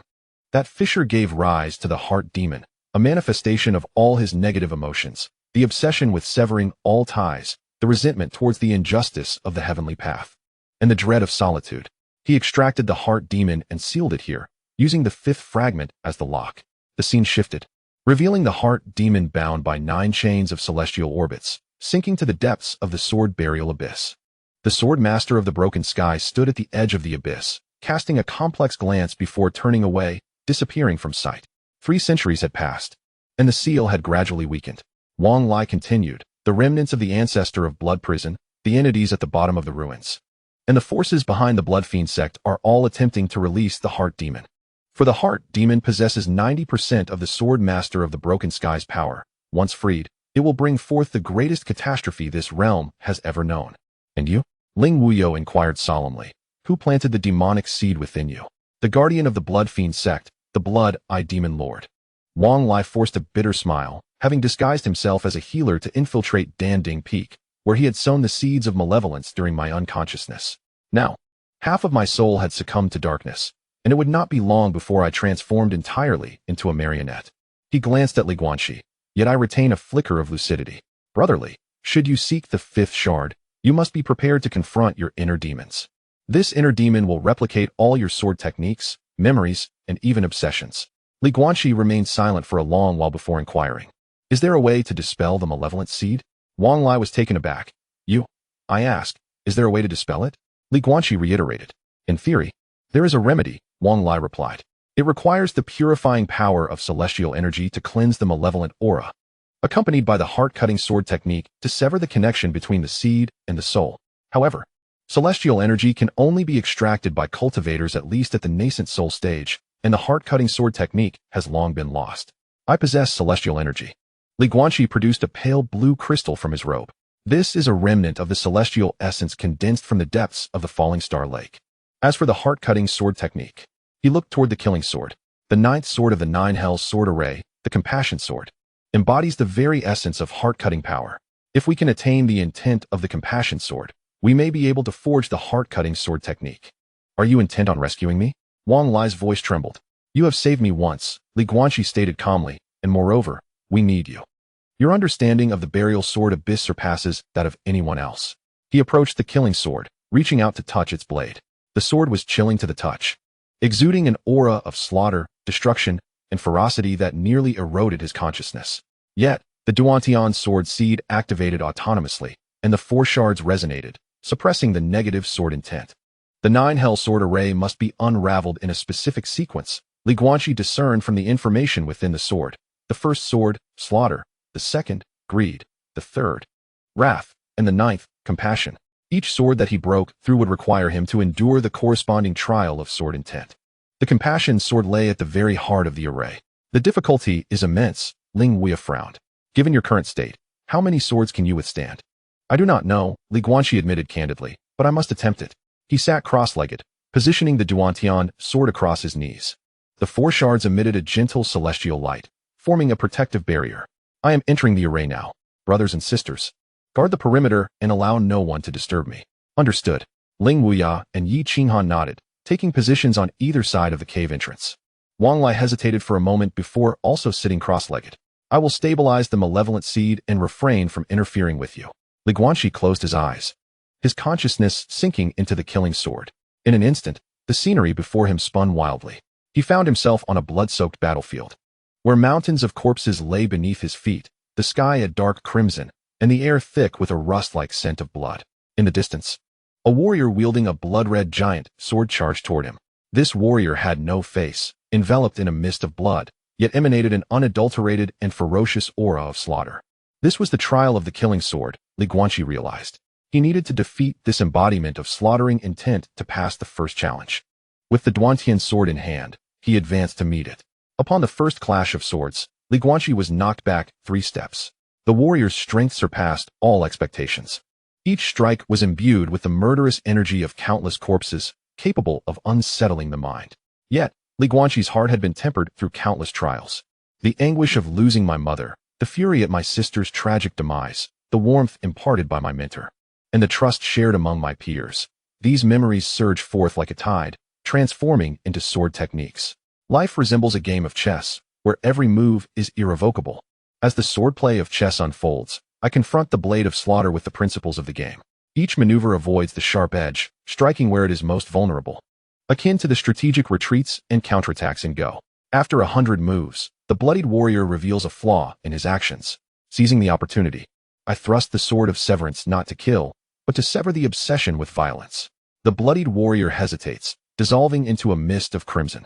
A portion of the sword's murderous intent is absorbed, not for personal gain, but sealed within the sword for future use. The scene shifts to a resplendent palace, overflowing with gold, silver, jewels, elixirs, and mystical artifacts. A corpulent merchant frantically stuffs treasures into a storage bag, his eyes glimmering with avarice. With the sword of greed, I strike not at the merchant, but at the very essence of the treasure's worth. They turn to ash, and the merchant's anguished wail dissipates alongside them. The essence of greed is sealed. The third sword, wrath, manifests in a forest ablaze, where an enraged cultivator wreaks havoc. The fourth sword, foolishness, depicts countless souls chasing the elusive dream of immortality. The fifth sword, pride, presents a sovereign looking down upon his subjects with disdain. The sixth sword, jealousy, illustrates prodigies locked in mutual slaughter. The seventh sword, sloth, reveals a cultivator immersed in a realm of comfort, reluctant to awaken. The eighth sword, obsession, is embodied by a phantom identical to me, endlessly repeating the act of severing the heavens left behind by the sword master of severance. This challenge is the most perilous. I nearly succumb to the phantom's obsession, on the verge of raising my sword against the void. In a crucial moment, I recall the words of Suen Weizi, the sword is a means, not an end. I also remember my mother's teachings. The chessboard encompasses an entire world. The tip of my sword lowers, I am not you. I declare to the phantom of obsession. The sword of severance exists to protect, not to destroy. The phantom falters and then vanishes. The essence of obsession is sealed. Having shattered 8 swords, I find myself utterly exhausted. Within the sword, 8 negative sword intents lie sealed. Akin to dormant volcanoes ready to erupt. Ahead lies the 9th sword, compassion. It radiates a pure white light, within which sits an elderly monk. His countenance exudes benevolence as he gently strikes a wooden fish. With each strike, the bitterness in my heart diminishes, and the negative sword intents begin to stir restlessly. Compassion is neither indulgence nor weakness. The elderly monk speaks. It embodies understanding, tolerance, and relinquishment. What must be relinquished? The obsession, the hatred, the unchangeable past. I remain silent. Can I truly let go? Can I release the pain of my mother's passing? Can I abandon the hatred for my sister's tragic death? Can I surrender the animosity towards the Wang family? Can I forego the murderous intent towards the bloodslaughter sect? I cannot let go. Then you cannot pass this trial. The monk sighs. The sword of compassion requires a heart filled with true compassion. Your heart is still burdened with too much. Li Guanqi tightened his grip on the Duantian's sword. If compassion means to forget hatred and abandon revenge, then I would rather forsake compassion. You misunderstand. The old monk shook his head. Compassion is not forgetting, it is understanding. It is understanding why one's enemy commits evil, comprehending the injustice of the world, and then choosing to forgive or, alternatively, to enact greater kindness to effect change. He turned to Li Guanqi. Are you not already doing this? Saving Wang Lai is not for revenge, but for redemption. Li Guanqi was taken aback. Indeed, he rescued Wang Lai not because Wang Lai was innocent. After all, he had indirectly caused the death of fellow disciples, but because he recognized the pain and struggle reflected in Wang Lai's eyes. It was a suffering akin to his own, tormented by fate. I understand now. Li Guanqi released the sword. Compassion was not weakness, but a different form of strength. He extended his hand, not to grasp the sword, but to hold the wooden fish in the old monk's hand. At the moment of contact, a surge of white light coursed through him. It was not the essence of the sword, but a realm, the realm of compassion. The 8 negative sword intents sealed within the sword seed began to transform under the illumination of compassionate light. Slaughter morphed into guardianship, greed into moderation, and anger into tranquility. 8 negatives transmuted into 8 positives. Furthermore, the Duantian sword underwent a metamorphosis in this process. The seed, no larger than a grain of rice, sprouted, not into a sword embryo, but into a miniature sword tree. The tree bore 9 branches, each corresponding to a type of sword intent: guardianship, moderation, tranquility, wisdom, humility, generosity, diligence, letting go. And at the pinnacle, compassion. The 9-branch sword tree rotated slowly within his dantian, radiating an unprecedented, vast sword intent. This was no longer merely the essence of the Duantian sword, but rather Li Guanqi's own unique sword intent, harmonized with the legacy of Duantian, the intricacies of chess theory, the Qingming sword canon, and the unparalleled sword path of the 9 prisons sword array. Congratulations, the old monk smiled, his form fading away. You have passed the 9 prisons trial. The compassionate sword is now yours. The white light coalesced into a crystalline small sword, falling into Li Guanqi's hand. The sword was named Compassion. Upon opening his eyes, the slaughtering sword in reality had vanished. In the center of the cavern, a luminous gate appeared, an entrance to the sword tomb. Li Guanqi rose, noticing that his injuries had healed significantly. The life force emanating from the 9-branch sword tree was rapidly restoring his body. Did we succeed? Yi Qinghan exclaimed with delight. Yes, Li Guanqi nodded. Approaching Wang Lai and placing a star crystal on his forehead. Prepare yourself, it will be quite painful. With his other hand, he grasped the compassionate sword, its tip gently touching Wang Lai's brow. The essence of compassion and the power of the stars surged forth simultaneously. Ah! Wang Lai let out a pained scream. The demonic eye frantically revolved, attempting to resist. Yet the essence of compassion, like a spring breeze nurturing the earth, gradually severed the connection between the demon's seed and his soul.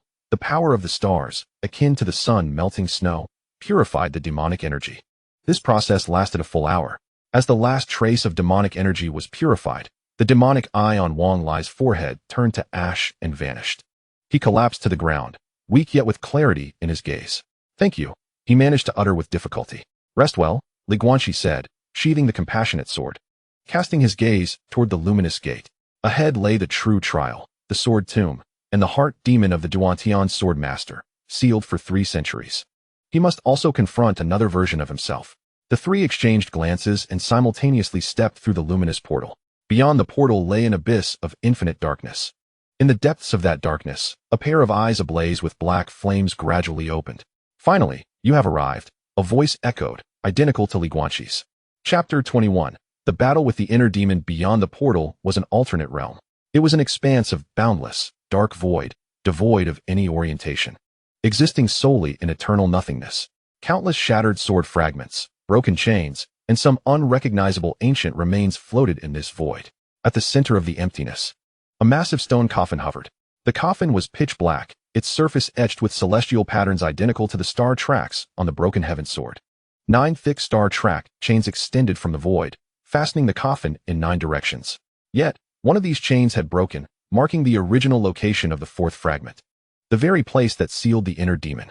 Li Guanqi spoke in a low voice. Beneath their feet, a path of starlight emerged, leading toward the coffin. On either side of the path lay an unfathomable abyss of darkness, from which distorted faces occasionally surfaced, emitting silent howls. The trio stepped onto the path. With each step, the coffin trembled, and the chains groaned. Midway through their journey, the lid of the coffin suddenly exploded. A figure, as dark as ink, rose from within. It was a youth identical to Li Guanqi, even clad in the same attire. The sole distinction was the eyes ablaze with an eternal black flame, reflecting not the world, but an endless void. The inner demon hovered in midair, peering down at the three, a sinister smile stretching across its lips. At last, someone has arrived, it intoned, its voice a perfect mimicry of Li Guanqi's, yet laced with amusement and malice. Let me see, the new inheritor of the broken heaven sword. The first of your kind to reach this place in 3 centuries. I am not of your kind. Li Guanqi clenched the broken heaven sword. Are you not?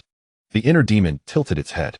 You cultivate the celestial code, practice the chess sword technique, comprehend the azure void sword classic, and condense the essence of the broken heaven sword. Aren't all these the legacies of the broken heaven sword master? And I am but a fragment of the broken heaven sword master, his true self. Extending its right hand, an ethereal broken heaven sword materialized in its palm. Composed of the complete 9 fragments, the sword's body swirling with 9 complete star tracks, exuding an oppressive aura. You see, what I possess is far more complete than what you have, the inner demon chuckled. Though I currently exist as but a shadow, should you desire, we can merge. Your body, my power, united as one, we shall possess the complete broken heaven sword. At that moment, no matter the 9 nether demon lord or the extraterrestrial celestial demons, they shall be nothing in comparison. It was a tempting offer. Yet, Li Guanqi remained as tranquil as still water. Since the broken heaven sword master has severed you from the seal, it signifies that you are not the aspect he desired. That is because he is weak. The inner demon suddenly thundered. He possesses the power to sever all, yet fears to break the shackles of the heavenly path. He could have become the sovereign of this realm, yet he chose to uphold some nonsense of guardianship. And what was the result? He failed to sever the heavens. The sword shattered, and he perished, leaving behind this wretched world, destined to be devoured by the extraterrestrial celestial demons. Its voice reverberated through the void, eliciting countless echoes. These echoes transformed into streams of dark sword energy, weaving and intertwining in the emptiness, thus forming a colossal sword formation. And you have inherited its folly.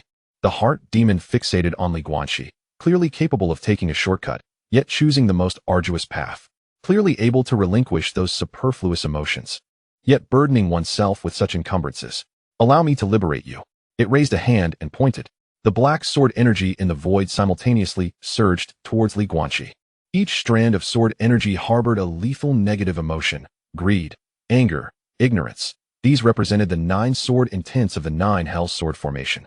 Yet in the hands of the heart demon, their power was magnified tenfold. Form the formation, Lin Wuyo bellowed. The 3 stood back to back, forming the triad sword array. Lin Wuyo took the lead in offense, the azure sword intent morphing into a great azure dragon, sweeping through the multitude of sword energies.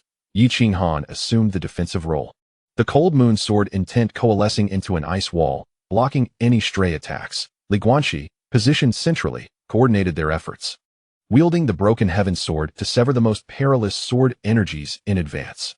Yet the heart demon was overwhelmingly powerful. It required no movement, merely unleashing sword energy, leaving the trio exhausted in their response. Those sword energies seemed inexhaustible, and with each one vanquished, it would split into 2, then 4.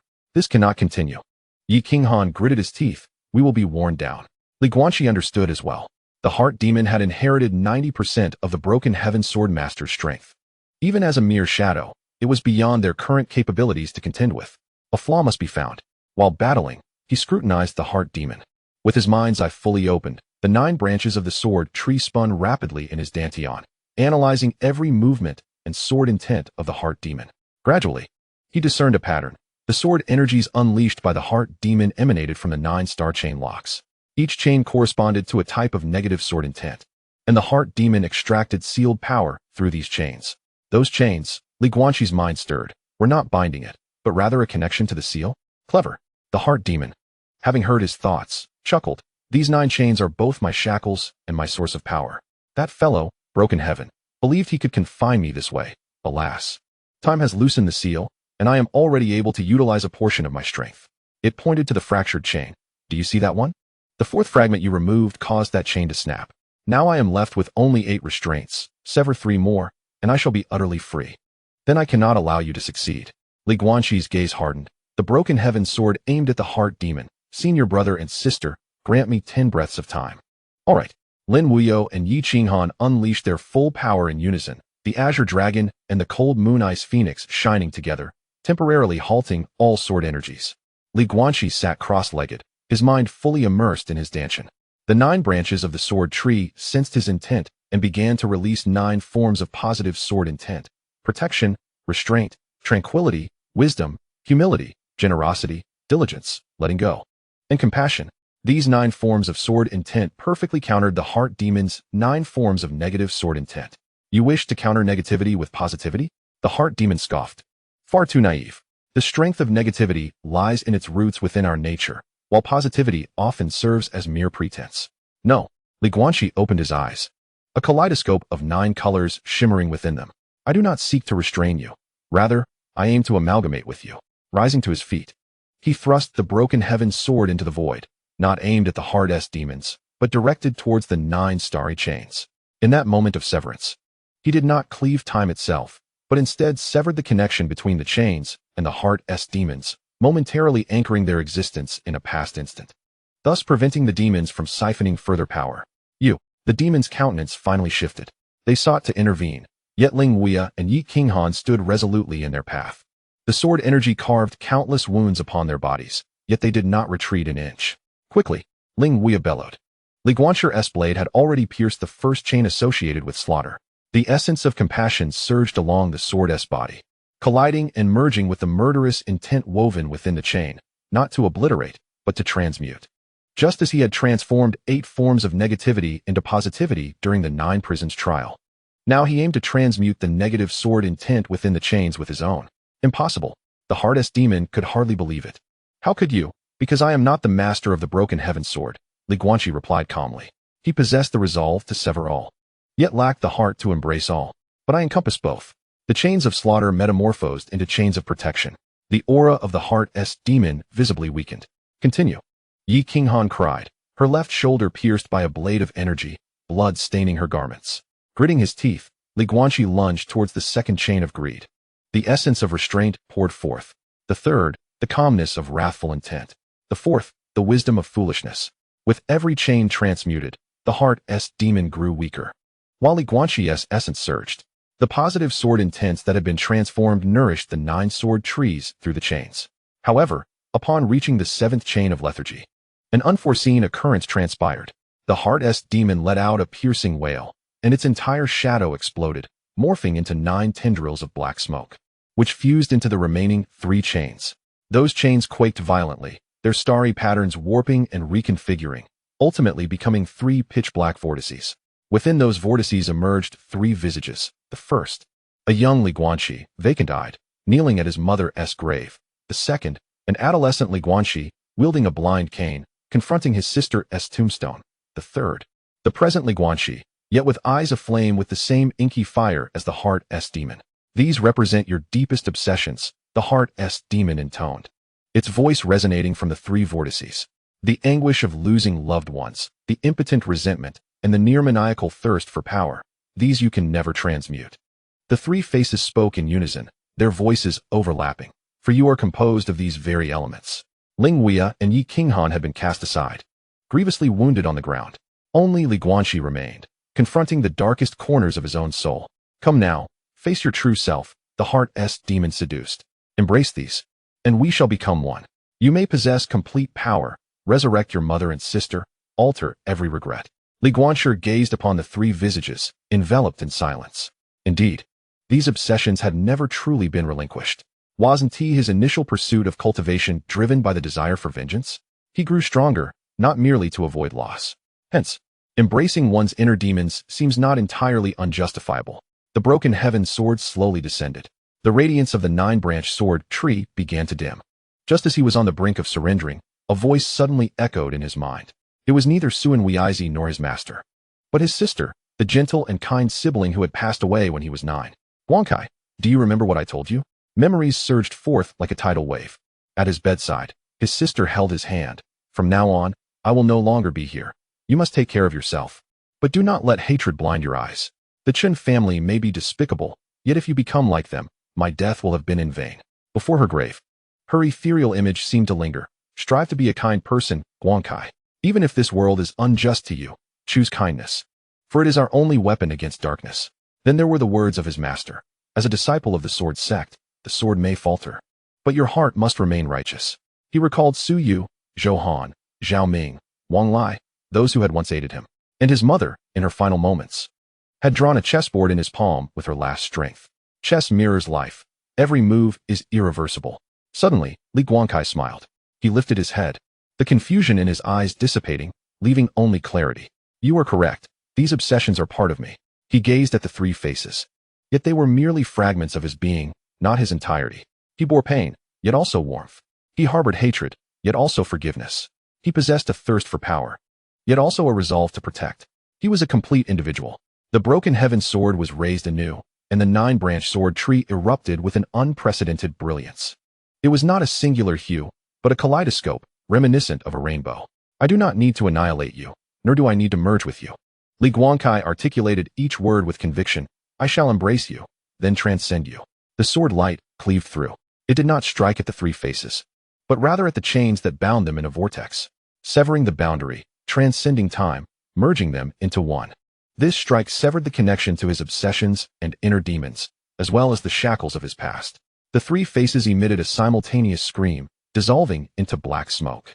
The three chains gradually faded within the prismatic sword light, ultimately transforming into three gentle beams of white light, merging into Li Guanqi's being. These were the purified obsessions, the anguish of losing loved ones transformed into the resolve to protect others. The impotent resentment morphed into the strength to alter fate. The desire for power evolved into the courage to bear responsibility. The void began to collapse. The essence of the inner demon, that dark shadow, reformed, but now appeared translucent and ethereal. You have triumphed.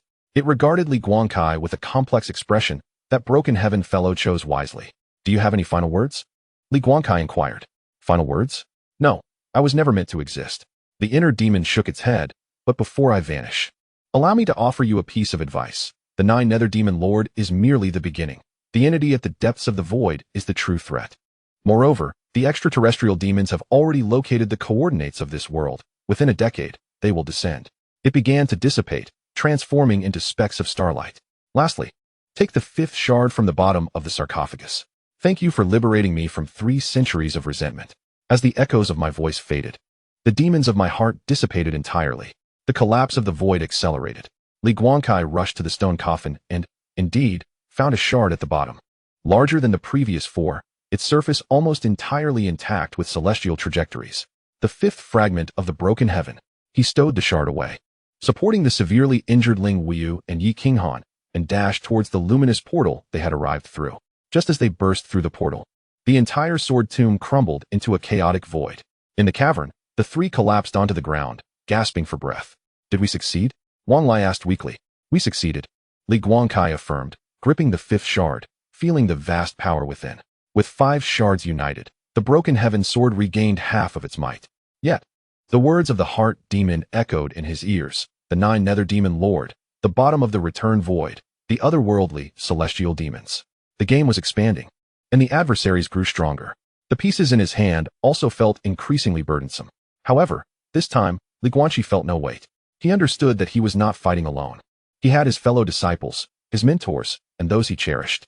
Moreover, he had embraced all his dark facets while still choosing the light. It was time to return to the Imperial Mausoleum. He rose, his eyes sparkling with an unprecedented resolve. This time, he would decisively confront the Nine Nether Demon Lord and then face the distant future. The game was not over, and the moves would continue. Chapter 22. The final battle at the Imperial Mausoleum. On the return journey, Guanqi fused the fifth Broken Heaven shard into the sword. With the 5 shards united, the Broken Heaven sword finally revealed its true form. A 3-foot-long sword, as dark as ink, its surface flowing with 5 complete celestial trajectories, within which countless minuscule starry phantoms twinkled. At the crossguard, the originally incomplete character for heaven was now nearly whole, exuding an ancient and majestic aura. More importantly, a complete sword spirit consciousness was born within the sword. Master. The voice of the sword spirit resonated within Guanqi's consciousness. No longer a remnant of the original master, but a new entity that acknowledged him as its master. With the 5 shards restored to over half their power, he could now wield the first 4 techniques of the Broken Heaven 9 styles: slash of realms, slash of time, slash of causes, slash of effects. Guanqi had already comprehended the slash of realms and the slash of time. However, the slashes of causes and effects involved the path of causality, which he could not fully grasp at his current level. Yet, with the power of the sword spirit, he could barely manifest their rudimentary forms. How long can the seal of the Imperial Mausoleum hold? He inquired of the sword spirit. Based on the memories within the shards, at most 7 days. The sword spirit replied. Moreover, the 9th Nether Demon Lord is assaulting the final seal. Once it breaks, not just the left arm, but the entire demonic body will re-emerge into the world. 7 days. It would take at least 3 days to return from the ancient battlefield to the Great Xia capital, leaving ample time. Guanqi's gaze sharpened. 4 days later, the Jinhai dragon boat reached the Great Xia capital. This time, the display at the city gates far surpassed any previous occurrences. The Emperor of Xia personally led civil and military officials to await outside the gates. With the 9 great offerings, the commander of the Forbidden Army, and even an ancient figure from the royal family. A mid-stage nascent soul practitioner who had been in seclusion for a century, making an appearance. Young Master Li, please, the Emperor of Xia said solemnly, without any superfluous pleasantries. The group proceeded directly to the Imperial Mausoleum. The mausoleum now lay in utter disarray. Most of the ground structures have collapsed, and countless fissures have spread from the depths of the earth, from which a dark, malevolent energy surges forth, staining the sky with ominous hues. The Imperial Guard and cultivators stationed at the tomb's perimeter are attempting to form a defensive formation to slow the spread of this dark energy. Yet their efforts yield little success. The seal has already fractured by 70%. An elderly matriarch of the royal lineage, known as Xin Yin-Pa-Pa, solemnly proclaimed that the left arm of the 9 Hells Demon Lord has been completely unsealed and is now assaulting the head seal. Once the head seal is breached, it shall wield 30% of its full power, and unless a transformation god cultivator intervenes, no one will be able to stand in its way. Ling Wei, a transformation god cultivator, offered a bitter smile, noting that the Great Xia domain has not seen a transformation god for 5 centuries. Thus, we must rely on you. The Summer Emperor turned to Guanqi, holding 5 fragments in his hand, pondering whether they could restore the seal. I must first assess the condition of the seal. The group ventured deeper into the royal tomb. The further they descended, the more intense the dark energy became. Upon reaching the 9th layer, the core of the seal, the sight before them caused everyone to gasp in shock. 9 once mighty golden chains now lay broken, 5 of them shattered. The remaining 4 were riddled with cracks. Their radiance dimmed. At the center of the chains, a towering skeleton stood fully animated, its left arm intact while its right arm was merely a framework, with its head still imprisoned within the final formation. The purple flames burning in its eye sockets had transformed from a faint flicker into a roaring inferno. The ants have returned. The voice of the 9 Hells Demon Lord echoed like the wails of 1,000 spirits within the minds of the gathered. The mere shockwave of its voice left several early-stage golden core attendants pale. You, who have taken the fragments of Gui Su and purified the heart demon of Duan Tian, have drawn the attention of the Demon Lord toward Guanqi. Very well. After your demise, I shall thoroughly study your body, your imperial-grade spiritual root, your innate Dao body, and the Duan Tian sword seed. Suddenly, it erupted in laughter. Do you truly believe that Duan Tian suppressed me solely for the purpose of protection? Naive. He has been utilizing my dark energy to temper his sword intent, and your sword seed is doing the same. We are, in essence, kindred spirits. These words struck like thunder. A chill ran down Guanqi's spine. Indeed, within his 9-sword tree, there existed a sword intent that resonated subtly with the dark energy. This was not corruption, but rather a shared origin. Do not heed its seduction. Xian Yin Pope admonished sharply. The Nine Hells Demon Lord excels at disturbing the mind, and it seeks to buy time. Do I require time? The Demon Lord scoffed. Behold, the skeletal left arm suddenly swung forth, causing the 5 broken chains to be engulfed in dark energy, transforming into 5 colossal black serpents that lunged at the crowd. Form the formation. The Summer Emperor shouted fiercely. The 9 attendants acted in unison, intertwining their true essence into a net that collided with the 5 black serpents. Boom. A terrifying wave of energy swept through the entire underground palace. The Summer Emperor and Xian Yin Pope joined forces to shield the others. Yet 3 of the 9 attendants spat blood on the spot, evidently sustaining internal injuries. A single attack from the left arm necessitated the combined effort of 9 Yuan Ing cultivators to barely withstand it. How terrifying would it be in its complete form? You cannot withstand this. The Demon Lord proclaimed leisurely. I have been suppressed for a millennium and have already regained 70% of my power. This seal is but a feeble struggle for survival. Today, allow me to demonstrate the true might of the 9 Hells Demon Lord. Suddenly, the skeletal right arm erupted with purple demonic flames. The flames spread along the chains, beginning to erode the last 4 sealing chains. This is bad. It intends to forcibly break the seal. The expression of the elder Xian Yin shifted dramatically. Emperor Xia summoned the dragon Qi of the nation. With clenched teeth, Emperor Xia produced a golden royal seal, the emblem of the Great Xia dynasty. He bit his tongue, allowing a droplet of his essence to splatter onto the seal. With my blood, I summon the spirit of the dragon ancestor. The seal erupted in blinding golden light, and a spectral 5-clawed golden dragon soared forth, its roar reverberating through the heavens, charging towards the skeletal figure. Dragon Qi of the nation? What a farce! The Demon Lord scoffed, raising its left arm to swat the golden dragon away. The clash of dragon claws and bony appendages sent tremors through the ground, causing the entire royal mausoleum to begin collapsing, massive stones raining down like hail. The onlookers were compelled to shield themselves from the falling debris while avoiding the residual demonic energy. Li Guanqi, Emperor Xia bellowed, now is our chance. Li Guanqi recognized that this was a singular opportunity. The Demon Lord was exerting its full strength to break free from its confinement, rendering its defenses most vulnerable. Grasping the celestial sword of severance, he plunged into the heart of the battlefield.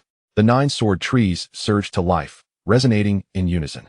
As the sword spirit within his consciousness guided him, sever the causality. He aimed to sever the connection between the Demon Lord's head and its corporeal form, reactivating the seal's efficacy. Sever the causality, a technique entwined with the essence of the Dao.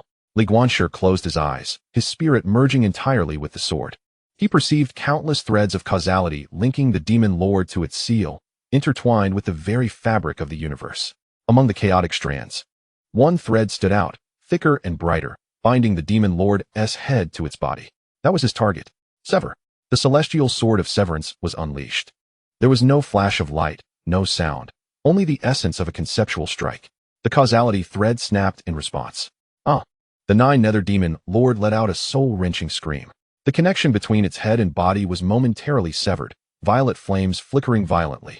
As the demonic energy began to spiral chaotically, seizing this moment, the sealing chains tightened once more, securing the head firmly. Damn you, wretch! The Demon Lord seethed with rage. Abandoning its struggle against the golden Drago, you have severed my left arm. The voice of the Demon Sovereign was laced with resentment. But do you believe this will grant you victory? Suddenly, it erupted into laughter. Foolish. You have severed the thread of causality. Yet you have also revealed your presence to that entity at the bottom of the abyss. It has sensed you. Before the words faded, the entire palace trembled violently. This was not a tremor caused by the Demon Sovereign, but rather one emanating from deeper beneath the earth. An aura, older and more terrifying than the 9 Nether Demon Sovereign, was awakening.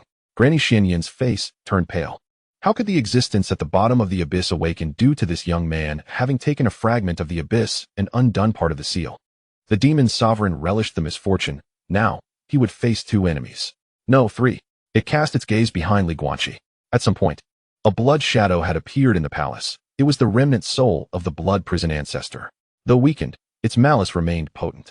Additionally, there was Wang Zhen, the father of Wang Lai, who had stealthily infiltrated the imperial tomb, grinning wickedly as he gazed at Li Guanqi. You have destroyed my Wang family. Today, you shall pay with your life. Wang Zhen crushed the blood-colored jade talisman. The talisman transformed into a stream of blood light, merging into the remnant soul of the blood prison ancestor. The aura of the remnant soul surged violently, restoring it to the initial stage of the nascent soul. And I am here as well. Although the existence at the bottom of the abyss had not fully materialized, its will had descended. The inheritor of the broken heaven has finally found you. Guanqi was besieged on all sides. In front loomed the head of the 9 nether demon sovereign. Behind him was the remnant soul of the blood prison ancestor. To the side stood Wang Zhen, eyes gleaming with malice, and from the depths of the earth. The presence of the abyss was awakening. A dire predicament. Yet he smiled. A smile of calmness, of liberation. At last, all have gathered. He gripped the broken heaven's sword tightly, and the 5 shards of the sword glimmered simultaneously, the starry trajectory swirling like a cosmic river. Then let us resolve this together. The 9 sword trees whirled wildly within his dantian, the 9 sword intents merging into one, transforming into an unprecedented sword of Dao that embraced all. This was Guanqi's own sword path, not aimed at severing, but at untangling. Untangling the fabric of heaven and earth. Untangling the cycles of causality. Untangling all injustices in this chaotic world. This sword was named the Heaven and Earth chessboard. He raised the sword, not striking at any foe, but piercing toward his own dantian. In that instant, as the sword tip penetrated, the 9 sword trees erupted with 9-colored radiance, spreading along the sword body and enveloping the entire palace. Within the light, a massive ethereal chessboard materialized, crisscrossed with 19 lines, covering heaven and earth. Each intersection on the chessboard corresponded to a node of causality. The head of the 9 nether demon sovereign represented one node. The remnant soul of the blood prison ancestor represented another. Wang Zhen was yet another node. Even the presence at the bottom of the abyss constituted a node. The collapsing chains of the seal, the national dragon energy, and the injuries of the people were all nodes. With my sword, I shall play chess for heaven and earth. Guanqi murmured softly, his fingers lightly tapping in the void. With each tap, a node was shifted, not annihilated, but relocated to a more suitable position. The head of the 9 nether demon sovereign was moved back to the core of the seal, and the chains of the seal automatically began to repair themselves. The remnant soul of the blood prison ancestor was relocated into an empty, sealing formation, temporarily trapping it. Wang Zhen was brought before the Summer Emperor, who personally subdued him. The injuries of the crowd were transported to a place where the essence of the stars converged, beginning to heal automatically. The collapsed boulders, the leaking demonic energy, and the chaotic forces were all meticulously organized and restored to their rightful places. It was as if the disordered pieces on a chessboard were being rearranged by an invisible hand. This exemplified that the chess game of heaven and earth is governed not by brute force, but by reason.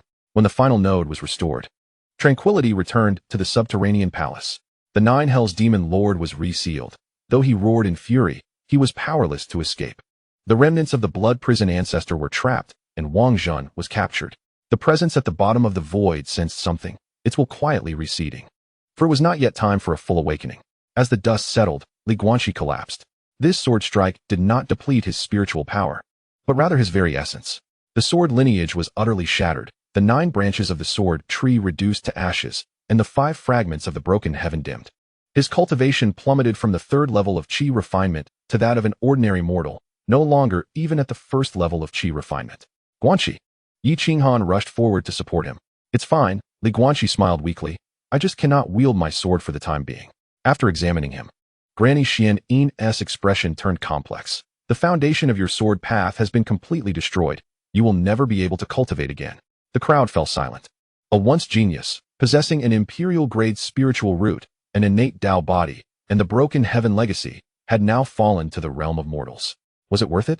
The Summer Emperor inquired.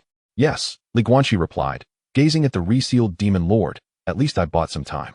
The crisis of the royal tomb had been temporarily averted, but a greater storm loomed on the horizon. As Guanqi was carried out of the subterranean palace, the morning sun rose from the east. The sunlight bathed his pale face, and he closed his eyes, savoring the long-missed warmth. Perhaps this was not so bad. He no longer bore so much, nor faced so many challenges. Yet, just as he thought this, the broken heaven sword in his arms suddenly emitted a faint resonance. The voice of the sword spirit, like a flickering candle in the wind, remained clear. Master, there are still 4 fragments waiting for you, and Master Sun Weizi is waiting for you somewhere. This game is not over. Guanqi opened his eyes and looked to the sky. Indeed, it was not over. He had lost everything, but had also gained much. The journey must continue, even with the body of a mortal, because some matters must be addressed, and some games must be played. He gripped the broken heaven sword tightly. Though he could no longer summon its power, the sword remained in his hand. Thus, he resolved to move forward until the last piece of the chess game was played. Until the end of the world. Chapter 23. The Path of the Ordinary in the Great Xia Dynasty, 300 miles outside the capital, Lei Xinghua village. This quaint settlement, nestled between mountains and rivers, blossomed with apricot flowers in March, filling the air with a delicate fragrance. At the eastern end of the village stood a small courtyard with blue tiles, home to an ancient locust tree. Beneath its boughs rested a stone table and stone benches. Simple yet clean. Guanqi had resided here for 3 months. Following the battle at the royal tomb, he had lost the foundation of his sword path and his cultivation. Descending from the heir of broken heaven to an ordinary mortal, the Summer Emperor, recognizing his merits, bestowed upon him this modest abode and 100 acres of fertile land, as well as a royal physician to ensure his remaining days were free from worry. Yet, freedom from worry did not equate to freedom from regret. Every morning, Guanqi would meditate in the courtyard. No longer capable of absorbing spiritual energy, he simply sat in stillness, basking in the sunlight and the gentle rain, listening to the whispers of the wind and the melodies of birds. Initially, this practice was quite uncomfortable. Accustomed to perceiving the world through the lens of insight and wielding the essence of the sword across the heavens, he now faced the rawness of his diminished senses. His sight was obscured, his hearing confined, and the strength of his limbs was far from what it once was. Yet gradually, he learned to perceive in a different manner. For instance, at this moment, he could discern the arrival of others by the sound of their footsteps. Steady and robust was the village chief. Light and buoyant was the young who from the east end of the village, while the hesitant and delicate steps belonged to Miss Lin from next door. Guanqi, are you at home? It was indeed the voice of Miss Lin, imbued with the softness of the southern waters. Yes, please come in, Miss Lin, Guanqi replied. Rising to greet her, Linwan pushed open the door, carrying a food box. Mother made osmanthus cake and asked me to bring you some. By the way, here is the book you requested. She placed the food box on the stone table and retrieved a specially printed book from her bosom, The Comprehensive History of the Great Xia, which Guanqi had asked her to procure. The embossed characters allowed him to read by touch. Thank you, Miss, Guanqi said, accepting the book. Please extend my gratitude to your mother. It was my pleasure. Linwan hesitated for a moment, then asked, Guanqi, do you truly not wish to learn Braille? If you do, you could read many more books. Guanqi shook his head. There is no need. This is quite sufficient. In truth, he had already mastered Braille, but preferred not to reveal this fact. An ordinary blind scholar should not possess such knowledge. Linwan seemed inclined to say more, but ultimately sighed and took her leave. Guanqi gingerly opened the comprehensive history of the Great Xia, his fingers gliding over the embossed characters, each word materializing in his mind. He read slowly yet attentively. Over the past 3 months, he had perused all the books in the village school and had even commissioned someone to procure more from the county town. He explored history, geography, agriculture, and medicine, seeking to fill the void left by his inability to cultivate. In the afternoon, Young Hu came to fetch him to go fishing by the river. Brotherly, today we will surely catch something big, Young Hu declared confidently. Guanqi smiled, picking up his fishing rod and wooden bucket. He now required a cane to walk, his pace slow yet steady. The villagers were aware of his poor eyesight but were oblivious to his past as a sword cultivator, merely regarding him as a fallen scholar. By the riverside, willows provided shade as the spring waters babbled gently. Young Hu helped him bait the hook and cast the line into the water. Brotherly, what did you do before? Young Hu suddenly inquired. I was a scholar, Guanqi replied. Then why are your eyes ill and cannot be cured? Oh, Young Hu seemed to grasp part of it. Will you return to studying? Perhaps. In truth, Guanqi knew he would not return. The sword sect, the imperial tomb, the broken sky sword, all were but remnants of a bygone era. He was now merely an ordinary blind man, destined to spend the rest of his life in this small mountain village. Yet occasionally, in the stillness of the night, he would take out the broken sky sword.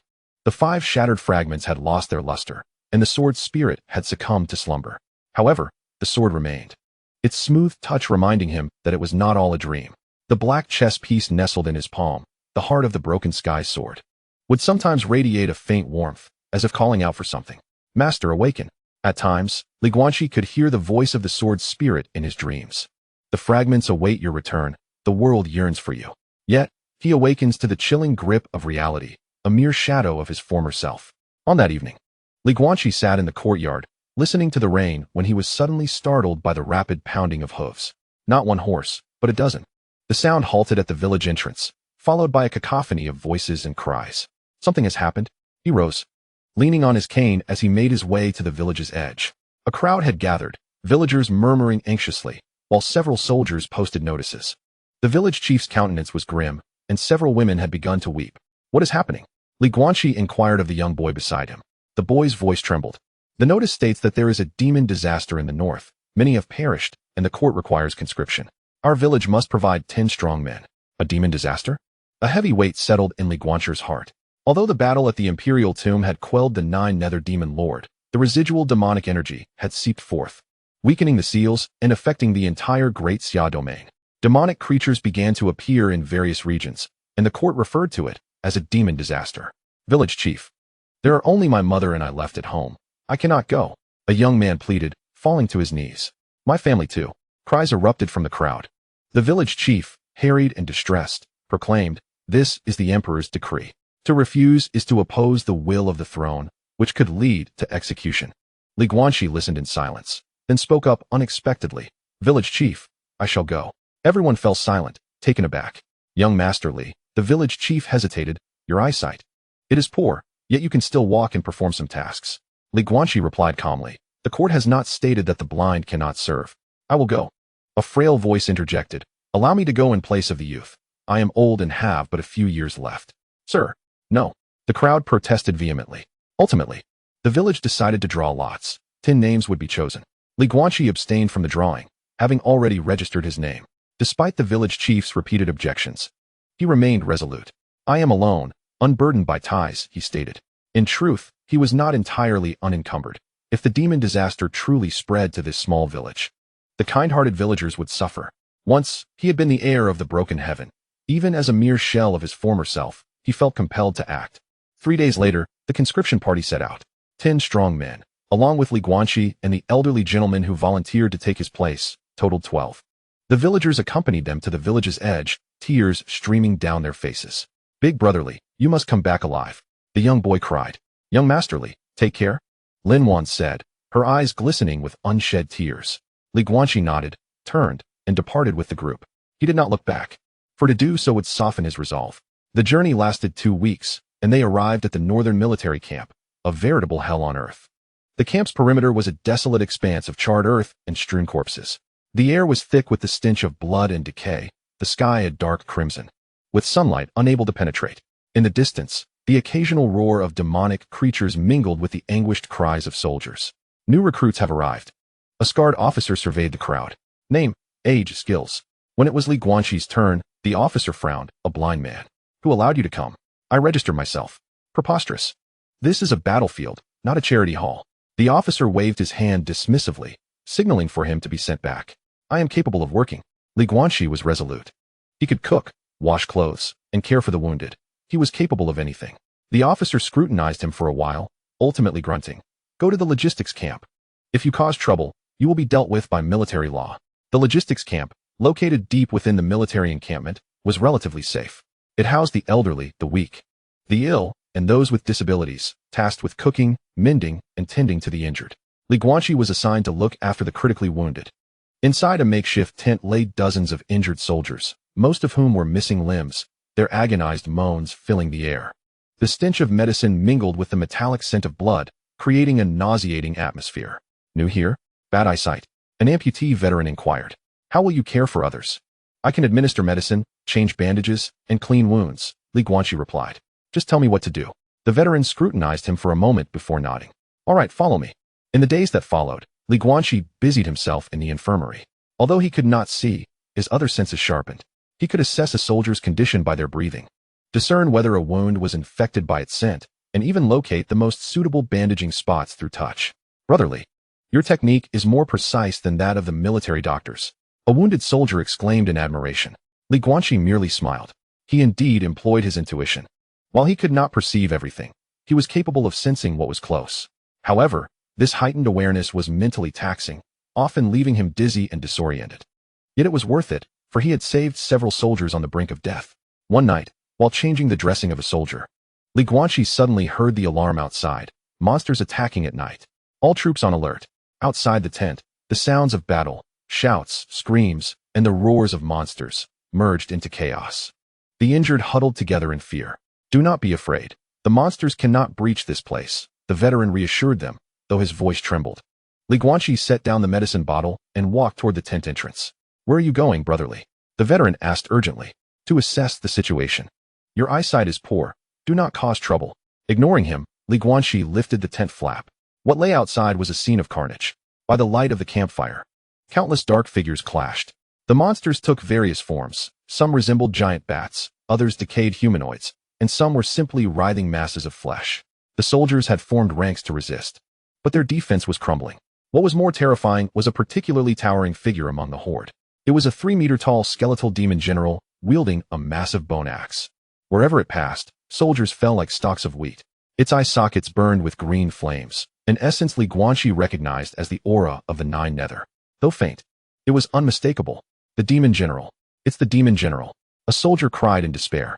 We are doomed. The skeletal general seemed to sense Guanqi's gaze.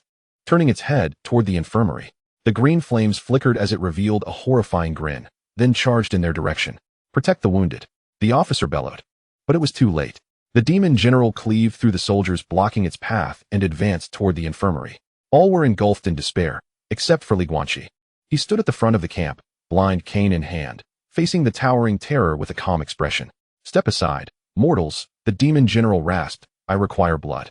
Guanqi shook his head. There are only the wounded inside. You cannot pass. Seeking death, the colossal skeletal axe descended with the might to cleave mountains and shatter stone.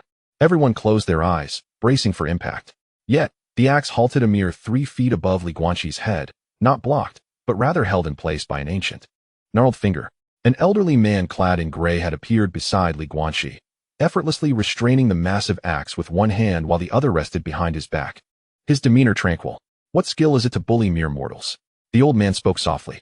The demon general, taken aback, attempted to withdraw the axe, only to find it immovable. Who are you? Me? The old man chuckled, just a passerby. With a gentle flick of his finger, the skeletal axe shattered into countless fragments.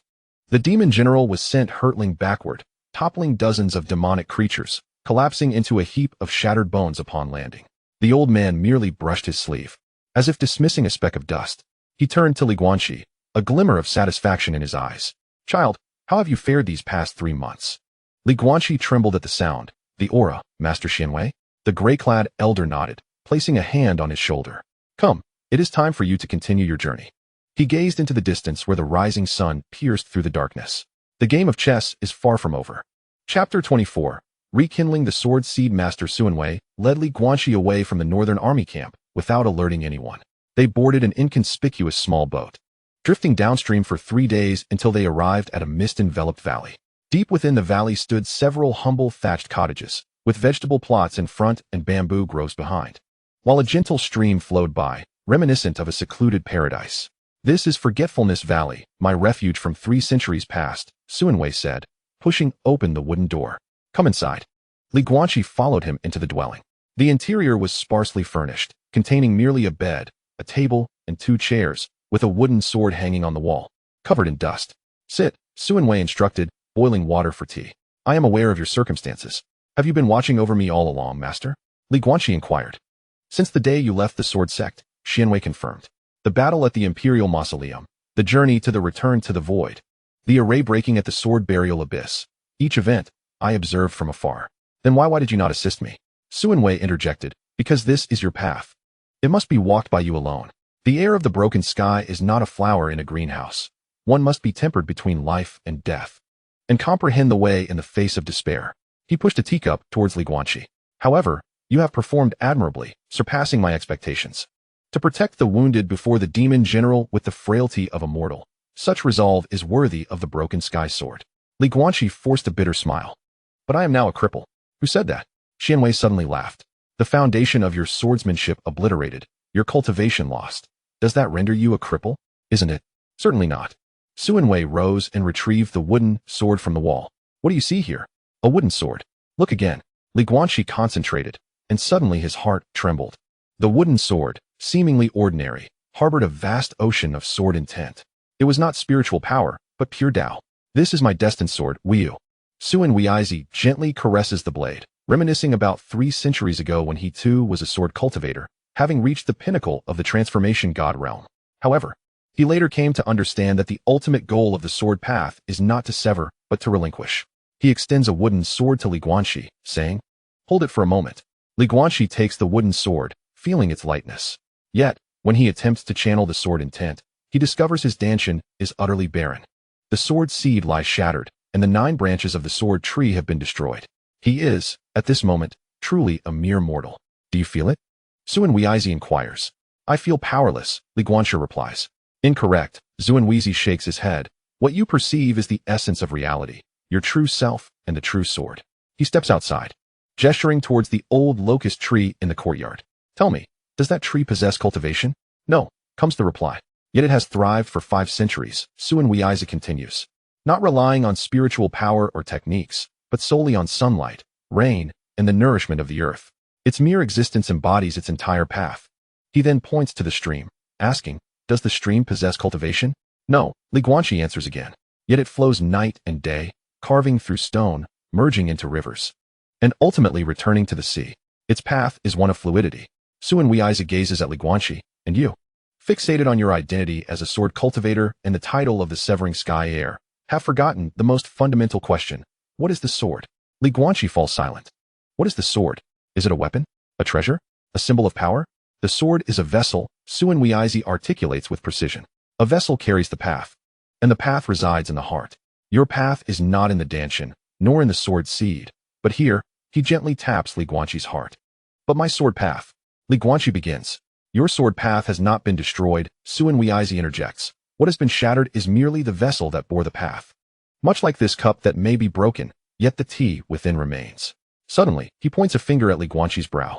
In an instant, Li Guanqi feels the world around him spin wildly. He sees that indeed, his dantian is void.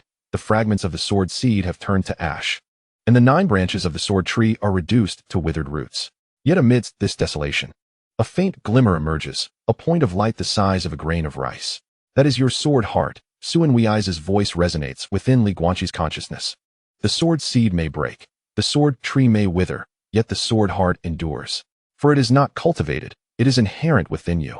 A remnant of your experiences through life and death, a testament to the vicissitudes of existence that dwells deep within your soul. The point of light begins to spin, absorbing the remnants of sword intent from the ruins of the dantian. The fragmented severing sky sword intent, the intricate patterns of the weaving principles, the Qingming sword intent, and the 9 hells sword intent, all the insights that once belonged to him, are drawn into and merged with the light. The point of light gradually expands, from the size of a grain of rice to that of a yellow bean, and then to that of a dove's egg. Finally, it transforms into an ethereal small sword. The blade is transparent, with rivers of stars swirling within, and at the hilt, a heart symbol faintly emerges. Is this a new sword seed? Li Guanqi murmurs. No. This is the sword heart seed, Zhuan Weizi explains. With the heart as the seed and the path as the root. It does not store spiritual power. It merely carries the insights of the sword path. Your cultivation will commence anew from zero, yet the realm of your sword path remains intact. As Li Guanqi senses the small sword, he indeed discovers that his understanding of the severing sky 9 styles, the weaving principles, and the swordplay techniques has not diminished in the slightest. In fact, due to his experiences with life and death and his release of attachment, his comprehension has deepened. Can I begin my cultivation anew? Certainly, but one must tread a new path. Zhuan Weizi retracted his finger, choosing to cultivate not through traditional methods, but by comprehending the essence of swordsmanship. With each insight gained into the myriad sword intentions, his mastery would naturally ascend a level. How many must one comprehend? 9. Zhuan Weizi extended 9 fingers, corresponding to the 9 realms of the 9 styles of severing heaven. The first realm, the severing realm, you have already grasped. You must now be at the first layer of qi refinement. Li Guanqi introspect and indeed found a faint trace of spiritual energy within his dantian. Though as slender as a hair, it was undeniably spiritual energy. He attempted to circulate the Jingwei Ju, and the energy flowed through his meridians like chess pieces. Albeit slowly, yet unobstructed. I can truly begin my cultivation anew, Li Guanqi said, his voice trembling. Do not rejoice too soon. Zhuan Weizi doused his enthusiasm with cold water.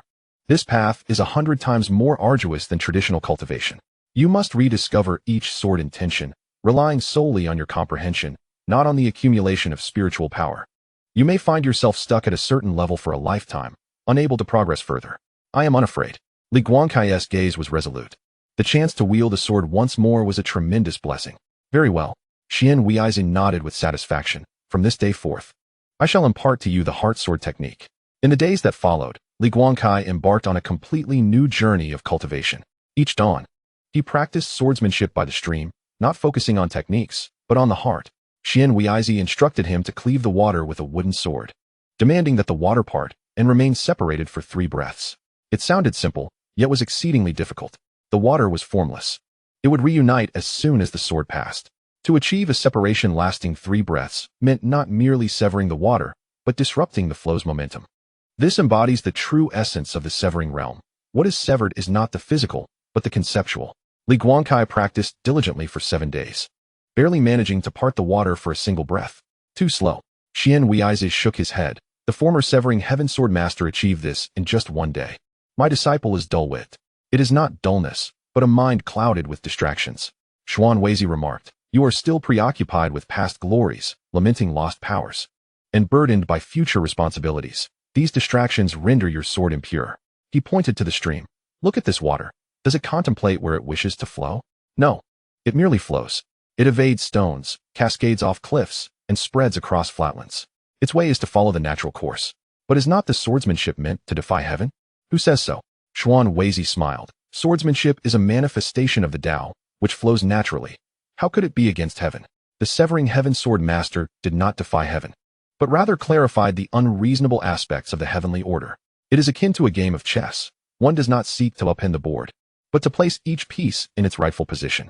Guanqi pondered deeply. He lifted his sword once more, this time emptying his mind of all thoughts. No reflections on the past, no burdens of the future, only the present moment of this sword. The sword fell. The water parted. 1 breath, 2 breaths, 3 breaths, 5 breaths. He succeeded, not only meeting the requirement, but surpassing it. Xian Weizi nodded approvingly. Well done. Now let us try this. He tossed a fallen leaf into the air. Sever its descent, halting at mid-flight. This is far more challenging than cleaving water. The leaf drifts lightly, its trajectory unpredictable. To sever its downward momentum requires a deeper understanding of the act of severing. After a month of arduous practice, Guanqi finally managed to stabilize the leaf in midair for 3 breaths with a single stroke. His cultivation soared, breaking through from the first to the second layer of qi refinement. Though progress is slow, each step is remarkably solid. The small sword within the heart of the sword has also solidified a bit further. A month later, Xuan Weizi began to teach him the second form, time severance. Time is formless. How does one sever it? Guanqi inquired. Though time is indeed intangible, all things move within its embrace, Xuan Weizi responded. He plucked a bamboo leaf and tossed it into the air. Observe this leaf. From the moment it is released until it touches the ground, it undergoes 3 distinct phases: the beginning, the process, and the end. To sever time is to disrupt one of these phases, preventing the other 2 from connecting. With a flick of his finger, the bamboo leaf suddenly froze in midair. It did not simply halt at a point. Rather, its descent had been severed, leaping directly from release to landing. Guanqi was profoundly moved by this spectacle. This was not mere immobilization, but an unparalleled sword technique entwined with the essence of time. I cannot achieve this, he admitted candidly. Being unable now does not imply you will always be incapable, Xuan Weizi reassured him. Begin with simpler tasks, such as severing the process of a candle burning, allowing it to extinguish abruptly. This task remained exceedingly challenging. After 2 months of rigorous practice, Guanqi could barely make the flame of the candle flicker, far from achieving its complete extinguishment. Yet, his cultivation had ascended to the 3rd level of qi refinement, and the small sword within the heart of the sword had begun to manifest the first trace of stellar patterns upon its blade. In the 3rd month, Xuan Weizi took him out of the valley. Isolation does not yield progress. One requires practical experience, the elder declared. The demonic calamity in the northern realm remains unresolved. Let us investigate. The 2 soared upon the wind, Xuan Weizi enveloping Guanqi in true essence, their speed astonishing, reaching the northern realm within half a day. The present state of the northern realm was one of devastation. The number of demonic entities had increased since 3 months prior, with new demonic generals emerging. The imperial army was retreating steadily, their defensive lines contracted to 3 main cities. The situation was graver than anticipated. Xuan Weizi furrowed his brow. Although the 9 nether demon lord had been Resel-led, the leaked demonic energy had tainted vast swaths of land, spawning countless low-tier demonic creatures. More troubling was the apparent guidance these entities received from an unseen hand. Remnants of the Bloodfiend sect? He pondered. Not merely that. Xuan Weizi gestured towards a distant valley shrouded in black mist, emanating a far more sinister aura. The 2 descended outside the valley. Demonic energy surged skyward within, and numerous demonic beings could be faintly discerned, as if guarding something sacred. Wait for me outside, Suan Weizi instructed. I shall investigate. Master. Your current strength would only hinder me, Suan Weizi stated plainly. Here, use your spiritual sight to observe and see if you can uncover anything. Li Guanxuan nodded, finding a concealed spot to hide, and unfurled his spiritual sight. Although his perception was limited to 100 paces, it sufficed. Suan Weizi entered the valley, as though stepping into a realm devoid of sentience. The demonic beings did not even register his presence, falling victim to the formless sword aura that sliced through them. He ventured deeper until he reached a cave at the valley's base. Inside, an eerie chant echoed, neither human nor recognizable, but an ancient demonic tongue. Just as Suan Weizi prepared to enter, his expression shifted abruptly, and he retreated swiftly. At that very moment, 3 pitch-black chains shot forth from the cave. Enveloped in violet demonic flames, they unmistakably bore the essence of the 9 Nether Demon Lord. Indeed, there is a traitor among us. Suan Weizi snorted coldly, drawing his wooden sword. With a single stroke, he severed all 3 chains. From within the cave emerged a figure that sent a jolt through Li Guanxi's very soul. Clad in a black robe, the elder's visage was gaunt, yet his eyes blazed with the same violet flames as the 9 Nether Demon Lord. Even more terrifying was the fragment he clutched in his hand, the 6th shard of the broken heaven. Suan Weizi, it has been 3 centuries. I trust you have been well. The elder grinned, revealing a set of blackened teeth. Blood-Eye, it seems you have indeed survived. Suan Weizi's expression grew grave. He had even allied himself with the 9 Nether Demon Lord. Allied? No, it is a collaboration. The Demon Lord granted me the power of eternal life, and in return, I assist in gathering the shards, each fulfilling their own needs. He turned his gaze to Li Guanqi outside the valley. Is that the new heir to Broken Heaven? TSK. How weak. But fret not. Once the Demon Lord is fully unleashed, he shall make for the finest vessel. Before the words could settle, Blood-Eye struck. Not at Suan Weizi, but at Li Guanqi. A beam of crimson light surged forth, aiming directly for Li Guanqi's brow, its speed unfathomably swift. Li Guanqi had no time to react. Just as the bloodlight was about to strike, the sword heart within him erupted with blinding brilliance. This was not a mere act of self-defense, but a resonance of some kind. The broken heaven sword in his embrace unsheathed itself autonomously. The 5 shards resonated violently with the 6th shard in Blood-Eye's possession. The bloodlight was cleaved asunder by the sword's radiance. In that fleeting moment, enlightenment dawned upon Li Guanqi as he grasped the broken heaven sword. With a single stroke, he executed the technique of the slash. His target was not Blood-Eye, but the rightful owner of that fragment. This shard does not belong in your hands. The sword light flashed. The fragment in Blood-Eye's grasp was wrenched from his hold, transformed into a stream of light, and merged into Li Guanqi's broken heaven sword. 6 shards, united as one. The sword's body revealed the 6th star track. In that instant, Li Guanqi's cultivation surged from the 3rd layer of chi refinement to the 6th. The small sword within the sword heart solidified into reality. What? Blood-Eye exclaimed in fury. How dare you? I dare to reclaim what is rightfully mine. Li Guanqi stood firm with the sword, though still small in stature. His gaze was as sharp as the blade itself. And thank you for the shard you delivered. Suan Weizi erupted in laughter. Well done, my disciple. Splendid work. The master and apprentice, side by side, encircled Blood-Eye. The valley was suffused with an aura of impending conflict. Meanwhile, in the distance, the dawn was slowly ascending. A new day heralded a new battle. The game of strategy advanced another step forward. Chapter 25. The first echo of the sword heart. The battle in the valley raged on for an entire day. Although Blood-Eye had possessed the 6th shard of Broken Heaven for many years, he was unable to truly refine the Broken Heaven sword, which was inherently repugnant to the demonic path. Conversely, Li Guanqi, despite his modest cultivation, was the true master of the shards. The resonance achieved by the unification of the 6 shards restored much of the sword's formidable power. Suan Weizi took the lead in the assault. While the wooden sword wielded by Mu Jiyu carried the essence of a return to simplicity, each strike, though seemingly effortless, targeted the critical junctures of Blood-Eye's techniques. Blood-Eye was forced to defend with all his might, leaving him no opportunity to focus on Li Guanqi. Meanwhile, Li Guanqi maneuvered around the periphery of the battlefield, employing the Jingwei technique to establish a small sword formation, thereby obstructing Blood-Eye's escape routes. Though he has only reached the 6th layer of chi refinement, the insights into the way of the sword bestowed by the sword heart seed far surpass his current realm. Each strike is executed with precise foresight, thwarting the malevolent techniques of Blood-Eye at every turn. Damnable Junior. Blood Eye seethes, his violet flames flickering wildly in his eyes. Were it not for my true form being sealed, you insignificant insects would have long been reduced to ashes. Alas, your true form cannot emerge. With a single stroke, Xuanweizi severed 3 blood-red tendrils and remarked nonchalantly, 300 years ago, you were the most loyal hound of the Netherworld Demon Lord. The greatest mistake made by the sword master of the Breaking Heaven was sparing your life. Breaking Heaven is dead. Blood Eye roars, today, I shall reveal to you the true power bestowed by the Demon Lord. Suddenly, he bit his tongue and spat forth a mouthful of essence blood. The blood transformed into a strange rune mid-air, spinning as the demonic energy from the valley surged into his body, like rivers returning to the sea. Blood Eye's aura began to swell dramatically, ascending from the mid-stage of the nascent soul to the late stage, and ultimately brushing against the threshold of the transformation stage. This is bad. He is forcibly urging the demonic seed. Xuanweizi's expression shifted. Observe the game, retreat. But it was already too late. Blood Eye's form began to swell and contort, purple demonic patterns erupting upon his skin. From his back unfurled a pair of obsidian bone wings, oozing with viscous demonic blood. After 300 years, I can finally reclaim a portion of my true power. Blood Eye's voice became a cacophony, as if countless voices spoke in unison. Though it is but 30%, it shall suffice to slay you.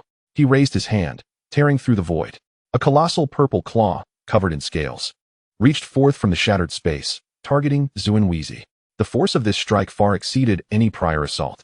As the claw swept through, the very fabric of space bore black charm marks, evidence of demonic energy corroding reality. Xuanweizi dared not confront it head-on.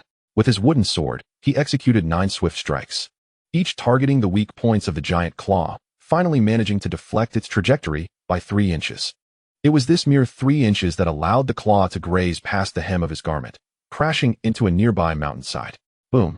The entire peak was shattered by the strike. Debris rained down, and the valley began to collapse. Master, Li Guanqi shouted anxiously. I'm unharmed. Xuanweizi flickered to Li Guanqi's side like a wraith, but in their current state, they were no match for Blood Eye. We must flee. He grasped Li Guanqi and intended to retreat, but Blood Eye would not allow it. Thinking of escaping? Too late. With a flap of his bone wings, Blood Eye instantly blocked their path.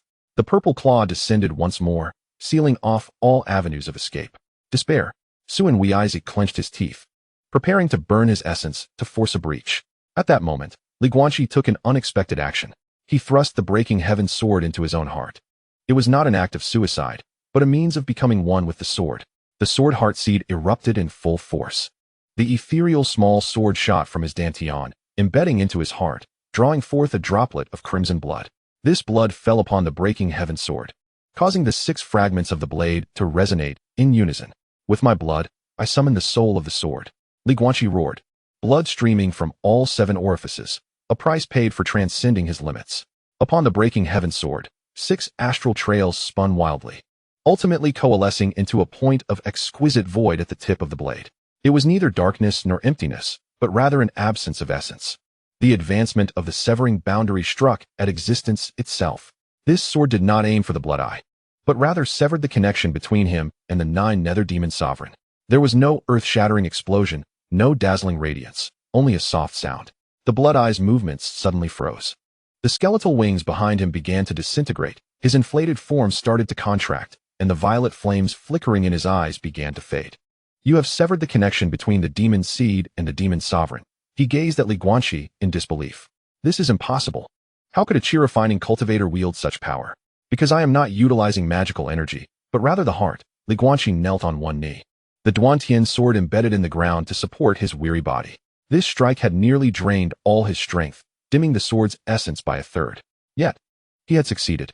The demonic runes on the Blood Eye began to recede, his swollen body reverting to its original state.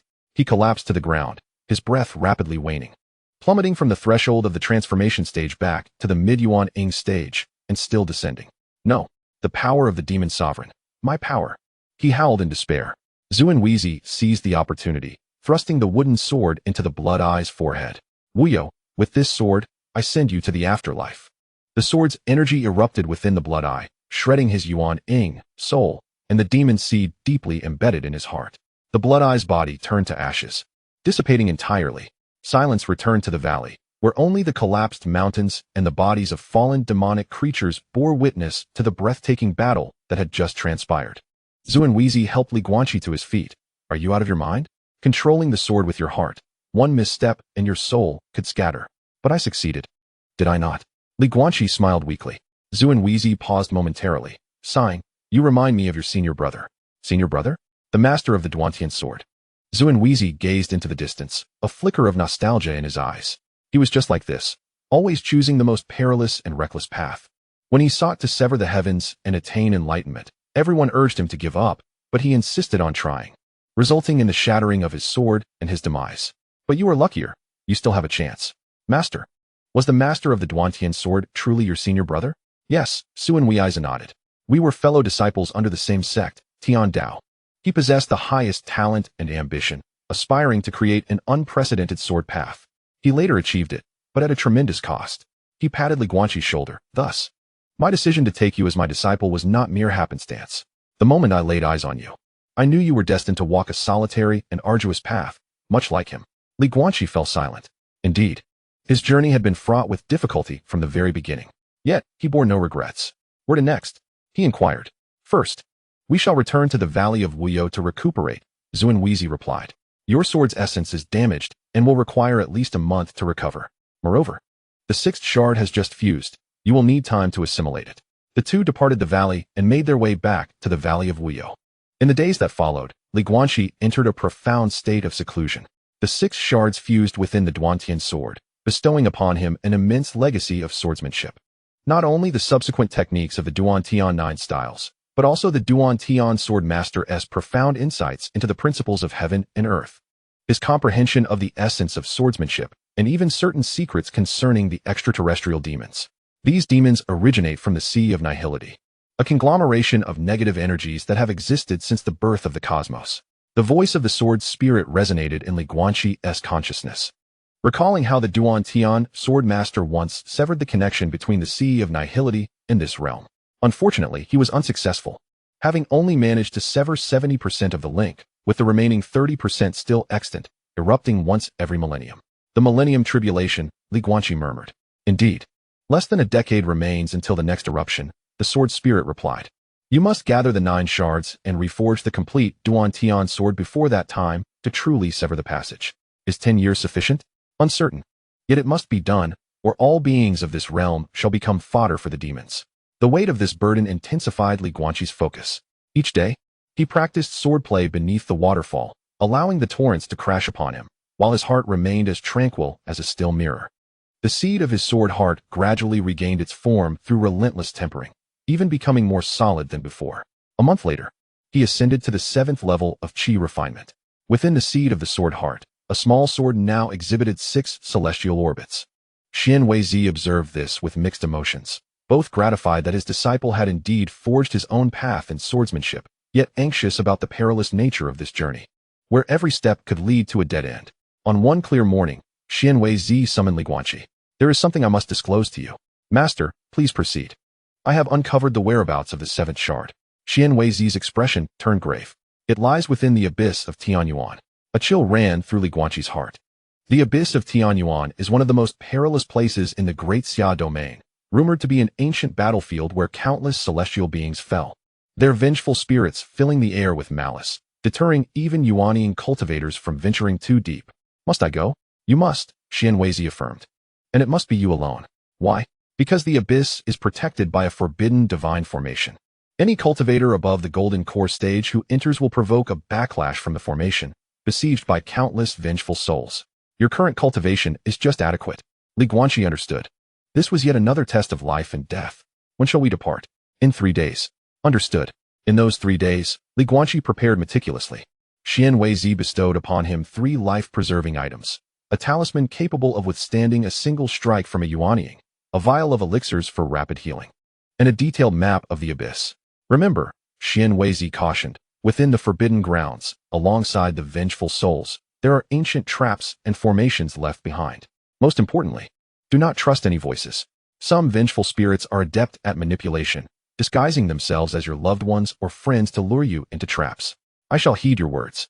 On the day of departure, Zhu Weizi personally escorted him to the valley's entrance. This journey may last a month at minimum, or up to half a year at most. Regardless of whether you retrieve the shard, you must return alive.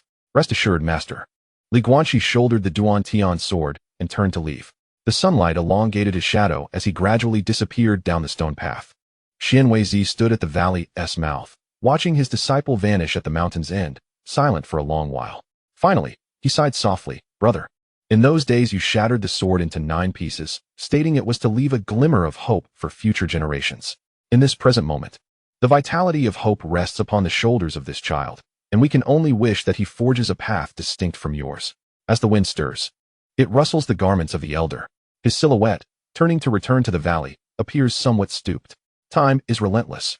Even the most exalted of cultivators must eventually face their limitations.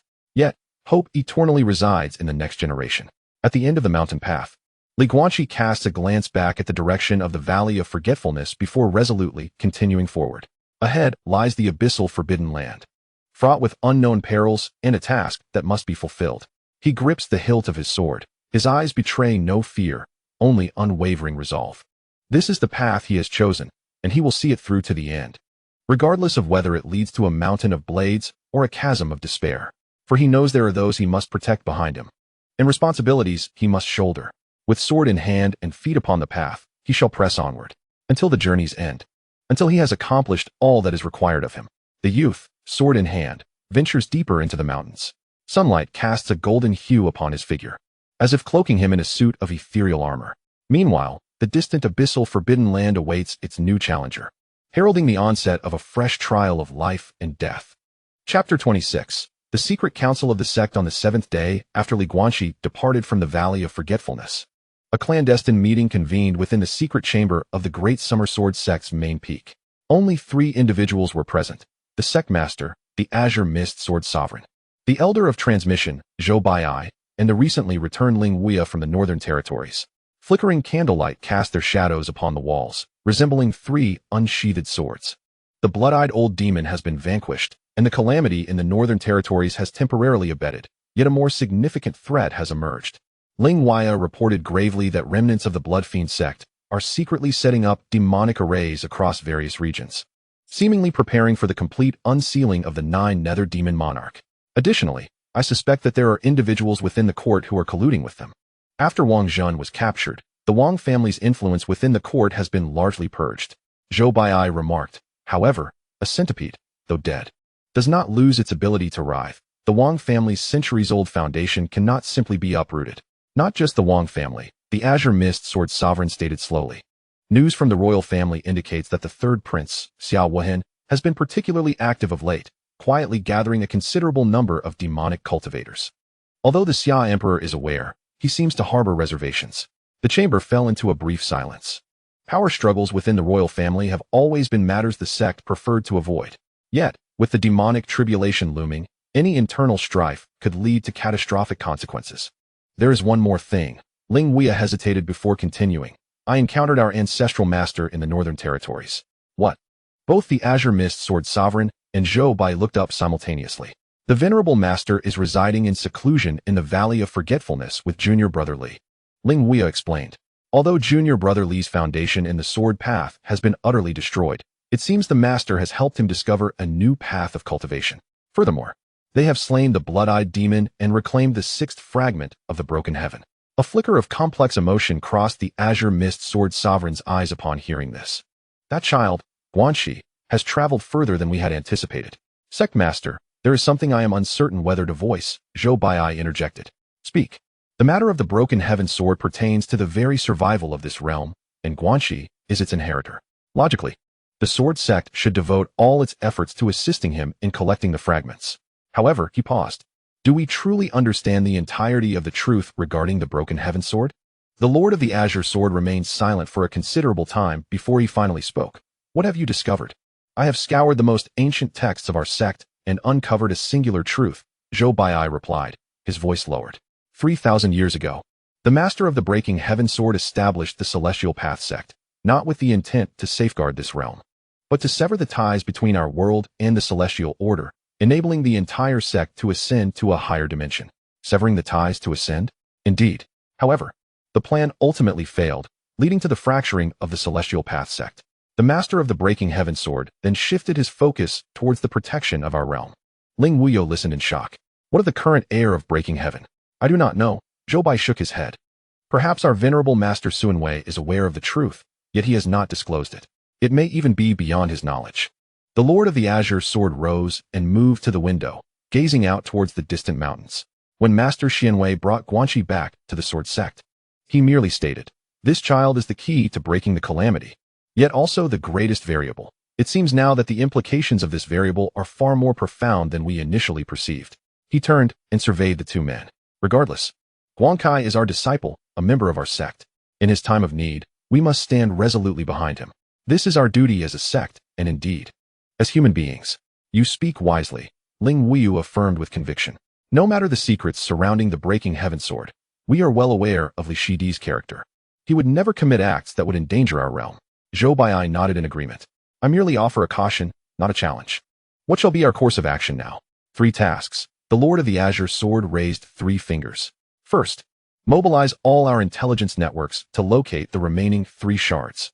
Second, bolster the sect's defenses. The demonic tribulation is imminent, and the Sword Sect must prepare for the worst. Third," he turned to Ling Wuyu, "Wuyu, take a reliable team of inner disciples and covertly proceed to the periphery of the Tianyuan Forbidden Land to support Guanqi. Do not enter the Forbidden Zone.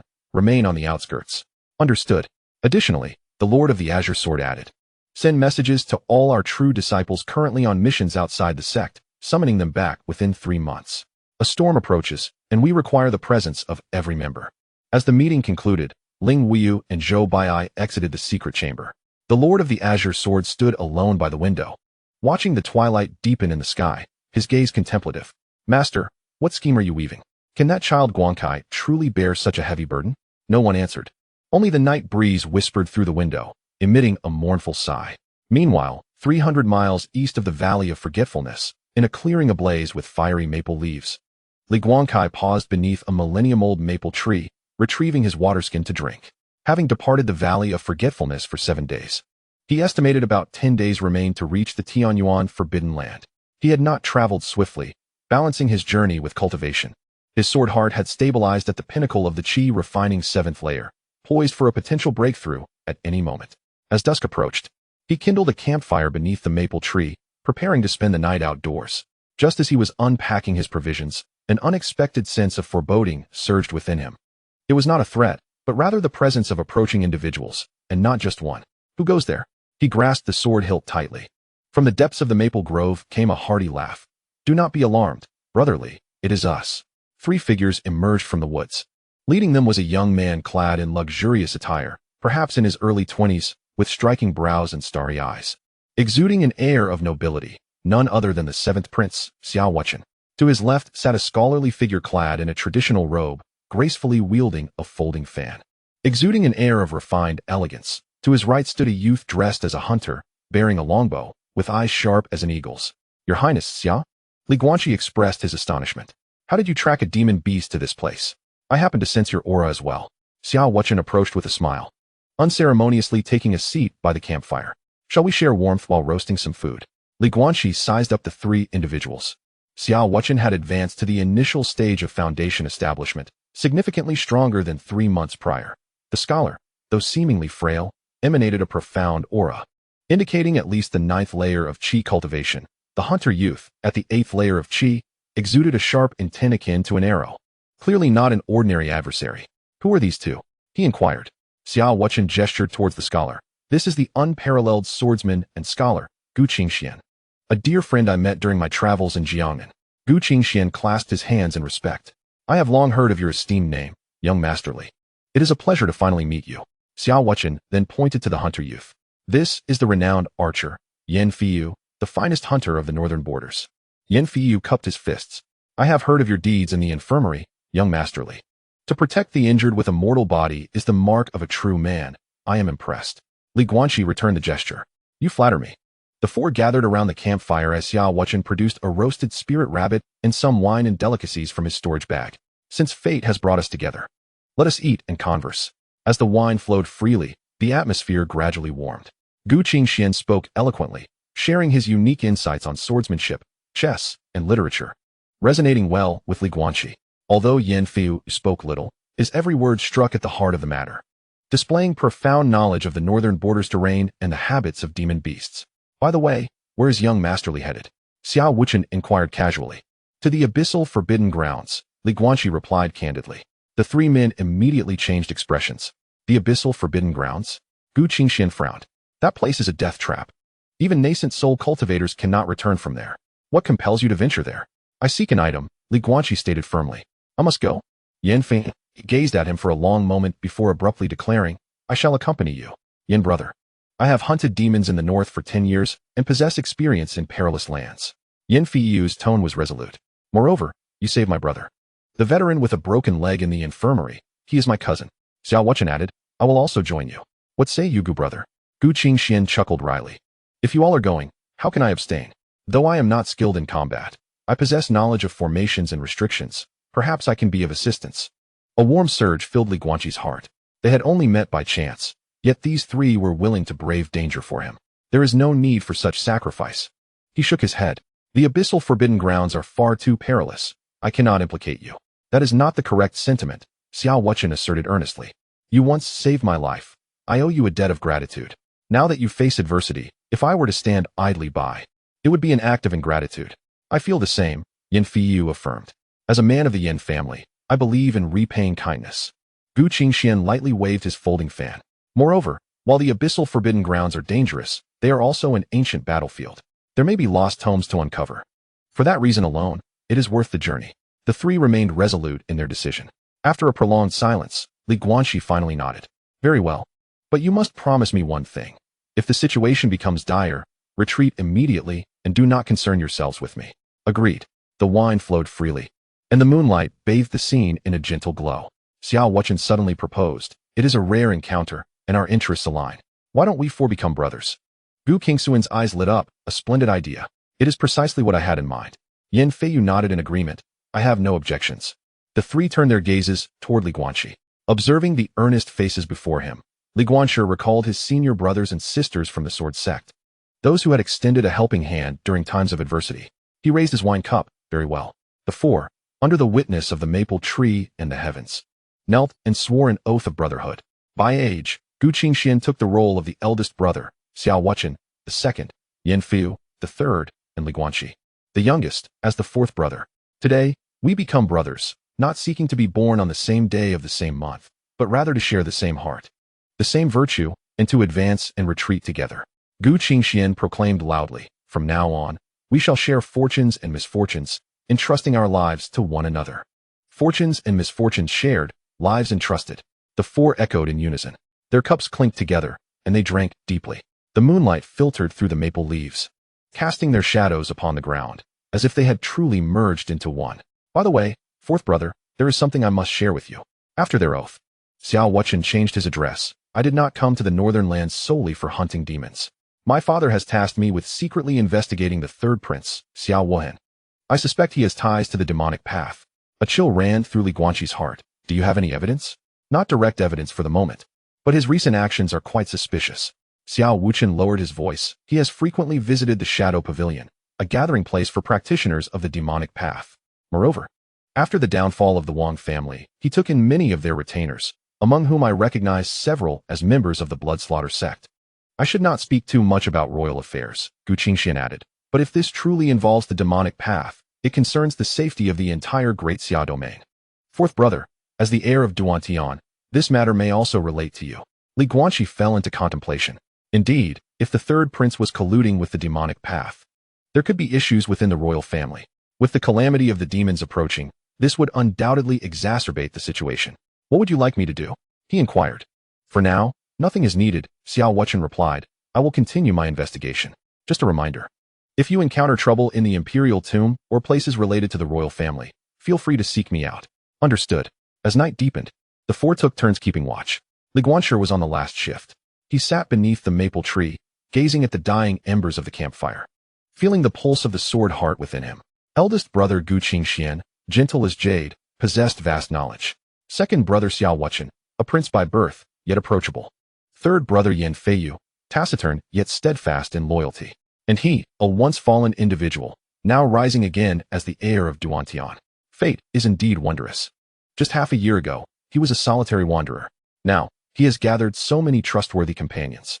As dawn broke, the horizon shimmered with a pearly glow, heralding the arrival of a new day. Though the path ahead remained fraught with danger, he would no longer walk alone. Li Guanqi gazed toward the east, the direction of the Tianyuan Forbidden Land. This time, he would not go alone. He had brothers to accompany him. Together, they would brave the dragon's den and the tiger's lair to uncover the secrets hidden within the Tianyuan Forbidden Land. In the morning light, the young man rose with his sword, his eyes sparkling with an unprecedented brilliance. It was the light of hope. It was also the light of determination. Chapter 27. The Forbidden Abyss. On the evening of the seventh day, the four arrived at the edge of the Forbidden Abyss.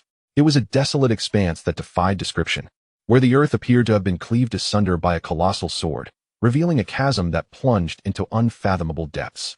This abyss spanned 100 miles in width and extended to an immeasurable length, its cliffs rising steeply like blades, exposing dark brown rocks devoid of any vegetation.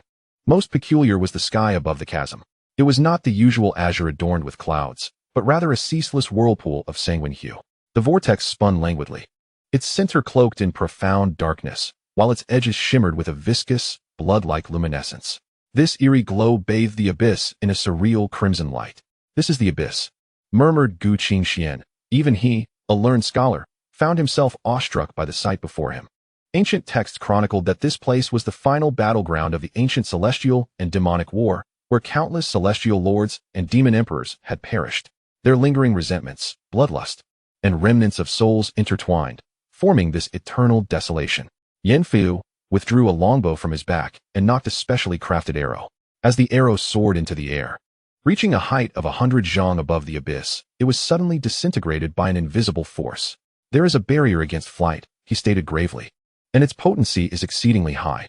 Any entity below the golden core stage attempting to cross will be instantly torn apart."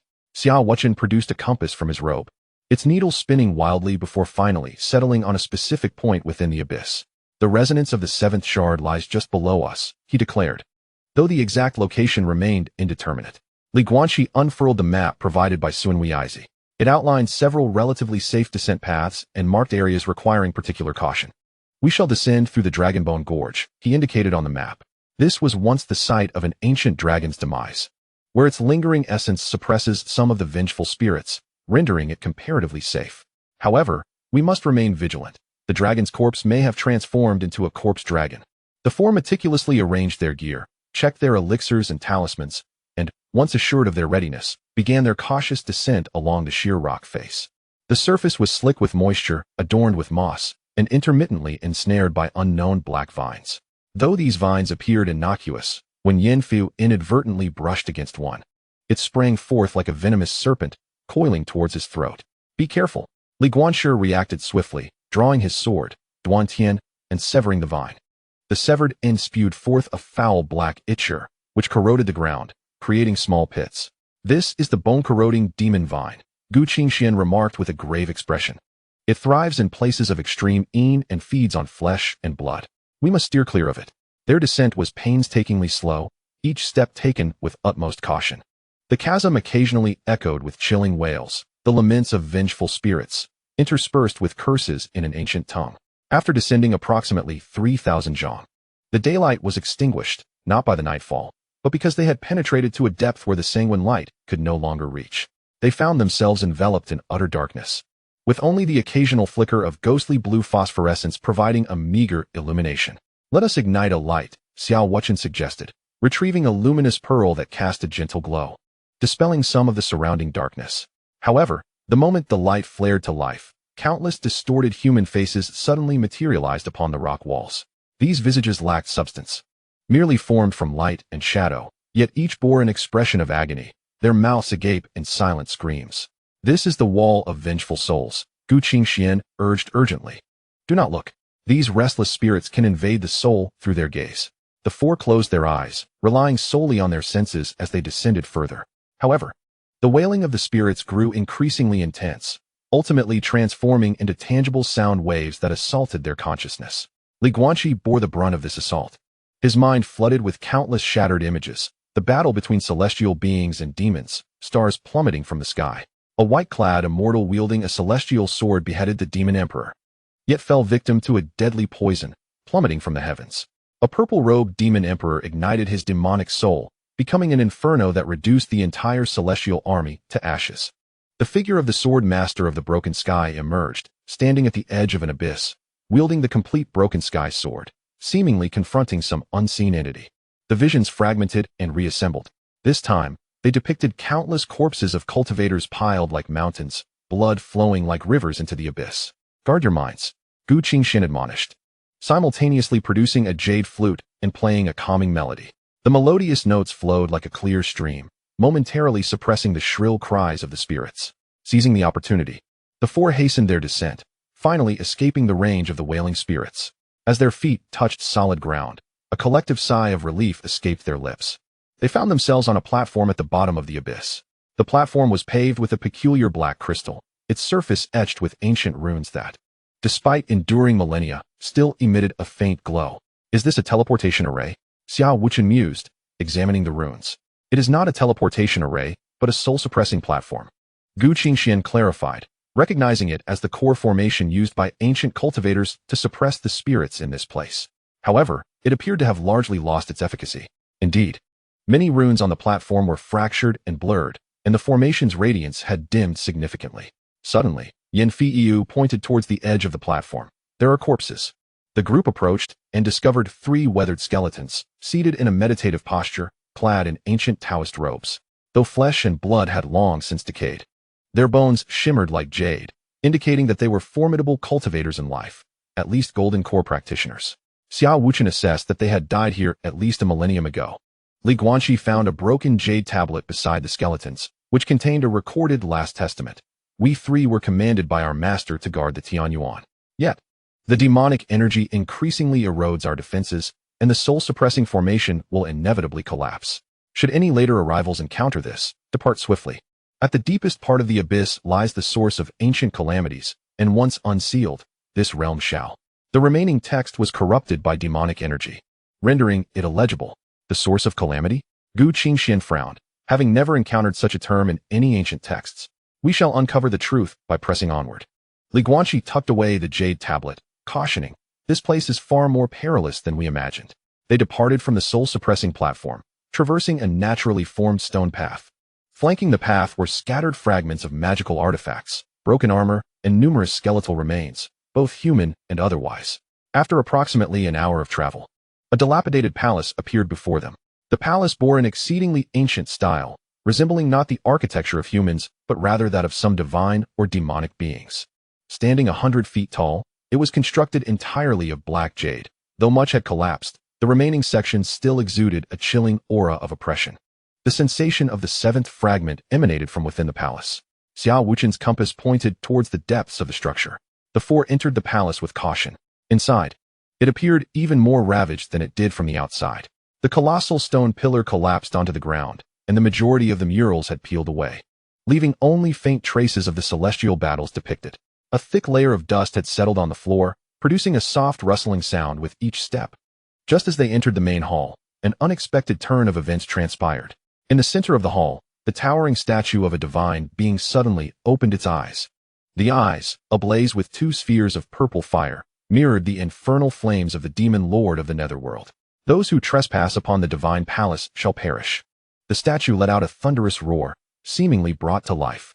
It raised its enormous stone hand and struck down towards the 4. Scatter. The 4 swiftly evaded in different directions. The stone hand slammed onto the ground, causing the entire palace to tremble. This was the guardian stone demon.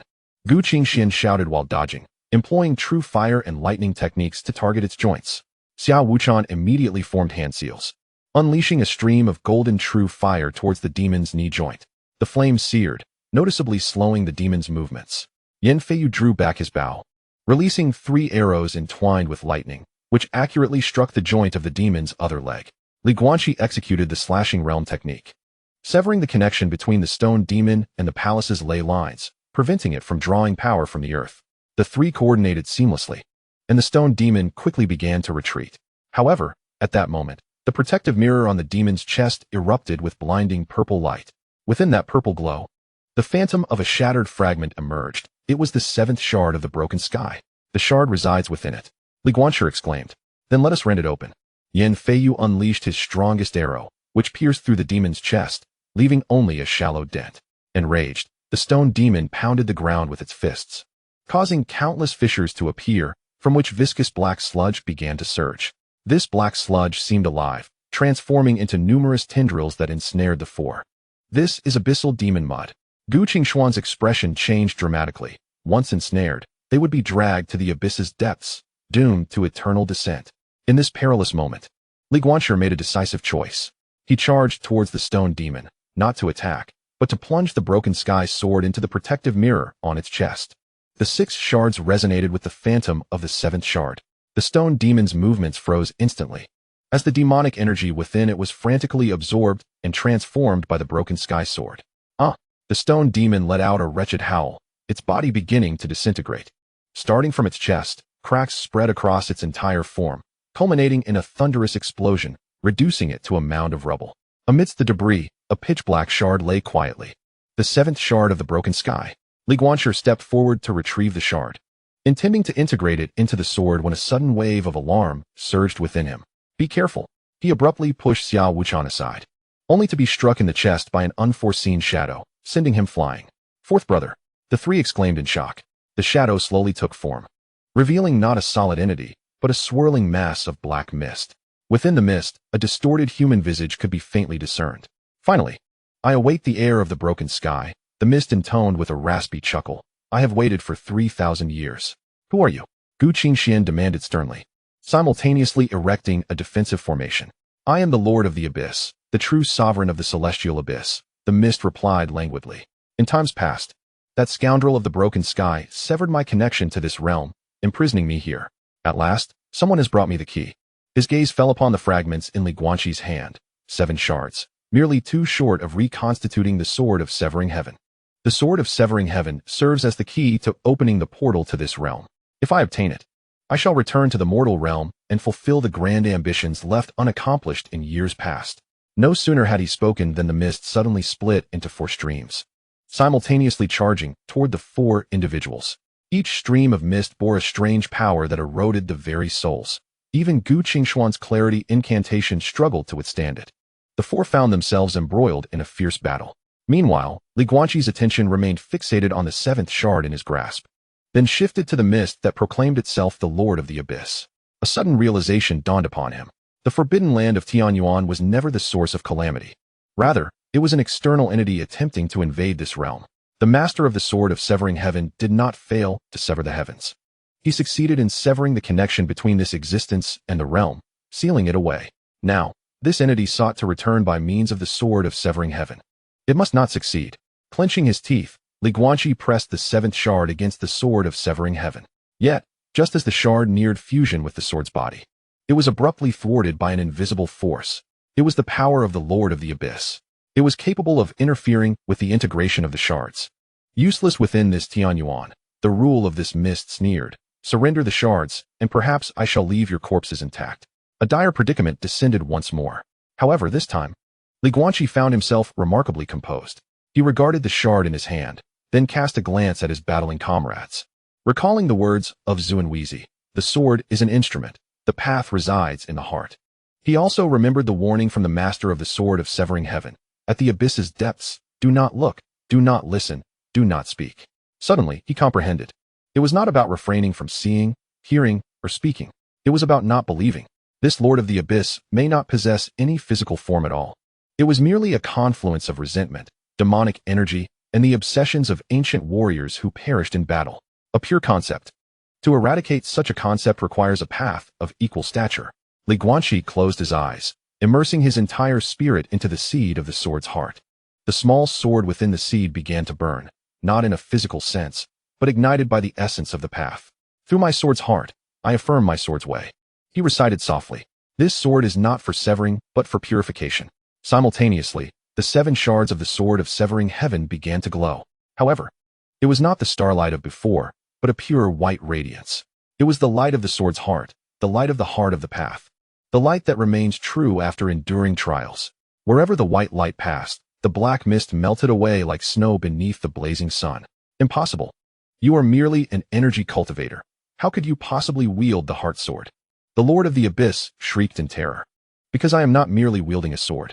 Li Guanqi opened his eyes, the brilliance of 7 colors swirling within. I am wielding my heart.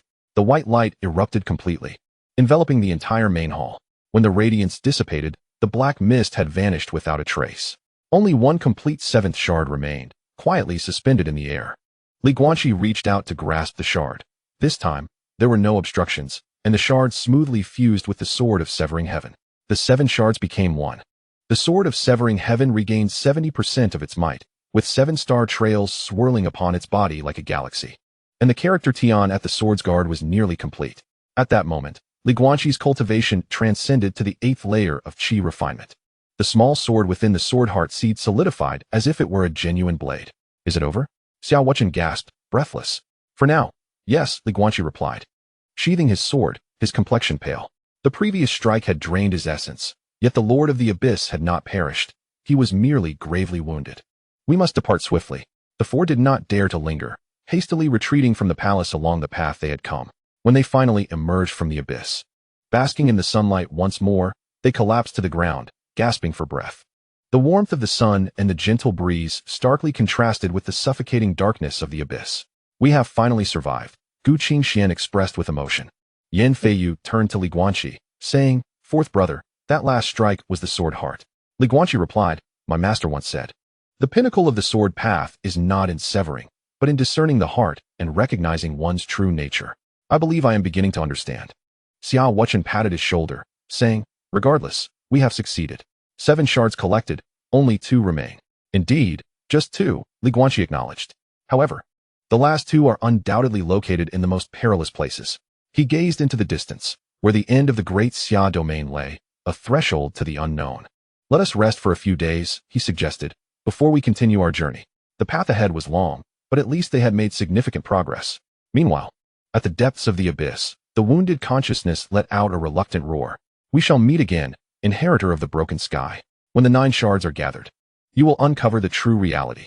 The voice gradually faded into silence, yet the darkness within the abyss seemed to thicken, as if something was slowly awakening. Chapter 28. Return to the sect. It took a full 10 days to return from the abyss's forbidden grounds to the Great Xia Sword Sect. Upon their arrival at the sect's gate, the disciples on guard could scarcely recognize the 4. They were tattered, bloodied, and although their aura had significantly strengthened since their departure, the fatigue etched on their faces was inescapable. Brotherly? Brotherling? The gatekeeper disciples questioned, bewildered. We need to inform the sect master that we have returned. Ling Wuya replied solemnly. Moments later, the bell atop the main peak tolled 9 times, heralding the return of significant figures. Upon reaching Qingming Peak, Li Guanqi encountered his master, the Qingming Sword Lord. After 3 months apart, his master appeared somewhat aged, with several strands of white hair at his temples. It is good that you are back, the Qingming Sword Lord remarked without probing further, instead carefully assessing Li Guanqi's injuries. The sword heart seed was stable. Although his cultivation progress was gradual, his foundation was solid. Excellent, he concluded. I apologize for causing concern to my master. Concern is warranted, the Qingming Sword Lord replied, a rare smile gracing his lips. However, I find it surprising that you have brought back companions. He gestured towards Xiao Wuchen and the others waiting outside the hall. They are trustworthy individuals, Li Guanqi affirmed. We have sworn brotherhood and faced life and death together. I am aware, the Qingming Sword Lord nodded. Gu Qingxian is the legitimate heir of the Gu family from Jiangnan. Though not a sword cultivator, the Gu family has a long-standing scholarly tradition and is well-versed in formation and restrictions. Yan Feiyu hails from the Yan family of the Northern Territories, a master archer with unwavering resolve. As for Xiao Wuchen, he paused. This young man possesses a pure heart. Despite his royal lineage, he remains untainted by the intrigues of power, a rarity indeed. As a prince, he is inevitably destined to be embroiled in the struggles of the court, and you must be mentally prepared for this bond of brotherhood. The disciple understands. That is good to hear. The Lord of the Azure Sword rises, instructing me to follow him, as there are matters that require your attention. The 2 arrived at a secluded chamber on the rear mountain of Azure Sword Peak, a place isolated from the outside world, known only to the sect leader and a select few elders. Inside the chamber, Li Guanqi encountered a few unexpected figures. Elder Zhou Baiai, the transmission elder, Elder Yao Chun from the Pill Cauldron Peak, and an unfamiliar gray-clad old woman. The old woman's visage was withered, yet her gaze was sharp as a blade. Her presence unfathomable, surpassing even that of his master. This is the guardian of the Sword Tomb, also the most ancient protector of the Sword Sect. introduced the Azure Sword Lord. By seniority, you should address her as your granduncle master. Guanqi performed a respectful bow, acknowledging, I pay my respects to my granduncle master.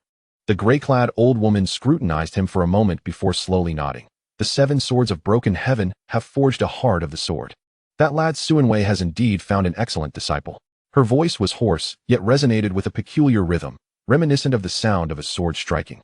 You have been summoned today to discuss a matter that concerns the very survival of the sword sect. The Azure Sword Lord's expression turned grave. First, take a look at this. He retrieved a jade slip, activating it, which projected a map, not of the Great Xia domain, but of the entire eastern continent. The map marked 9 luminous points. 7 of these had already illuminated, indicating the locations of the 7 shards that Guanqi had collected. The last 2 points, however, were situated deep within the eastern sea and the desolate western desert. The 9 shards of the broken heaven sword, upon gathering 7, will resonate with one another, revealing the locations of the final 2 shards. The Azure Sword Lord explained that, according to this resonance, the 8th shard lies within the eye of the abyss in the eastern sea, while the 9th is in the celestial tomb of the western desert. Guanqi had previously visited the periphery of the eye of the abyss and was well aware of its dangers. As for the celestial tomb, it was an even older and more perilous place than the Forbidden Lands, rumored to be the burial site of ancient immortals. With your current strength, venturing to these locations would be akin to courting death, Elder Yao Chen interjected. Yet, time is of the essence. Is the calamity of demons imminent? Guanqi inquired. Not merely a calamity. Zhou Bai shook his head. 3 days ago, news arrived from the eastern sea that the seal of the eye of the abyss has begun to weaken. According to calculations, within a year, the entity sealed at the bottom of the abyss will awaken completely. A year, Guanqi's heart sank. The situation regarding the celestial tomb is even more troubling. The gray-clad old woman continued. 3 months ago, disturbances were reported from the tomb, with demonic energy seeping forth. We suspect that the right arm of the 9 Nether Demon Lord is sealed there.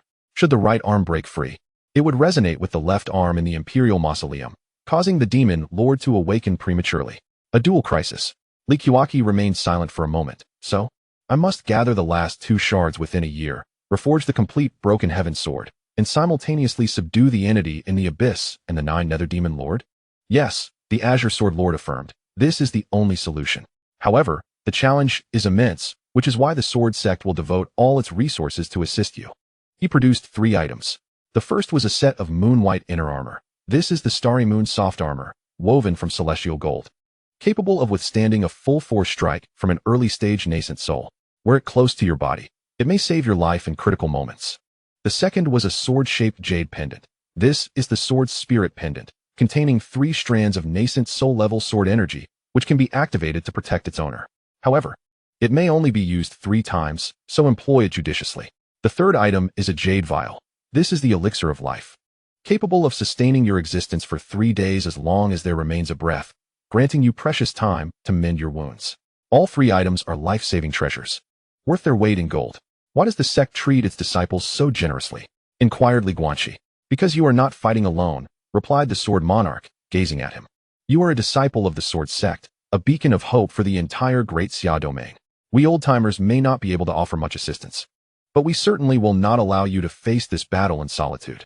Zhou Bai added, Ling Weiyu, Yi Qinghan, and other true disciples will accompany you.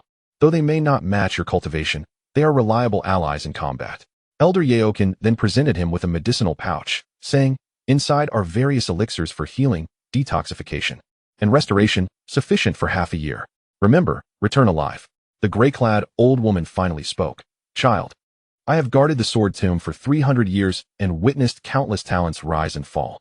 You are neither the strongest nor the most intelligent, but you possess something that surpasses them all. What is it? He asked. Heart. The old woman pointed to his chest. Your sword heart, pure and resolute. This is more vital than any innate gift. Remember, no matter what difficulties you encounter, as long as you hold on to this heart, you will not lose your way. Guanqi accepted all the items, solemnly storing them away. I shall not betray your trust. After departing the secret chamber, Guanqi returned to his small courtyard on Qingming Peak, where Xiao Wuchen and the others had been waiting for quite some time. Fourth brother, what did the sect say? Gu Qingxian asked. Guanqi briefly recounted the situation. Upon hearing this, the 3 fell silent. A year's time, 2 formidable abysses. A dual crisis. This was nearly an impossible task. I will go with you, Yin Fu declared first, My arrows may prove useful. Gu Qingxian nodded. So shall I. I possess some understanding of formations and restrictions. Xiao Wuchen hesitated slightly. I need to return to the imperial city. There may be changes with third brother, and I must ascertain the truth. However, I will hasten to join you as soon as possible. Second brother, there is no need to force yourself, Li Guanqi replied. The matters concerning the royal family are equally important. If the third prince truly colludes with the demonic path, it must be stopped. After deliberation, the four decided, Li Guanqi, Gu Qingxian, and Yin Fiyu would head to the Eye of the Eastern Sea's return to ruins first, while Xiao Wuchen would deal with affairs in the imperial city and then directly proceed to the Western Desert's Heavenly Tomb to meet them.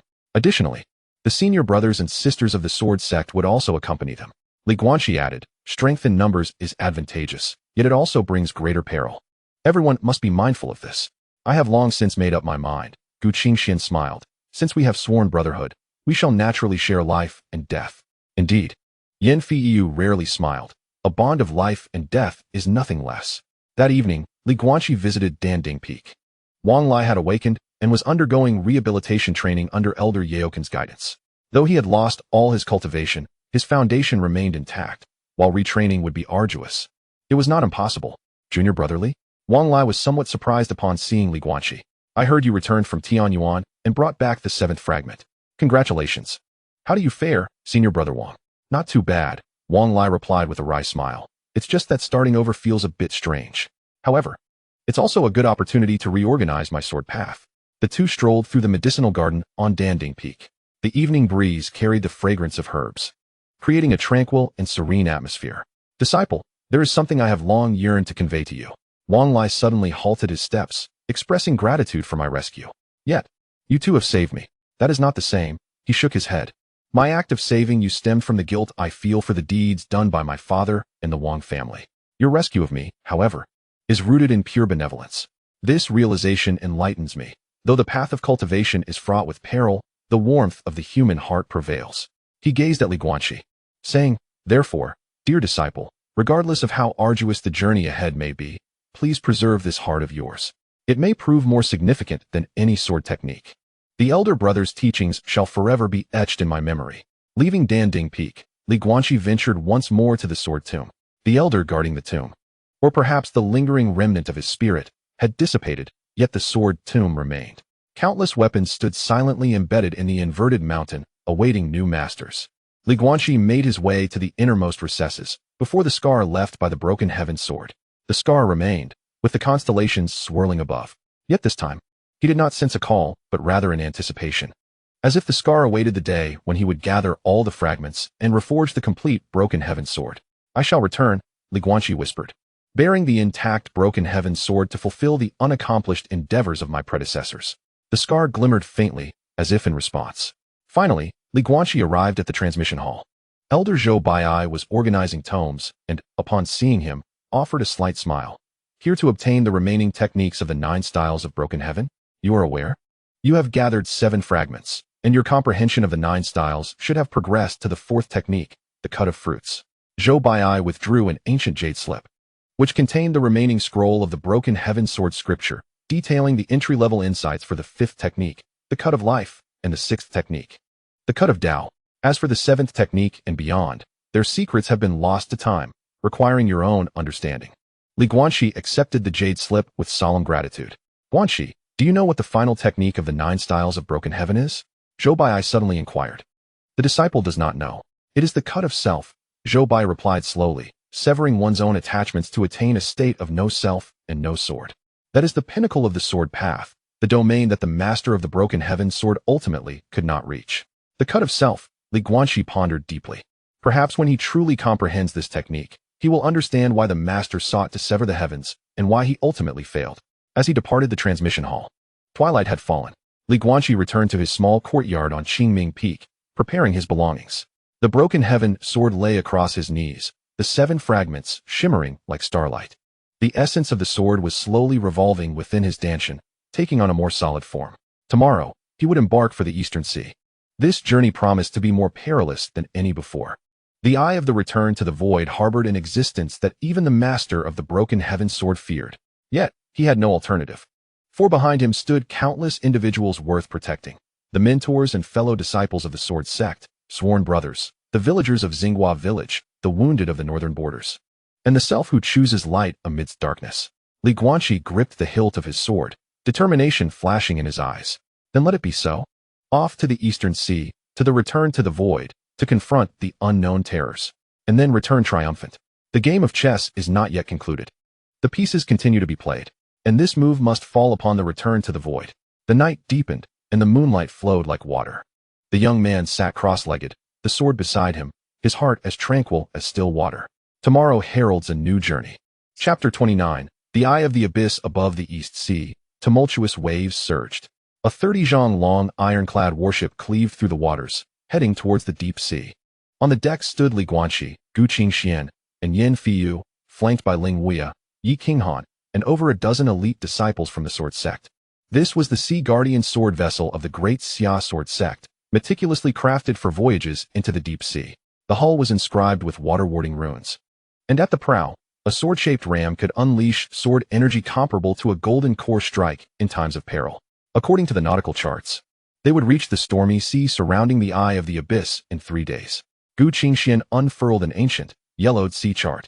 The stormy sea was perpetually beset by thunder and lightning, with treacherous undercurrents lurking beneath the surface, and the possibility of encountering deep-sea monsters. Beyond the stormy sea lay the true eye of the abyss, a colossal whirlpool with a diameter of 1,000 li, said to lead straight to the abyssal depths of the ocean. Is the 8th shard located at the center of the whirlpool? Yin Feiyu inquired. Indeed, Li Guanqi replied, his duantian sword subtly pointing in that direction. However, the eye of the abyss was bound by ancient prohibitions, preventing the vessel from approaching too closely. We shall use a smaller boat to venture in. Ling Weya frowned. Can a small boat withstand the whirlpool's pull? With the stabilizing sea pearls. Gu Qingxian produced 3 deep blue pearls from his possession. I brought these from the Gu family treasury. Each can create a stable water zone spanning 10 zhang, lasting for 3 hours. Using them in succession will suffice for our journey to the center and back. With the plan set, the group prepared accordingly. Yi Qinghan inspected the medicinal pills and talismans in the cabin, ensuring everyone had adequate supplies. Ling Weya instructed the disciples in practicing their combined sword formations, preparing for any unforeseen circumstances. Li Guanqi sat cross-legged at the bow, beginning to comprehend the 5th form of the Duantian 9 styles, severing fate. Severing fate did not denote the act of extinguishing life, but rather cutting the bonds of destiny. The heart method left by the Duantian sword master recorded, fate is determined by the heavens, while fortune is forged by oneself. To sever fate is not to defy the heavens and alter one's destiny, but rather to break the shackles imposed by fate, allowing all things to revert to their true essence. This delved into the deeper aspects of the causal path, and at Li Guanqi's current realm, he could only grasp the surface. Yet, he remained unhurried. The cultivation of the sword heart was a gradual process, with each insight serving as accumulation. On the 3rd day at dawn, the sea ahead indeed began to change. The clear sky was replaced by a dense layer of dark clouds, with electric serpents weaving through them and thunder rumbling ominously. The once placid sea erupted into towering waves, crashing against the protective barrier of the sword vessel with deafening roars. The stormy sea had arrived. Steady the ship, Ling Weya bellowed. All disciples, take your positions.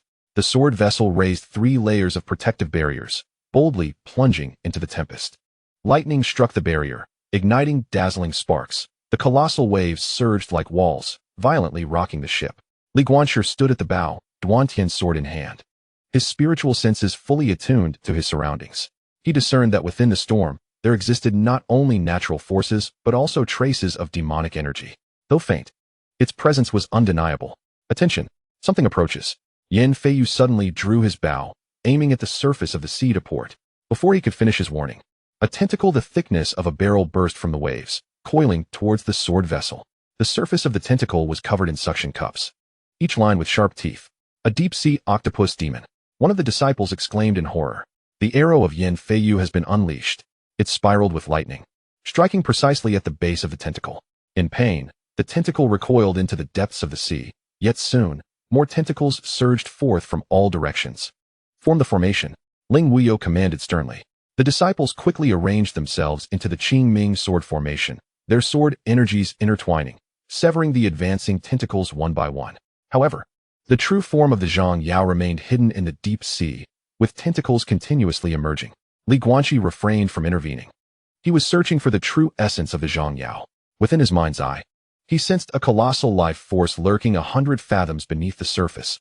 That was the true body of the Zhang Yao, shrouded in dense demonic energy, clearly tainted. A test of severance, he murmured, slowly raising the Duantian sword. Rather than striking the true body of the Zhang Yao, he aimed to sever its connection to the demonic energy. The blade of light plunged into the ocean, stirring neither waves nor sound. Yet, 3 breaths later, the demonic energy beneath the sea suddenly surged violently. The Zhang Yao emitted a silent shriek, and all tentacles simultaneously retreated, its massive form rapidly descending and vanishing into the abyss. It has fled? Yi Qinghan exclaimed in astonishment. Not fled, it has regained its consciousness. Guanqi sheathed his sword. I have just severed the demonic energy's corruption. Upon awakening, it naturally departed. The severance technique had begun to reveal its might. The sword boat continued its arduous journey, navigating the storm for a full day before finally breaking free from the tempest. Ahead lay a breathtaking sight, a colossal whirlpool, exceeding 1,000 miles in diameter. The seawater flowed towards the center at an astonishing speed, forming an unfathomable funnel. At the edges of the whirlpool, the water was a deep blue. As one approached the center, the hue deepened, ultimately turning pitch black. And at the very depths of the whirlpool, a faint glimmer of starlight was discernible. That was the 8th shard of the Duantian. Yet, more terrifying was what loomed above the whirlpool. 9 inverted peaks hovered there, their bases rooted in the void, their summits pointing downward towards the whirlpool's center. Each peak was entwined with massive chains, the other ends of which plunged into the abyss, seemingly tugging at something. Those are the 9 peaks of the Guishu. Gu Qingshuan's voice trembled. Ancient records state that the Eye of Guishu is a rift in the heavens and earth, where 9 immortals sacrificed themselves to become these peaks, suppressing this area. Yet this was merely a legend. I never imagined it to be true. What lies beneath the chains? Yin Feiyu inquired. I do not know, Gu Qingxian replied, shaking his head. But it is undoubtedly something malevolent. Li Guanqi sensed the resonance of the Duantian sword. Indeed, the shard was at the very bottom of the whirlpool. However, to descend, they must pass through the blockade of those 9 peaks. Prepare the small boat, he instructed. I, along with Brother Gu and Brother Yin, will go down. Senior Brother Ling and Sister Yi, you will provide support from the periphery. It's far too dangerous. Yi Qinghan objected. At the very least, let me accompany you. No. Li Guanqi shook his head. The small boat can only carry 3, any more, and the Dinghai Pearl cannot protect us. Moreover, your role on the periphery is crucial. Should we encounter trouble below, we will need your assistance. Ling Wuyo remained silent for a moment before finally nodding. Very well. But remember, you have 3 hours. Regardless of whether or not you find the shard, you must return within that time. If you exceed the time, we will descend to search for you. Understood. The 3 donned specially crafted water-repellent garments and boarded a small boat 3 zhang long. Gu Qingxian activated the first sea-stabilizing pearl, which hovered above the small vessel, emanating a deep blue light shield that enveloped the boat. Within the confines of this shield, the sea calmed instantaneously. Even the pull of the whirlpool diminished significantly. Let us go. The small boat glided slowly towards the center along the edge of the whirlpool. Upon entering the whirlpool's domain, the scenery became increasingly bizarre. The surrounding waters rose like walls, forming a corridor encased by water walls. Above them loomed the inverted 9 peaks, while below lay an unfathomable abyss of darkness. After advancing roughly 100 miles, Gu Qingxian's expression suddenly shifted. Wait. There's a fluctuation in the formation. He produced a compass, its needle spinning wildly. We have breached an ancient restriction. These 9 peaks do not merely suppress, they constitute a 9-star locking sky formation. No sooner had he spoken than the 9 peaks simultaneously illuminated. Each peak emitted a thick beam of light, converging at the whirlpool's center to form a colossal web of light. The web gradually descended, casting its shadow over the small vessel. Quickly retreat, Yin Feiyu urged urgently. But it was already too late. The web fell, binding the small boat securely. The light shield of the sea-stabilizing pearl emitted a strained groan, countless cracks appearing on its surface. It can't hold. Gu Qingxian gritted his teeth. This formation was at least at the divine transformation level, and the sea-stabilizing pearl could last no more than 10 breaths. Li Guanqi looked up at the web, his perceptive senses fully engaged. He discerned the operational trajectory of the formation. The 9 beams of light resembled chains, ensnaring something deep within the whirlpool, and they had unwittingly entered the range of these chains. Severing the fate cannot break the formation, he murmured, but it can sever our connection to it. The sword of severing heaven was raised once more. This time, his target was not the formation itself, but the fateful link between the small vessel and the 9-star locking sky formation. With the essence of my sword, I shall sever this connection. The sword light surged forth, not aimed at the web, but at a point in the void. That point was the marker that the formation used to lock onto the small vessel. Crack! The invisible marker shattered. The web suddenly lost its target, halting midair. Now is the time. Charge out. Li Guanqi roared. Gu Qingxian exerted all his strength to propel the sea-stabilizing pearl, and the small boat shot forth like an arrow, slipping through the gaps in the web and continuing to descend. The trio looked back to see the web slowly retracting, relocking onto something deeper below. That was close. Yin Feiyu wiped the cold sweat from his brow. Fourth brother, your sword technique is becoming increasingly enigmatic. It's a characteristic of the sword heart, Li Guanqi panted. But it consumes a great deal of energy. I want to be able to use it again in a short time. The small boat continued its descent. The deeper they went, the darker it became, until they were engulfed in complete darkness. Only the sea-stabilizing pearl emitted a faint blue light, illuminating a small area around them. After descending approximately 300 miles, they finally reached the bottom of the whirlpool. Here lay a vast underwater cavern, at the center of which floated a dilapidated palace. The palace bore an ancient design, somewhat reminiscent of those found in the forbidden lands of Tianyuan, yet even more magnificent. Before the grand entrance of the palace stood a stone sword. Embedded in the sword guard was a fragment, the 8th fragment of the severing heaven. We found it. Gu Qingxian exclaimed joyfully. However, Li Guanqi frowned. Something feels off. It was too easy, given the perilous nature of the Eye of the Ruins. How could the 8th fragment simply be placed at the entrance? He opened his mind, perceiving with great care. Indeed, around the stone sword, there were exceedingly concealed fluctuations of a forbidden formation. This was not a defensive barrier, but a triggering mechanism. Do not move, he shouted urgently. The fragments are bait. If disturbed, a far greater trap will be set off. But it was already too late. Yin Feiyu's arrow had been loosed. His intention was to dislodge the fragment from the stone sword with the arrow, avoiding direct contact. The moment the arrow struck the fragment, the entire palace came to life. Not as a metaphor, but truly alive. The palace walls began to writhe, bricks reconfiguring to form a towering stone giant, standing 100 feet tall. The chest of the giant was precisely where the stone sword resided. Those who disturb sacred artifacts shall perish. The stone giant let out a thunderous roar, its fist crashing down towards the small boat. The might of this blow far surpassed that of the previous guardian stone demon. The force of the punch swept through, parting the sea and creating a vacuum passage. There was no escape. Gu Qingxian's face turned pale. This fist had locked the space. In this dire predicament, Li Guanqi made a decision. He leapt from the small boat, not to evade, but to confront that fist.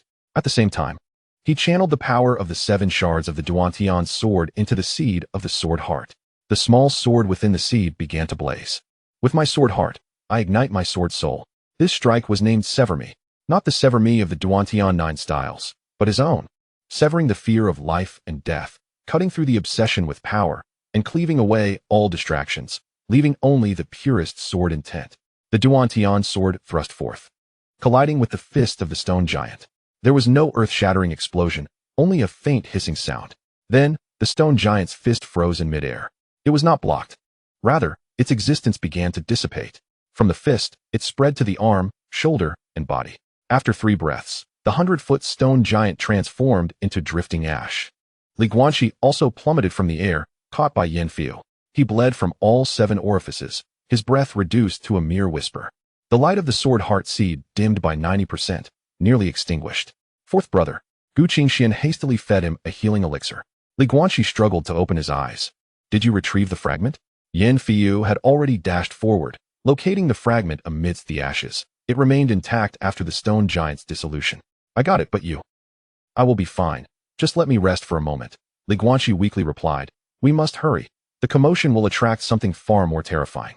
Gu Qingxian promptly activated the second sea-stabilizing pearl, and the small boat surged upward like an arrow. Just as they were about to escape the whirlpool, a long, mournful sigh emanated from the depths. The sigh transcended time and space, resonating within the minds of the 3.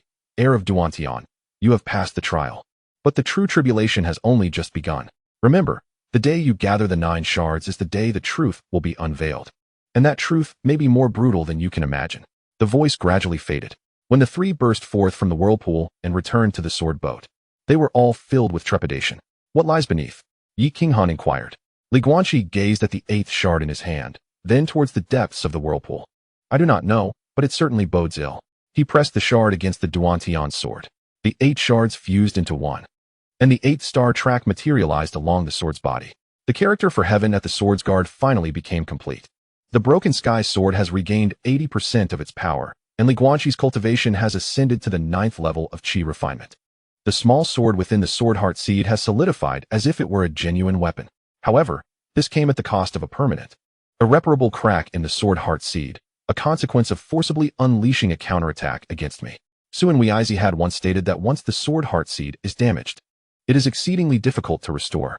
Yet, Li Guanqi harbors no regrets, for this sword has not only saved himself, but also his brethren.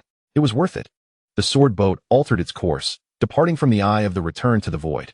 Deep within the vortex, the pair of eyes that had been observing slowly closed, as if in anticipation, awaiting the day when the 9 fragments would converge, longing for the moment when the truth would be unveiled. The surface of the sea returned to tranquility, yet a storm brewed in the distance. Chapter 30. The tomb of the Western Desert after leaving the Eastern Seas returned to the void. The sword boat docked at a coastal port of the Xia dynasty for rest and recuperation. Xiao Wuchen had been waiting there for quite some time. Having rushed from the imperial city with unsettling news, the third brother has gone missing.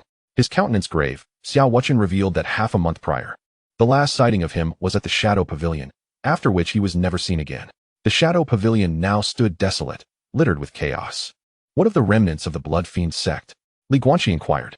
They too have vanished, seemingly forewarned, Xiao Wuchen replied with a shake of his head. However, I have uncovered another matter. 3 months ago, a mysterious merchant caravan departed from the imperial city, bound for the Western Desert. The leader of this caravan is suspected to be the third brother's personal guard. The clues point towards the Western Desert, and coincidentally, the 9th fragment of the Broken Sky is located within the tomb of the Western Desert. It appears we must set forth without delay, Gu Qingxian remarked. If the third prince has indeed colluded with the demonic path, it is highly likely that he is also after the 9th fragment. After a 3-day respite, the group opted to travel overland, embarking on specially crafted desert vessels towards the Western Desert. This desolate expanse represents the most western edge of the Xia realm, characterized by endless stretches of yellow sands and relentless sunlight. Here, life is nearly non-existent, save for a few drought-resistant beasts and venomous insects. Legends tell of a time when this land was fertile, but a cataclysmic battle between immortals and demons altered the landscape, causing countless beings to perish here. Their resentment and remains tainting the earth and giving rise to this wasteland of death. After 10 days of traversing the desert, the vessel finally reached the periphery of the tomb. Before them lay an extraordinary sight. In the heart of the desert stood 9 towering pyramids, each soaring 1,000 feet into the sky. The pyramids were entirely obsidian, their surfaces etched with ancient runes that shimmered like metal under the blazing sun. At the center of these 9 pyramids was a colossal pit, from which black mist perpetually billowed. This mist rose to a certain height before being drawn back down by an unseen force, creating a cycle. This was the entrance to the tomb. Gu Qingxian unfurled an ancient text on the Western Desert, revealing the 9 Towers Demon Suppression Array, constructed by ancient immortals to quell the demonic energy of this place. However, judging by the density of the black mist, it seemed the array had lost much of its efficacy. The Broken Sky sword in Li Guanqi's arms resonated intensely. The 9th fragment lay within the depths of the pit. There are footprints. Yin Fiu crouched down to examine the ground, noting that they had been left no more than 3 days prior, and there were no fewer than 20 individuals. The third brother and his company have indeed arrived. Xiao Wuchen's expression darkened. Let us pursue, Li Guanqi declared without hesitation. The group descended into the pit. The temperature within the pit plummeted sharply, presenting a stark contrast to the sweltering heat outside. Black frost clung to the stone walls, and a miasma of decay filled the air. As they ventured deeper, the light waned, ultimately surrendering to utter darkness. Ling Weia retrieved a luminescent artifact, casting a gentle glow ahead. Before them lay a staircase descending into the abyss, flanked by countless stone effigies. These statues varied in form, from ethereal Taoist priests to ominous demonic cultivators, and even included some non-human entities, all evidently ancient powers that had perished here. Do not touch the statues, Gu Qingxian cautioned. They may be possessed by vengeful spirits. A mere touch could awaken them. The group proceeded with utmost caution. After traversing approximately 1,000 steps, a colossal stone door loomed ahead. The door stood ajar, flickering flames visible within, accompanied by the murmur of voices. They're inside, Yin Fiu whispered urgently. Li Guanqi gestured for silence as they stealthily approached the door. Beyond lay an immense burial chamber, at the center of which rested a black jade coffin, atop which stood a broken sword, the very fragment of the 9th shard. However, the chamber was already occupied by over 20 individuals. At the forefront was a young man clad in resplendent garments, whose features bore a striking resemblance to Xiao Wuchen. Yet his gaze was cold and sinister, surrounded by a faint aura of demonic energy. He was the third prince, Xiao Wen. Beside him stood several elderly figures, each exuding an eerie presence, evidently masters of the demonic path, all at the golden core level. "Your Highness, this coffin is peculiar," remarked an elder demon cultivator. "I sense a powerful resentment within. To open it recklessly could be perilous." "What are you afraid of?" Xiao Wuhan sneered. "This chamber possesses a forbidden-breaking talisman granted by the demon lord. No seal can withstand it. Open the coffin." Several demon cultivators stepped forward, uniting their strength to pry open the coffin lid. At the very moment the coffin creaked open, an unexpected upheaval occurred. A plume of ink-black, demonic energy erupted from within, revealing a colossal skeletal hand identical to the left arm of the 9 nether demon sovereign. Yet this was the right arm. Ha! At last, my right arm has seen the light of day. The manic laughter of the 9 nether demon sovereign echoed. "Xiao Wuhan, you have done well. Once I fully revive, I shall grant you immortality." Xiao Wuhan knelt. "Thank you for your grace, demon sovereign." The demonic energy surged forth, seeking to engulf the 9th shard from within the coffin. "Stop him." Li Guanqi no longer concealed himself, charging into the burial chamber. The Duantian sword was drawn, unleashing the full force of the 8 shards, slicing towards the connection of the demonic energy and the shard. "Once again, it is you." The right arm of the 9 nether demon sovereign seemed to recognize Li Guanqi. "The brat who severed my left arm shall be devoured today." The skeletal hand descended with greater might than before, for this was its place of sealing, allowing it to unleash even more power. Li Guanqi was forced back 3 steps, blood trickling from his lips.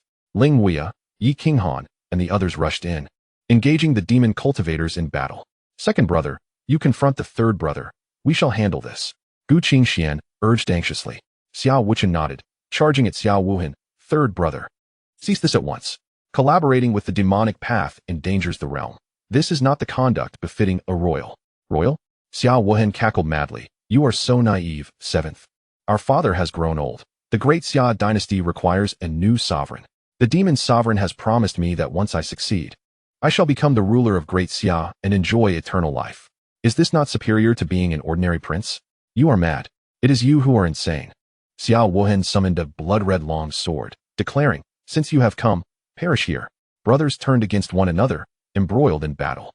Meanwhile, Li Guanqi found himself facing the formidable right arm of the 9 nether demon lord, under immense pressure. "Well done, young one, for gathering all 8 fragments." The demon lord's voice dripped with greed. "Once I consume this 9th fragment, and seize your 8, I shall reconstruct the complete sword of severing heaven. Who in this realm could then thwart me?" The skeletal hand struck relentlessly, each blow causing the crypt to tremble violently. Li Guanqi struggled to hold his ground, cracks appearing in the seed of his sword heart.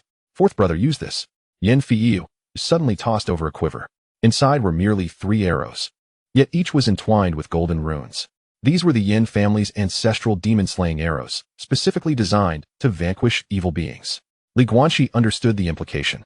Placing the 3 arrows upon the sword of severing heaven, using the sword as a bow and his heart as the string. Sever destiny and vanquish evil. All 3 arrows were unleashed simultaneously. The arrows pierced the skeletal hand, the golden runes erupting forth to temporarily suppress the demonic energy. Now is the moment. Gu Qingxian set up a demon-binding formation, momentarily ensnaring the skeletal hand. Seizing the opportunity, Li Guanqi charged towards the 9th fragment. However, Xiao Wuhan suddenly broke free from Xiao Wuchen's entanglement, blocking his path. "You wish to claim the fragment? First, you must pass through me." The blood-red sword lunged forth, its technique devious and lethal, each move aimed directly at vital points. Li Guanqi was forced to engage. Though a prince, Xiao Wuhan's swordsmanship was formidable. Having reached the mid-foundation stage, enhanced further by demonic powers, his combat prowess rivaling that of a late foundation cultivator. After 30 exchanges, Li Guanqi gradually found himself at a disadvantage. Having expended considerable energy in the return to ruins, his sword heart was also damaged, severely diminishing his capabilities. "Fourth brother, be cautious." Xiao Wuchen sought to assist, but was ensnared by 2 demon cultivators. In this dire moment, Li Guanqi made a reckless decision. He plunged the sword of severing heaven into his own chest. This was not an act of suicide, but rather an offering of his lifeblood to nourish the sword. The seed of his sword heart ignited, his blood seeping into the sword, which emitted an unprecedented radiance. With my lifeblood, I summoned the true spirit of the sword. The sword's spirit awakened. No longer a vague consciousness, but a complete, sentient entity. Master, the sword spirit's voice resonated within Li Guanqi's sea of consciousness. Are you certain you wish to proceed? Nourishing the sword with your lifeblood will permanently deplete your lifespan. I am certain. Li Guanqi's gaze was resolute. Sever it. The sword of severing heaven soared forth, transforming into a streak of golden light, cleaving towards Xiao Wuhan. This strike contained 80% of Li Guanqi's essence and the full might of the sword spirit. Xiao Wuhan attempted to defend himself, yet the moment the blood-red sword met the sword light, it shattered into fragments. The sword light surged onward, piercing through his chest. Impossible. Xiao Wuhan looked down at the gaping wound, his eyes filled with disbelief. I was so close to success. He collapsed, lifeless. The sword of severing heaven then spun in midair, aiming for the ensnared right arm of the demon lord. Damn it! The demon lord roared. But the suppression from the demon-slaying arrows lingered, leaving him unable to evade. The sword light descended, severing his right arm at the shoulder. The demonic energy surged wildly, attempting to reconstitute itself, but the sword spirit emitted a purifying light, slowly cleansing the malignant energy. You have triumphed this time. The voice of the demon lord gradually faded away, but I shall not relinquish my pursuit. When you gather all 9 fragments, you will realize that your efforts have been in vain. The voice ultimately vanished, and the demon lord's right arm turned to ash. The 9th fragment of the broken heaven fell from the sky, and Li Guanqi caught it, collapsing to the ground. His complexion was as pale as parchment. His breath faint to the utmost degree. The heart's blood nurturing the sword had cost him at least 50 years of his lifespan. Fourth brother. The crowd gathered around him. I am fine, Li Guanqi strained to assert, pressing the 9th fragment against the broken heaven sword. The 9 fragments were finally united. At the moment of fusion, an extraordinary phenomenon occurred. The entire heavenly tomb began to tremble violently. 9 pyramids illuminated simultaneously, their beams of light converging in the air to form a colossal portal. From within the portal, an ancient and authoritative voice resonated. Those who gather the 9 fragments may enter the final trial. Those who prevail shall inherit the complete legacy of the broken heaven sword master, along with the truth of this realm's existence or demise. Trial location: the ruins of the Heavenly Dao sect. Time: 3 months hence. As the voice faded, the portal slowly closed. Yet the message left behind astonished everyone. The ruins of the Heavenly Dao sect, the final trial left by the broken heaven sword master, and the truth of this realm's existence. It seemed we still had one last journey ahead. Ling Wei assisted Li Guanqi to his feet. But you must first recuperate. Li Guanqi nodded. He gazed at the complete broken heaven sword in his hand, its 9-star tracks flowing like a river of stars, the blade as dark as ink, and the character for heaven at the guard, intact and clear, emanating an overwhelming pressure. At last, it was complete. Yet why did his heart feel even more unsettled? He recalled the demon lord's final words. You will find that all you have done is in vain. And the sigh from the bottom of the return to nothingness. The truth may be more harrowing than you imagine. Li Guanqi tightened his grip on the hilt, determination flashing in his eyes. Regardless of the truth, regardless of the hardships ahead, he must press on. This was his path, his choice, and the responsibility he must bear. Return to the sword sect, he said, to heal and prepare. 3 months later, at the ruins of the Heavenly Dao sect, all answers awaited him. He must go, to confront the final trial, to unveil the ultimate truth. Chapter 31. The ruins of the Heavenly Dao sect. 3 months later, in the frigid northern reaches. This was the furthest point of the Daxia domain, perpetually shrouded in ice and snow, a vast expanse of frozen tundra, with winds as sharp as blades. It is said that in ancient times, this was the mountain gate of the Heavenly Dao sect, which later fell into ruin, its entrance buried beneath ice and snow, becoming an untraversable wasteland. Li Guanqi and his companions now stood atop a towering ice peak, gazing down below. After returning from the heavenly tomb 3 months ago, he had secluded himself in the sword sect to recuperate. The toll of nurturing the sword with his heart's blood had exceeded his expectations. Had it not been for Xian Weizi returning in time to extend his life with his own cultivation, he might have been extinguished. Even so, his lifespan was now less than 50 years, almost a foot in the grave for a chi-refining practitioner. Yet Li Guanqi had no time for sorrow. He had to be here. Beneath the ice peak lay a vast ice lake, its surface like a mirror, reflecting the gray, overcast sky. In the heart of the lake stands a majestic palace, entirely constructed of crystalline ice, shimmering with a ghostly blue luminescence under the faint light of the sky, reminiscent of the fabled Crystal Palace. This is the entrance to the remnants of the Heavenly Dao sect. According to the information left by the sword master of the broken heaven, once the 9 shards are gathered, the final trial shall commence here. Gu Qingxian unfurls an ancient tome, but the records regarding the Heavenly Dao sect are scant, merely stating that this sect adheres to the path of severing the heavens, with its disciples primarily practicing swordsmanship. At its zenith, it boasted 9 divine sword practitioners at the helm, making it the preeminent sect of the eastern continent. Why then did it perish? Yi Qinghan inquired. I do not know.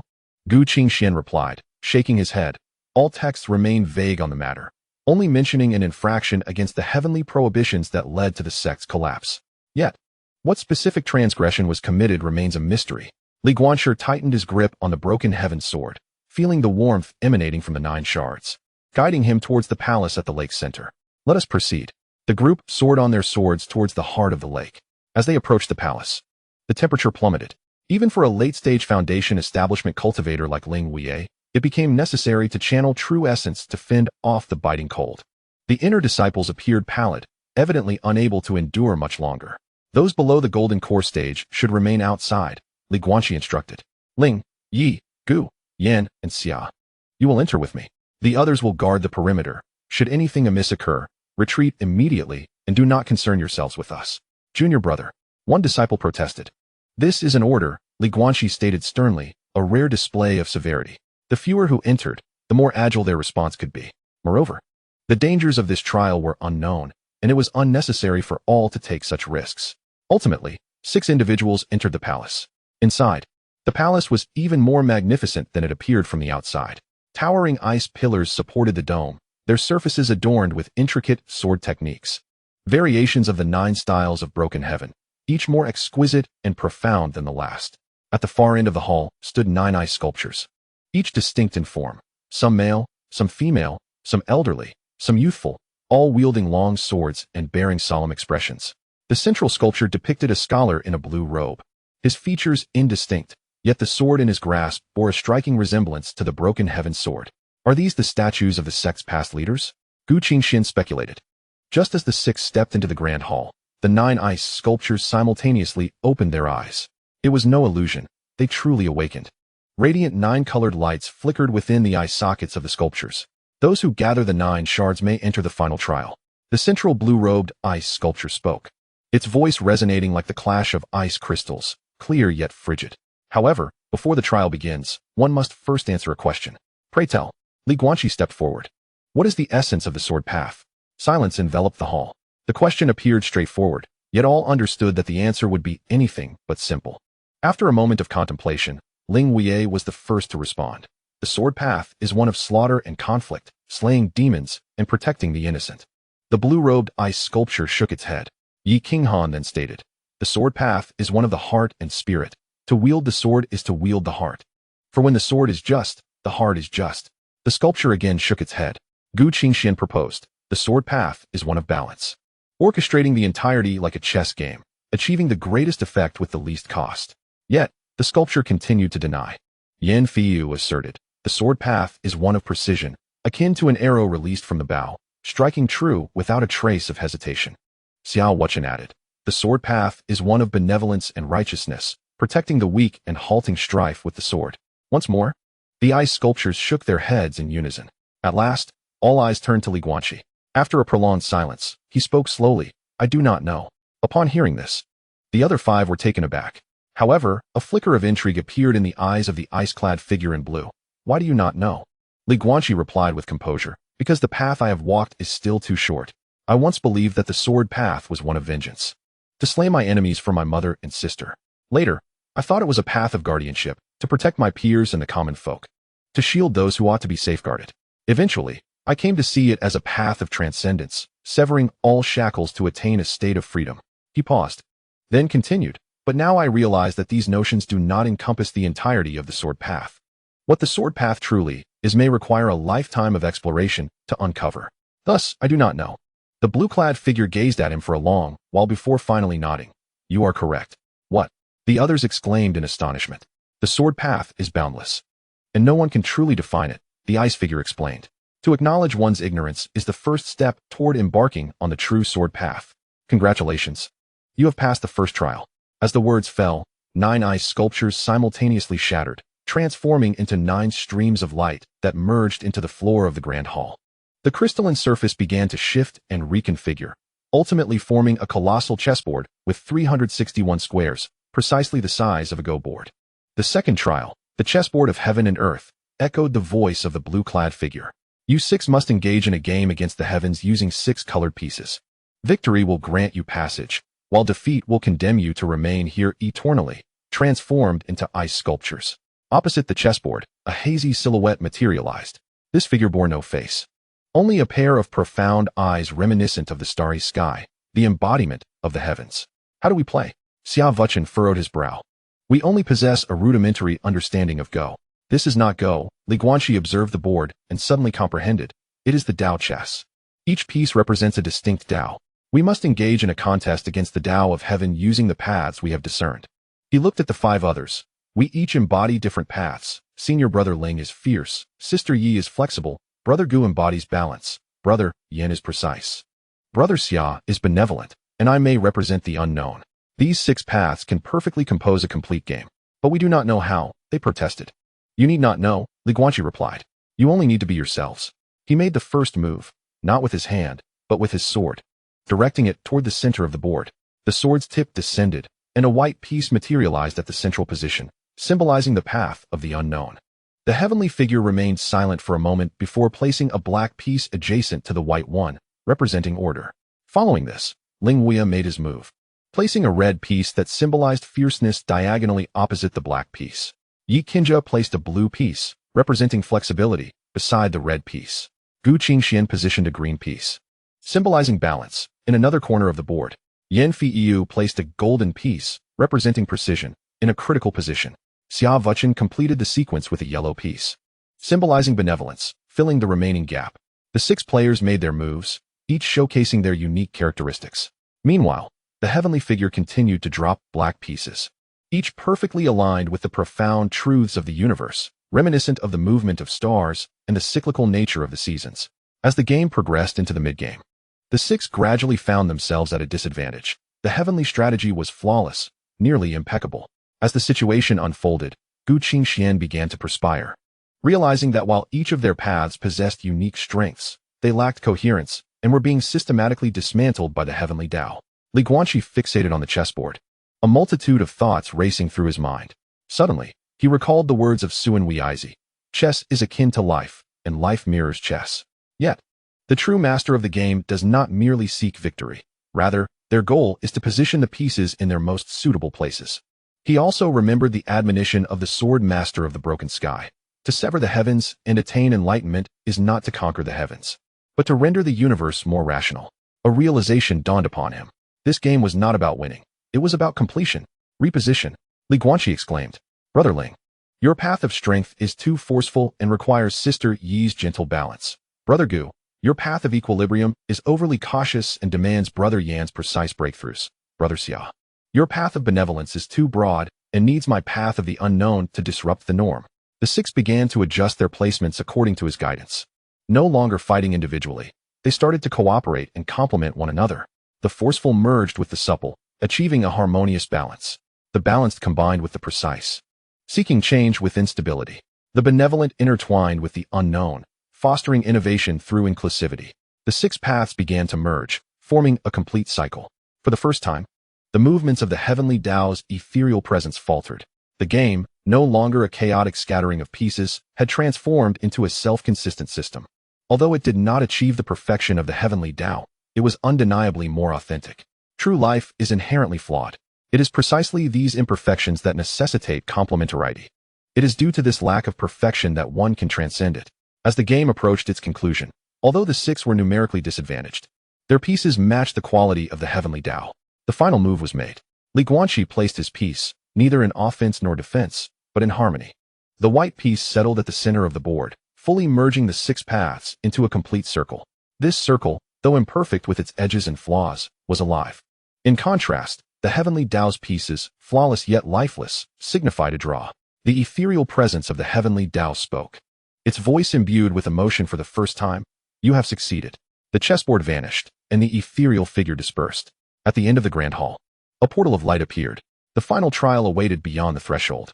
The voice of the ice sculpture in a blue robe echoed once more. I must remind you that the truth of the trial may upend all your understandings. There is still time to turn back. The six exchanged glances, each recognizing the resolve reflected in the other's eyes. We shall proceed. Guanqi stepped through the luminous portal, followed closely by the others. Beyond the portal lay not the anticipated trial ground, but a modest study. A simple bookshelf, basic tables and chairs, and a book sprawled open on the desk with yellowed pages, indicating its age. Seated at the table was a scholar in a blue robe. It was indeed the sword master of the broken sky. Yet, this was not his true form, but rather a remnant of his divine consciousness.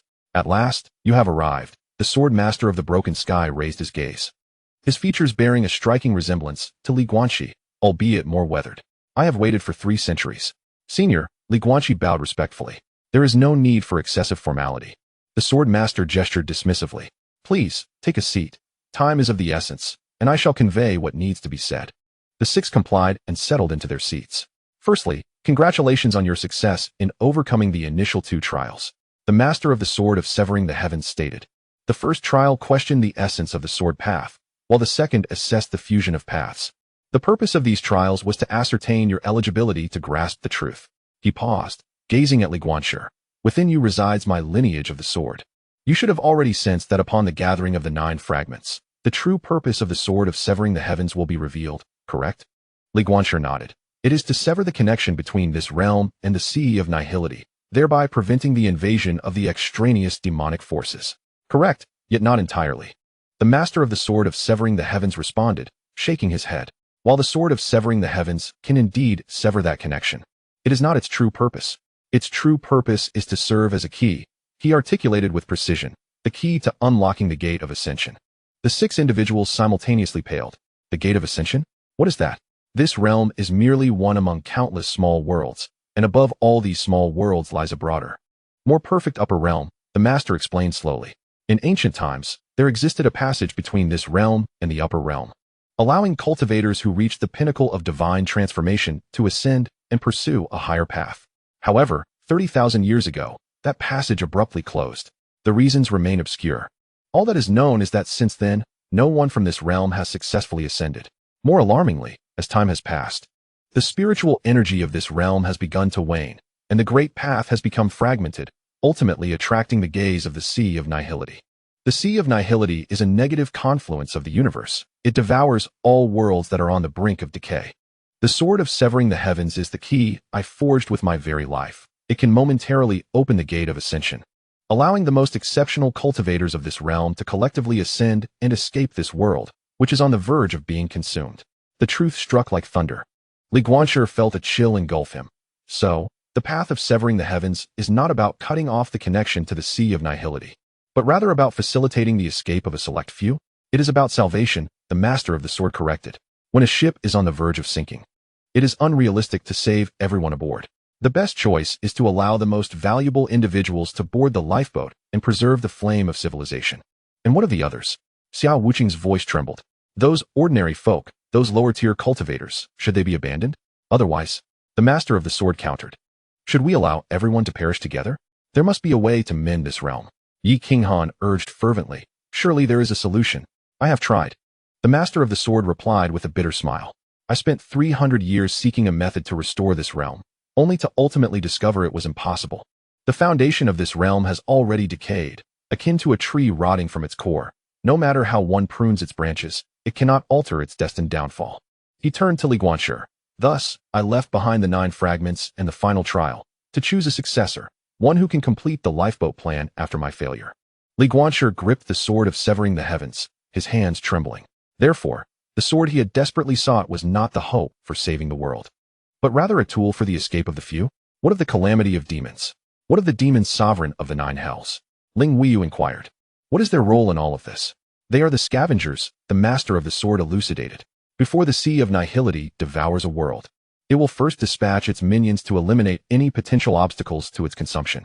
The demons sovereign of the 9 hells and the entities at the bottom of the abyss are all scavengers.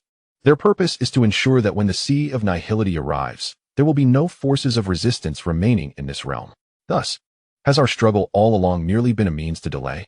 Gu Qingxin murmured. Indeed, the sword master of the broken sky nodded.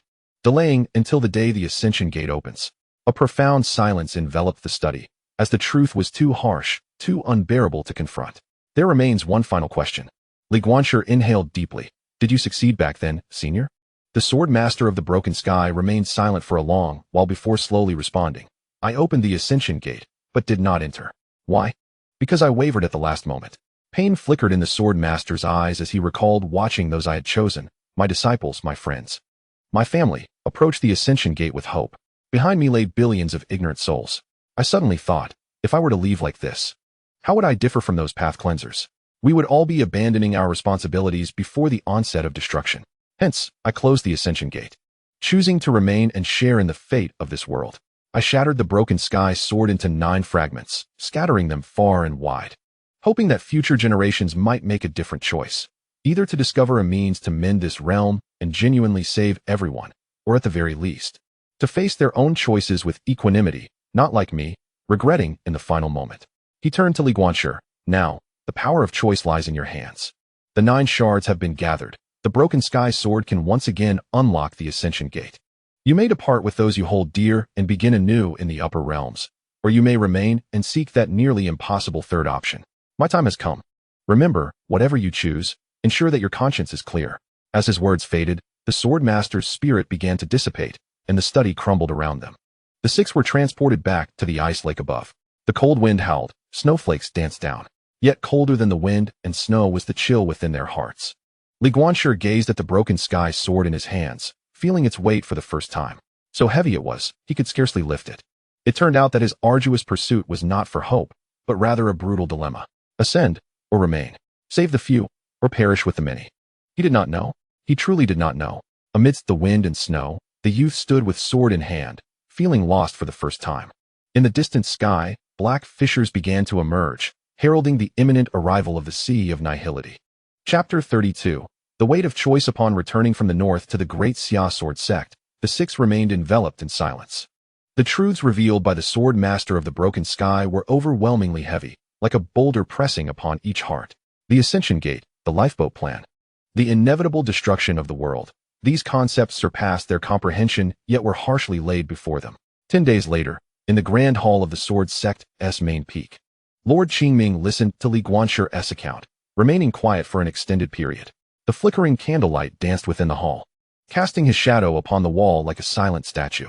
So, this is the true meaning of the one Master Xianwei has been seeking to break the impasse. After a long silence, Lord Qingming finally spoke, his voice hoarse. It is not about saving the world, but about making a choice. Master, what shall we do? Ling Huai's voice trembled. Could it be that he truly had to abandon the majority and take only a few elites to ascend? Yi Qinghan interjected, her eyes filled with compassion. What difference would that make from the demonic path? Gu Qingxian replied with a bitter smile. Yet, the master of the broken heaven sword speaks the truth. When a ship is destined to sink, it is a responsibility to allow the most valuable individuals to survive, preserving the flame of civilization. But what of the common folk? Xiao Wuchen exclaimed passionately. Do they not have the right to live? As a prince, if I choose to ascend, how shall I face those who have placed their trust in me? Yin Feiyu remained silent, quietly polishing his longbow, his gaze complex. Everyone awaited Li Guanqi's decision, for the broken heaven sword rested in his hands, and only he could unlock the gate to ascension. Li Guanqi lowered his gaze to the sword in his grasp. The 9 shards had fully merged, and the broken heaven sword had regained its complete form, 3 feet and 3 inches long, as dark as ink, with 9 star trails swirling like a galaxy. The character for heaven on the sword guard exuded an ancient and imposing aura. Whenever he wished, he could unleash the power within the sword, momentarily opening the gate to the upper realm. However, the cost would be the exhaustion of the last vestiges of this world's fortune, hastening the devouring process of the void sea. Those unable to ascend would be utterly annihilated, caught in the dual onslaught of demonic tribulation and the void. I need time to ponder, Li Guanqi finally stated. 3 months. After 3 months, I shall convey my decision to you all. The Qingming swordmaster nodded. Very well. During these 3 months, the sword sect will prepare for battle. Regardless of your choice, we shall support you. Thank you, master. After departing from the main peak, Li Guanqi did not return to Qingming Peak, but instead ventured to the sword tomb. The inverted sword mountain remained unchanged, a myriad of swords lying in silence. He approached the scar of the broken heaven sword and sat cross-legged before it. Senior, what were your thoughts when you closed the gate to ascension all those years ago? He softly inquired, as if asking the scar, or perhaps querying himself. The scar offered no response, merely the internal nebula slowly swirling. As though recounting an incomprehensible tale from the past, Li Guoqi began to reflect on the path he had traversed, from being blind at the age of 7, to his mother's death, his sister's tragic demise, being taken away by Xuanwizi, joining the Sword Sect, inheriting the broken heaven legacy, venturing into the imperial tomb, returning to the ruins, and the heavenly grave. At each critical juncture between life and death, what sustained him was never some grand aspiration to save the world, but rather those specific people and tangible matters. It was the stern yet caring guidance of his master. It was the trust shared with his senior brothers and sisters during battles. It was the brotherhood forged in life and death. It was the simple kindness of the villagers in Xinghua. It was the yearning for life among the wounded in the north, and those ordinary individuals he had once protected, as well as those who had protected him. If he chose to ascend, the vast majority of these individuals would be left behind. Then what significance would his cultivation hold? What meaning lay in his grasp of the broken heaven sword? Fourth brother. A voice rang out from behind him. Li Guoqi turned to see Gu Qingxian, Yan Feiyu, and Xiao Wuchen approaching. Elder brother, second brother, third brother, he greeted, rising to his feet. We knew you would be here. Gu Qingxian stepped beside him, gazing at the sword scar. In truth, we are pondering the same question. If the gate to ascension truly opens, should we choose to leave? What are your thoughts? Elder brother? My family resides in Jiangnan. My parents are alive and well, and my siblings coexist harmoniously. Gu Qingxian chuckled wryly, admitting that if he were to abandon them in pursuit of ascendance, he could not bring himself to do so. Yet, would the heavens accept a collective ascent with the entire family? Do we possess the right to occupy such numerous slots? Yan Feiyu interjected, stating, My Yin family has guarded the northern frontier for generations, battling against the demonic forces for 3 centuries. If we were to depart during the most severe tribulations, what would become of the common folk in the north? Xiao Wuchen was even more forthright. As a prince of the Great Xia, my duty is to safeguard the populace of this land. Ascension has never been within my realm of choices. The stances of the 3 were unequivocal. However, Li Guanqi understood that they had ultimately reserved the final decision for themselves, for the Duantian sword lay in his hands. I wish to venture out for 3 months. Li Guanqi suddenly declared, to visit certain places and meet various individuals before arriving at a decision. We shall accompany you, the 3 responded in unison. Li Guanqi shook his head. This time, I prefer solitude. Some dilemmas must be confronted alone. The trio exchanged glances, finally nodding in agreement. Be cautious. I shall, he assured them. On the following morning, Li Guanqi sat cross-legged atop Qingming Peak, the Duantian sword resting across his knees. He closed his eyes, allowing the sword's essence to slowly resonate with the Duantian sword. This was not an attempt to open the gates of ascension, but rather a profound introspection, using the sword's essence as a mirror to reflect upon his true self. In his mind, countless images began to emerge. First, he recalled the chessboard drawn by his mother in the palm of his hand before her passing, with 19 lines intersecting in a dance of black and white. Chess, much like life, leaves no room for regret. Then came the gentle voice of his sister. Guanqi, strive to be a benevolent person. The silhouette of Xuanwizi leading him away from their village, solitary yet resolute. The words of his master during his initiation into the sword sect. A sword may not be sharp, but one's heart must remain righteous. In the ancient battlefield, he fought shoulder to shoulder with Ling Weya and Yi Qinghan. The oath taken with his 3 elder brothers, in fortune and misfortune, in life and death. We entrust ourselves to one another. And the mundane days spent in Xinghua village, tending to the wounded in the northern military camp.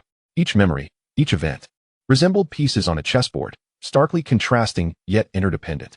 He suddenly recalled a passage from the comprehensive history of the Great Xia he had read in Xinghua village. In antiquity, a sage remarked, Heaven and earth are merciless, treating all beings as mere fodder. Yet, the way of humanity values benevolence, keeping all lives in mind, which holds greater significance. The way of heaven or that of humanity, the sage replied. The course of heaven is constant. It neither preserves the existence of Yao nor allows the downfall of Jia. Yet, in this world, humanity must discern and choose. Indeed, the way of heaven is devoid of compassion, impervious to the suffering of beings. However, humanity possesses emotion and will fight recklessly to protect that which is dear. Should he adhere to the way of heaven, or should he practice the way of humanity? If the heavens decree the destruction of this realm, must he comply with fate and depart with a select few? If humanity compels him to remain and perish with the multitude, should he relinquish the opportunity for ascension? There were no answers. Or rather, both choices bore their own justification and consequences. Li Guanqi slowly opened his eyes and gazed toward the eastern horizon. There, the sun was rising, casting a golden hue upon the clouds. He recalled the final words of the Duantian sword's master. Regardless of your choice, ensure that you remain true to your heart. True to his heart. What does his heart desire? Is it the instinct for survival? The weight of responsibility for protection? The yearning for power? Or perhaps a steadfast adherence to righteousness? Li Guanqi did not know, yet he understood that he needed to seek answers, not by sitting atop the mountain in deep contemplation, but by venturing into the world below. He longed to revisit the places he once protected, to inquire among those he had aided. Perhaps the answers lay therein. Resolute, he rose, shouldered the broken sky sword, and descended the mountain. His first destination was Xinghua village. Upon his return, 3 months after his departure, the village was shrouded in an eerie silence, a stark contrast to the anxiety over conscription that had plagued it before. As Li Guanqi entered, he noticed many houses stood vacant, and beneath the old locust tree at the village entrance, only a handful of elders basked in the sun. Old man, why is the village so desolate?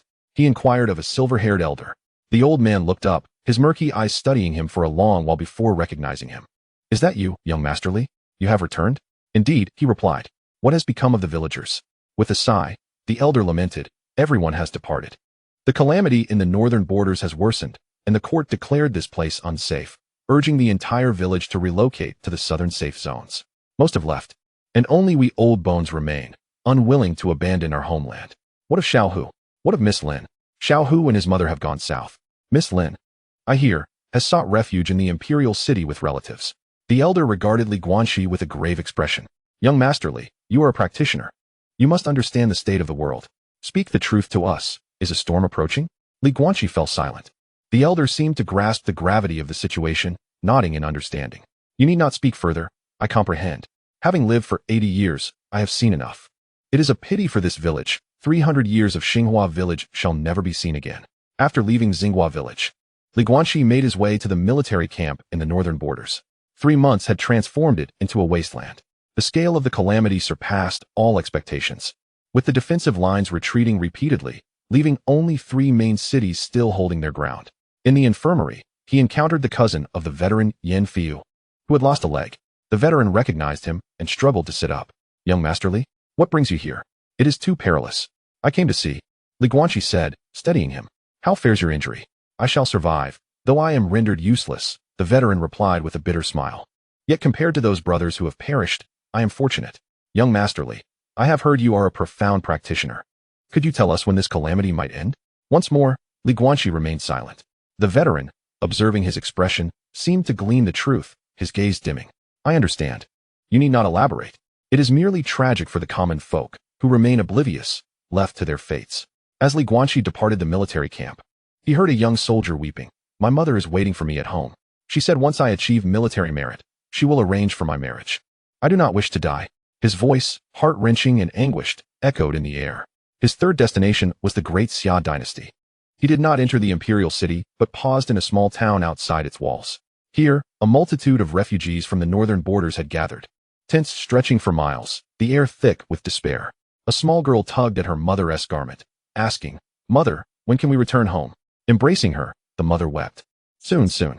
Yet, they all understood that home might forever remain out of reach. Li Guanqi stood amidst the crowd, gazing upon the faces that mirrored confusion, fear, and hopelessness. Among these individuals, there are the elderly, children, pregnant women, and the disabled. They are all living beings, each possessing the right to exist. Yet, should the choice be made to ascend, these souls would perish under the relentless assault of calamity and the void. Conversely, if he opts to remain, he may be able to save a few, but ultimately, it is likely that all will succumb to death.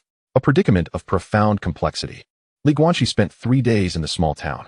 During this time, he assisted the refugees in erecting tents, cared for the injured, and distributed food. No one knew his identity. They simply regarded him as a benevolent, blind man. On the evening of the 3rd day, an elderly woman grasped his arm and said, Young man, thank you.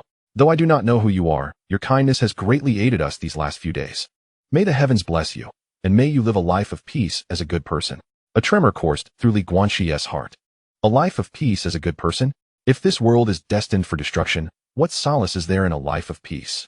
Yet, if he chooses to ascend and abandon these people, can he still call himself a good person? As he departed the town, the night had deepened. Li Guanqi walked alone along the desolate ancient road, the moonlight casting a long shadow behind him. Suddenly, he recalled the words of his master. The sword sovereign, a disciple of the sword sect may wield a dull blade, but the heart must remain just. He also remembered the teachings of Suen Weizi. The sword is a means, not an end. And the final words of the sword master of the broken sky, be at peace with your conscience. Indeed, the sword is merely a tool, the heart is the essence. But what is the nature of his heart? Is it compassion? Is it responsibility? Is it love? Or is it fear? Is he afraid of death? Yes. Is he more afraid of witnessing those around him perish one by one? Even more so. But what terrifies him most is the prospect of making a choice and spending the rest of his life in regret. What if there exists a third option? A thought suddenly emerged. The sword master of the broken sky had claimed he searched for 3 years without discovering a method to mend this realm. Yet, that was 300 years ago. In the present day, could new possibilities have arisen? The broken sky sword, with its 9 shards united, serves merely to unlock the gate to ascension. Could it not fulfill another purpose, such as truly severing the connection to the void? Or perhaps buying more time for this world? Li Guanqi halted his steps, gazing at the broken sky sword in his hand. Its blade was pitch black, with stars swirling upon its surface. Is it truly just a key? Or could it be that the sword master of the broken sky himself did not fully comprehend its potential? After all, he chose to close the gate to ascension and remained in the lower realm, ultimately leading to the sword shattering and his demise. He did not succeed in mending this realm. But could it be that he was merely one step away from success? And that this step must be undertaken by future generations? Li Guanqi's heart began to race. Perhaps he need not choose between ascension and remaining. Perhaps there exists a third path, to wield the broken sky sword and carve out a true path to survival. Not for the sake of saving a few, but for the salvation of all. Even if the probability is minuscule, even if he ultimately fails, at the very least, he would have tried. At the very least, he would be at peace with his conscience. Under the moonlight, the youth gripped the hilt of his sword tightly, a renewed light igniting in his eyes. It was a fierce, almost frenzied brilliance. Yet he understood, this was indeed his heart, not one of evasion, nor of surrender, but one that boldly confronts adversity. Even if the path ahead leads to an abyss of unfathomable depth, he must leap into the void to behold what lies beneath, for this is his choice, his path. Returning to the sword sect, Li Guanqi turned around and walked back along the road he had traversed, his steps resolute, devoid of any lingering confusion. He now understood his purpose and the arduous journey that awaited him. Yet, at the very least, he would no longer waver. For his heart had made a choice, one that bordered on the impossible, a choice that could alter the very fabric of existence. Chapter 33, Severing the Heavens atop Qingming Peak of the Great Xia Sword Sect, Li Guanqi knelt before his master, the Qingming Sword Sovereign, and articulated his decision. You wish to wield the Severing Heaven Sword to truly sever the connection to the Sea of Nihility? The Qingming Sword Sovereign furrowed his brow. What assurance do you possess that you can accomplish what even the Severing Heaven Sword Master could not? I do not know, Li Guanqi replied candidly. But I wish to attempt it. And the cost? It may lead to death, Li Guanqi paused. Or perhaps the shattering of my sword and the loss of my chance to ascend. Is it worth it? Indeed. The Qingming Sword Sovereign remained silent for a lengthy moment. Finally exhaling a sigh. Since you have made your decision, I shall support you. The entire sect shall lend its utmost assistance. Thank you, Master. In the days that followed, the sword sect entered an unprecedented state of readiness. Ling Wei and Yi Qinghan led the inner disciples to establish defensive formations across the Great Xia dynasty, striving to delay the spread of the impending calamity. Gu Qingxian, Yan Feiyu, and Xiao Wuchen embarked on separate missions. Gu Qingxian reached out to the prominent families of Jiangnan. Yan Feiyu rallied the hunters of the northern territories, and Xiao Wuchen consolidated the royal forces in preparation for the forthcoming decisive battle. As for Li Guanqi, he embarked on his final retreat. He sought to comprehend the last form of the Severing Heaven 9 styles, the strike known as Severing Me. This was not a severance of the self, but rather a dissolution of the boundaries between himself and the world. The legacy left behind by the Severing Heaven Sword Master spoke vaguely of this technique, stating, to sever me is not to sever me. It is to be without self. Only in the absence of self can one perceive the true self. Only the true self can sever the heavens. Li Guanqi understood that to genuinely sever the connection to the Sea of Nihility, he must attain a state of selflessness, fully merging with the cosmos, wielding his being as a sword to deliver a strike that transcends all limits. Yet how daunting a task it was. He sat beneath the waterfall on the back mountain of Qingming Peak for 49 days and nights. During this time, he abstained from food and drink, remaining motionless and silent, wholly immersed in the perception of the sword's way. The essence of the sword lay within his dantian, slowly revolving in harmony with the severing heaven sword. The power of the 9 shards surged into his body like a mighty river, cleansing every inch of his meridians and impacting his very soul. He glimpsed more fragments of the severing heaven sword master's memories. 30,000 years ago, on the day the Ascension Gate was sealed, countless god transformation cultivators wailed in despair before its threshold. 20,000 years ago, spiritual energy began to wane, and this realm saw no new god transformation beings. 10,000 years ago, the first demon sovereign descended, heralding the onset of a demonic tribulation. 3,000 years ago, the severing heaven sword master was born, stepping onto the path of the sword with unparalleled talent. 300 years ago, the severing heaven sword master gathered the 9 shards, opening the Ascension Gate. Yet at the final moment, he chose to forsake it. The moment when the master of the broken sky sword experienced the shattering of his sword brought forth a profound revelation. I had misjudged the true power of the broken sky sword. It is not merely a key to open a passage, but rather a means to reshape that passage. If only I had comprehended this sooner, and had managed to fully merge the forces of the 9 fragments, perhaps my memory would not have abruptly ceased. Yet, Guanqi has come to this understanding. The broken sky sword has never been a mere key. It is a tool, an instrument capable of redefining the very laws of existence. Its most fundamental function is to unlock the Ascension Gate, but its true might lies in altering the rules of this world, reconnecting it with the celestial realm, and restoring the glory of ancient times. However, to achieve this, the wielder must attain a state of selflessness, completely dedicating themselves to the sword, entering a state of unity with it, and delivering a strike that reshapes the heavens and the earth. The cost is the inevitable demise of the wielder, for a mortal form cannot withstand such an immense backlash of power. Thus it dawned on Guanqi. Opening his eyes, he beheld a swirling brilliance of 9 colors. The master of the broken sky sword had not been incapable, but rather unwilling. Unwilling to burden his most cherished disciple, his closest companion, with this fatal task.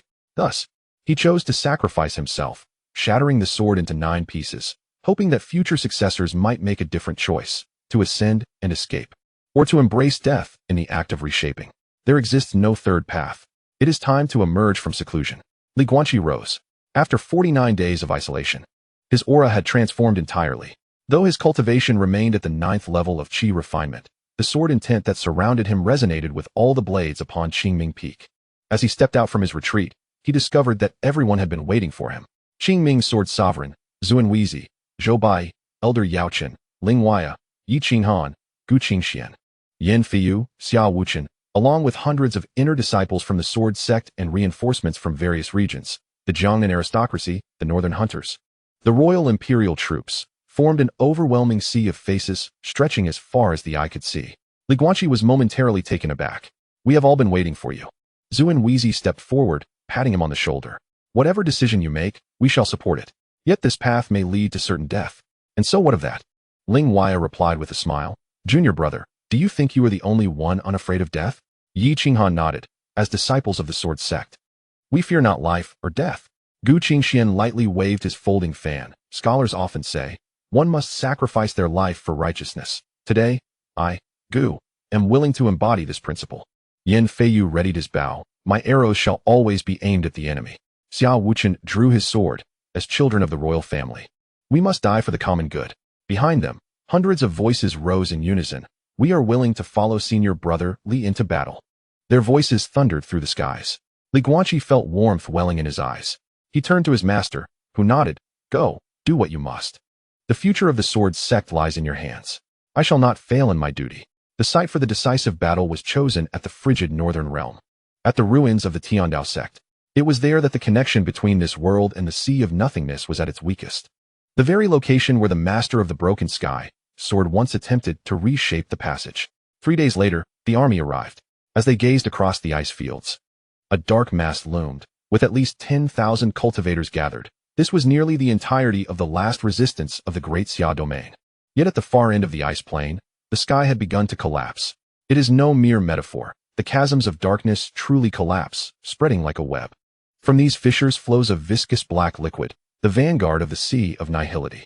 As the liquid drips to the ground, ice and snow melt, the earth decays, and all life withers. More terrifying are the countless shadowy figures that emerge from the cracks, dreaded entities such as the 9 nether demon sovereign. Enigmatic creatures from the depths of the ruins, and other indescribable, twisted beings. They are the scavengers of the sea of nihility. They have come, spoke Su Wei-zi in a grave tone. Li Guanqi nodded and stepped to the front of the formation, with the sword of severing heaven in hand. 9 shards ignited simultaneously. Esteemed comrades, today's battle holds grave peril, he declared loudly. Yet some things must be done, some paths must be traversed. I thank you all for your trust, for accompanying me on this final journey. He turned, facing the collapsing sky. This sword is named Severing Heaven. Today, I shall wield it to truly sever the heavens. As his words fell, the sword of severing heaven soared skyward. The power of the 9 shards erupted fully, transforming the blade into a radiant pillar of light that pierced the heavens. Wherever the light passed, space began to warp and restructure, forming a passage leading deep into the sea of nihility. Block him, roared the 9 nether demon sovereign, leading countless fiends in a charge. From the array, commanded the sword sovereign of Qingming. Over 10,000 cultivators unleashed their might simultaneously. Sword chi, spells, and arrows poured forth like a torrential rain, colliding with the demonic horde. The bloodbath began. With each passing moment, lives were lost, yet none retreated. For behind them lay their homeland, their loved ones, and everything they must protect. Li Guanqi did not join the fray. He sat cross-legged in the center of the icy expanse, his consciousness fully immersed in the sword of severing heaven. The heart of the sword ignited. It was not a metaphor. It truly burned. Using his life as fuel, he kindled the final sword intent. With my soul, I call upon the true spirit of the sword. With my blood, I forge the brilliance of the blade. With my heart, I validate the path of the sword. With every recitation of these 3 oaths, his vitality waned. Upon completing the first, his hair turned entirely white.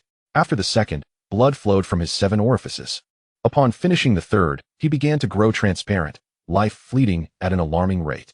Yet, the radiance of the sword of severing heaven grew ever stronger. The 9 shards fused completely, and the blade revealed a complete star map, a manifestation of the laws of this realm. At this moment, Li Guanqi's task was to alter this map with his sword intent, to transform closure into openness, to change decay into rebirth, to convert endings into beginnings. I do not sever myself. I sever the barrier between myself and the heavens, Li Guanqi murmured, forming hand seals. The sword of severing heaven began to divide, splitting into 9, each sword shadow piercing one of the 9 critical nodes on the map. These were the 9 anchor points connecting this realm to the sea of nihility. Should these 9 anchors be severed, the connection to the sea of nihility would be temporarily disrupted. If enough time could be secured, this realm would have the opportunity to self-repair and reconnect with the higher realm. The first cut severs the anchor of death. 1 sword shadow pierced the northernmost node of the map. The node shattered, and the malevolent energy of the north began to dissipate. The second cut severs the anchor of resentment. The second sword shadow pierced into the node towards the void. A reluctant roar emanated from the depths of the void, but the sound gradually faded away. The third slash severed the anchor of hatred. The fourth slash severed the anchor of greed. With each strike, Li Guanqi's strength waned. By the time he reached the 8th sword, he had become nearly transparent, as though he could vanish at any moment. On the battlefield, the army of demons also began to falter. The severed anchor points meant their source of power was dissipating. The final sword, Li Guanqi gazed upon the central node of the Dao diagram. It was the core of the 9 anchor points, the place of closest connection. Severing it would completely sever the link to the sea of nullity. However, the price would be his certain demise. 4th brother, junior apprentice, Guanqi. Everyone turned their eyes toward him. Li Guanqi glanced back at his comrades, those who fought alongside him, those who were ready to face death. He smiled. A smile of release, a smile devoid of regret. This sword was called rebirth. He closed his eyes, expending his last ounce of strength, plunging the broken heaven's sword into his own heart. Not an act of suicide, but wielding his heart as the sword. The heart sword was drawn, striking towards the final core. The blade of light pierced through the heavens and the earth. Time seemed to freeze at that moment. Everyone witnessed the sword light, like dawn breaking, piercing the pitch-black firmament, plunging deep into the sea of nullity. Then, with a crack, a sound reminiscent of shattering glass reverberated throughout the cosmos. The 9 anchor points shattered simultaneously. The connection between the sea of nullity and this realm was completely severed. The inky black cracks began to heal, the demons dissipating amidst their anguished cries. And sunlight once again graced the earth. It was a success. Yet, Li Guanqi collapsed. He lay upon the icy expanse, his body now entirely transparent. His breath so faint it was nearly non-existent. 4th brother, Gu Qingxian rushed over, attempting to lift him, but his hand passed through Li Guanqi's form. He was on the verge of vanishing. His senior brother, Yi Qinghan wept profusely. The sword monarch Qing Ming, Sun Weizi, and others gathered around, yet found themselves powerless. Li Guanqin's life had reached its conclusion. Yet, he continued to smile. I have succeeded, he murmured softly, though I have only bought 300 years. In 300 years, this realm will self-repair and reconnect with the upper realm. By then, there will be no more demonic tribulations, and everyone will be able to live well. His voice grew fainter. Fourth brother, do not speak. Xiao Wuchen choked back tears. Hold on. Elder Yaokin must have a way. Li Guanquan shook his head. It is futile. My heart is spent. The sword is shattered. He gazed at the broken heaven sword in his hand, its blade marred by cracks, the radiance of the 9 shards dimming. The sword shatters, and so too does the man. He did not finish his sentence, but all understood. The sword's shattering signified the demise of its wielder. Yet, it mattered not. Li Guanquan looked towards the sky, the last flicker of light flashing in his eyes. At least I have no regrets. With those final words, he closed his eyes. His breath dissipated entirely. At that moment, the broken heaven sword also shattered completely, transforming into countless starlights, vanishing into the air. And Li Guanqin's body, too, became specks of light, drifting away with the wind. He had perished, having sacrificed everything for this world. On the icy expanse, an eerie silence reigned. All knelt down, bowing deeply towards the direction of his dissipating form. Tears streamed down Sun Wei's face as he lamented, Child, you have accomplished what your senior brother could not achieve in his time. The sword sovereign of Qingming sighed skyward. The sword sect takes pride in you. Yet, amidst the collective sorrow, a strange phenomenon emerged. From the place where Li Guanshi had vanished, a faint glimmer suddenly ignited. This speck of light was minuscule and feeble, yet undeniably present. It began to absorb the starlight created from the shattered remnants of the Duantian sword. Gradually, the light expanded, growing brighter and more vivid, ultimately transforming into a human-shaped phantom. To everyone's astonishment, the figure resembled Li Guanqi. The phantom slowly opened its eyes, radiating a spectrum of 9 colors. I am not dead, it murmured. No, it was not that he had escaped death. Rather, he had survived in a different form. Though the Duantian sword lay in fragments, its spirit remained unvanquished. Li Guanqi's heart and the sword's spirit fused, existing now as a sword soul in this world. He was no longer flesh and blood, but a manifestation of a sword soul, capable of thought, perception, and even combat, yet no longer human. Big brother, I am unharmed. Gu Qingxuan's voice trembled. The phantom of Li Guanqi smiled. I have merely adopted a different mode of existence. He gazed at his own body, translucent as crystal, with 9-colored sword intent swirling within. This is acceptable. I can continue to protect this world. He lifted his gaze towards the healing sky. The connection to the sea of void had been severed. Yet the realm's self-restoration required time. His mission was far from over. I shall remain here, guarding for 300 years, Li Guanqi declared, until this realm is fully restored and reconnected to the upper world. And what of 300 years hence? Yan Feiyu inquired. Li Guanqi smiled. Perhaps I will venture to the upper realm. Perhaps I will continue to linger here. Who can say? He turned to the others. You all should return, rebuild your homes, and live well. Leave this to me. Silence enveloped them. Finally, the sword sovereign of Qingming nodded. Very well. The sword sect shall forever be your home. We too. Gu Qingxian and the others echoed in unison. Take care, junior brother. Ling Wuya and Yi Qinghan bowed deeply. The army began its retreat. On the icy plain, only Li Guanqi remained. No, a solitary sword soul. He hovered in midair, watching the receding figures with a complex array of emotions flickering in his eyes. Relief, reluctance, and acceptance. This journey had reached its conclusion. Though he had paid a tremendous price, it was worth it, for he had safeguarded those he wished to protect, embodying his path. His conscience was clear. The Duantian sword did not sever the heavens, he mused softly. It cut through despair and rekindled hope. Sunlight spilled forth, melting the ice and snow. Spring was on the horizon, and Li Guanqi would remain here, guarding for 300 years, to protect the world he had sacrificed his life to save. Until all things were reborn. Until hope was rekindled. Until every sacrifice bore significance. The sword soul stood resolute, a monument to the past and a guardian of the future. This was his choice. This was his path. Chapter 34. Rebirth 300 years later. In the frigid expanse of the north, the once vast ice plains have long since vanished. With the gentle caress of the spring breeze, life stirs anew, transforming this land into a sprawling grassland. Lush green meadows are adorned with a profusion of wildflowers, while herds of ethereal beasts frolic upon the verdant fields, serenaded by the sweet melodies of birds in the sky. In the heart of the prairie stands a 9-tiered stone tower. Its unassuming facade, constructed from bluish-gray rock, is accented by bronze wind chimes that dangle from each eave, producing a crisp and melodious sound as the breeze passes through. This is the Boundary Tower, erected 3 centuries ago following the decisive battle. A collaborative effort between the Sword Sect and various factions, and the dwelling of Li Guanqi's sword spirit. Atop the tower, a translucent apparition sits cross-legged, Li Guanqi himself. Over the span of 300 years, his sword spirit has materialized fully, radiating a warm, jade-like luminosity, though not of flesh and blood. The 9-colored sword intent courses through him ceaselessly, resonating in harmony with the very breath of the universe.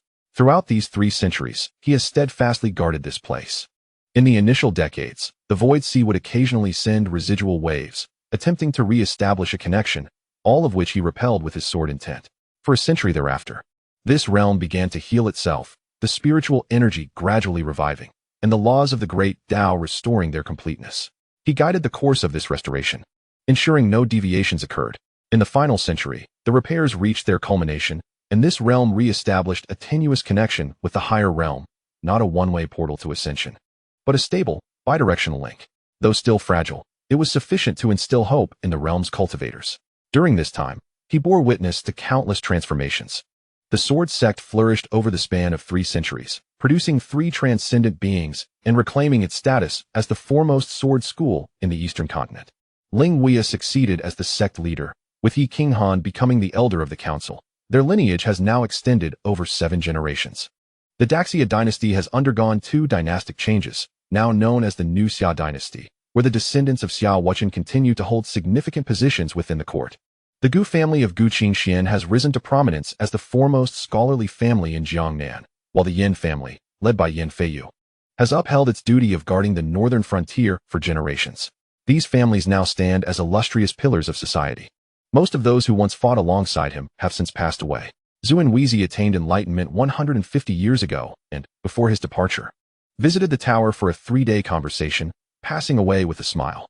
The sword monarch, Qing Ming, ascended to the higher realm 2 centuries ago, marking the first successful ascension from this realm in 30,000 years. Familiar faces, such as Zhou Baiai and Elder Yao Chun, have gradually departed.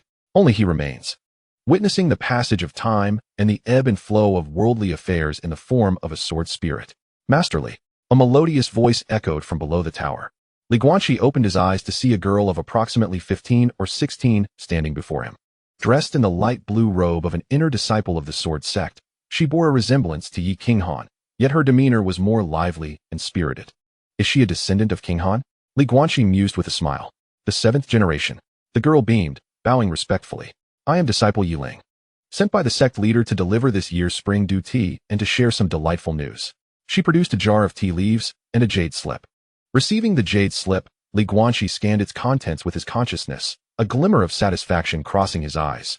Ling Shixing's great-grandson, Ling Jingzhen, has broken through to the nascent soul stage? Excellent, excellent. The Sword Sect has a promising future. The sovereign also mentioned that in a few days, he would bring Brother Ling to pay respects to the Grandmaster. Yiling looked curiously at Li Guanqi's ethereal form and asked, Grandmaster, don't you feel lonely like this? Lonely? Li Guanqi gazed into the distant sky. 3 centuries of solitude. To claim I am not lonely would be a falsehood. Yet, my heart is predominantly at peace. I am aware that the world I protect is gradually improving. The sacrifices of those who have departed were not in vain.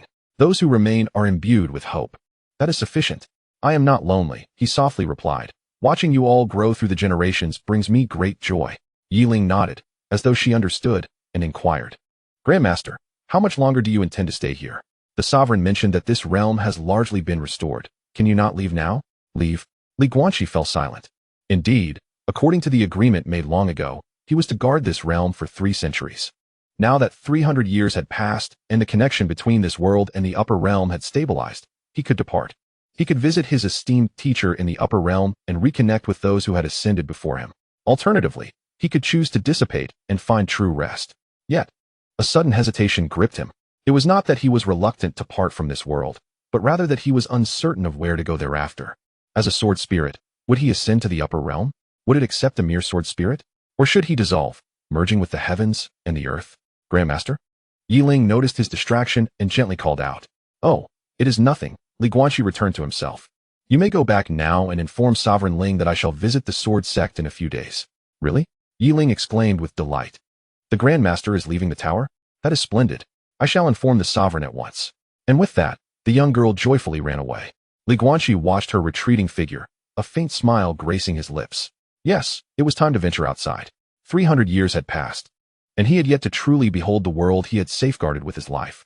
He was eager to see what it had transformed into. 3 days later, at the entrance of the Sword Sect, when Guanqi's sword spirit appeared before the gates, the entire sect erupted in excitement. The current sovereign, Ling Jinxin, the great-grandson of Ling Wuya, a mid-stage nascent soul cultivator appearing to be in his 30s, led all the elders and disciples in kneeling to welcome him. Disciples of Ling Jinxin, we humbly welcome the Grandmaster back to the sect. Their voices resounded through the heavens. Guanqi gestured for them to rise.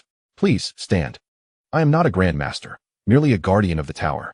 The Grandmaster is being modest, Ling Jingzin responded, rising with eyes filled with reverence. Without the sacrifices made by the Grandmaster, there would be no sword sect today, nor peace in this realm. The sword sect will eternally remember the Grandmaster's grace. Guanqi shook his head, choosing not to elaborate further. He spent 3 days within the sword sect, touring the newly expanded 9 peaks. Encountering many familiar, yet strange faces, descendants of old friends, their veins coursing with the blood of yore. He also visited the sword tomb, which had now become a sacred site of the sword sect. The scars of the broken sky sword remained. Yet beside them now stood a stone tablet inscribed with the names of all those who fell in that fateful battle 300 years prior. Guanqi recognized many familiar names. Ling Wuya, Yi Qinghan, Gu Qingxian, Yan Fiu, Xiao Wuchen. They had all departed, yet their spirits endured. On the 4th day, Guanqi departed from the sword sect. He revealed his whereabouts to no one, transforming into a beam of sword light, vanishing into the horizon. He journeyed to many places, first arriving at Xinghua village. The village of Yer had long since disappeared, replaced by a quaint town. In the heart of the town stood a millennial-old apricot tree, said to be a descendant of the ancient locust tree that once graced the village. Beneath its boughs stood a stone tablet, chronicling the story of the village's relocation 3 centuries prior, as well as the residence of a blind scholar by the surname of Li. The townsfolk had long forgotten the events of those days, yet the apricot tree continued to bloom and bear fruit year after year. Guanqi lingered beneath the tree for an extended while, ultimately pouring out a cup of wine in commemoration of the bygone times. He then ventured to the northern frontier. The battleground of yesteryear had transformed into fertile land. Cities were rebuilt, and the populace thrived. Even the site of the former military hospital had given way to a medical hall, housing a statue of an unnamed healer, symbolizing those physicians who once tended to the wounded.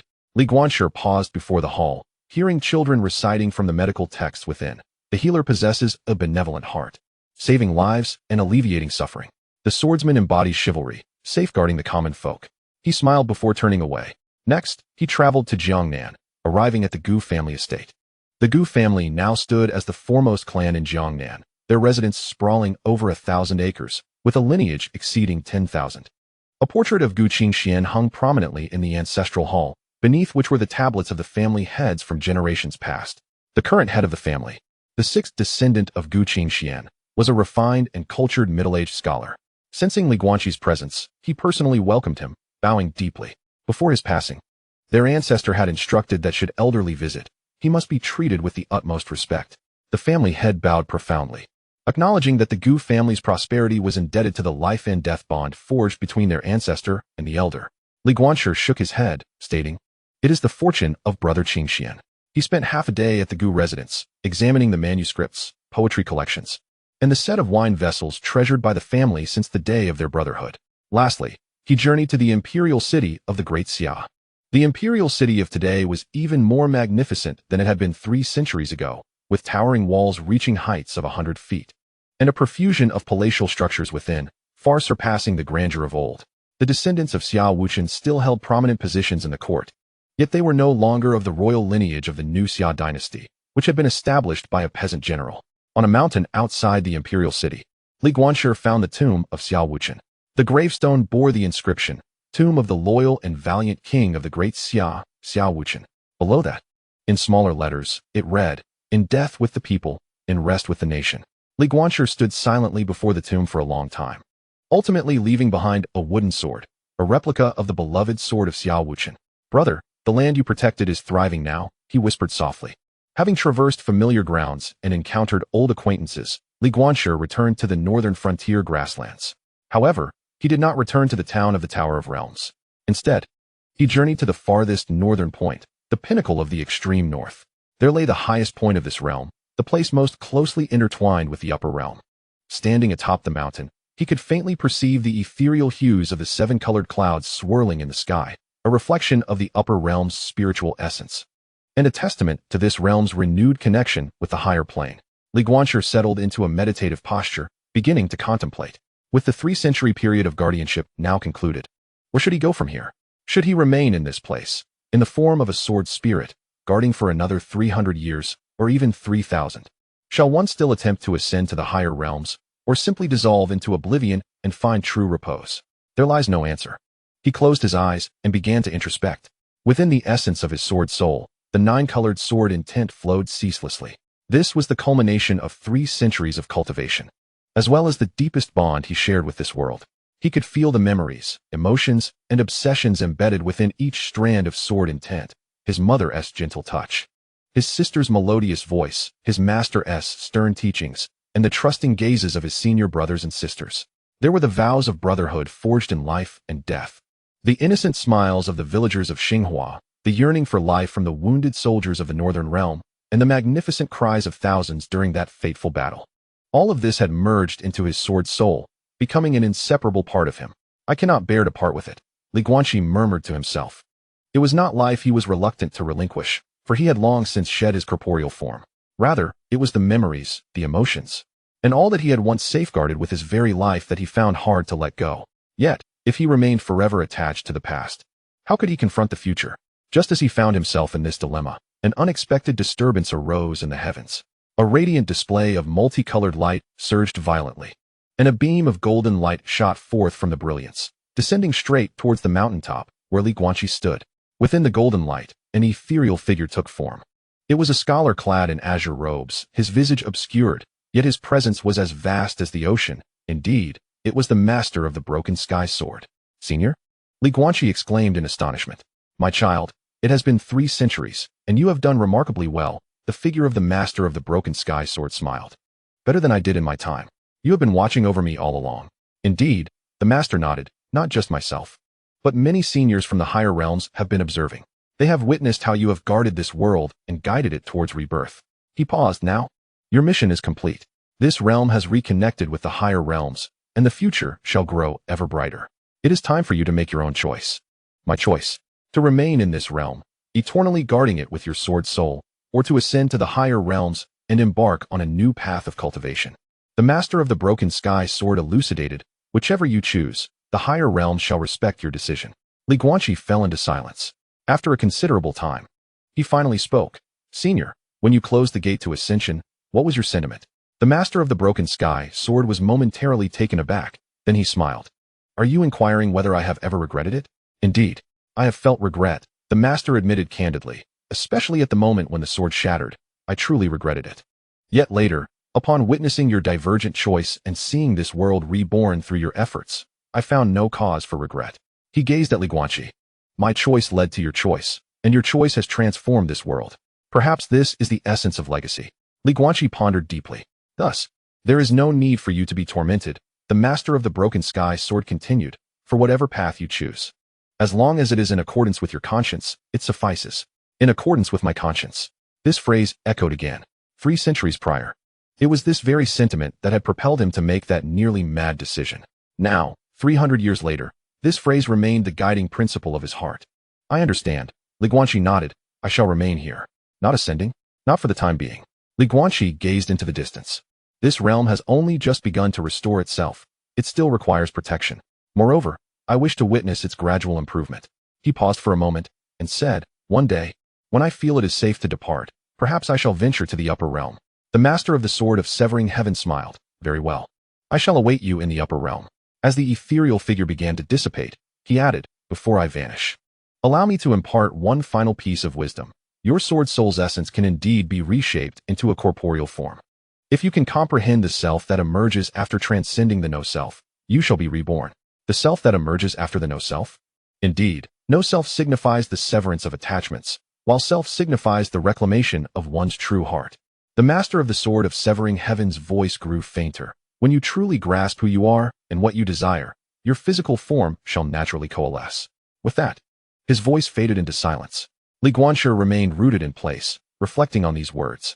The self that emerges after the no-self? Yes, for the past 3 centuries. He had existed as a guardian, nearly forgetting his original self, the blind child of 7, who had lost his family, the struggling youth who joined the sword sect at 15, the young man of 20 who gathered the sword of severing heaven to face a fatal battle. All of these were facets of him, yet none encapsulated the entirety of who he was now. What was he now? A sword soul? A guardian? Or merely a being awaiting rebirth? Li Guanqi did not know, but he understood that he had ample time to seek the answer. 300 years were insufficient. Perhaps 3,000 years would suffice. If 3,000 years were still inadequate, then 300,000 years would do. After all, as a sword soul, his lifespan was nearly eternal. Time was abundant. He turned to gaze southward at the sword sect, eastward towards Jiangnan, westward at the imperial city, and down upon the vast expanse of land beneath him. Then, he smiled, a light, liberating smile. Let it unfold slowly. He transformed into a beam of sword light, soaring towards the Tower of Tranquility, not to guard it, but to commence a new journey of cultivation. Cultivation with a sense of self. Cultivation towards rebirth. At the summit of the tower, the sword soul sat cross-legged. The 9-colored sword intent flowed within him, gradually coalescing into a blurry human silhouette, the nascent form of a new body.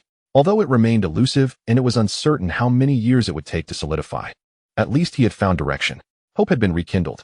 On the grasslands, the wind rustled the blades, and herds of cattle and sheep grazed. In the sky, the azure expanse stretched infinitely, with birds soaring high. This world was undergoing a rebirth, and so was he. Perhaps one day, when his corporeal form reassembles, he would journey to the upper realm, to see his master, to meet his predecessors, to explore that broader world. But that was a matter for another time. For now, he wished only to remain here, safeguarding the land he cherished, awaiting his own rebirth, like spring awaiting the bloom of flowers, like night awaiting the dawn. All things shall come in due time, and he possessed sufficient patience. For as long as the heart of the sword endures, hope remains eternal. This is his path. This is his rebirth. Chapter 35. Ascendance. Another 300 years passed. At the pinnacle of the Tower of Tranquility, the sword soul slowly opened his eyes. This time, his form was no longer a translucent apparition, but solid and warm to the touch, with hair as dark as ink. Although his eyes still appeared hollow and devoid of spirit, they shimmered with profound starlight. The simple azure robe fluttered gently in the morning breeze, imparting a tangible texture to the fabric. After 6 centuries, Li Guanqi finally emerged from the realm of selflessness and stepped into the domain of self-awareness. The essence of the sword was reborn, flesh and blood revitalized. In this moment, he was no longer merely a pure sword spirit, but a corporeal entity, formed from the essence of sword intent, yet imbued with a palpable reality. Though not of flesh and blood, he possessed the qualifications to ascend to the higher realms. The time had come. He murmured softly, his voice no longer ethereal, but imbued with a warm resonance. Over these 600 years, he had witnessed an abundance of events.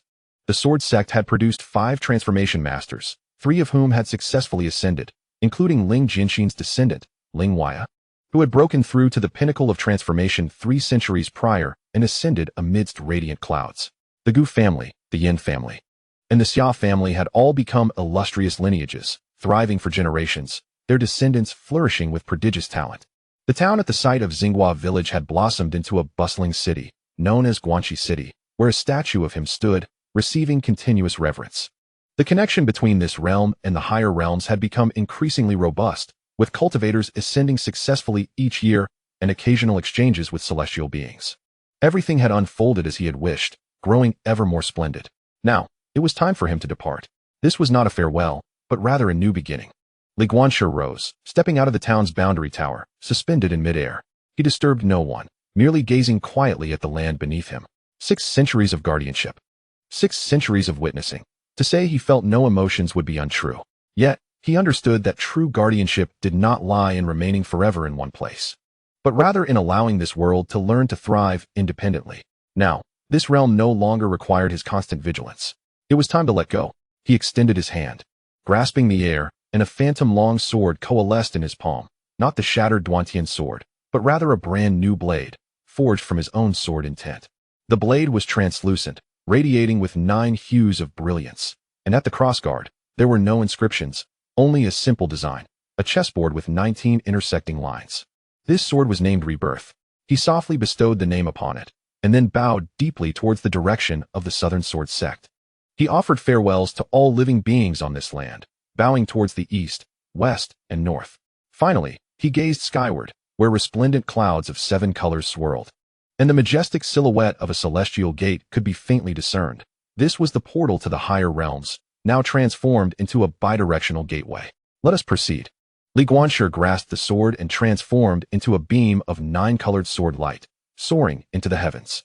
The sword light cleaved through the clouds, piercing the firmament.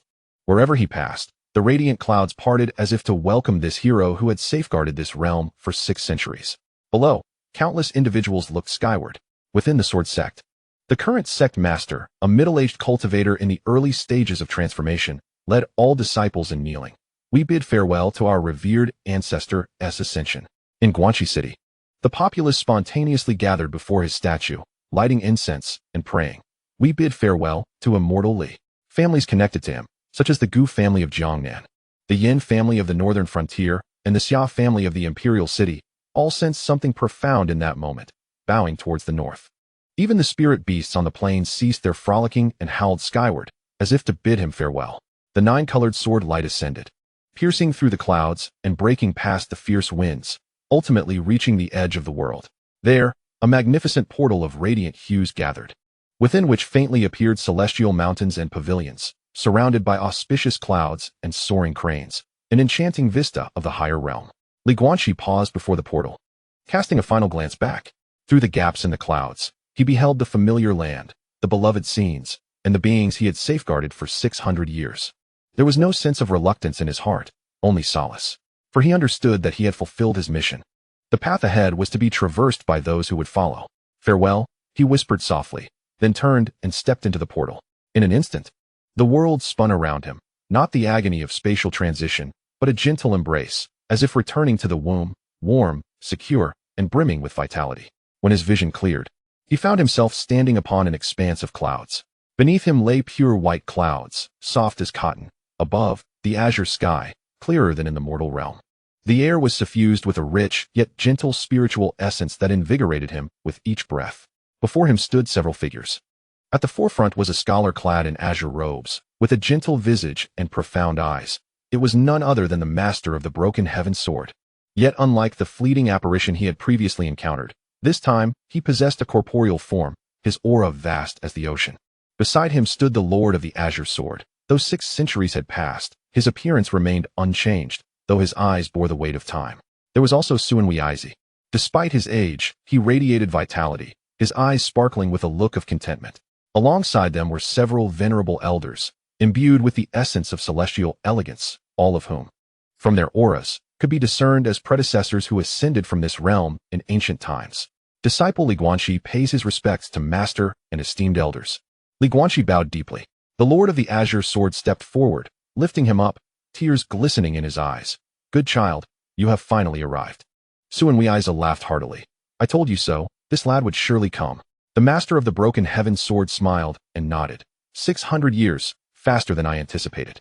It seems you have truly comprehended the realm of my existence. Thank you for your guidance, esteemed elder, Li Guanxi replied. Without the legacy you left behind, I would not have reached this day. It is your own fortuity. The master of the broken heaven sword shook his head. Come, let me introduce you. He gestured towards the elders. This is the Yushu Celestial Venerable, who ascended 3,000 years ago, the first ascendant from your world. An elderly man with white hair smiled and nodded. This is the Star River Sword Immortal from 2,000 years ago. The Azure Sword Canon you have practiced is his legacy. A middle-aged cultivator bearing a sword clasped his hands in greeting. One by one, the introductions continued, revealing legendary figures from the annals of that world. Li Guanxi bowed to each, feeling a surge of emotion. He realized he was not alone in this struggle. These esteemed predecessors had once fought for the survival of that world. All right, we shall reminisce later, the master of the broken heaven sword said. Since you have arrived in the higher realm, you must adapt to life here. The higher realm is 1,000 times more expansive than the lower realm, teeming with numerous sects, forces, and secret realms. Of course, there are dangers as well. He paused. However, given your current level of cultivation, as long as you exercise caution, you shall be safe. Li Guanxi nodded. Disciple understands. There is something I must share with you. the esteemed Qingming Sword Lord suddenly proclaimed. The news of your ascension has spread throughout the eastern continent of the upper realm. Numerous sects are eager to court your favor, for you are the first in history to ascend by reconstructing your Dao body with the sword soul. The master suggests that you visit the Tiandao sect, interjected the Duantian sword master. I have re-established the Tiandao sect in the upper realm. Though modest in scale, its lineage is unbroken, and it possesses what you require. What is it that I need? Knowledge of the higher realms of the sword Dao, the Duantian sword master replied with a knowing glance. Do you believe that ascension is the culmination? No. In the upper realm, achieving the God transformation is merely the beginning. Beyond that lies the realms of void refinement, harmonization, great ascension, and even the legendary immortal. A jolt coursed through Li Guanqi's heart. Immortal? What realm is that? You will discover it when you arrive. The Duantian sword master chuckled. For now, let us proceed to the sect. With a flourish of his robe, a cloud of auspicious mist enveloped them, lifting them toward the distant horizon. As they soared through the skies, Li Guanqi gazed downwards, awestruck by the upper realm's splendor that surpassed his imagination. Countless floating, immortal mountains, meandering spiritual rivers, majestic palaces, and cultivators soaring through the air on swords, riding clouds, or mounted on beasts, all radiated an aura of unfathomable depth. This was indeed a more expansive world. We have arrived. Ahead lay a range of undulating mountains, with 9 towering peaks piercing the heavens, each crowned with a palace. At the center, a massive central peak floated, its palace the most magnificent, serving as the entrance to the Tiandao sect. As the auspicious clouds descended, they landed on the plaza of the central peak. Hundreds of disciples awaited them, and upon seeing the Duantian sword master, they bowed in unison, exclaiming, "Welcome, sect master." The Duantian sword master nodded and turned to Li Guanqi. These are the disciples of the Tiandao sect, who shall be your comrades henceforth. He gestured towards a nearby peak. That is the Guanqi peak, which I have prepared as your abode. You shall reside there, and should you require anything, do not hesitate to ask. Li Guanqi looked towards Guanqi Peak, where a modest courtyard awaited him, featuring a venerable pine tree, and a stone table and benches reminiscent of his humble abode in Xinghua village. Thank you, senior. Do not call me senior, the Duantian sword master chuckled. Now that you are part of the Tiandao sect, refer to me as senior brother. After all, you cultivate my legacy, making me half a disciple. Li Guanqi was taken aback, then solemnly bowed. Yes, senior brother. The Duantian sword master nodded in satisfaction. Very well, go settle in. 3 days hence, come to the main hall, and I shall elucidate the cultivation system of the upper realm. As the crowd dispersed, Li Guanqi made his way towards Guanqi Peak. Walking along the mountain path, he was overwhelmed with emotion. 600 years ago, he had been a blind orphan in the lower realm, driven by vengeance. For 6 centuries, he had safeguarded a realm, his sword's soul unextinguished. Now, he had ascended to the upper realm, stepping into a broader expanse of existence. All of this felt like a dream, yet was profoundly real. Upon reaching the courtyard atop Guanqi Peak, he pushed open the door and stepped inside. The courtyard is simply adorned yet imbued with thoughtful details. On a stone table rests a tea set reminiscent of the one used during their oath of brotherhood. In the corner stands an ancient guqin, its body embellished with plum blossom motifs, the favorite of Gu Qingxian. A longbow, etched with the emblem of the Yin family, hangs on the wall, and beside the window leans a wooden sword, identical to the one he left at Xiao Wuchen's grave. Every detail whispers to him, this is his home. He approaches the ancient pine in the courtyard and sits cross-legged beneath its boughs. He retrieves the newly forged sword and places it horizontally across his lap. The blade is transparent, suffused with a radiant spectrum of 9 colors. This sword embodies his 600 years of enlightenment and the path that lies ahead. A new beginning. He murmurs softly before closing his eyes to attune himself to the celestial laws of the upper realm. Unlike the lower realm, the principles here are more complete and lucid. Cultivating in this realm yields greater results with less effort.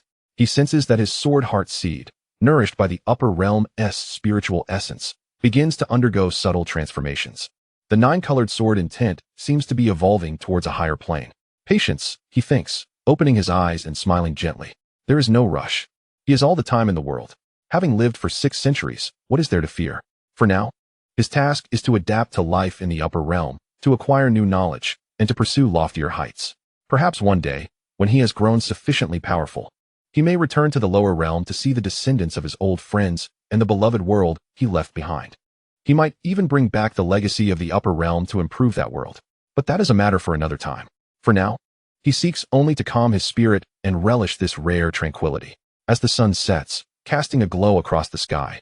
The young man in the azure robe sits cross-legged beneath the ancient pine, his sword by his side, his heart as tranquil as still water.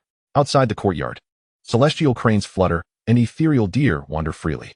In the distance, the 9 peaks rise majestically, shrouded in mist. This is a new world, a new legend in the making. And he is ready to embrace, to create, and to witness it all, until the very end of eternity.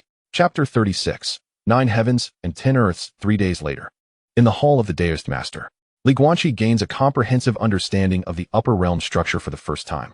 The Master of the Broken Sky, who now ought to be referred to as Brother Broken Sky, occupies the main seat, flanked by the esteemed Qingming Sword Sovereign and Sun Weizi. In the center of the hall hovers a massive, three-dimensional star map, dotted with countless luminous points, each representing a world, a power, or a secret realm. The upper realm is not a singular world, but a vast universe composed of 9 heavens and 10 earths. Brother Broken Sky points to the star map, explaining that the 9 heavens refer to the 9 most supreme domains, each comparable in size to a myriad of lower realms. The 10 earths are slightly inferior domains, yet still far beyond the lower realm scale. The 9 luminous points at the top of the star map shine the brightest, arranged in a grid. We reside in the Eastern Heaven domain, one of the 9 heavens, which also serves as the headquarters of the Daoist sect. Brother Broken Sky continues. The other 8 heavens are the Western, Southern, Northern, and Central Heaven domains, along with the 3 higher realms, Taiqing Heaven, Yuqing Heaven, and Shangqing Heaven. These 3 are legendary sanctuaries, accessible only to those of great fortune. Beneath the celestial map, 10 dimly lit points of light are arranged in a circular formation. The 10 realms, in contrast, appear quite chaotic, predominantly comprising ancient battlegrounds, shattered worlds, or uncharted wilderness. These places are rife with both opportunity and peril, making them the preferred training grounds for many cultivators. Guanqi observed closely and discerned that within each luminous point, countless smaller points of light were intricately nested. Akin to stars within stars, an endless expanse of brilliance. What position does the realm I hail from occupy on this celestial map? He inquired. With a wave of his hand, Brother Duantian magnified the map, focusing on the periphery of the eastern celestial domain. There, a minuscule and nearly imperceptible point of light lingered, almost undetectable without explicit annotation. Here, he indicated, is your homeland, known as the dust realm within the system of the 9 heavens and 10 earths, signifying a world as minute as a speck of dust. Countless such dust realms exist throughout the upper realm, each moment teeming with births and destructions. A jolt surged through Guanqi's heart. The world he fought valiantly to protect was merely one of countless specks in the eyes of the upper realm. However, do not belittle your own significance. Sun Weizi seemed to perceive his thoughts. Though the dust realm is diminutive, it serves as the foundation of the upper realm. Many formidable beings who ascend to the upper realm originate from the dust realm. The harsher environment there cultivates indomitable spirits and exceptional talents among those who ascend. The Qingming Sword Sovereign nodded in agreement. Just like you, ascending as a sword soul, a rarity throughout the annals of the upper realm's history. It is our honor that the Celestial Path sect has accepted you as a disciple. Guanqi felt a measure of solace. He then posed the question that weighed most heavily on his mind regarding the cultivation realms of the upper realm. What is the typical status of those who ascend from the lower realm? Most ascend at the transformation stage, Brother Duantian replied. Following this stage, there are the void refinement, harmonization, and great ascension stages, each of which is further divided into early, mid, late, and peak substages. Upon reaching the peak of great ascension, if one can survive the 9 heavens tribulation, they may attain the status of a true immortal. True immortal? Guanqi gasped. Does that not signify a legendary existence? Is Brother a true immortal? Brother Duantian shook his head. I am still far from that. Currently, I am at the mid-stage of great ascension, with a considerable journey ahead before I can claim to be a true immortal.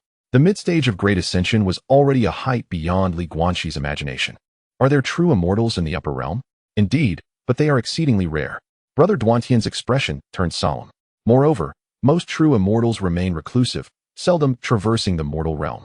As far as I know, there are no more than 3 visible true immortals in the entire eastern celestial domain. As for the higher tier of the 3 heavens, perhaps there are more, but that is a realm beyond our reach. Guanqi inhaled deeply. It became clear that ascending to the upper realm merely marked the beginning of a broader journey, with an even longer path ahead. Very well. Let us take our time with cultivation. Brother Duantian stored away the celestial map. Now, let us discuss your arrangements. According to the rules of the Celestial Path sect, Newly admitted disciples are required to study at the transmission peak for 3 years, systematically mastering the foundational knowledge of upper realm techniques, history, and the distribution of powers. After 3 years, you may choose your major focus through an assessment. He turned to Guanqi, however, as a special case who ascended with a sword soul. You may directly enter the sword peak for cultivation. Yet, I recommend you still spend 3 years at the transmission peak to solidify your foundation. I shall obey, Guanqi affirmed. Additionally, there is one more matter. Suddenly, Brother Duanation's tone turned grave. The news of your ascension has drawn the attention of certain powers, particularly the Underworld Palace. The Underworld Palace? This was the first time Guanqi had heard that name. It was the dominant force in the underworld, known for its mastery of ghostly control and demon slaying, operating with a sinister and ruthless approach. The Qingming Sword Lord explained. They seem to harbor a keen interest in your sword soul. 3 days ago, spies from the Underworld Palace were spotted on the periphery of the Great Dao sect. Why are they interested in me? Guanqi furrowed his brow. The sword soul is extraordinarily unique, existing in the liminal space between life and death, holding special research value for the Underworld Palace's techniques, Suan Weizi remarked. Moreover, I suspect they are connected to the demonic tribulation that descended to the lower realms years ago. Guanqi's heart jolted. Are you suggesting that the 9 Nether Demon Lord and those so-called cleaners at the bottom of the abyss are likely agents of the Underworld Palace? Brother Duantian spoke solemnly. They revel in the destruction of the microscopic realm, collecting the death energy and resentment produced during a world's demise to cultivate their nefarious arts. But why would they do this? Guanqi was perplexed. What benefit do they gain from the destruction of the microscopic realm? For the source crystals. Brother Duantian uttered 2 words. Each world, upon its birth, coalesces a source crystal at its core, which embodies the essence of the world, containing fragments of the laws from the dawn of creation. When a world perishes, the source crystal becomes exposed. The Underworld Palace's aim is to gather these source crystals to unlock some form of seal. What seal? Unknown. Brother Duantian shook his head. This remains one of the greatest mysteries of the upper realm. Rumors suggest that a more terrifying entity lurks behind the Underworld Palace, and their collection of source crystals is to resurrect a forbidden being sealed since ancient times. The atmosphere in the hall grew tense. Guanqi never anticipated that his ascension to the upper realm would entangle him in a far greater enigma. However, there is no need for excessive worry. Brother Duantian reassured him. Within the Great Dao sect, you are safe. Furthermore, the upper realm is not solely dominated by the Underworld Palace. The Righteous Alliance has been steadfastly opposing them. The Righteous Alliance? Indeed, it is a coalition formed by all righteous forces across the 9 heavens and 10 earths, aimed at maintaining order in the upper realm and halting the atrocities of the Underworld Palace. The Qingming Sword Lord added. The Great Dao sect is one of the founding members of this alliance. With this, Guanqi felt somewhat at ease. Very well, that is all for today. Brother Duantian rose, instructing him to report to the transmission peak. Remember, do not leave the sect's bounds for 3 years. Once you possess sufficient strength to protect yourself, then consider venturing out for training. Understood. After departing from the main hall, Guanqi was escorted by a senior brother to the transmission peak. The transmission peak, while not the tallest among the 9 peaks, sprawled the widest. The entire mountain had been transformed into a vast educational zone, complete with lecture halls, a library, training grounds, alchemy rooms, and artifact forging chambers. Junior Brotherly, I am Lin Feng, a disciple in charge of affairs at the transmission peak. The guiding senior brother appeared to be in his early 20s, possessing early-stage refinement of void cultivation, and was amiable. If you have any questions in the future, do not hesitate to ask me. Thank you, Senior Brother Lin. As they traversed the mountain path, they encountered numerous disciples, most at the spirit transformation stage, with a few in the refinement of void stage. Upon seeing Guanqi, they cast curious glances. After all, the legend of the Sword Soul's ascension had spread throughout the Great Dao sect. Is that Guanqi? Is it not the Sword Soul that ascended from the dust realm? It is said that he single-handedly saved an entire world, and the murmurs persist. Lin Feng chuckled. Junior Brotherly, you have become quite the celebrity within the sect. Yet he added, do not take it to heart. The curiosity of others bears no malice. Guanqi nodded, feeling a tinge of helplessness within. All he desired was to cultivate in peace, free from the spotlight. Upon arriving at the registration desk on the teaching peak and completing the formalities, Lin Feng escorted him to a quaint, independent courtyard. Although it could not compare to the cave abodes of Guanqi Peak, it possessed a serene elegance. Here is your identity jade token. With this, you may access the first floor of the library to borrow foundational techniques, Lin Feng said, handing over a green jade token. Additionally, here is your course schedule. On the 1st and 15th of each month, elders will deliver teachings. In the meantime, you may study independently or attend lectures. Guanqi took the schedule, noting the topics: comprehensive history of the upper realm, geography of the 9 heavens and 10 earths, detailed explanation of fundamental techniques, introduction to alchemy, basics of artifact forging, and foundations of array techniques, all densely packed. One more thing, Lin Feng suddenly recalled, in 3 days. There will be a new disciple exchange meeting, attended by all the disciples who joined this year. It will be held at the debate platform. You might find it beneficial to meet your peers. Very well, I shall attend, Guanqi replied. After bidding farewell to Lin Feng, Guanqi settled into the courtyard. He took out the identity jade token and infused it with a trace of sword intent. The token glowed, revealing the inscription, Guanqi, Outer Sect Disciple of the Heavenly Path Sect, Authority, Rank D. Rank D represented the lowest level of access, permitting entry only to the first floor of the library to borrow the most basic techniques. However, Guanqi was unfazed. He recognized that establishing a solid foundation was paramount. After a brief rest, he proceeded to the library. It stood as a majestic tower 9 stories high, constructed entirely from azure jade. Its surface adorned with intricate runes that exuded an aura of ancient profundity. 2 elders, their presence inscrutable and at least at the harmonization stage, stood guard at the entrance. Upon presenting his jade token, Guanqi entered the first floor. The interior space appeared more expansive than it seemed from the outside, evidently enhanced by spatial formations. Endless rows of bookshelves stretched before him, laden with an astonishing array of jade slips, books, and scrolls, overwhelming him with awe. This is the profound heritage of the sect, he murmured. In the dust realm, a single method of divine transformation could incite chaos. Yet here, such techniques were merely rudimentary knowledge. He began to navigate through the shelves, seeking tomes that piqued his interest. Volume 1 of the Comprehensive History of the Upper Realm, Overview of the 9 Heavens and 10 Earths, 3,000 Questions on Fundamental Techniques, and an Introduction to Alchemy. Each volume broadened his horizons. Immersed in the ocean of knowledge, he lost track of time until the closing bell of the library jolted him back to reality. He borrowed 3 of the most fundamental texts and returned to his courtyard. In the days that followed, Guanqi maintained a low profile, venturing out only to attend lectures or to diligently study behind closed doors. He was determined to quickly grasp everything about the upper realm and to bridge the knowledge gap that had widened over 600 years. 3 days later, the new disciple exchange meeting commenced. The debate platform, a spacious area on the teaching peak, could accommodate thousands. When Guanqi arrived, he found over 100 new disciples gathered, engaged in various conversations. He chose a quiet corner to sit and observe silently. Most of these new disciples hail from various realms of microdust, with a few being native cultivators of the higher realms. Their cultivation levels range from the early stages of the transformation god to the initial phase of void refinement, and their ages vary widely. Some appear to be merely in their teens, while others are venerable elders with white hair. Of course, appearances in the cultivation world do not necessarily reflect one's true age. Are you Guanqi? A melodious female voice rang out.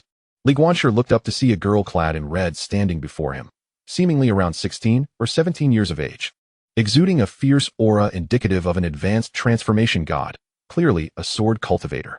Indeed, I am. He rose and offered a respectful bow. I am Hongling, from the Crimson Flame realm. The girl scrutinized him with keen curiosity. I heard you have ascended with the sword spirit. May I witness your sword spirit manifestation?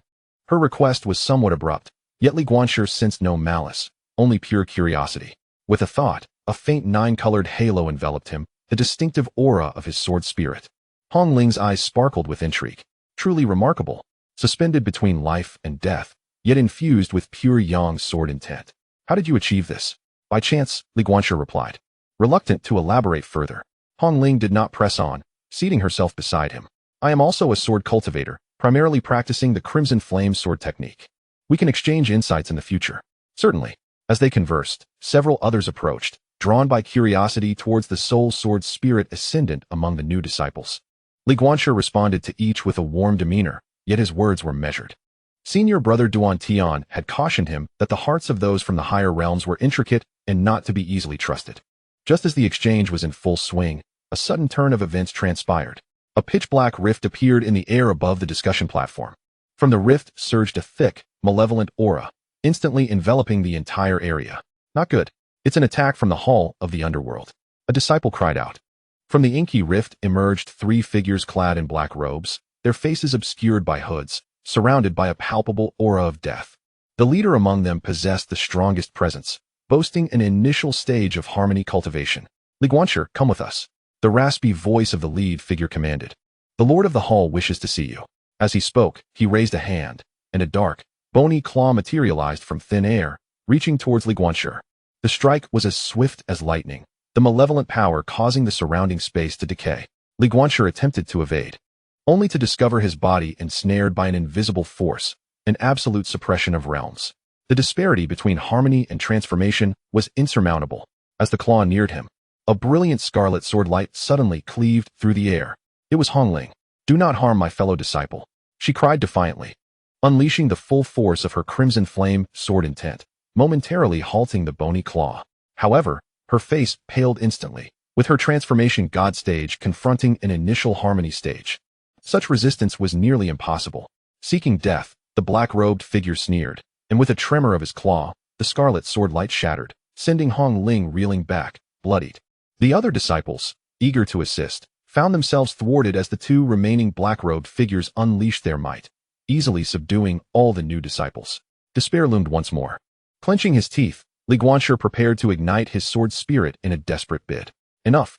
A thunderous roar resonated like a clap of thunder. The figure of the azure nether sword sovereign materialized above the discussion platform, descending with a single sword strike. The sword light cascaded like a celestial river, instantly shattering the bone claws, its momentum unabated as it advanced towards the three cloaked figures. Retreat! The leading figure, sensing the dire situation, tore through the fabric of space in an attempt to escape. Yet, it was too late. The second strike of the Qingming sword master had arrived. Stay! The sword light transformed into a prison, ensnaring the three cloaked figures firmly. Qingming, should you dare to harm us, the Netherworld Palace will not spare the Heavenly Dao sect. The cloaked figure shrieked. Let them come, responded the Qingming sword master coldly, twisting the sword light, causing the three figures to disintegrate into ashes, their souls unable to flee. The battle concluded, yet the Dao discussion platform lay in ruins. The Qingming sword master descended, examining Li Guanqi's injuries. Are you unscathed? I am fine, thank you, master. Li Guanqi replied, glancing at Hong Ling, and I extend my gratitude to you as well. Junior sister Hong Ling struggled to stand, wiping the blood from her lips. It is only natural. As fellow disciples, we should support one another. Other disciples gradually gathered, their gazes towards Li Guanqi filled with a complex mix of admiration, curiosity, and a hint of wariness. After all, attracting the personal intervention of the Netherworld Palace marked this new disciple as extraordinary. The Qingming sword master surveyed the crowd and proclaimed, today's events are evident to all. The Netherworld Palace has become brazen, daring to openly assault our Heavenly Dao sect. Henceforth, all disciples must travel in pairs and may not act alone. He turned to Li Guanqi. Guanqi, your security level has been elevated. Until you break through the void refinement stage, you are not to leave the sect's premises. The disciples acknowledged his words. A storm had temporarily subsided, yet Li Guanqi understood that this was merely the beginning. The Netherworld Palace had set its sights on him, and judging by today's circumstances, their intentions seemed premeditated. How else could they have known he would attend the exchange meeting today? Unless there was a traitor within the Heavenly Dao sect. This thought sent a chill through Li Guanqi's heart. Indeed, the situation in the upper realm was far more intricate than he had imagined. Upon returning to his small courtyard, he secluded himself, dedicating himself to rigorous training. He must enhance his strength swiftly. Only by growing stronger could he confront the impending crises and protect those he wished to safeguard. In the stillness of the night, Li Guanqi retrieved his newly forged sword, gently caressing its blade. The transparent sword reflected his resolute gaze. Regardless of what lay ahead, he would forge onward. For this was his path, his way. Outside the window, the moonlight flowed like water, while the undercurrents of the upper realm had only just begun to stir. Chapter 37. Trial mission 3 months later, at the small courtyard of the transmission peak. Li Guanqi closed the third volume of the comprehensive history of the upper realm and shut his eyes to absorb the vast information within. During these 3 months, he had devoted nearly all his time to study history, geographical distribution, power dynamics, and cultivation systems of the upper realm. This knowledge, as expansive as the ocean, provided him with a preliminary understanding of this new world. More importantly, his cultivation had steadily progressed over these 3 months. The spiritual energy density of the upper realm surpassed that of the lower realm by more than 100-fold. And coupled with the superior cultivation method Heavenly Dao Sword Cannon, basic edition provided by the Heavenly Dao sect, his sword soul was rapidly condensing sword essence. a form of energy more advanced than true essence, only attainable in a grand world like the upper realm. Now, he has firmly established himself at the mid-stage of the transformation realm, and the nine-colored sword intent within his sword heart has become increasingly solidified. Is Junior Brotherly around? Came Lin Feng's voice from outside the courtyard. Li Guanqi opened the door. Senior Brother Lin. Lin Feng smiled as he handed over a jade slip. This is your first sect mission. According to the rules, all new disciples must complete a trial task after 3 months of joining to assess their learning outcomes. Li Guanqi accepted the jade slip and extended his consciousness into it. The task was quite straightforward. Travel to the Emerald Valley within the sect's territory, gather 10 spirit-gathering herbs, and eliminate 3 ironback monkeys. The Emerald Valley is located on the periphery of the Tiandao sect's influence. It is not particularly dangerous, yet not completely tranquil either, as low-level demonic beasts may roam. And occasional rogue cultivators might cause disturbances. The Emerald Valley is 300 miles from the sect, which is not far at all. Lin Feng explained. The deadline for the task is 10 days, and upon completion, you will earn 100 contribution points. Contribution points are crucial within the sect. They can be exchanged for techniques, elixirs, magical treasures, and even guidance from elders. I understand. Li Guanqi nodded. When shall we set off? At any time. However, I suggest you find a companion to accompany you. Although the task is not difficult, having someone along provides additional support. After seeing Lin Feng off, Li Guanqi contemplated potential companions. He did not know many people in the sect. Apart from Lin Feng, he had only made brief acquaintances with a few new disciples, including Hong Ling. While he was deep in thought, there came another knock at the courtyard door. To his surprise, it was Hong Ling. The young woman was still clad in red, but her aura was sharper than it had been 3 months prior, indicating a noticeable improvement in her cultivation. Senior Brotherly, I heard you received a trial mission? She stated directly. I happen to have a task as well, and our destinations are adjacent. Shall we travel together? Li Guanqi was somewhat taken aback, but nodded. All right. But why seek me out? Hong Ling blinked. Because you possess the sword soul, undoubtedly making you stronger than an ordinary disciple. Moreover, during the attack on the Nether Palace, you faced a harmonization realm cultivator without flinching. I admire your courage. Her reasoning was indeed sound. After some discussion, the two decided to set out the following morning. That night, Li Guanqi visited the Merit Hall, using his meager 10 contribution points to exchange for essential supplies, healing elixirs, detoxifying pills, concealment talismans, and a detailed map of the Emerald Valley. Upon returning to his small courtyard, he took out his newly forged sword and began to polish it. The blade was as transparent as crystal, with the 9-colored radiance swirling within, appearing dreamlike under the night sky. This sword, formed from his own sword intent, though not crafted by a weapon master, resonated with his spirit, possessing power equivalent to that of an ordinary low-grade magical treasure. Would tomorrow unfold smoothly? For some reason, an uneasy feeling lingered in his heart. The next morning, outside the gates of the Tiandao sect, Li Guanqi met up with Hong Ling, and they set off together. Hong Ling's task was to collect crimson flame stones, located 50 miles north of the Emerald Valley in a magma cave. The two planned to complete Li Guanqi's mission first, then proceed to the magma cave. Flying on their swords for 300 miles was trivial for cultivators of the transformation realm. After 2 hours, they arrived at the outskirts of the Emerald Valley. From above, the valley appeared as a deep sanctuary embraced by towering mountains, lush with vegetation and suffused with spiritual energy. Yet, upon closer inspection, one would notice certain areas within the valley shrouded in a faint black mist, the unmistakable aura of demonic beasts. The tranquil herb thrives in shaded areas, typically flourishing beside streams in the valley. Li Guanqi unfolded his map, noting that the ironback monkeys predominantly roamed the cliffs to the west of the valley. We decided to split up, first to gather medicinal herbs, then to hunt the demonic beasts. Very well, Hong Ling nodded, but we must exercise caution. I've heard rumors of rogue cultivators lurking in this region, preying on solitary disciples from various sections. The two agreed to communicate via messaging talismans and then ventured into the valley separately. Li Guanqi followed a small stream downstream. The valley was adorned with towering ancient trees, their trunks entwined with vines, and occasionally, small creatures darted out from the underbrush, fleeing at the sight of humans. He opened his spiritual eye, perceiving everything around him, a habit cultivated in the lower realms. Though his physical eyes were blind, the clarity of his heart's eye rendered all things as discernible as his own palm. Soon, he discovered the tranquil herb in a patch of moss by the stream. It was a delicate blue grass with 3 leaves, exuding a refreshing aura. According to his task, he needed to uproot it without damaging the leaves. Li Guanqi carefully harvested 10 plants and placed them into a specially crafted jade box. The first step was successfully accomplished. Just as he was about to head towards the western valley, an ominous warning surged within him. From the left thicket, 3 chilling glimmers suddenly shot forth. It was arrows. Guanqi swiftly dodged, narrowly evading the projectiles. The arrows lodged themselves into a tree trunk behind him, their shafts entwined with a sinister black mist, clearly laced with deadly poison. "Who goes there?" he shouted, his newly acquired sword already in hand. From the bushes emerged 3 cultivators clad in gray robes. The leader was a middle-aged man with a single eye, at the initial stage of the void refinement realm. The other 2 were late-stage god transformation cultivators, armed with bows and exuding a menacing aura. "Hand over everything you possess, and we may spare your life," the one-eyed cultivator grinned. "We've been waiting here for 3 days. Finally caught ourselves a fat fish." They were a band of robbers. Guanqi remained composed, sensing the energy signatures of the 3 while secretly activating his messaging talisman. But it responded with silence. This area was evidently ensnared by a barrier that severed communication. "Are you rogue cultivators?" he inquired, attempting to buy time. "Enough with the idle chatter." One archer growled impatiently. "Boss, let us just kill him. I doubt he is worth much." The one-eyed cultivator scrutinized Guanqi. "His clothing is indeed ordinary, and he lacks a decent storage bag.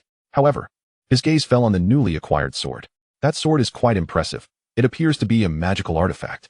Kid, relinquish the sword, and you may leave." Guanqi tightened his grip on the hilt of his sword. "What if I refuse? Then you shall die."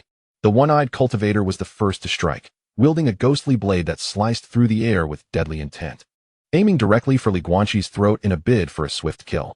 Simultaneously, the other 2 released their arrows. 3 poison projectiles sealing off all of Guanqi's escape routes. A desperate situation unfolded. Yet, a glimmer of cold light flashed in Guanqi's eyes. After 3 months of arduous training, he yearned to test his prowess. Blade of Severance. The newly acquired sword was not aimed at the attackers, but rather at the connection between their assaults. In a fleeting moment, the sword's light illuminated the scene, causing their coordinated attack to falter. The arrows veered off course, and the ghostly blade slowed by a fraction. It was in that brief interval that Guanqi extricated himself from the encirclement, appearing behind one of the archers. "What?" The archer was taken aback, attempting to turn and defend himself, yet it was too late. The glimmer of the sword swept through the air, blood splattering from his throat as he collapsed lifelessly to the ground. From the moment of attack to the moment of demise, barely a breath had passed. The one-eyed cultivator and another archer stood in stunned silence, never anticipating that this seemingly mid-stage transformation cultivator youth possessed such terrifying combat prowess. Seeking death, the one-eyed cultivator was consumed by rage, a thick aura of malevolence erupting from his wicked blade. "Die." This time, he unleashed his full power. The oppressive force of his void refinement stage completely released, attempting to suppress Guanqi with his realm. However, Guanqi's sword soul body exhibited a resistance to such pressure that far surpassed that of an ordinary person. He remained wholly unaffected, instead advancing to meet the sword. The second strike aimed to sever the temporal flow of the one-eyed cultivator's attack. Just as the wicked blade was about to strike, it abruptly and inexplicably paused for a fleeting moment. Though it was but the briefest of instants, it was enough to be fatal for a master. Guanqi's sword pierced the chest of the one-eyed cultivator. The one-eyed cultivator widened his eyes in disbelief, unable to fathom that he had been bested by a mere mid-stage transformation cultivator. "In your next life, be a good person." Withdrawing his sword, Guanqi watched as the one-eyed cultivator fell to the ground, lifeless. The remaining archer, sensing the dire situation, turned to flee. But Guanqi would not let him escape. A flash of sword light, and the archer fell with a cry. The battle concluded. Guanqi inspected the bodies of the 3, discovering a storage bag on the one-eyed cultivator, filled with numerous spirit stones, elixirs, and several low-tier magical artifacts, evidently plundered. It seemed this group had committed numerous misdeeds. He stowed the storage bag and examined the restriction, revealing a formation plate capable of severing low-tier communication talismans. Upon dispelling the restriction, a communication talisman instantly illuminated, bearing an urgent message from Hong Ling. "Senior Brotherly, I'm in trouble at the lava cave. Hurry." The voice was frantic, clearly indicating a grave situation. Guanqi's expression shifted. He immediately took to the skies on his sword, heading towards the lava cave. 50 miles away. A full-speed flight would take but a quarter of an hour. Upon his arrival at the lava cave, the sight before him caused his heart to sink. At the cave entrance, Hong Ling was engaged in a fierce battle with 5 figures clad in black. Each of these 5 wielded formidable cultivation, the weakest at mid-stage transformation, and the strongest at mid-stage void refinement. Even more terrifying was the resemblance of their techniques to those employed by the underworld palace cultivators who had attacked Lun Daoping 3 months prior. Though Hong Ling wielded her sword with ferocity, her fists were no match for their multitude, and she was already perilously wounded. Hong Ling, hold on, Li Guanqi bellowed, his newly forged sword transforming into a streak of flowing light, aimed directly at the leader of the black-clad figures. Another fool comes to die, the leader sneered, raising a hand to summon a ghostly claw to meet the sword light. Yet this time, Li Guanqi did not engage in a direct clash. Cause and effect. The third strike severed the very essence of the ghostly claw. As the claw was about to make contact, it began to dissipate, not shattered. But the very existence itself was cut, vanishing from being to nothingness. What? The leader of the black-clad figures was taken aback, realizing this was the sword intent of causality. How could a mid-stage transformation cultivator, before he could finish his words, Li Guanqi's second strike was upon him, severing realms. The sword light cleaved through space, appearing directly before the leader of the black-clad figures, piercing his brow. A mid-stage void refinement cultivator fell on the spot. The other 4 figures clad in black, upon witnessing the scene, were so terrified that their souls seemed to flee, and they turned to escape. However, would Hong Ling allow their escape? Crimson flames consumed the land. The young girl exclaimed, her sword light transforming into a torrent of blazing flames that enveloped the 4. Moments later, as the flames dissipated, 4 charred corpses lay on the ground. The battle concluded. Brotherly, Hong Ling sighed in relief, collapsing onto the ground. If not for your timely arrival, I would have. Li Guanqi approached to assess her injuries, relieved to find them merely superficial wounds, not life-threatening. He produced a healing elixir and offered it to Hong Ling, while cautiously scanning their surroundings. How did these people from the underworld palace find their way here? It seems they were specifically targeting you. Hong Ling swallowed the elixir, her complexion easing slightly. I do not know. I had just arrived at the lava cave, preparing to collect the crimson flame stones when they suddenly appeared, claiming they wanted to take me back because my crimson sun sword body was of great use to them. The crimson sun sword body? Li Guanqi recalled reading about it in the ancient texts. It was a unique sword cultivation physique, intrinsically harmonious with fire attribute sword intent, making the practice of fire-based sword techniques significantly more effective. But what could the underworld palace possibly want with the crimson sun sword body? We should not linger here, Li Guanqi urged, assisting Hong Ling to her feet. Let us return to the sect and report this matter. All right. Just as they were about to depart, a deep growl erupted from the depths of the lava cave. Immediately, the ground began to tremble, and magma burst forth from the cavern. This is bad. The battle must have awakened the beast within the cave. Hong Ling's expression shifted in alarm. Before she could finish her sentence, a colossal creature charged out from the cave. It was a massive crimson python, measuring 10 zhang in length, adorned with a single horn and armored in scales, its eyes like lanterns, radiating a terrifying aura comparable to that of a peak refining void cultivator. It is the lava python king. Hong Ling gasped. Wasn't it supposed to be in slumber? The giant python, evidently roused from a sweet dream, was filled with rage. It opened its cavernous maw, unleashing a torrent of scorching magma towards the 2. Dodge. Li Guanqi pulled Hong Ling back swiftly, the magma barely missing their garments as it struck the ground, corroding it into deep pits. The strength of this python far exceeded their expectations. In their current condition, a direct confrontation would be futile. Run, Li Guanqi decisively declared. The 2 soared into the sky on their swords, heading towards the sect. Yet, the python was even swifter. It twisted its body and leapt into the air, pursuing them relentlessly. Damn it, it can fly. Hong Ling gritted her teeth. As the giant python drew nearer, Li Guanqi's mind raced. A direct battle was not an option, and fleeing was futile. Then there was only one choice. Hong Ling, you go ahead. He suddenly halted, turning to face the charging python. Brotherly, you must flee. I have a way to escape. Hong Ling hesitated for a moment, but ultimately nodded. Be careful. She accelerated towards the sect.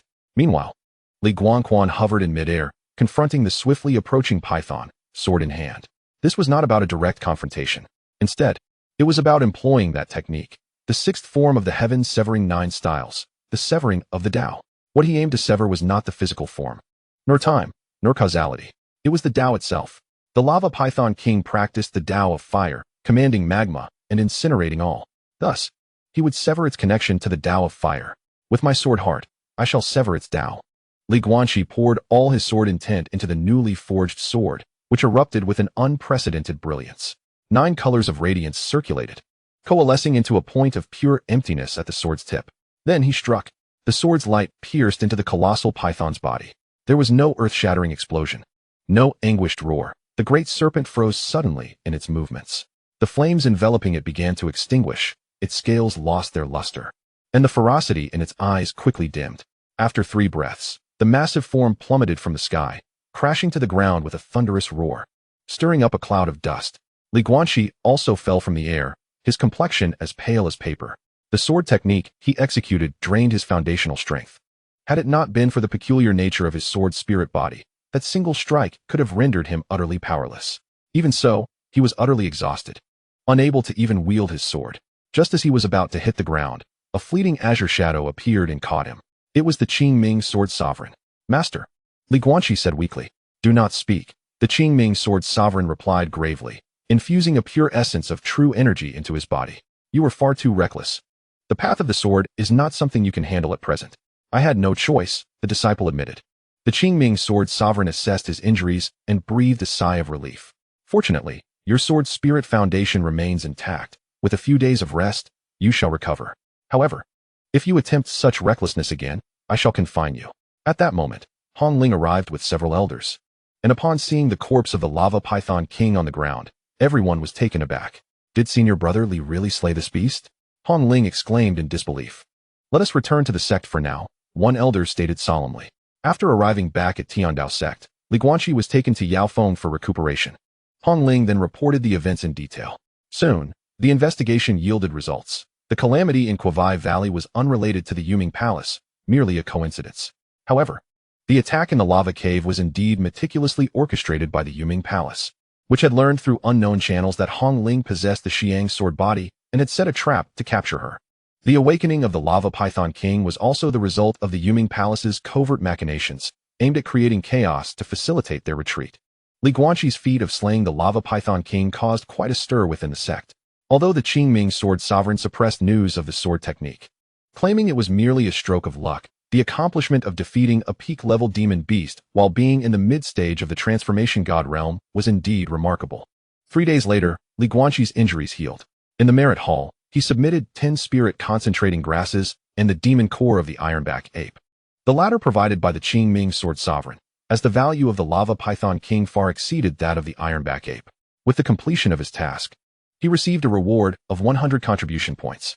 After recording this, the deacon disciple handed him a jade slip, saying, in light of your performance in this incident, the sect grants you an additional 500 contribution points, along with an opportunity to enter the first level of the Sword Peak's scripture repository. The scripture repository of Sword Peak. It is the core of Team sect's swordsmanship heritage, housing countless texts and secret techniques of the sword.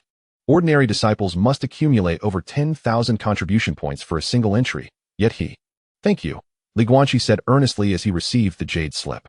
After leaving the Merit Hall, he made his way directly to Sword Peak.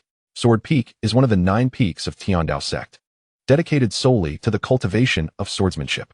The entire mountain resembles a colossal sword thrust into the earth, its summit shrouded in mist, with sword energy soaring into the heavens.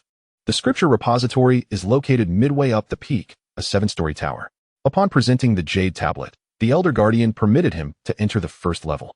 The internal space was modest, housing merely a dozen shelves, yet each tome emanated an ancient and formidable sword intent. Guanqi inhaled deeply, commencing his perusal. The complete volume of Heavenly Sword Canon, 9 Heavens Sword Technique, Galaxy Sword Classic, and 5 Elements Sword Manuscript were all esteemed swordsmanship legacies, even in the upper realms. Yet, in a secluded corner, he stumbled upon an unassuming ancient text titled True Understanding of Sword Soul. As he turned the first page, a single line read, "The sword soul is neither alive nor dead, neither real nor illusory. It embodies the ultimate essence of swordsmanship, capable of transcending all laws and achieving eternity." Guanqi's heart quivered. This was precisely what he sought. He promptly borrowed this ancient volume and returned to Guanqi Peak. In the ensuing days, he secluded himself, immersing in the study of true understanding of sword soul. The methods of sword soul cultivation recorded within were vastly different from those in the lower realms, more systematic and profound.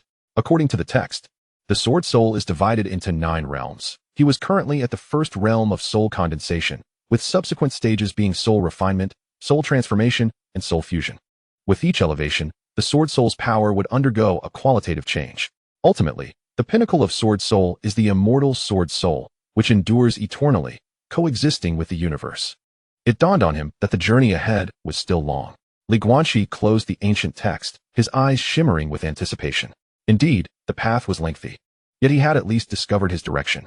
His next objective, to cultivate the sword soul to the second realm of soul refinement within 3 years. And then to venture into broader horizons, to witness the magnificence of the 9 heavens and 10 earths, and to pursue the zenith of swordsmanship. Outside the window, the sunlight was just right. The youth, sword in hand, maintained a heart as tranquil as still water. The road ahead was gradually unfolding. Chapter 38. The secret of the underworld. After borrowing true understanding of sword soul, Guanqi's life settled into a rhythmic routine.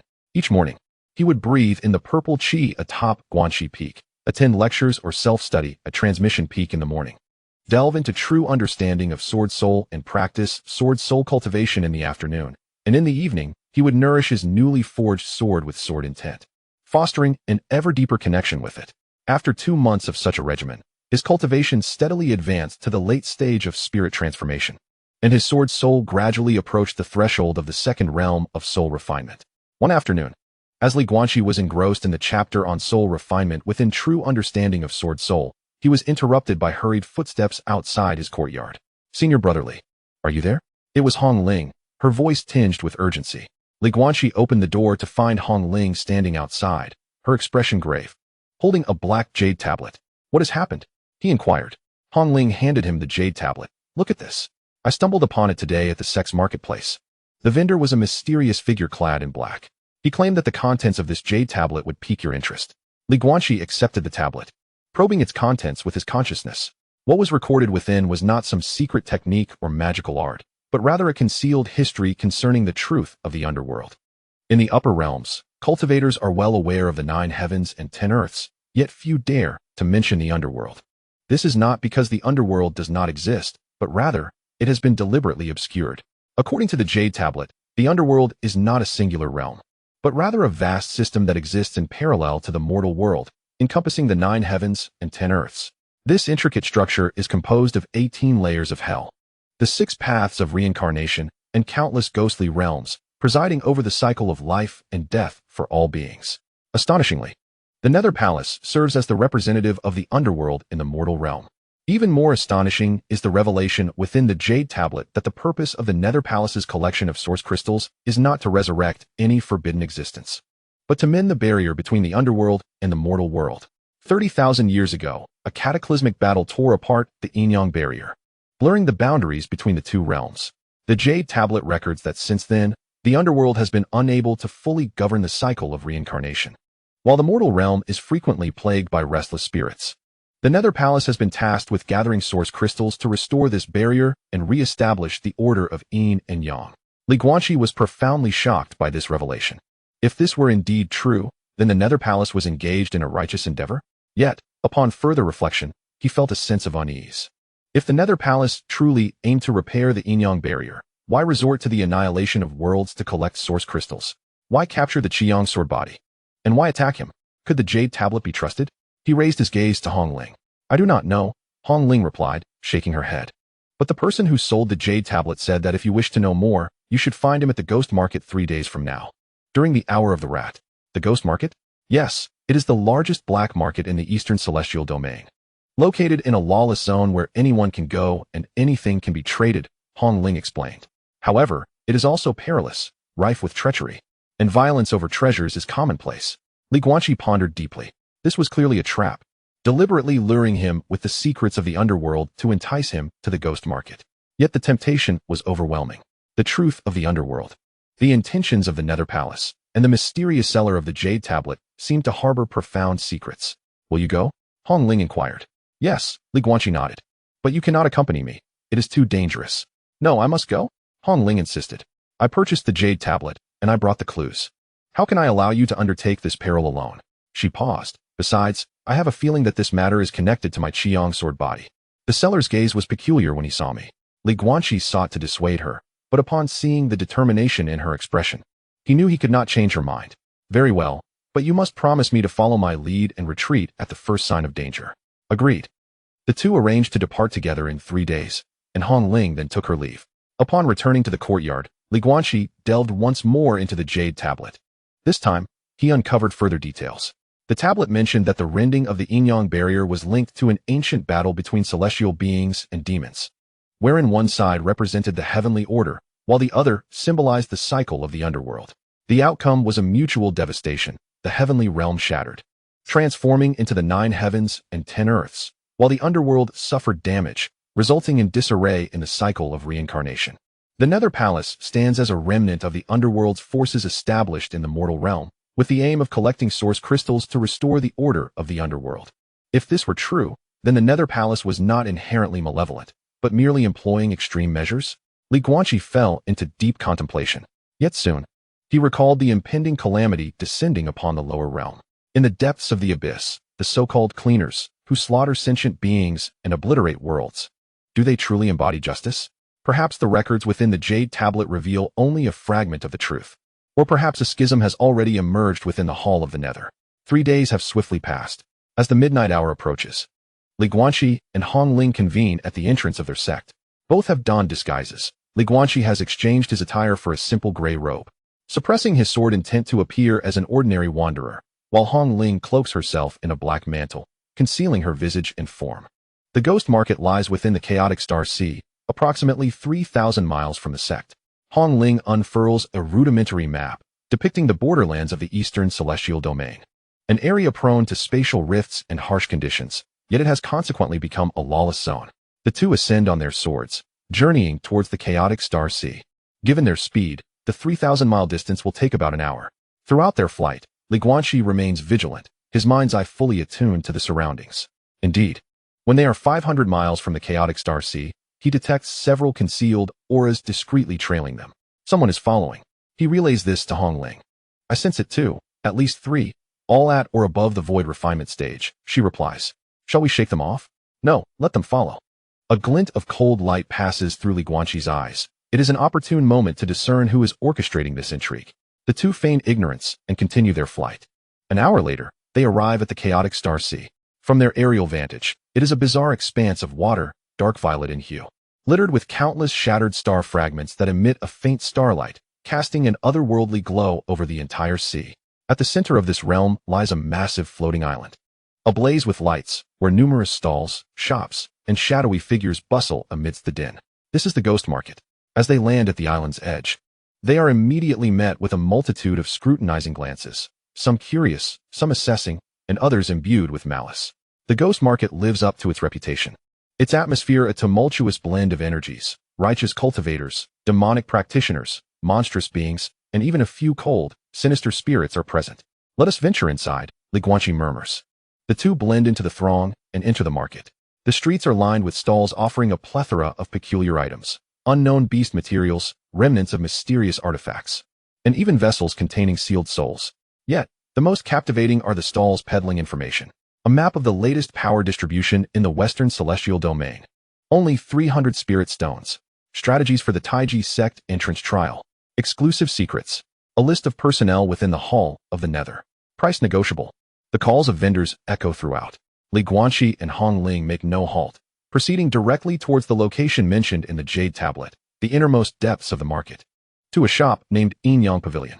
It appears quite antiquated, modest in size, with the characters for Yin-Yang Pavilion faded and weathered. However, the door remains firmly shut. A wooden sign hanging that reads, "Open at the 3rd quarter of the midnight hour." It is just now midnight, with a quarter of an hour remaining.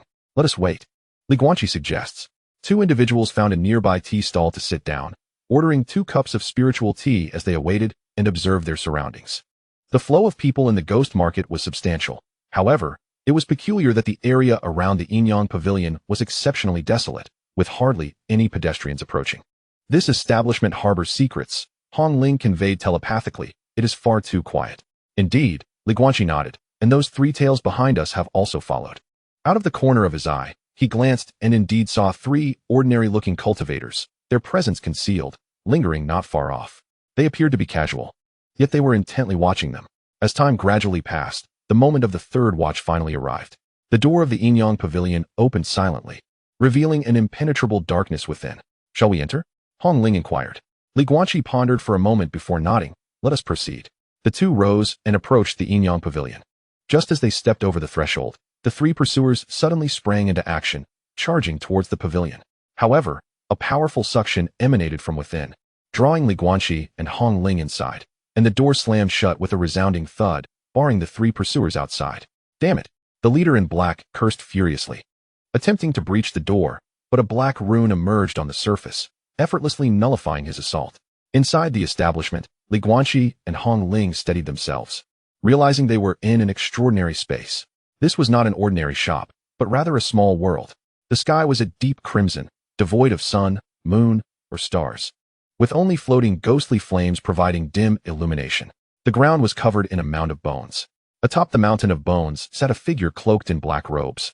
The very individual who had sold the jade slip to Hong Ling. Welcome to the underworld station. The figure spoke with a hoarse voice. Li Guanqi, Hong Ling. I have awaited your arrival for a long time. Who exactly are you? Li Guanqi asked, gripping his newly forged sword with caution. Who I am is of little consequence. The figure rose slowly. What matters is what you wish to know. The truth of the underworld, the intentions of the Nether Palace, and why you have summoned us here. Li Guanqi promptly posed 3 inquiries. The figure chuckled. For the first question, the jade slip has clarified it thoroughly. The second question regarding the Nether Palace's purpose is indeed to mend the yin-yang barrier, but there are multiple methods to achieve this. As for the third question, he paused. It is because you both are the key. The key? Hong Ling furrowed her brow. Precisely, the figure affirmed. Li Guanqi, you possess the essence of the sword soul, existing between life and death, making you the ideal conduit to bridge yin and yang. Hong Ling, you embody the red sun sword body, embodying utmost yang and fortitude, capable of balancing the extreme yin energy of the underworld. Together, you can forge a stable passage to the underworld. Li Guanqi's heart jolted. You wish for us to descend into the underworld? Not merely to descend, but to collaborate. The figure corrected. We seek your assistance to restore the human path and the Azura path within the 6 realms of reincarnation. The 6 realms have been damaged? Li Guanqi asked in astonishment. Indeed, the figure sighed. The cataclysmic battle 3,000 years ago resulted in fissures within the 6 realms of reincarnation. The human path and the Azura path suffered the most severe damage and are now on the brink of collapse. If not repaired soon, the souls within these paths will be unable to reincarnate normally, either scattering into oblivion or transforming into vengeful spirits that wreak havoc upon the living. And what does that have to do with us? Hong Ling questioned. The necessity of restoration demands a balance of yin and yang. The figure in the black robe elucidated that the realm of humanity requires the vitality of living beings, while the path of the Azura necessitates their martial spirit. Only through your combined efforts, Li Guanqi's sword soul, which can embody life force, and Hong Ling's Qi-Yang sword, capable of igniting the spirit of battle, can the restoration be accomplished. Li Guanqi remained silent for a considerable time before inquiring, what if we refuse? The black-robed figure responded with an air of calmness, albeit weighted with an undeniable gravity. Then the cycle of reincarnation shall continue to unravel, leading to a catastrophic imbalance of yin and yang, resulting in the annihilation of both the mortal and ethereal realms. Of course, you may decline. However, bear in mind that when calamity strikes, no one can remain unscathed. Hong Ling turned to Li Guanqi, asking, what do you think, senior brother? Li Guanqi did not respond immediately, lost in contemplation. The words of the black-robed figure resonated with logic, yet they felt overly perfect, akin to an intricately scripted play. Furthermore, he harbored doubts about the benevolence of the forces of the netherworld or the Yomi. I require evidence, he ultimately declared, to substantiate your claims. Very well. The black-robed figure nodded. I shall take you to a location where you can witness the state of the cycle of reincarnation with your own eyes. With a wave of his hand, a fissure opened in the skeletal mountain, revealing a descending staircase. Please. Li Guanqi and Hong Ling exchanged a glance before they finally descended the staircase. It was profoundly deep, extending downward endlessly. Along the way, they encountered countless sights, fragmented souls lamenting, fractured pathways of reincarnation flickering, and several phantoms clad in the attire of the netherworld diligently striving to maintain the cycle's operation. Upon seeing the black-robed figure, the spectral beings bowed, proclaiming, we pay our respects to the judge. Judge? A flicker of intrigue ignited within Li Guanqi. It was said that the netherworld had 10 judges who presided over the cycles of life and death. Could this black-robed figure truly be one of them? At last, they reached the foot of the staircase. Before them lay a colossal, shattered wheel. This wheel was divided into 6 sections, corresponding to the 6 paths: the heavenly path, the human path, the Azura path, the animal path, the hungry ghost path, and the hell path. However, the sections representing the human and Azura paths were riddled with cracks, their light dimming as if they were on the verge of complete collapse. Below the wheel, countless souls queued in a long line, awaiting reincarnation. Yet the entrances to the human and Azura paths had been sealed. Those souls, destined for these two paths, could only wander aimlessly. Do you see? The black-robed judge gestured towards the shattered wheel. This is the current situation. Should restoration not occur, these two paths will be irrevocably closed. In time, the births in the mortal realm will dwindle, the spirit of battle will gradually fade, and ultimately, the mortal realm shall decline.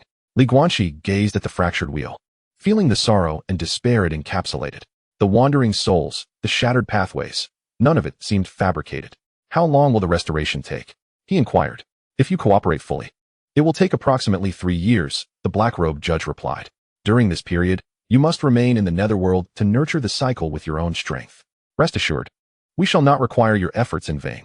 Upon completion of the restoration, you will receive a mark of reincarnation, granting you the freedom to traverse between the mortal and ethereal realms, along with an extension of your lifespan. 3 years. Hongling frowned. That is an extensive duration. In comparison to the survival of yin and yang, 3 years is but a brief moment, the black-robed judge asserted. Guanqi fell silent once more, weighing the gravity of the situation. If what the black-robed judge speaks is indeed true, then it is undoubtedly a deed of immense merit. However, should it prove false, I can acquiesce, he ultimately declared, but with 2 stipulations. Please elaborate. First, during the period of restoration, I must be able to return to the realm of the living at any time to ensure the safety of our sect, Guanqi stated. Second, I wish to meet the Lord of the Underworld Palace to ascertain his stance personally. The black-robed judge pondered for a moment and nodded. That can be arranged. The Lord is currently in the underworld. I shall take you to meet him. He waved his hand once more, and the space shifted. The 3 of them found themselves before a magnificent black palace. The plaque above the palace bore 3 blood-red characters, Underworld Palace. Upon entering the palace, Guanqi beheld a figure seated on the throne. It was a middle-aged man clad in a black dragon robe, exuding an aura of authority, his presence unfathomable, at least at the level of great ascension. What astonished Guanqi even more was that this man's visage bore a striking resemblance to Xia Wuchen from the lower realm, resembling him by at least 70%. Are you truly him? He stammered in disbelief. I am Xia Yuming, the current lord of the Underworld Palace. The black-robed man replied in a gentle voice. I am also the reincarnation of Xia Wuchen.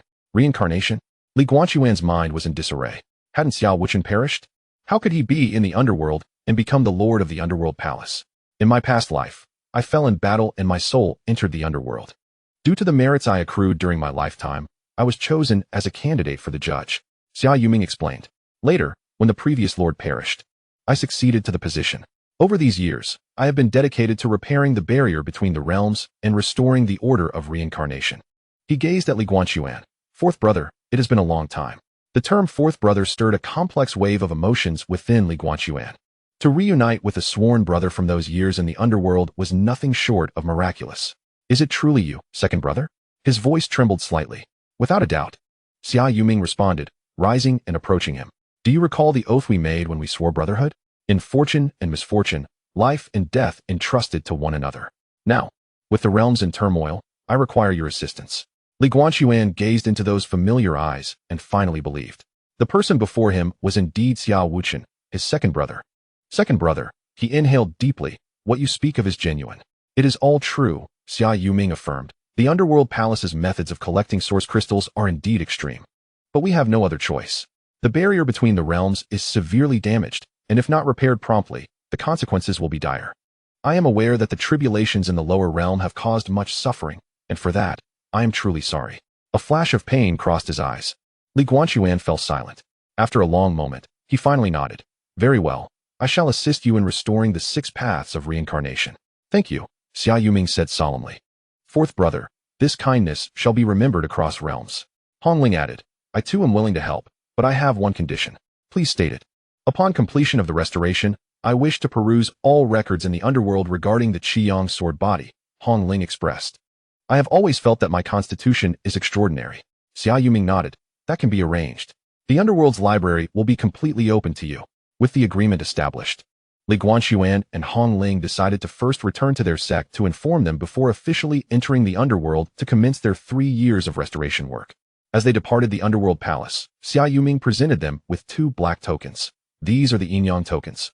Possessing these will grant you free passage between the realms of life and death. Be cautious. Within the depths of the Nether Palace, not all individuals endorse my methods. Some seek to pursue a more radical path. A more radical path? For instance, to completely shatter the boundary between the realms of yin and yang, allowing the underworld to dominate the mortal realm. Xia Yuming spoke gravely. Those individuals are the true menace. Li Guanqi felt a shiver run through him. It turns out that the underworld is not a monolith. Securing the token, the two were escorted by the black-robed judge back to the ghost market. And then they ascended on their swords to return to the sect. Along the way, Hong Ling inquired, "Senior brother, do you truly believe him?" Li Guanqi gazed at the yin-yang token in his hand and softly replied, "I believe in my second brother, but I do not trust the others." Indeed, Xiao Wuchen may still be the second brother of your, but the waters of the Nether Palace run deep. Upon returning to the sect, Li Guanqi meticulously reported the events to the Qingming Sword Lord and Brother Duantian. After listening, both fell into a lengthy silence. They had not anticipated the truth of the Nether Palace to be so profound. Brother Duantian sighed. If what Xia Yuming claims is true, then this is indeed a significant matter. You may proceed. We shall manage affairs on this end. The Qingming Sword Lord cautioned, exercise caution. The underworld is not like the mortal realm. Proceed with utmost prudence. 3 days later, Li Guanqi and Hong Ling once again ventured to the ghost market, officially entering the underworld through the passage of the yin-yang pavilion. Here, they would commence a 3-year endeavor to restore the cycle of reincarnation. The fates of the two realms would diverge depending on their choices. The sky of the underworld is eternally a dark crimson, standing before the wheel of reincarnation. Li Guanqi felt the immense power contained within. He understood that the road ahead was long, yet at the very least, he had found direction, a direction that might truly alter everything. Let us begin. He settled into a meditative posture, the essence of his sword soul gradually infusing into the fractured human reincarnation matrix. Beside him, the fiery intent of Hong Ling's Qiyang sword also ignited. The restoration had commenced, while undercurrents began to stir silently. Chapter 39. The restoration of reincarnation in the underworld. There is no distinction between day and night, only an everlasting dark crimson sky. Li Guanqi and Hong Ling had been seated before the wheel of reincarnation for a full month. Throughout this month, their powers had continuously flowed into the shattered matrices of human and Azura reincarnation. Li Guanqi's sword soul, brimming with vitality, seeped like a gentle stream into the fissures of the human reincarnation. Hong Ling's Qiyang sword intent scorched the damaged areas of the Azura realm, igniting the remnants of martial spirit within. The progress was slow, so slow that change was nearly imperceptible. However, the black-robed judge, now known as the Iron-Faced Judge, one of the 10 judges responsible for maintaining the order of reincarnation, informed them that the restoration of the cycle is indeed a painstaking endeavor that cannot be rushed. At this pace, completion within 3 years is indeed feasible. After assessing the progress, the Iron-Faced Judge nodded, adding that their cooperation exceeded expectations. Indeed, although Li Guanqi and Hong Ling had known each other for a brief period, they exhibited an astonishing synergy in the task of restoring the cycle. The vitality of the sword soul complemented the martial spirit of Qiyang, creating a delicate equilibrium. On this day, the restoration reached a temporary conclusion, and the two took respite in their makeshift abode beside the wheel of reincarnation. The dwelling was specifically arranged by Xia Yuming, though modest. It exuded an abundance of spiritual energy. The essence of the underworld is a fusion of yin energy and the energy of death, which, paradoxically, presents unique advantages for Li Guanqi, possessing a sword soul, and Hong Ling, embodying the Qiyang sword body. Brother, have you sensed a change in your sword soul over the past month? Hong Ling inquired suddenly. Li Guanqi turned inward and indeed discovered that his sword soul had become significantly more substantial. What once merely flowed as radiant light now subtly formed certain meridians, akin to the pathways of life energy. It appeared to be a nurturing effect of the power of reincarnation. At that moment, the Iron-Faced Judge appeared at the door, stating that the restoration of reincarnation is inherently a process of comprehending the profound truths of life and death. As you restore the cycle simultaneously nourishes you, especially you, whose sword soul straddles the threshold of life and death, most aligned with the path of reincarnation. Over this month, you must have brushed against the threshold of soul refinement, have you not? Li Guanqi nodded, affirming, indeed, I have gained some insights. Very well. The Iron-Faced Judge extended a jade slip, proclaiming, this is the upper half of the reincarnation sword canon, a cultivation method precisely tailored for those with a sword soul. By practicing it, you can accelerate the transformation of your sword soul. Thank you, Judge. After the Iron-Faced Judge departed, Li Guanqi commenced his study of the reincarnation sword canon. The method was indeed profound, seamlessly intertwining the sword path with the path of reincarnation. As described within, when the sword soul is cultivated to its zenith, it can transform into a reincarnation sword soul, capable of determining life and death with a single strike, wielding the power of reincarnation. This technique is remarkable, Hong Ling remarked. Having glimpsed a few passages, in the realm of the living, such a technique would incite a tempest of blood and strife. The underworld's depth indeed surpassed expectations. Li Guanqi closed the jade slip, realizing why the Yumming Hall had thrived in the realm of the living for so many years. In the ensuing days, the pair devoted their days to restoring the cycle and their nights to individual cultivation. Li Guanqi advanced rapidly in his practice of the reincarnation sword canon. Under the nurturing influence of the power of reincarnation, his sword soul swiftly approached the second tier of soul refinement. Hong Ling, not idle herself, took advantage of the library of the underworld opened to her by Xia Yuming, voraciously absorbing knowledge about the Xiang sword body and gradually comprehending her true potential. 3 months later, on the reincarnation platform, the fissures within the human reincarnation grid had been restored by 1/10, with the Azura path nearly reaching the same state. Furthermore, Li Guanqi's sword soul officially entered the second tier of soul refinement. In the realm of soul refinement, the sword soul transitioned from ethereal to tangible, beginning to exhibit certain characteristics of a physical body. The most notable change was that Li Guanqi's form was no longer entirely transparent. Rather, it possessed a flesh-like texture, and the sensation became markedly more tangible. Congratulations, the iron-faced judge assessed. The soul refinement is complete. Your sword soul can now temporarily separate from your body without dissipating. The next step is the third tier of soul transformation, which will manifest the sword soul as a corporeal entity, truly achieving the unity of life and death. How much longer will this take? At the current pace, approximately another year, replied the iron-faced judge. However, there is a matter to consider. What issue? Transformation requires a substantial amount of reincarnation power. Merely relying on the nurturing from the restoration of the cycle is insufficient. The iron-faced judge elucidated. You must journey to a location, the source of the Wangchuan River, which is the origin of reincarnation power. Cultivating there will yield twice the results with half the effort. Where is the source of the Wangchuan River? It lies in the deepest recesses of the underworld, close to the heart of the nether realm. The iron-faced judge wore a grave expression, for the place ahead was fraught with peril, beset not only by natural cycles of reincarnation storms, but also by ancient souls reluctant to enter the cycle. Must I go? If you wish to expedite your soul transformation, this is the swiftest route, the iron-faced judge replied.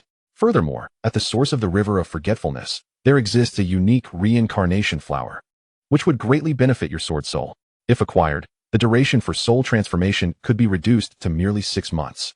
Li Guanqi pondered for a moment before nodding. Very well, I shall go. I shall accompany you, Hong Ling immediately declared. There is no need for you to join, the iron-faced judge countered, shaking his head. The malevolent aura at the source of the river of forgetfulness is too potent. While your Xiang sword body may be unafraid, it would hinder your cultivation. Moreover, the restoration work here must not cease. Your continued guidance is essential. Hong Ling sought to argue further, yet Li Guanqi intervened. The judge speaks wisely. You must remain here. I shall make haste and return swiftly. Ultimately, Hong Ling reluctantly acquiesced.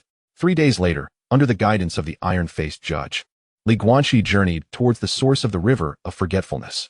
They traversed upstream in a small black boat, navigating the dark yellow waters of the river, which served as the main artery of the underworld, filled with countless drifting souls emitting mournful wails.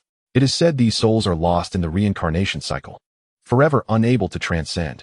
The boat struggled against the increasingly turbulent waters and fierce winds that lashed like tangible blades, threatening to rend everything apart. Were it not for Li Guanqi's mastery in soul refinement, he might have succumbed to disintegration. We are nearly there, the iron-faced judge indicated ahead. Before them lay a colossal waterfall, cascading from great heights and creating a mist that enveloped the air.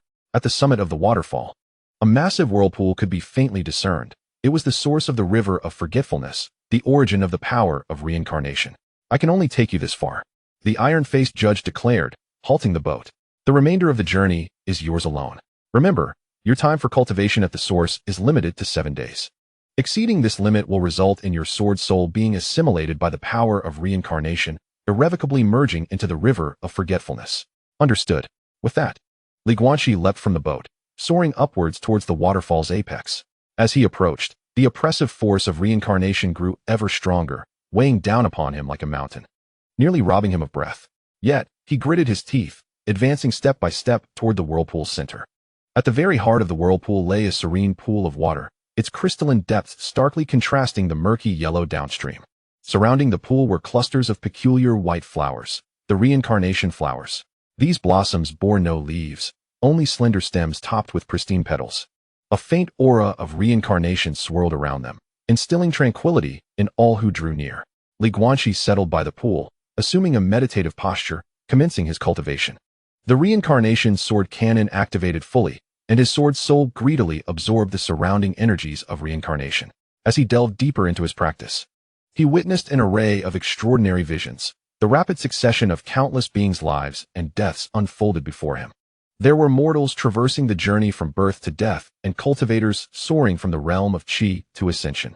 Even fragments of shattered memories from epics long past surfaced. Magnificent palaces, scenes of warfare, and incomprehensible runes danced before his eyes. "What is this?" he murmured. "It is the memory of antiquity." An aged voice suddenly echoed through the air. Guanqi opened his eyes abruptly, finding an elderly man with white hair standing by the pond, gazing at him in silence. The old man, adorned in a simple long robe, bore a kind countenance. Yet his aura was unfathomable. "You are? I am the guardian of this place. You may call me Hebo," the elder replied with a smile.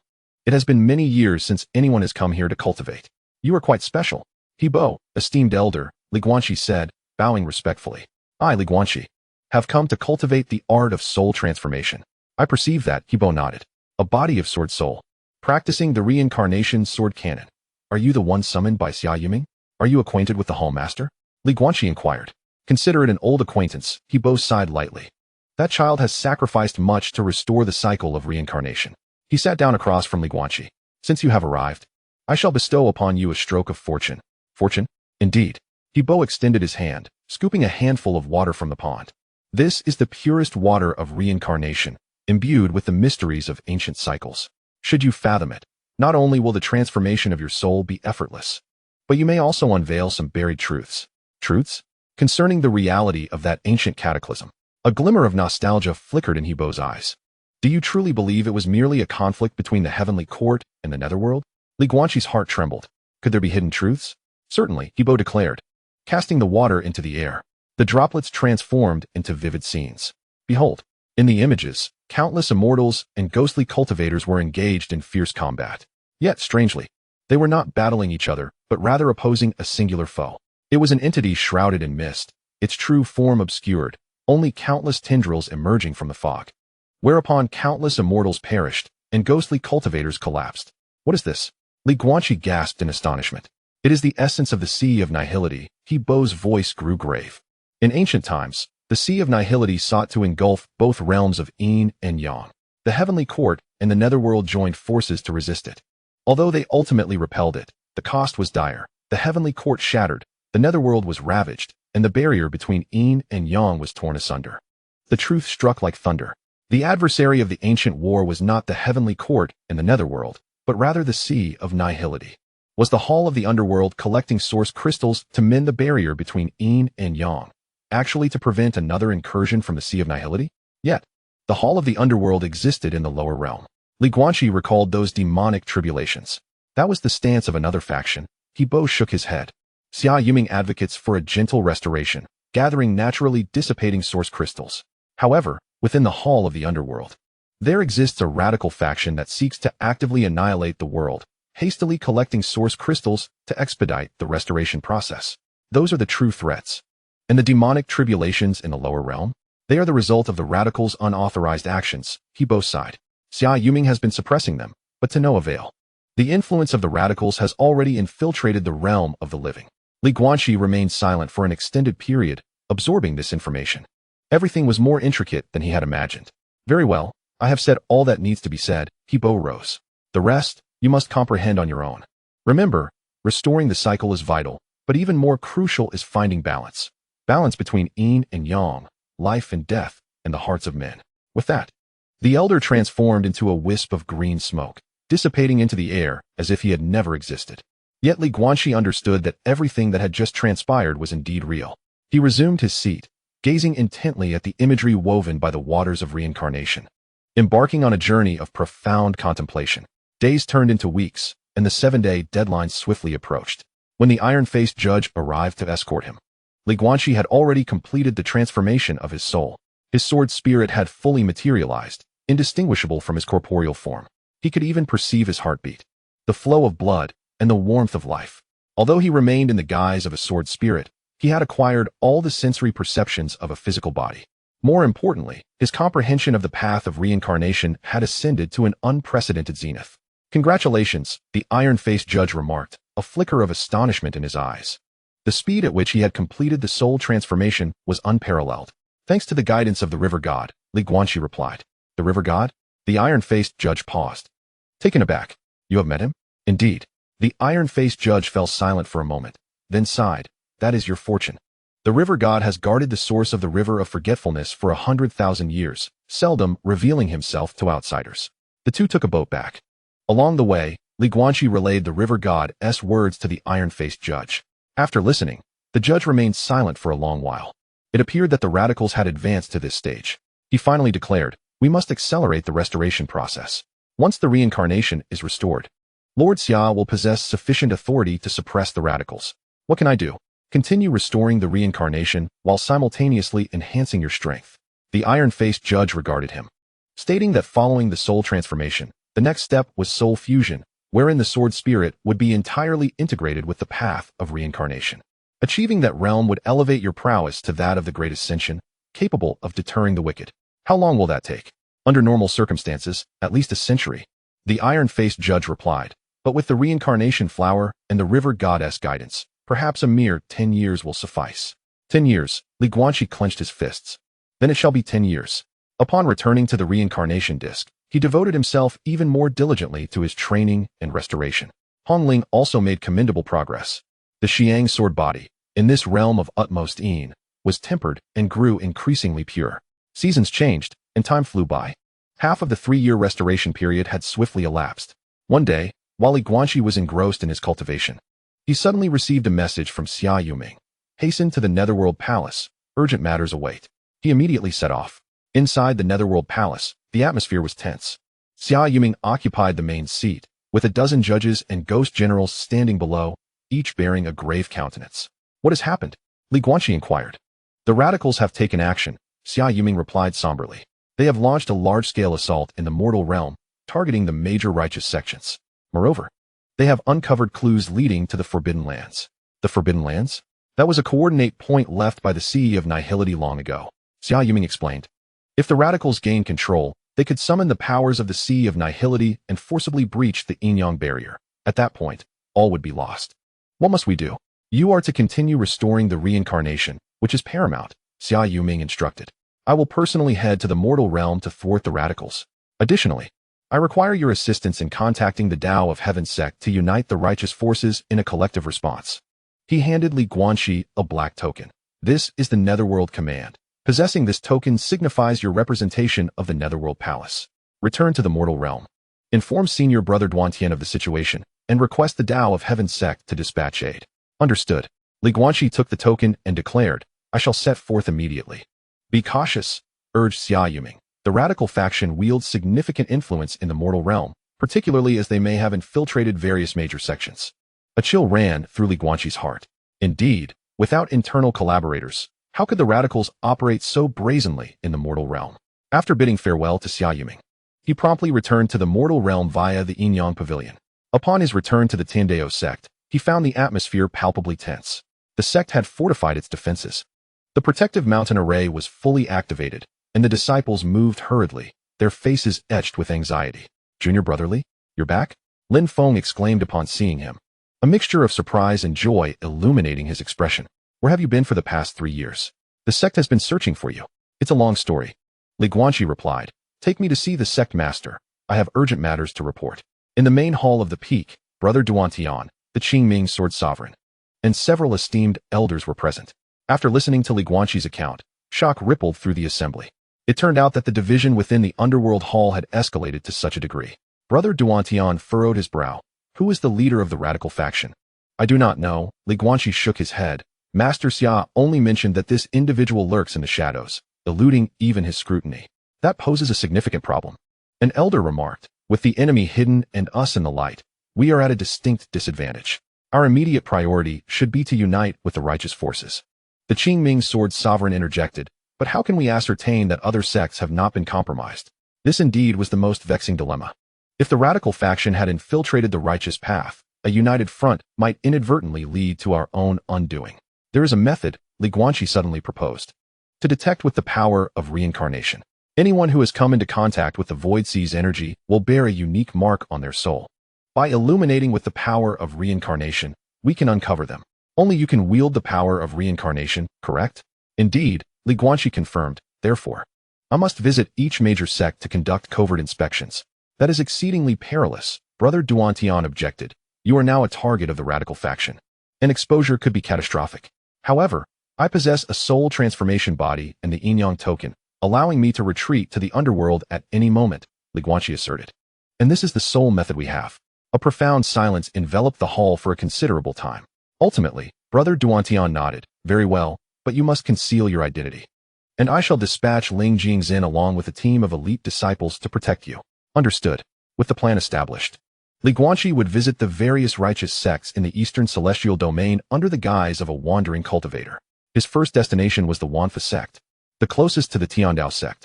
A clandestine confrontation was about to unfold, and the fate of both realms teetered on the precipice of a critical juncture. Guanqi tightened his grip on the underworld token, his gaze resolute. Regardless of the dangers that lay ahead, he was determined to forge onward, for it was his duty. And it was his path. Outside the hall, the sun shone brightly. Yet, he was acutely aware that beneath the radiance, turbulent currents surged. His mission was to uncover the truth and avert disaster before the storm broke. The journey ahead was long, but he was prepared. Chapter 40. The underflow stirs. 3 days later, Guanqi, under the alias Mu Qing, quietly departed the Tiandao sect with a 10-member team led by Ling Jingzhen. Ling Jingzhen, the great-grandson of Ling Huia, was only a little over 300 years old and had already reached the pinnacle of the transforming spirit stage, just a step away from the refining void stage, making him one of the most exceptional disciples of the sword sect in the present day. He inherited the steadfastness and decisiveness of the Ling family, exhibiting integrity and a profound respect for the legendary Master Li, Master, according to our route. We shall first visit the Guanqi Gate, followed by the Danding sect, the Chiwang Pavilion, and finally the Tianji Valley. Ling Jingzhen unfurled the map, noting that the Guanqi Gate was 5,000 miles away. At their speed, they could arrive in 2 days. Just call me Muking, Guanqi remarked, for now. I am an independent cultivator, and you are my head protector. Yes, Senior Mu, Ling Jinxin replied, adjusting his address. The group traveled on their swords at a moderate pace, allowing Guanqi the opportunity to observe their surroundings. Once they left the realm of the Tiandao sect, the scenery changed dramatically. Occasionally, streaks of light could be seen in the sky, evidence of other cultivators in flight. Below, towns and villages were scattered like stars, with cultivators and mortals cohabiting in a scene of prosperity. Yet, within Guanqi's perceptive awareness, he sensed an undercurrent of disharmony. In those towns, fleeting shadows of cold energy occasionally flickered, well concealed, but not beyond the reach of his soul transformation realm perception. Jingzhen, do you sense anything unusual?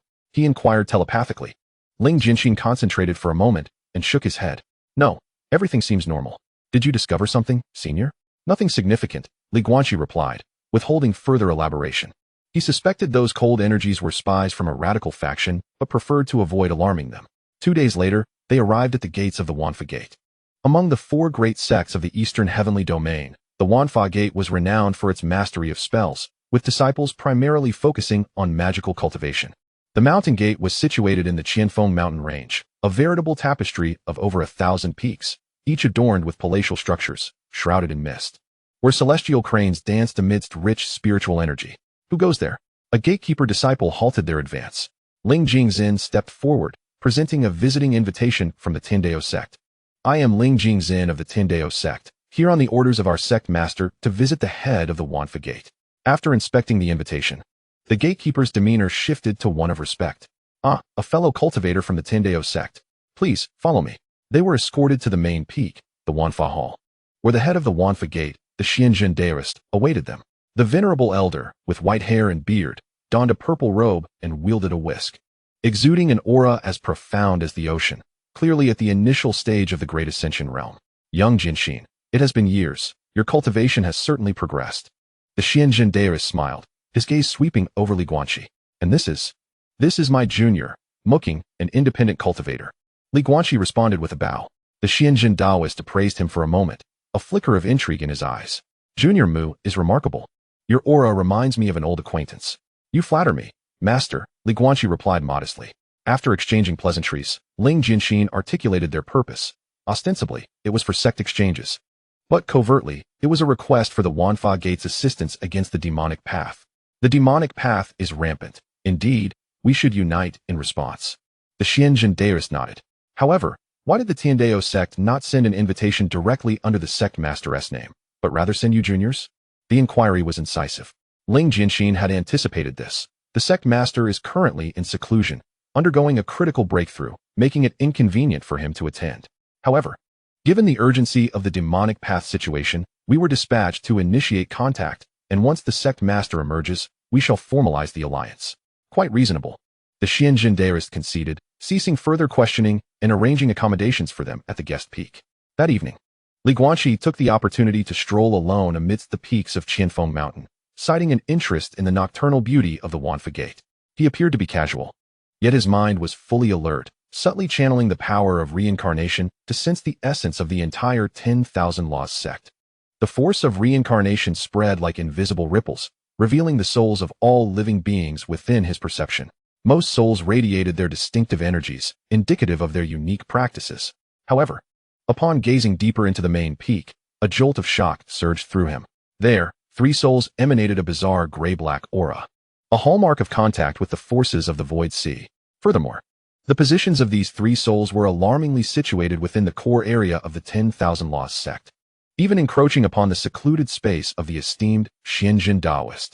Indeed, the 10,000 Laws sect had been infiltrated. Li Guanqi's eyes sharpened. What startled him further was that among these 3 souls, one exuded an exceptionally potent aura, at least at the pinnacle of the harmonization realm. The presence of a radical faction's formidable member lurking within the core area of the 10,000 Laws sect was a grave concern.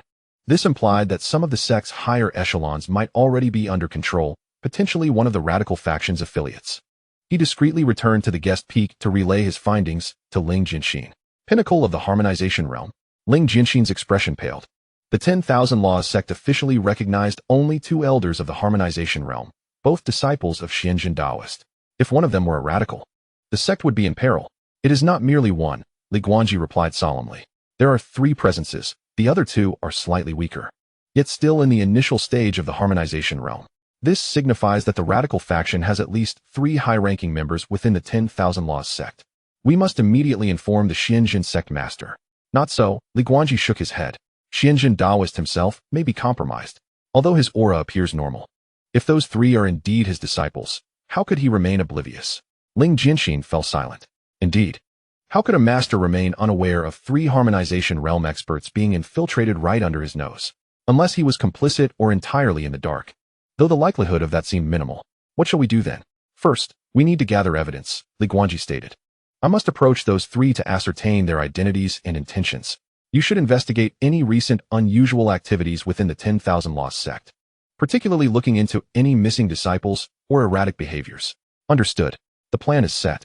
The following day, a banquet was hosted by Xianjin Daoist. Most of the sect's upper echelons were in attendance.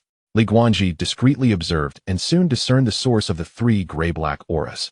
Seated at the lower left of Xianjin Daoist was an elder robed in purple, the Grand Elder Zhang Junren, a peak harmonization realm practitioner with a fierce aura and piercing gaze. To the lower right sat a middle-aged man in a blue robe, the second Elder Qingyun Junren, an initial harmonization realm practitioner who appeared gentle, yet his eyes occasionally flickered with a sinister glint. Lastly, at the end of the table was a gaunt elder, the third Elder Kumu Junren, also in the initial stage of the harmonization realm, whose aura was restrained and demeanor taciturn. It was indeed these 3. Halfway through the banquet, Zhang Junren suddenly spoke. I have heard that although you, Mu Daoyu, are a solitary cultivator, your proficiency in the sword path is remarkable. Might I request a demonstration for our enlightenment? This was a test. Li Guanqi replied calmly, as a junior with meager skills. I dare not embarrass myself before such esteemed predecessors. Ah, merely an exchange of techniques. Nothing too serious, Zhang Junren chuckled. As it happens, I have an unworthy disciple who has some insights into the sword path. Why not engage in a few exchanges? He clapped his hands, and a young man in black entered the hall. The young man, appearing to be in his early 20s, bore a stern countenance and possessed an impressive cultivation level at the pinnacle of the transformation stage. However, what made Li Guiqi uneasy was the faint, dark gray aura emanating from the youth. Though weak, it was undeniably present. This was his disciple, Imoing, as introduced by Master Xiang. He was infatuated with the sword arts, yet had not found his path. He requested that Daoist Mu offer some guidance. This was clearly an attempt to use his disciple's hand to probe Li Guiqi's true abilities. Li Guiqi's mind raced, and ultimately he nodded. Very well. I shall seek your counsel, Daoist Imoing.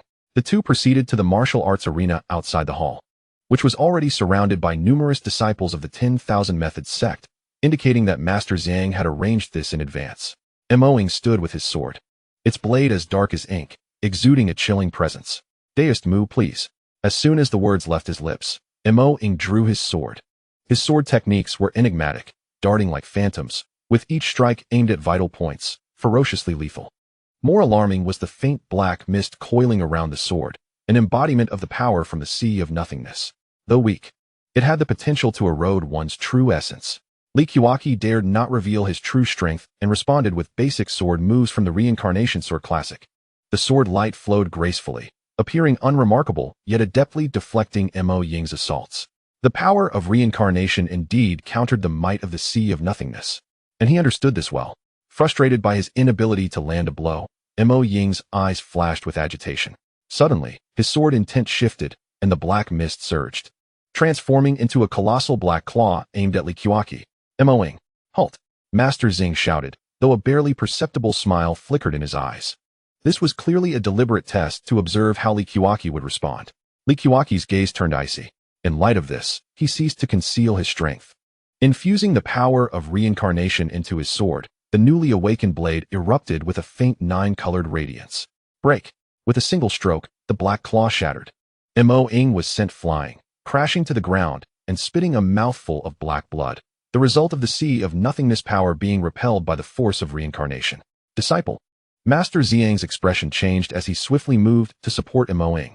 Daoist Mu, this is merely a spar. Was such a heavy hand truly necessary? I apologize. I momentarily lost control. Li Guiqi sheathed his sword. However, it seems there is an issue with the cultivation method that Daoist Mo is practicing. Just now, I sensed a sinister force within him. If not promptly expelled, it could harm his foundation. Upon hearing this, the hall fell silent.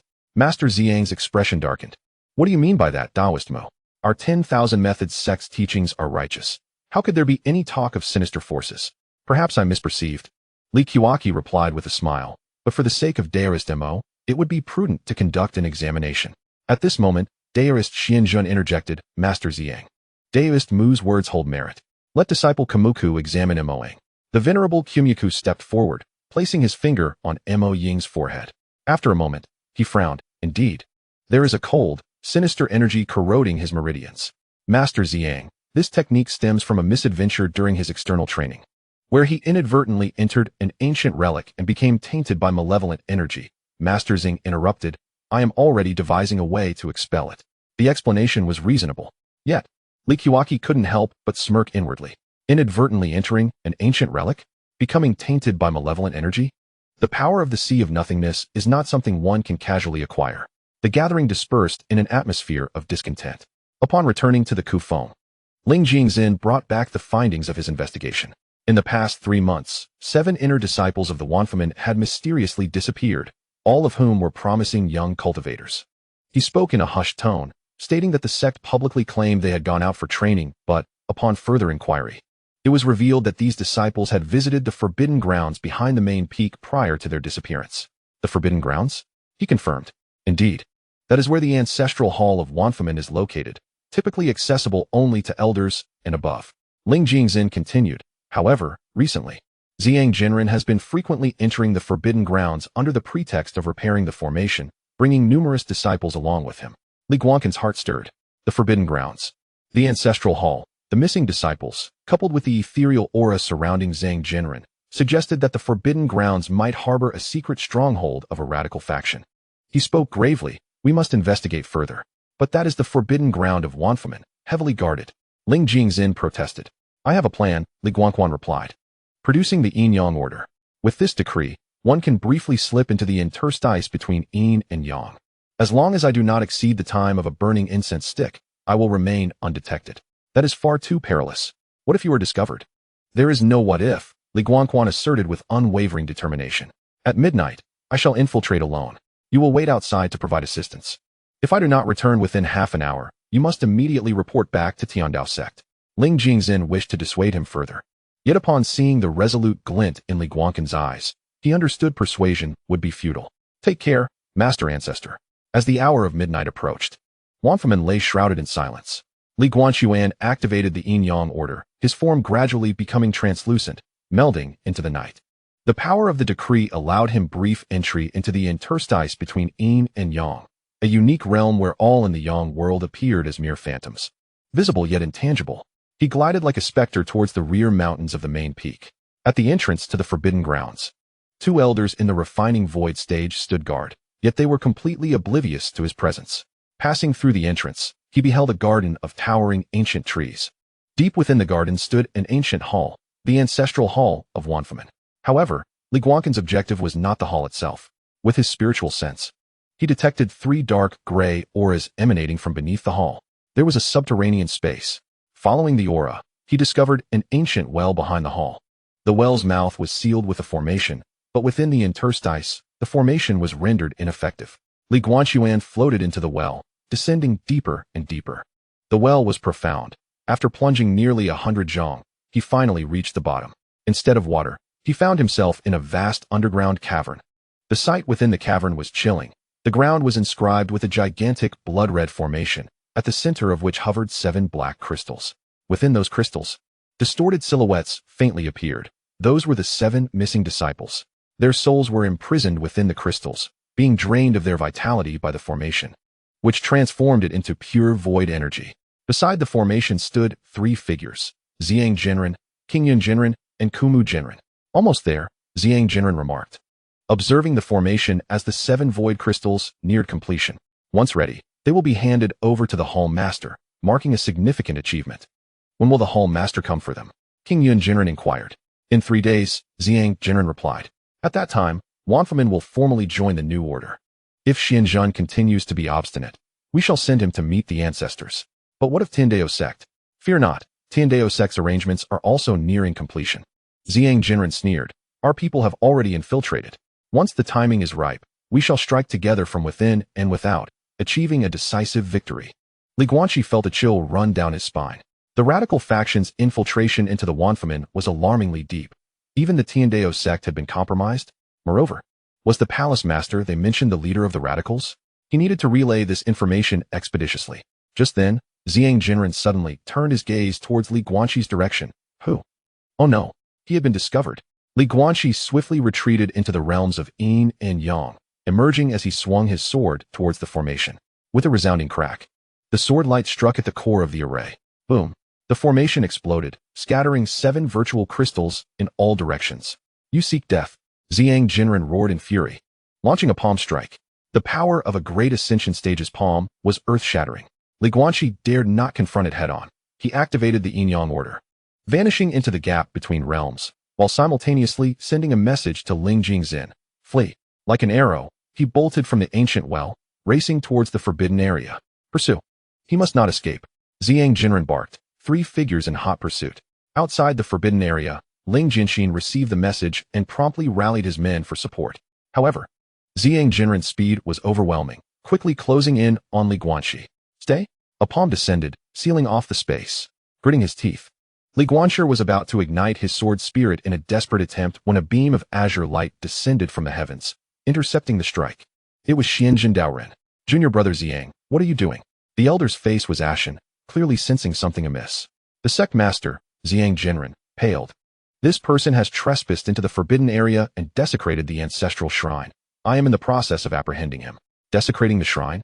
Xianzhen Daoren turned to Li Guanqi. Dearest Mo, is this true? Li Guanqi pointed towards the ancient well.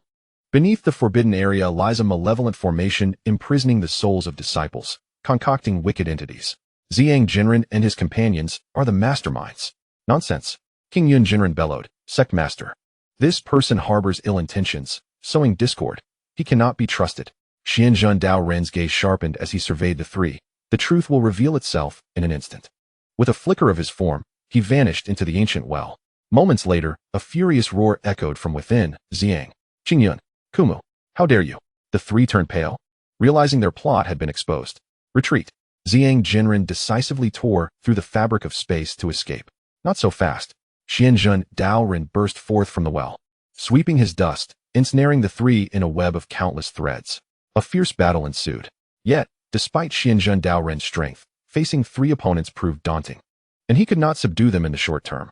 Amidst the chaos, Li Guanqi and Ling Jingzin seized the opportunity to withdraw, returning to the Tiandao sect to report the news. As they soared beyond the reach of Wanfamen, they glanced back to see radiant flashes illuminating the peak, indicating that the battle was still raging on. Ancestor, we must return to the sect, Li Guanqi said gravely. The situation at Wanfamen was one that Xianzhen Daoren could manage, but the infiltration of the radicals into the Tiandao sect was far more perilous. They needed to return swiftly and unmask the radicals' true nature before they could launch their offensive. Beneath the night sky, the sword light streaked like a meteor. An even greater storm was quietly brewing within the Tiandao sect. Chapter 41. Changes in the sect. On the journey back to the Tiandao sect, Li Guanqi remained deep in thought. As the esteemed Xiang Jinren uttered the ominous words, the Heavenly Dao sect is nearing its demise. They pierced through his heart like a dagger.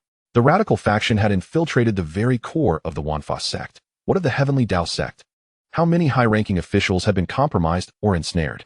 Master Ancestor, who do you suspect the most within the sect? Ling Jingzin inquired, equally troubled. Li Guanqi shook his head. I do not know. However, this is not the time for conjecture. We require evidence. He produced the Yinyang order, intending to contact Xia Yuming for information regarding the radicals lurking within the Heavenly Dao sect. Yet, the Yinyang order remained unresponsive. The communication between the realms of Yin and Yang hindered by some unseen force. The failure of the Yinyang order weighed heavily upon Li Guanqi's heart. Either the radicals had employed a grand formation to disrupt communications, or calamity had struck the underworld. Both scenarios were far from optimistic. We must hasten our return to the sect, he urged. With all their might, the group flew, compressing what should have been a 3-day journey into 2.5. However, upon arriving at the gates of the Heavenly Dao sect, the sight before them left them all in shock. The protective mountain array had been fully activated, with sword energy soaring between the 9 peaks. Countless disciples patrolled the skies, their vigilance unprecedented. Something has gone awry. Ling Jinxin's expression changed dramatically. Li Guanqi expanded his senses, perceiving the atmosphere within the sect. Chaos, tension, oppression, and a faint, chilling sensation lurked beneath the surface, akin to a venomous serpent waiting to strike. Let us enter and investigate, he declared. After presenting their identity tokens, the mountain guards allowed them passage, albeit with wary glances. Senior Brother Ling, your return is most fortuitous. The sect has been quite unsettled of late. What has transpired? 3 days ago, Elder Yeokin of Danding Peak suddenly succumbed to madness, injuring several disciples before vanishing. Just yesterday, Elder Zhou Wui of the transmission hall was ambushed while in seclusion, gravely injured and unconscious. The guard whispered. The sect master suspects an insider and has ordered a complete lockdown. Elder Yeokin has gone mad. Elder Zhou Wui was ambushed. Alarms rang in Li Guanqi's mind. This was no mere coincidence. Who is currently in charge? The sect master and several esteemed elders. The guard hesitated. However, Elder Zhao Wujing of the Law Enforcement Hall has been quite active lately, taking over many responsibilities formerly held by Elder Zhou. Zhao Wujing. Li Guanqi recalled the name. He was a true disciple of the Sword Sect 300 years ago, having been close to Wang Lai. Little did he know that 3 centuries later, Zhao had risen to the status of an elder in the Law Enforcement Hall. What is Elder Zhao's cultivation level? Peak of the Refining Void. Said to be merely a step away from the harmonious path. The peak of the Refining Void represented formidable strength within the current Heavenly Dao sect.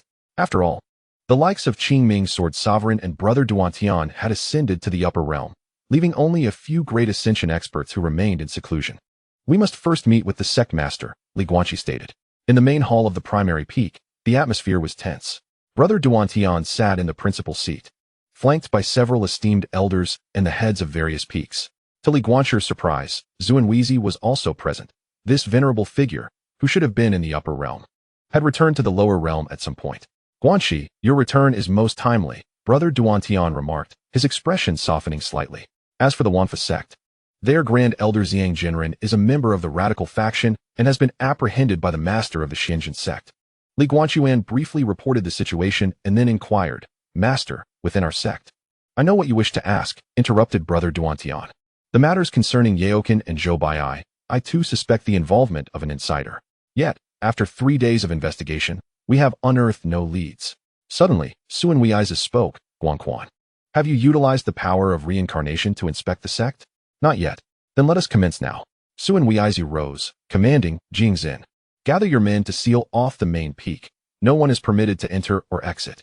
Guanquan, accompany me as we patrol each peak for a thorough examination. Understood. The two departed the Grand Hall, initiating their inspection. Their first destination was Danding Peak. Following the disappearance of Elder Yaokin, the peak was temporarily overseen by his eldest disciple. The disciples atop the peak were in a state of anxiety, and upon seeing Suan Weizi and Li Guanquan arrive, they hurriedly surrounded them. Master Suan Weizi, Master Li, please rest assured. We shall uncover the truth, Suan Weizi reassured them. Li Guanquan expanded his spiritual perception, the power of reincarnation rippling outward. Within Danding Peak, hundreds of auras revealed themselves to his senses. Most were normal, yet 3 emanated an exceedingly faint gray-black hue. Although subtle, it undeniably signified the influence of the Void Sea. In the 3rd room of the East Wing, the Alchemy Chamber, and the Herb Garden at the rear mountain. These 3 locations have been infiltrated, Li Guanquan communicated to Suan Weizi. Suan Weizi remained composed and instructed the eldest disciple of Danding Peak, gather all disciples in the square, I wish to address them. Moments later, hundreds of disciples convened in the square. Li Guanquan stood elevated, the power of reincarnation fully unfurled. This time, his perceptions sharpened.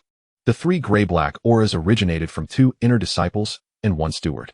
Notably, the steward's aura was the most potent, evidently a result of actively cultivating void techniques. While the 2 disciples appeared to be tainted by some secret method that had corrupted their souls.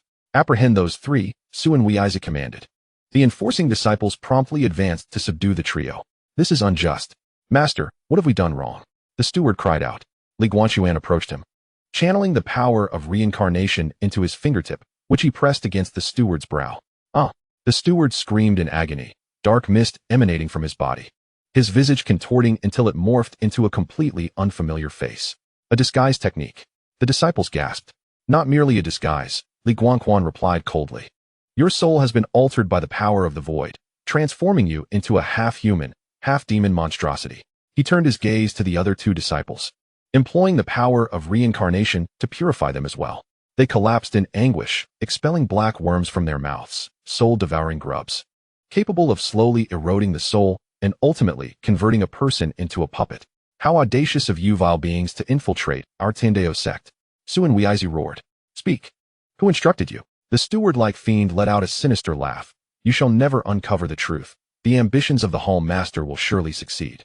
Before he could finish, blood streamed from his 7 orifices, and he perished, triggering the restrictions within his body.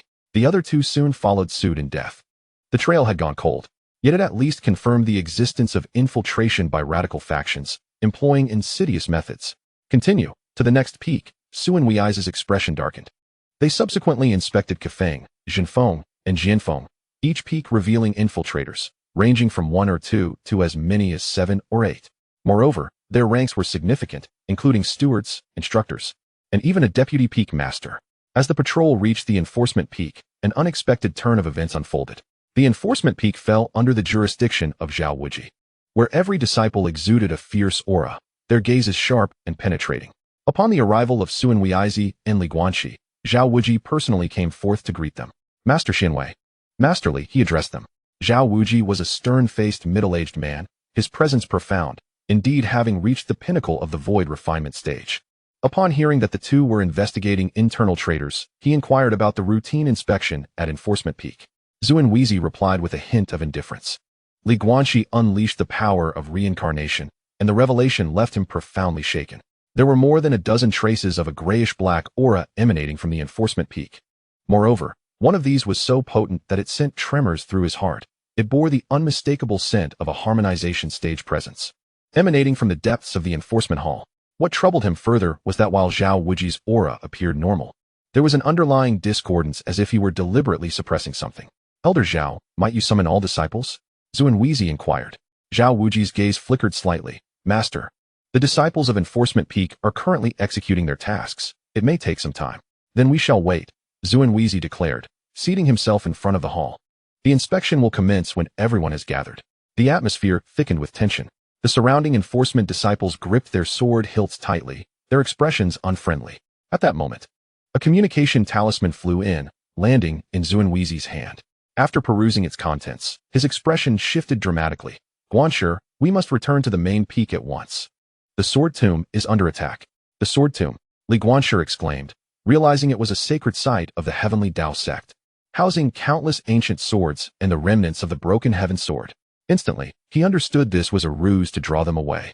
The assault on the sword tomb was a false pretext to distract them, facilitating the radicals' actions within the sect. Master, the sword tomb is of utmost importance. You must go and investigate, urged Guanqi. As for enforcement peak, I can assure you there is no cause for concern. Guanqi scrutinized him for a moment before suddenly smiling. Very well, then I shall rely on Elder Zhao. Guanqi, let us depart. The two ascended on their swords, heading toward the sword tomb. However, after covering some distance, Guanqi abruptly halted. Something is amiss. The sword tomb is guarded by the elder of the tomb. Even if it were attacked, it would not warrant such urgency. Moreover, the energy fluctuations of the communication talisman are unfamiliar. Master's implication is that the talisman is a forgery. Guanqi's eyes gleamed with sharp insight. Guanqi had ulterior motives. He sought to divert us, allowing the enforcement peak's people to act. Then we shall execute a counterattack. With a swift motion of his sleeve, the two concealed their figures and quietly returned to the enforcement peak. Upon their stealthy return to the enforcement hall, the sight before them left them gasping in shock.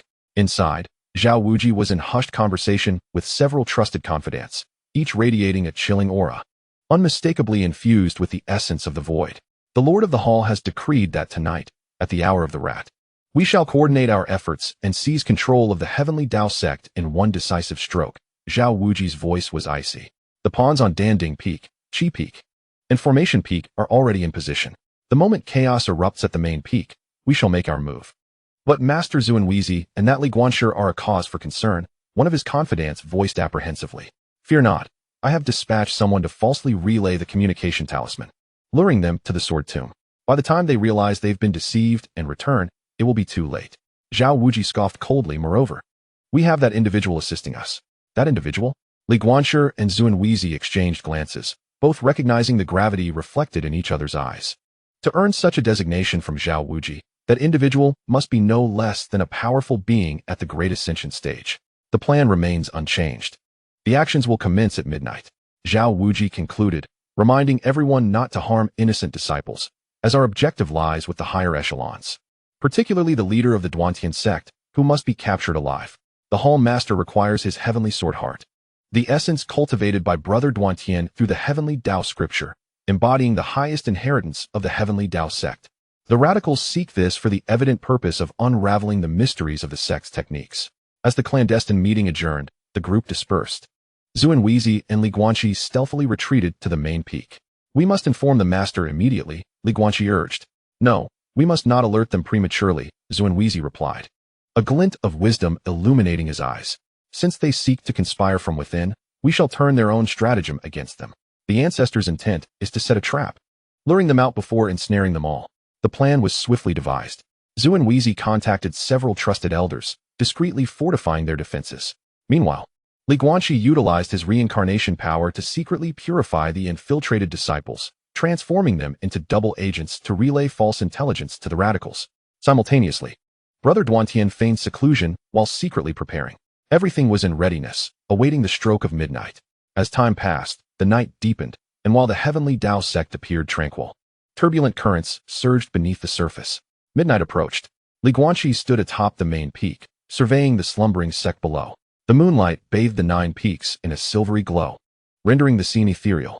Yet beneath this enchanting visage, a murderous intent simmered. They have arrived, Guanqi suddenly declared. Guanqi's perceptive senses detected countless chilling auras surging from various peaks towards the main summit. Leading the charge was Guanqi, flanked by a dozen loyal subordinates, all exuding formidable energy, the weakest among them at the void refinement stage. Even more alarming was the shadow cloaked in black robes beside Guanqi. This presence was unfathomable, akin to an abyss, eluding even Guanqi's reincarnation powers. Unmistakably the individual Guanqi had mentioned, a powerful being of the great ascension stage. Attack! At Guanqi's command, the radicals launched a full-scale offensive. Flames erupted simultaneously from Danding Peak, Qi Peak, and Array Peak, accompanied by cries of battle, a feigned assault to draw the tiger from its den. Meanwhile, Zhao Wuji led the main force straight toward the grand hall of the main peak.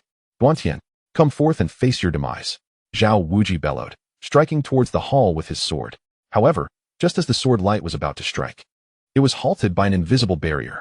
Brother Duantian emerged from the hall, his expression calm. Zhao Wuji, it is indeed you. Duantian, those who recognize the times are the true heroes, Zhao Wuji sneered. Submit to the hall master, and the Heavenly Dao sect shall be preserved. Otherwise, tonight marks the end of the Heavenly Dao sect. Is that all you have? Brother Duantian surveyed the crowd, his gaze ultimately resting on the cloaked figure. And who might this friend be, lurking in the shadows? The figure slowly removed their hood, revealing a face that stunned all present. It was none other than the master of the 10,000 methods, Xianjin Daoren. No, that cannot be. Li Guanqi discerned with caution, noting the figure's presence bore a striking resemblance to Xianjin Daoren, yet with an added chill and diminished righteousness. You are not Xianjin Daoren, Brother Duantian stated solemnly. You are his twin brother? The cloaked figure smiled. Indeed, I am Xianming. 3 centuries ago, I was chosen as an undercover agent for the Netherworld Hall, infiltrating the 10,000 Methods sect. My foolish brother continues to believe that I am wandering the world. Xianming Xianzhen, how intriguing. The radical faction has managed to have Xianming impersonate the Taoist Xianzhen, seizing control of the myriad paths. But what of the true Taoist Xianzhen? My brother? Xianming scoffed. He has long been transformed into a puppet by the palace master. Fear not, he is quite well now, enjoying the privileges of an elder in the underworld palace. Upon hearing this, a chill swept through everyone present. If even a powerful figure like the Taoist Xianzhen could be subjugated, just how terrifying is the influence of the radical faction? Let us dispense with idle chatter. Xianming raised his hand, declaring, Duan Tian, surrender the sword heart of the Heavenly Dao, and I shall spare your life. In your dreams, came the retort. Then do not blame me. With that, Xianming struck, unleashing a palm that instantly enveloped the entire main peak in the oppressive aura of the Great Ascension stage. Brother Duan Tian grit his teeth to confront it, but as merely a pinnacle harmonization stage cultivator, the disparity was insurmountable. With a single blow, he coughed up blood and was sent flying. Master, Li Guanqi rushed forward. I am fine, Duan Tian managed, wiping away the blood. Guanqi, follow the plan. Li Guanqi nodded and turned to face Xianming and Zhao Wuji. You there, are you Li Guanqi? Xianming scrutinized him, noting the uniqueness of his sword soul. What a pity that you shall perish here today. We shall see about that. Li Guanqi took a deep breath, unleashing the full power of his sword soul. The sword soul at the soul transformation stage, combined with the power of reincarnation, surged forth, almost brushing against the threshold of the harmonization stage. Oh, quite interesting. A flicker of surprise crossed Xuanming's eyes, yet it was still insufficient. He struck again, this time unleashing 70% of his strength. With a single palm, he confined the very fabric of space. But at that moment, an unexpected occurrence unfolded. 9 beams of light suddenly illuminated the surroundings of the main peak. The beams intertwined in the air, forming a colossal sword formation, the 9 extremes extermination array of the Heavenly Dao sect. How is this possible? Zhao Wujin exclaimed, astonished. I had absolute control over the array's core. Control? The figure of Xuanwizi appeared at the center of the formation, sneering. Did you think we were unaware of your little schemes? Those array nodes you thought you controlled have long been replaced by us. It turned out that all of this had been part of a grand design. Zhao Wujin, believing himself to be in command of the array, had unwittingly fallen into a trap. 9 extremes extermination, arise. Xuanwizi activated the formation with all his might, unleashing countless sword energies that rained down upon the members of the radical faction. Damn it. Xuanming's expression shifted as he was forced to divert his attention to fend off the sword energies. In that instant, Li Guanqi made his move. Cut the Dao. This strike was not aimed at Xianming, but rather at Zhao Wujin, caught off guard while defending against the sword energies. Zhao Wujin was pierced through the chest by a single sword strike. He looked at Li Guanqi in disbelief, his eyes filled with unwillingness. In your next life, be a good person. Li Guanqi withdrew his sword, and Zhao Wujin fell to the ground, lifeless. The radical faction, having lost its leader, fell into disarray. You worthless fools. Xianming bellowed in anger, directing a palm strike towards Li Guanqi. You seek death. The wrathful strike from the Great Ascension stage was terrifying in its might. Yet Li Guanqi was prepared. Activating the yin-yang order, he slipped into the interstice of yin and yang, narrowly evading the attack. Simultaneously, he communicated telepathically to Xuanwizi. Master. Find him. I have a plan. Understood. Zhuan Weizi channeled all his strength into the formation, transforming the 9 beams into 9 chains that securely bound Xianming. Do you think a mere formation can restrain me? The dark fury roared, struggling with all its might as the chains shattered piece by piece. Yet, that brief moment of confinement was sufficient. Li Guanxi erupted from the chasm between realms, his sword's spirit ablaze, unleashing the full force of the cycle of reincarnation. With my sword spirit, I summoned the gate of reincarnation. He did not aim to slay the dark fury with the strength of a great ascendant. Such a feat was beyond his reach. His true objective was to banish the dark fury to the underworld. The power of reincarnation tore a rift in the air, revealing a dimly crimson sky on the other side, a glimpse of the underworld itself. No, the dark fury, sensing the power of reincarnation emanating from the rift, was engulfed in terror. Should he be exiled to the underworld, he would irrevocably lose his foundation in the mortal realm, severely diminishing his strength. But it was too late. Li Guanxi's strike, fueled by his burning sword spirit and augmented by the power of the reincarnation gate, forcibly dragged the dark fury into the chasm. You wretch! I will remember you. When I return, I shall ensure your soul is scattered to the winds. The dark fury's roar faded into the distance, ultimately vanishing as the rift sealed shut. Silence enveloped the main peak. The other members of the radical faction, witnessing their leader's banishment, scattered in fear, only to be ensnared one by the formation. The battle concluded. The Heavenly Dao sect emerged victorious, albeit at a tremendous cost. The Pill Cauldron Peak, Weapon Peak, and Formation Peak all sustained damage, with over 100 disciples wounded or slain. Brother Duantian lay gravely injured, requiring years of seclusion for recovery. Meanwhile, Li Guanxi's sword spirit had burned excessively, rendering it once again translucent. His aura weakened to its utmost limit. Guanxi, Zhuan Weizi supported him. I am fine. Li Guanxi managed a faint smile. I merely need to rest for a while. At least the sect has been preserved. Before he could finish his sentence, he succumbed to unconsciousness. In this battle, he had expended far too much. Yet it was worth it, for the Heavenly Dao sect had endured, and the radical faction scheme had been thwarted, albeit temporarily. When Li Guanxi awoke again, it was 3 days later. He lay in bed atop Guanxi Peak, sunlight streaming through the window. Zhuan Weizi stood vigil by his bedside, visibly relieved at his awakening. You have finally come to. Your sword spirit has suffered severe damage. You must rest for at least half a year. The sect has been taken care of. Zhuan Weizi continued. All infiltrators from the radical faction have been eliminated, and the injured disciples are receiving treatment. Duantian is also in seclusion to recover. I am temporarily managing the sect. That is good, Li Guanxi sighed in relief. However, Zhuan Weizi's expression turned grave. Although the dark fury has been banished to the underworld, he is not dead. Moreover, his final words were likely not mere bluster. Li Guanxi fell silent. Indeed, the dark fury was not dead. A great ascendant in the underworld posed a considerable threat to Xia Yuming. Furthermore, the radical faction would not rest easy after this defeat. Next time, they would be even more reckless.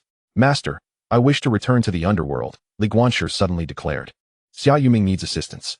Additionally, my sword spirit also requires the power of reincarnation for restoration. Zhuan Weizi pondered for a moment before nodding. Very well. But remember, no matter what transpires in the underworld, you must return alive. The sect needs you. The disciple understands. 3 days later, Li Guanxi entered the underworld once more through the Yinyang Pavilion. This time, he was not there to mend the cycle of reincarnation. Instead, he was set to confront an even greater storm. For the undercurrents between the two realms had converged into a towering wave. He must forge a path through the tumultuous waves, safeguarding all those he holds dear. The sky of the underworld remains a deep crimson. Li Guanxi stands before the wheel of reincarnation, gazing at the shattered realms of humanity and the Azura, his eyes resolute. The journey ahead is still long, yet he has at least found his direction, a path of guardianship over all. Thus, he shall continue onward until true peace descends. Chapter 42. The Sea of Flowers on the other side. On the 7th day of his return to the underworld, Li Guanxi recuperates in a secluded valley near the wheel of reincarnation. Although devoid of the overwhelming power of reincarnation found at the source of the river of forgetfulness, the atmosphere here is gentle enough to mend his damaged sword soul. After the battle with Xianming, he had excessively burned his sword soul. Though he has regained his human form, he remains too weak to wield his sword effectively. At this rate, it will take at least 3 months to restore his soul-forging state. He introspects the dim core of his sword soul, letting out a soft sigh. Throughout these 7 days, Hong Ling has steadfastly remained at the wheel of reincarnation, continuing her restoration efforts. while the iron-faced judge busies himself with dealing with the remnants of the radical faction in the underworld. After Xianming was banished back to the underworld, the radicals indeed stirred. But fortunately, Xia Yuming had anticipated this, and the situation remains under control. Yet, Li Guoqi senses an undercurrent of turbulence beneath the calm surface. In the afternoon, while meditating in the valley, he suddenly perceives an unfamiliar aura approaching. It is neither a ghostly cultivator from the underworld nor a practitioner from the mortal realm. The presence is pure and ethereal, imbued with a peculiar vitality that feels out of place in this desolate underworld. Who could it be? He opens his eyes. The newly reborn sword already in hand. At the valley's entrance, a figure gradually steps forward. It is a woman clad in a simple white gown, appearing to be in her early 20s, with an exquisite countenance. Her long hair cascades down to her waist, adorned with a pale blue flower. She walks barefoot upon the ground strewn with bones, yet remains untainted, each step as light as a butterfly. What astonishes Li Guoqi the most is the clarity of her blue eyes, reminiscent of the purest sky, starkly contrasting with the eternal crimson of the underworld. Moreover, she exudes no trace of ghostly energy. Instead, she radiates a gentle vitality akin to the warmth of spring sunlight. Are you a living person? Li Guoqi finds it hard to believe. The underworld is a realm for the deceased, and the living cannot linger here for long unless they possess a sword soul like his or a special constitution like Hong Ling's. Yet this woman is clearly flesh and blood. I am Lan Shi. She smiles, her voice ringing like a bell. You must be Li Guoqi, right? Master Xia sent me to find you. Xia Yuming sent you? Li Guoqi remains on guard. What proof do you have? Lan Shi produces a black token from her sleeve. It is the underworld token of Xia Yuming. The aura of the token is unmistakable. Master Xia said you sustained severe damage while restoring the wheel of reincarnation, and I am here to assist you. She puts away the token, approaches Li Guoqi, and extends her slender finger. Let me see your sword soul. As her finger touches Li Guoqi's brow, a wave of warm vitality surges into him. Li Guoqi shudders. This vitality bears a resemblance to the power of reincarnation, yet it is even purer, as if it embodies the very essence of life. Your sword soul is indeed gravely injured. Lan Shi withdraws her hand and ponders for a moment. But fear not, I can heal you. And how will you do that? With this, Lan Shi removed the delicate azure flower from her hair. It was a flower of the other shore, not the commonly seen crimson variety associated with the underworld, but rather the rarer blue flower that symbolizes life. This flower possesses the extraordinary ability to balance the forces of life and death, aiding in the restoration of a sword spirit. Lan Shi had encountered references to the other shore flower in the underworld's ancient texts. This remarkable bloom flourishes along the banks of the river of forgetfulness. The red variety signifies death and oblivion, while the blue flower represents life and memory. A rare occurrence indeed. Regardless of its preciousness, the flower's purpose was to save a life. Lan Shi interrupted him, placing the flower in Li Guoqi's palm. Consume it. She instructed, and channeled the reincarnation sword classic. Within 3 days, your sword spirit will be restored to its original state. Li Guoqi gazed at the flower, emitting a faint blue luminescence in his hand, and then into Lan Shi's earnest eyes. Ultimately, he nodded. Thank you, Mississippi. Just call me Lan Shi, she replied with a smile. You should take the medicine and heal. I will guard you. Li Guoqi ceased to hesitate, settling into a meditative position and swallowing the flower. As it entered his body, it transformed into a gentle warmth that coursed throughout him. Wherever this warmth flowed, the fissures in his sword's spirit began to mend, and the once dim core rekindled its brilliance. He immediately activated the reincarnation sword classic, guiding the medicinal energy to restore his sword spirit. Lan Shi sat quietly nearby, observing him with a flicker of complex emotions in her eyes. 3 days later, Li Guoqi opened his eyes, a newfound brilliance gleaming within them. His sword spirit had not only fully recovered but appeared even more solid than before, hinting at a potential breakthrough into the third realm of soul fusion. How do you feel? Lan Shi inquired. Unprecedentedly well, Li Guoqi replied, rising to his feet and bowing solemnly. This kindness from Miss Lan, she will be etched in my heart. There is no need for formality. Lan Shi waved her hand dismissively. I am also fulfilling the request of Hall Master Xia. Moreover, aiding you is tantamount to aiding myself. What do you mean by that? After a moment of silence, Lan Shi continued, I hail from a world that has been annihilated. When that world was consumed by the sea of nihility, I was fortuitously rescued by Hall Master Xia and brought to the underworld. For years, I have been seeking a method to repair the yin-yang barrier, hoping to prevent more worlds from meeting the same fate. She looked at Li Guoqi. You and I share the same goal. Thus, helping you is equivalent to helping myself. Li Guoqi felt a stir in his heart. So, Lan Shi too was a survivor of catastrophe. How did your world meet its demise? Similar to yours. Guanqi's eyes flickered with pain. The harbingers of the sea of nihility descended, and calamity ensued, leaving devastation in their wake. My sect fought valiantly. Yet I was the sole survivor. She paused momentarily. Hall Master Xia stated that if the yin-yang barrier cannot be repaired, the sea of nihility will eventually consume all worlds. Therefore, we must succeed. Guanqi nodded. I understand. This is also why I am willing to assist in restoring the cycle. The two exchanged a knowing smile. A bond of mutual understanding forming between them. By the way, Guanqi remarked, you mentioned that the other shore flower could heal my wounds. What about you? I noticed that after you plucked that flower, your aura seemed somewhat diminished. This flower is significant to you, isn't it? Not too much, Guanqi replied nonchalantly. I still possess some residual power from the other shore flower, sufficient to sustain my life. Once your sword spirit is fully restored, we can venture to the sea of other shore flowers, where more blooms await. The sea of other shore flowers? Oh, that is one of the most enigmatic realms of the underworld, nestled at the upper reaches of the river of oblivion, where countless soul flowers bloom. A glimmer of yearning sparkled in Guanqi's eyes. It is said that this place is where the realms of yin and yang converge, allowing one to glimpse past lives and present. Once the restoration of the cycle reaches a conclusion, let us venture there together. Certainly.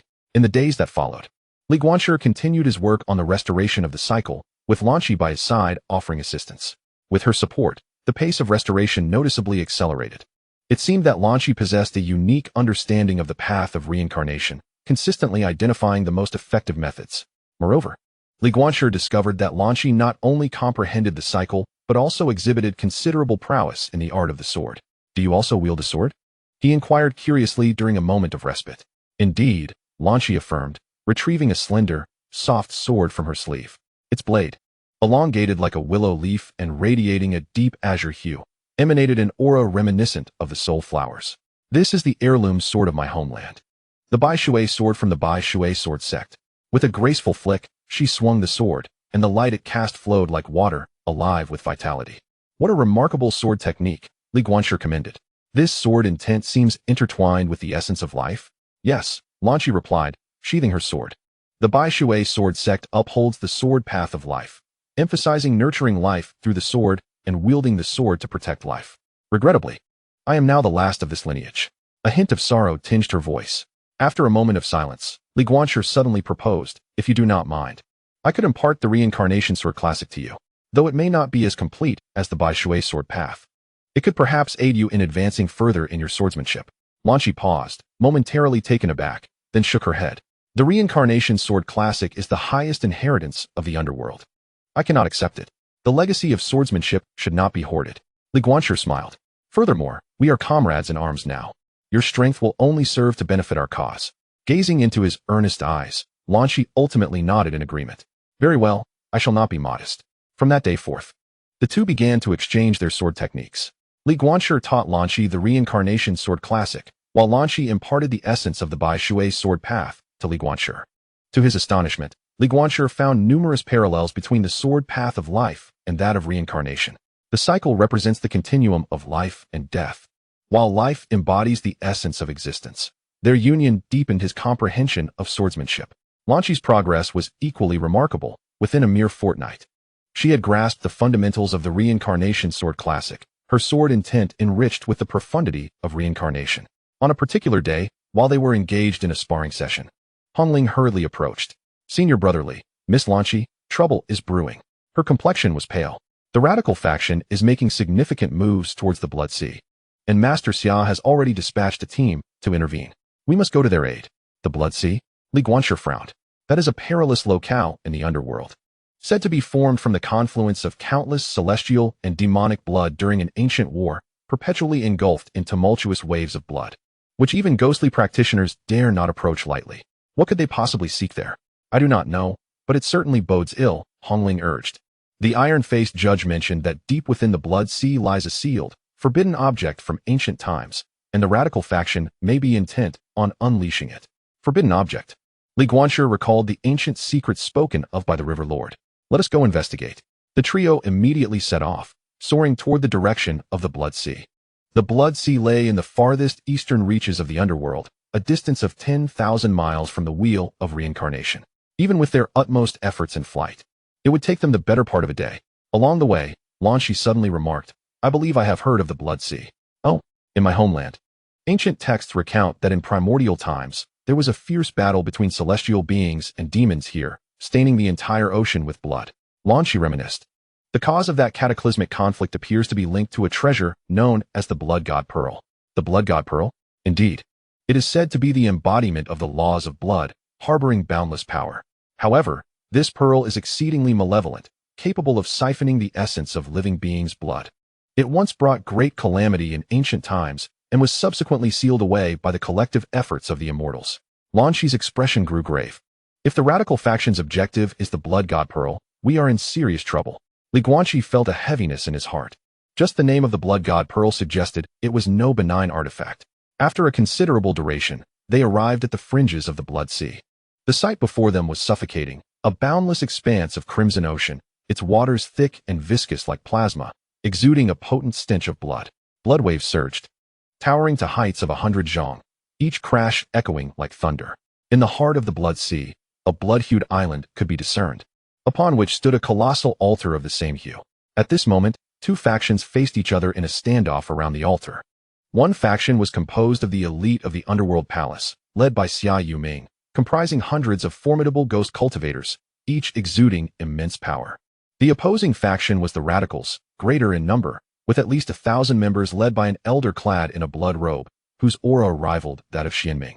That is the blood robe ancestor, the second in command of the radicals, at the mid-stage of the Great Ascension. Hongling whispered. This individual practices blood-related techniques and is notorious for his cruelty, reportedly having slaughtered 3 realms of dust.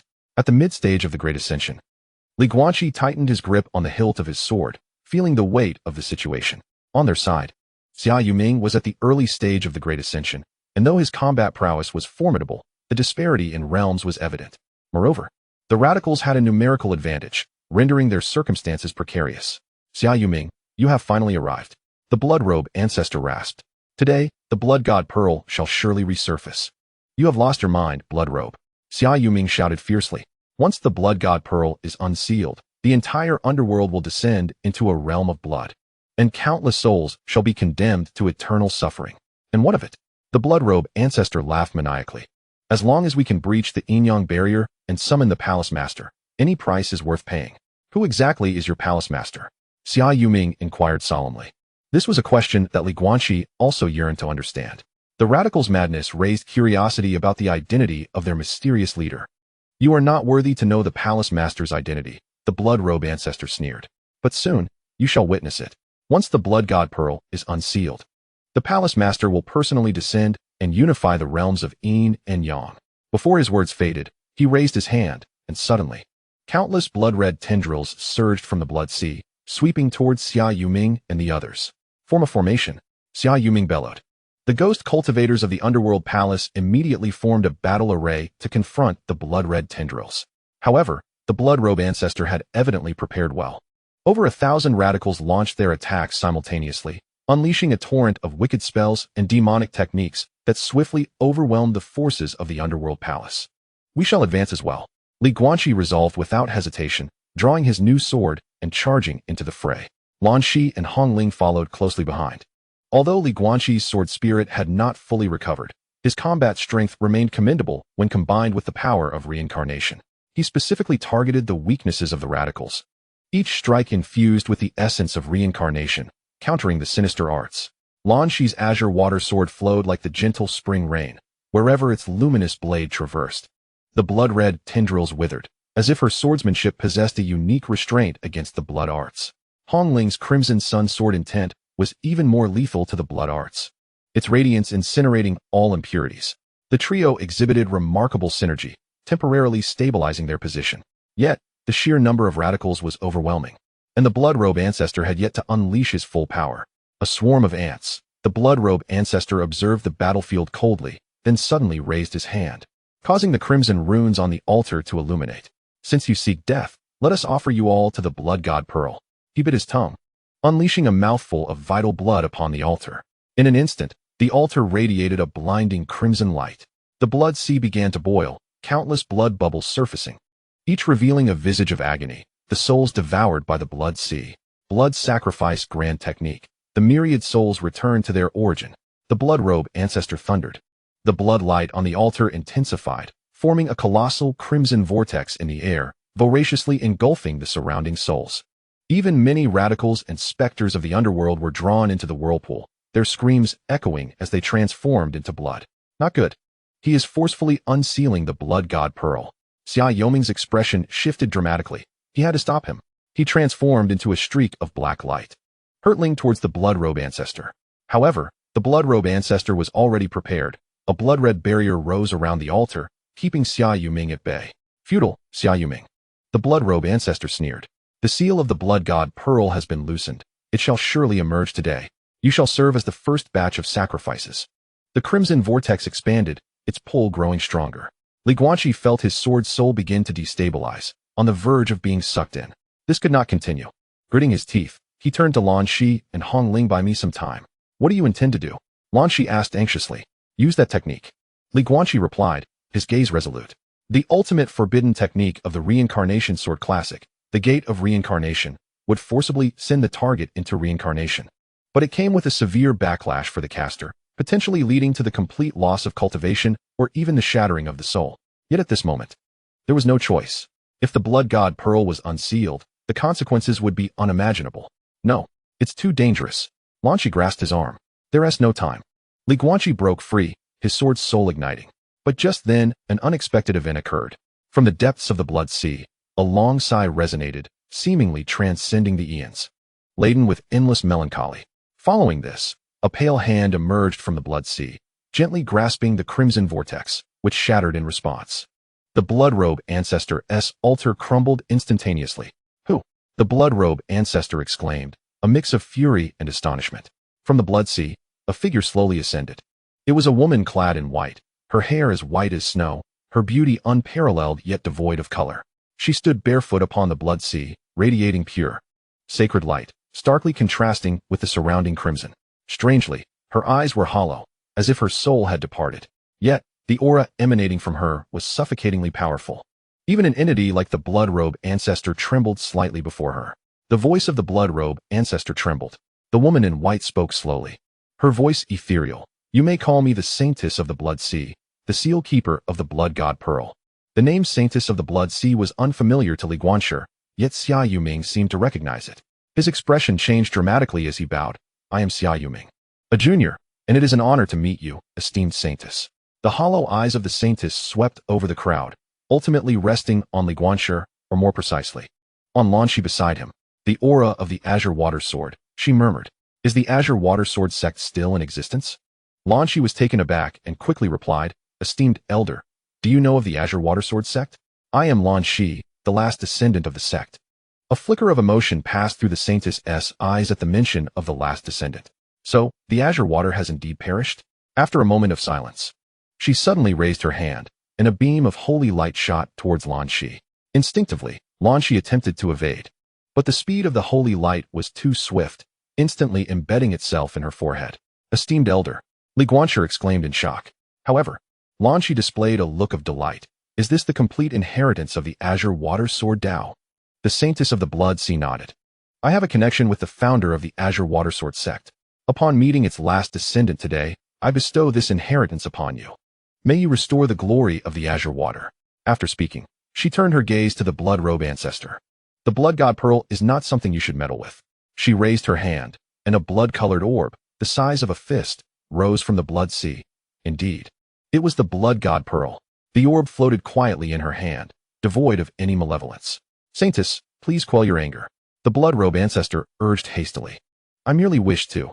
I know what you intend, the saintess interrupted. But the consequences of the blood god pearl are beyond your capacity to bear. She looked at the blood god pearl and murmured, old friend, we meet again.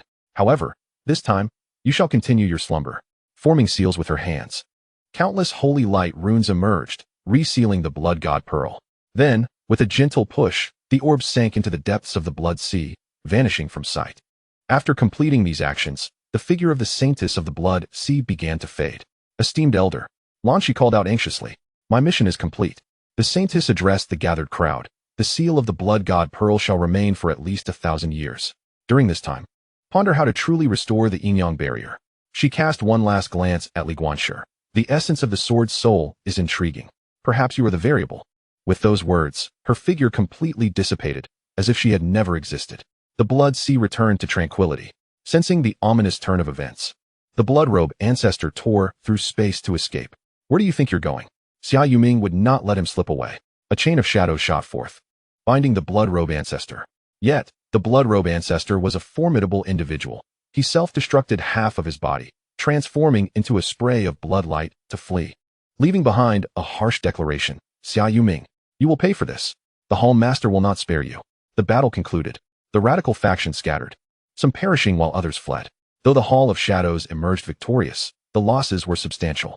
Li Guanqi gazed at the now tranquil blood sea, his heart heavy with the weight of revelation. The appearance of the Saintess of the Blood Sea made him realize that the ancient secrets surpassed imagination. What truths lay hidden behind the Azure Water Sword Sect, the Blood God Pearl, and the Yinyang Barrier? Let us return, Xia Yuming said wearily. Today's battle is merely the beginning. The radicals will not relent. On the journey back, Lanqi was deeply engrossed in assimilating the legacy bestowed upon her by the Blood Sea Saintess. Li Guanqi, meanwhile, pondered the final words of the Saintess. I am the variable. The meaning eluded him, yet he was acutely aware that the road ahead was still long. Some answers, perhaps, lay within the sea of the other shore. Once the cyclical restoration reached a temporary conclusion, he vowed to venture there and see if it truly held the secrets of past lives. Chapter 43. Clues to the Secret Realm. Upon returning from the Blood Sea, Li Guanqi's life resumed its familiar rhythm. By day, he continued to mend the cycles of reincarnation. By night, he sparred with Lanqi, with Hong Ling occasionally joining them, deepening their exchanges on the art of the sword.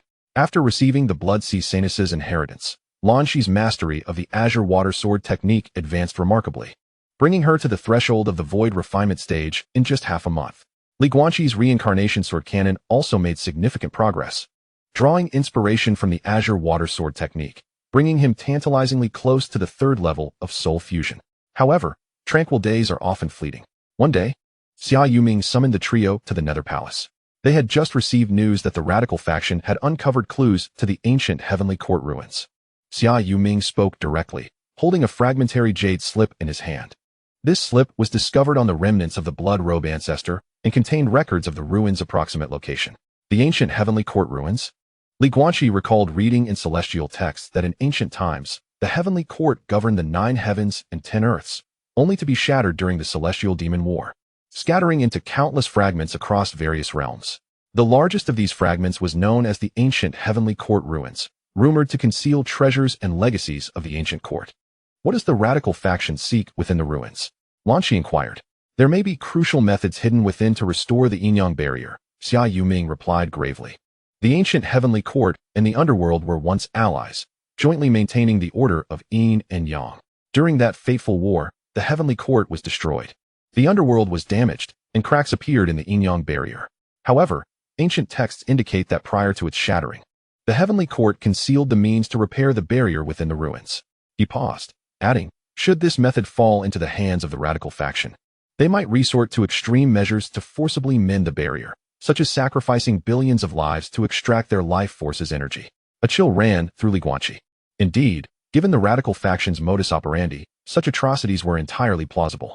We must locate the ruins before they do, Hong Ling asserted. Agreed, Xia Yuming nodded. But the location of the ruins is exceedingly secretive.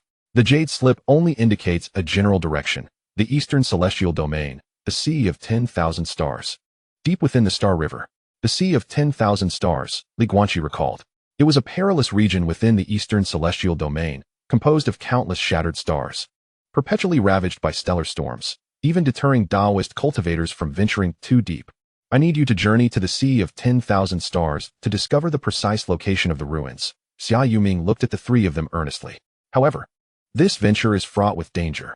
Not only are there stellar storms, but also ancient traps left behind and the possibility of encountering other factions seeking the ruins. I am willing to go, Li Guanqi declared without hesitation. I shall also join, Lanqi and Hong Ling chimed in unison. Xia Yuming nodded with satisfaction. Very well.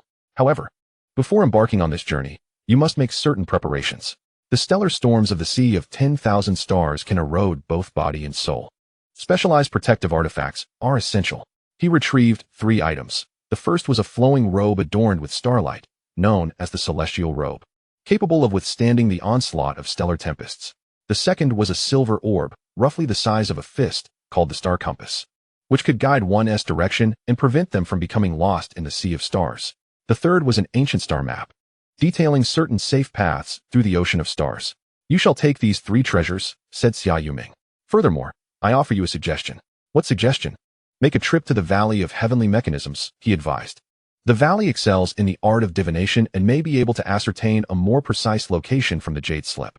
I also suspect that the valley has been infiltrated by radical factions, providing you with an opportunity to investigate.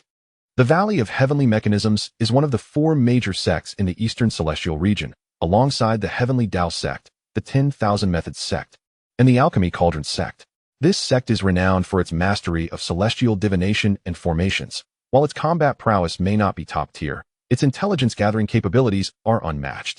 Very well, we shall proceed to the Valley of Heavenly Mechanisms, Guanqi stated, securing the treasures. When shall we depart? In 3 days. Use this time to prepare and ensure you are in peak condition. 3 days later, the trio returned to the mortal realm via the Yinyang Pavilion, heading directly to the Valley of Heavenly Mechanisms. Nestled within a mountain range in the central part of the Eastern Celestial region, the valley is perpetually shrouded in mist, rendering its outlines indistinct from the outside. Who approaches? At the valley's entrance, 2 disciples clad in robes obstructed their path. Guanqi of the Heavenly Dao sect. Here on the orders of our sect leader to pay a visit to the Valley Master, Guanqi presented a letter of introduction. After a brief examination, one of the disciples replied, "The Valley Master is currently in seclusion, engaged in celestial divination and cannot receive guests. However, the young Valley Master is present. Please follow me." The young Valley Master? Guanqi recalled that the Valley Master had a son and a daughter. The eldest son, exceptionally gifted, had already reached the initial stage of the void refinement realm at a young age, earning him the title of a prodigy among the younger generation of the Eastern Celestial region. They were led to an elegant pavilion, where a young man clad in a star-patterned robe was preparing tea. The youth, appearing around 25 or 26 years of age, possessed delicate features and an elegant demeanor. Exuding a faint aura of celestial energy, he was none other than Xing Qinzi, the young Valley Master. "Esteemed friends, it is a pleasure to welcome you from afar," Xing Qinzi said, rising to greet them. "Please, take a seat and sample my freshly brewed stardew tea." The fragrant tea wafted through the air, imbued with the essence of the stars. Once seated, Guanqi articulated their purpose. The ruins of the ancient heavenly court. Xing Qinzi pondered. "I have heard whispers of this matter. 3 days prior, a mysterious individual did indeed deliver a fragmentary jade slip, requesting the Valley Master to divine its location. However, after his divination, the Valley Master merely remarked that it was a place of great peril, unfit for reckless entry, and then withdrew into seclusion." "A place of great peril?" Guanqi furrowed his brow. "Indeed," Xing Qinzi confirmed. "The Valley Master deduced that the ruins not only conceal ancient legacies, but also seal away a formidable terror. Should one recklessly delve into it, cataclysmic disaster may ensue." This aligned with Xia Yuming's suspicions. "And where is that jade slip now?" Guanqi inquired. "It remains in the hands of the Valley Master, who has taken it into seclusion with him," Xing Qinzi replied. "However, I discreetly noted the results of the divination." He produced a star map, marking a location within the Sea of Stars. "Here lies the shattered star abyss. It is the deepest point of the Sea of Stars, where stellar tempests rage strongest, and the fabric of space is most unstable. It is said that a peak harmonization realm cultivator once perished within its depths." In the fractured star abyss, Guanqi noted the position and inquired, "Might the young Valley Master assist us in foreseeing the auspiciousness or inauspiciousness of this journey?" Xing Qinzi shook his head. "My cultivation is still insufficient to derive precise omens. However, I sense that the 3 of you will encounter both an old acquaintance and a long-standing adversary on your travels." The ambiguity of his words left much to ponder. Yet, the predictions from the Valley of Heavenly Mechanisms have always been remarkably accurate. It is prudent to believe in their significance. "Thank you for your guidance, young Valley Master," Guanqi said as he rose to take his leave. "Wait," Xing Qinzi suddenly called out, his expression grave. "The Valley of Heavenly Mechanisms has also been rather unsettled of late. Some individuals within the valley have been behaving suspiciously. Should you witness any anomalies, I implore you to inform me." Guanqi felt a stir in his heart. The young Valley Master suspects that someone within the valley is colluding with outside forces for nefarious purposes. Xing Qinzi lowered his voice. "Yet, I possess no evidence. If it would not trouble you, could you investigate discreetly?" Indeed, it seemed the Valley of Heavenly Mechanisms had been infiltrated. "Very well. We shall remain vigilant." After departing from the loft, The trio deliberated and resolved to stay a night within the Valley of Heavenly Mechanisms to conduct their covert investigation. The valley sprawled widely, encompassing hundreds of pavilions and thousands of disciples. They split up, with Guanqi tasked with probing the internal affairs hall, Lanshi overseeing the library pavilion, and Hongling attending to the martial arts arena. By the time Guanqi reached the internal affairs hall, evening had already fallen. Only a few stewards were present, attending to their duties, and everything appeared normal. However, through his perceptive insight, he discerned a chilling and elusive aura emanating from the rear hall, reminiscent of the radical faction. Stealthily, he approached the back hall. The rear hall contained a secret chamber, protected by a formation. Yet, to Guanqi, who had comprehended the reincarnation sword path, this formation was as inconsequential as air. The power of reincarnation could dismantle all laws. He effortlessly infiltrated the secret chamber. Inside, a middle-aged steward was engaged in hushed conversation with a figure cloaked in black. The location of the fractured star abyss has been confirmed. How are preparations faring on the Lord's end? The steward inquired. The Lord has mobilized personnel. They will gather at the outskirts of the myriad star sea in 3 days, replied the black-clad figure in a hoarse voice. How many from the Valley of Heavenly Mechanisms can you enlist? At least 3 elders of the harmonious path and 20 stewards of the refining void, the middle-aged steward responded. With the Valley Master in seclusion, the young Valley Master poses little concern. As long as we act swiftly, by the time the Valley Master emerges, we shall have acquired the artifacts from the ruins. Excellent. The Lord has stated that upon success, the Valley of Heavenly Mechanisms shall become the foremost sect in the Eastern Celestial Domain. Let us hope the Lord's words hold true. After discussing further details, the black-clad figure departed. Guanqi was taken aback. The radical faction had indeed infiltrated the upper echelons of the Valley of Heavenly Mechanisms. 3 elders of the harmonious path and 20 stewards of the refining void constituted nearly half of the valley's elite combat prowess. He silently exited the secret chamber and promptly contacted Lanshi and Hongling. After regrouping, the trio compiled their findings. Lanshi uncovered several forbidden tomes regarding the ancient heavenly court in the library pavilion that had been borrowed, with the borrowing records erased. Yet the residual aura bore a resemblance to the radical faction. Hongling observed several disciples in the martial arts arena practicing peculiar techniques. Their energy cold and at odds with orthodox methods. Coupled with Guanqi's overheard conversation, it was evident that the Valley of Heavenly Mechanisms had been profoundly infiltrated. Guanqi spoke in a low voice. We must immediately inform Xingqianzi and then enter the shattered star abyss ahead of the radicals. But the radicals won't act for another 3 days. If we go early, won't we alert the enemy? Lanshi asked. We cannot afford to hesitate, Hongling replied. The artifacts within the ruins must not fall into the hands of the radicals. The 3 sought out Xingqianzi and conveyed their findings. Upon hearing the news, Xingqianzi's complexion turned ashen. The 3 Daoist elders are the pillars of our Tiangi Valley. How could this happen? This is not the time for shock, Guanqi asserted. Young Valley Master, you must take immediate action to control those who have been infiltrated. Otherwise, when the radicals act, Tiangue Valley will be doomed. But I have no evidence. Xingqianzi protested. I do, Guanqi replied, producing a shadow stone that contained the clandestine conversations from the secret chamber, something he had anticipated needing and prepared in advance. Upon seeing the footage, Xingqianzi finally believed. I understand. He gritted his teeth. I will immediately contact the reclusive Grand Elder to cleanse the traitors. However, this matter will require time. I entrust the 3 ancient heavenly court ruins to you. Do not worry. We will secure the artifacts before the radicals arrive. After bidding farewell to Xingqianzi, the trio departed Tiangi Valley under the cover of night, making their way to the Sea of Stars. The Sea of Stars lay at the eastern edge of the Eastern Celestial Domain, a distance of thousands of miles from Tiangi Valley. They flew with all their might, and took an entire day and night to arrive. From the sky, the Sea of Stars was an indescribably magnificent sight. Countless shattered stars floated in the air, some as large as mountains, others the size of houses, colliding and spinning to form colossal star rings. Between the stars, vibrant nebulae flowed, occasionally illuminated by shooting stars leaving long tails of flame. Yet beneath this beauty lay deadly peril. The star storms were visible to the naked eye, resembling tornadoes composed of countless blades, cutting through space and leaving fissures in their wake. What a terrifying place, Hongling murmured. Put on the starshine robes and activate the star-fixing disc, Guanqi reminded them. We have only 3 days to locate the entrance to the ruins before the radicals arrive. The trio donned their starshine robes, which emitted a gentle starlight, forming a protective shield around them. The star-fixing disc floated before them, guiding their path to the shattered star abyss. They cautiously entered the Sea of Stars. As they reached the periphery, they felt the might of the star storms. Even with the protection of the starshine robes, they could still feel sharp stings, as if countless needles were piercing their skin. The deeper they ventured, the stronger the storms became. After flying approximately 300 miles, they encountered a dense area of star fragments. The fragments varied in size, some as small as a fist, others comparable to mountains, spinning and colliding at astonishing speeds. Be careful, the space here is very unstable, Guanqi cautioned. The trio slowed their pace, weaving between the fragments. Suddenly, a colossal star fragment came crashing toward them from the side. Dodge! They swiftly evaded, and the fragment narrowly missed Li Guanqi's clothing, the resulting storm nearly pulling him into its chaos.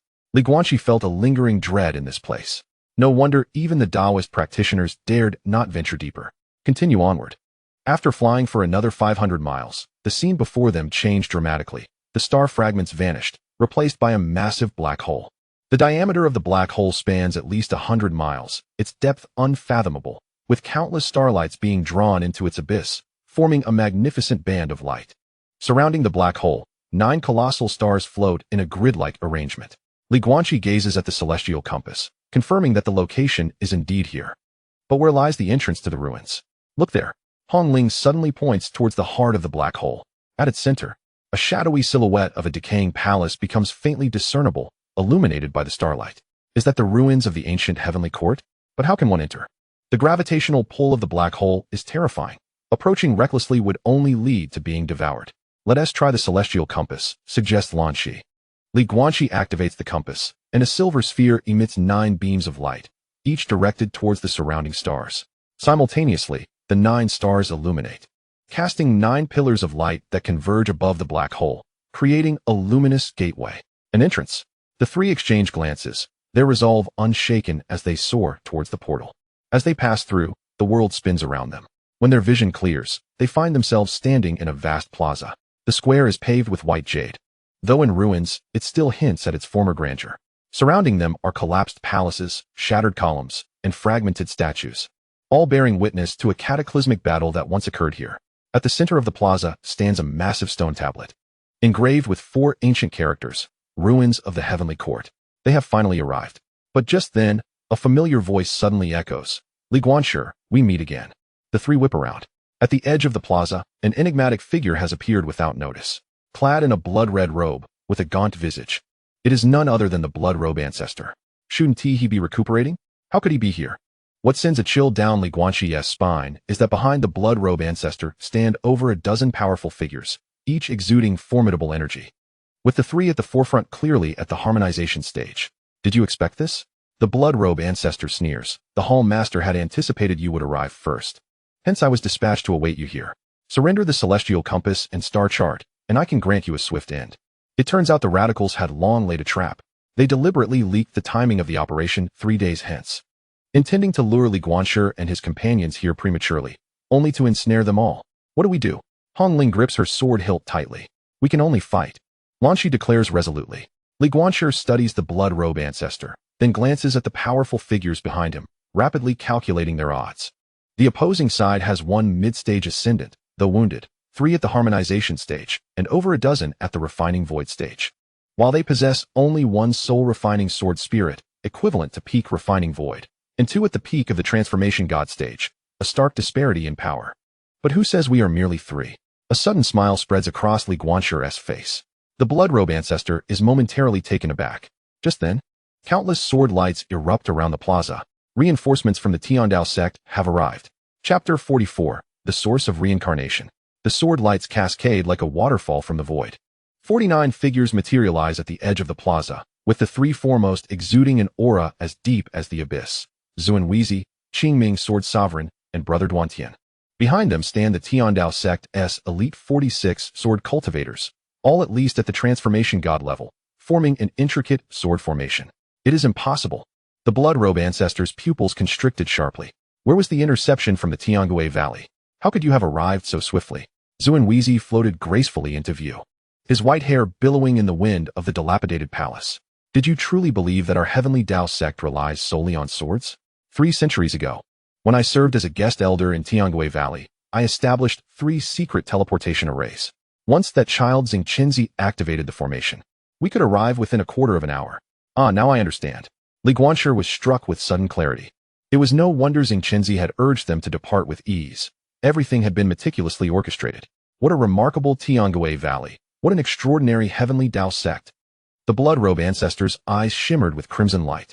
It is fortuitous that we have arrived today. It spares us the trouble of searching for each one of you.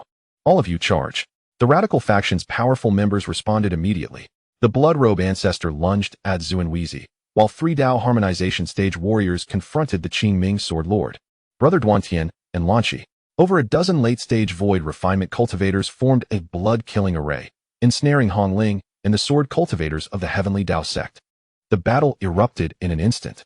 Although the blood-robe ancestor was still injured, his foundation at the Great Ascension stage remained formidable. He formed seals with his hands, and the white jade bricks of the plaza were soon stained crimson, transforming into blood pythons that lunged at Xuanwizi. An endless sea of blood. I encountered that 3 millennia ago. Xuanwizi remained unfazed as 9 jade-colored small swords flew from his sleeves, forming a 9-palace exorcism array in the air. The sword energy, like a net, shredded the blood pythons into pieces. Meanwhile, the Qingming sword lord faced a gaunt elder of the Dao harmonization mid-stage. The elder practiced the path of the dead, surrounded by 9 golden-armored corpses, each possessing the combat power of void refinement. With a cold snort, the Qingming sword was unsheathed, and the sword light split into myriad forms, overpowering the 9 golden-armored corpses. Brother Duantian's opponent was a seductive woman, her movements peculiar, as countless pink petals drifted from her fingers, each imbued with deadly poison. Brother Duantian's sword intent surged like the Heavenly Dao, with the sword light causing the petals to wither as it passed. The most perilous clash was on Lanqi's side. Her adversary was a burly man who practiced the ancient barbarian body refinement techniques. Each punch and kick he unleashed bore the force to shatter mountains and crack the earth. Although Lanqi's azure water sword was exquisite, it struggled to penetrate his defenses, forcing her to rely on her agility to evade. On the other hand, Li Guanqi and Hongling faced the greatest pressure. The blood-killing array formed by over a dozen late-stage void refinement cultivators tightly ensnared the 46 sword cultivators of the Heavenly Dao sect. The suffocating aura of blood continuously eroded the sword formation, causing 3 disciples to succumb, coughing up blood and collapsing. This cannot continue. Li Guanqi's gaze sharpened as he transmitted a message to Hongling. Protect me for 3 breaths. Hongling nodded gravely, unleashing the full power of her Qiyang sword intent, transforming into a blazing sun that shielded both herself and Li Guanqi at its core. Li Guanqi closed his eyes. The power of his sword soul, the force of reincarnation, and the profound truths he had gleaned from the reincarnation sword canon surged wildly within him. He was gambling on the unique environment of the shattered star abyss, wagering on the residual power of the ancient heavenly court's ruins, and testing the limits of his sword soul's endurance. The 3rd level of the reincarnation sword path, soul integration. The core of the sword's soul ignited suddenly, erupting into a beam of light that soared toward the heavens. At that moment, the fragments of stars within the entire shattered star abyss trembled in resonance. At the edge of the black hole, 9 great stars simultaneously emitted a harmonious hum, casting down 9 brilliant beams of starlight, merging into Li Guanqi's being. His body began to undergo a peculiar transformation. The sword soul was no longer an ethereal entity, nor was it merely a solid form. It began to meld with the forces of reincarnation, the power of the stars, and the lingering aura of the ancient heavenly court within the ruins. Every aspect of flesh, bone, and meridian was being reshaped. This was not a simple physical body, but rather a Dao body founded upon the sword soul, fused with various supreme powers. Was he breaking through to the unity realm? The blood-robe ancestor sensed something amiss and sought to intervene, yet was ensnared firmly by Xuanwizi. Get away from me, old fool. But it was too late, Xuanwizi sneered. 3 breaths of time flitted by in an instant. Li Guanqi opened his eyes. No longer were they merely black and white. Instead, they shimmered with the flow of stars. The cycle of life and death.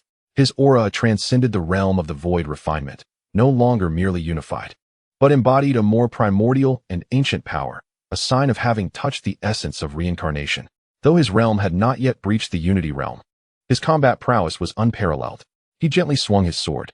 There were no earth-shattering rays of light, no space-rending might, just an unadorned strike. Yet within the blood-fiend array, the dozen or so late-stage void refinement experts found their movements abruptly halted. In their eyes emerged a multitude of scenes, memories of past lives, regrets of this life, and the confusions of the next. The force of reincarnation directly impacted the depths of their souls. No, I see it. I see my past life. Reincarnation. This is reincarnation. The group appeared as if driven mad. Some wept in despair, others laughed towards the heavens, while some simply sat cross-legged, beginning to comprehend the Dao. The blood-fiend array fell apart, without opposition. One sword unsettled their hearts. One sword led to enlightenment. This was the terrifying touch upon the essence of reincarnation. Retreat. The blood-robe ancestor decisively commanded, forcing Xuanweizi back with a palm and tearing through space to flee. Stay? Li Guanqi stepped forward, directly appearing before the blood-robe ancestor. The newly forged sword aimed at his brow. The blood-robe ancestor was horrified to discover that the surrounding space had completely solidified, rendering him unable to move. What manner of monster are you? He shrieked. I am no monster, Li Guanqi replied, the sword tip pressing against his brow. I have merely found my own path. In a flash, the sword's light flickered. A crimson mark appeared on the blood-robe ancestor's brow, yet he did not perish. Li Guanqi's strike was not aimed at his life, but at the source of his blood path within. You have ruined my cultivation. The blood-robe ancestor felt his power ebbing away like a receding tide, filled with terror. It is easy to kill you, but keeping you alive is far more useful. Li Guanqi sheathed his sword. The Lord of the Summer Palace needed to know all the secrets of the radical faction. The battles in the other 3 locations swiftly concluded as well. The Qingming sword sovereign slayed the emaciated elder, causing the 9 golden-armored corpses to lose control and turn to ash. Brother Duantian's opponent, a stunning woman, collapsed in resolve under the Duantian sword intent, self-destructing her cultivation to beg for mercy. Only on Lan Shi's side did an unexpected event arise.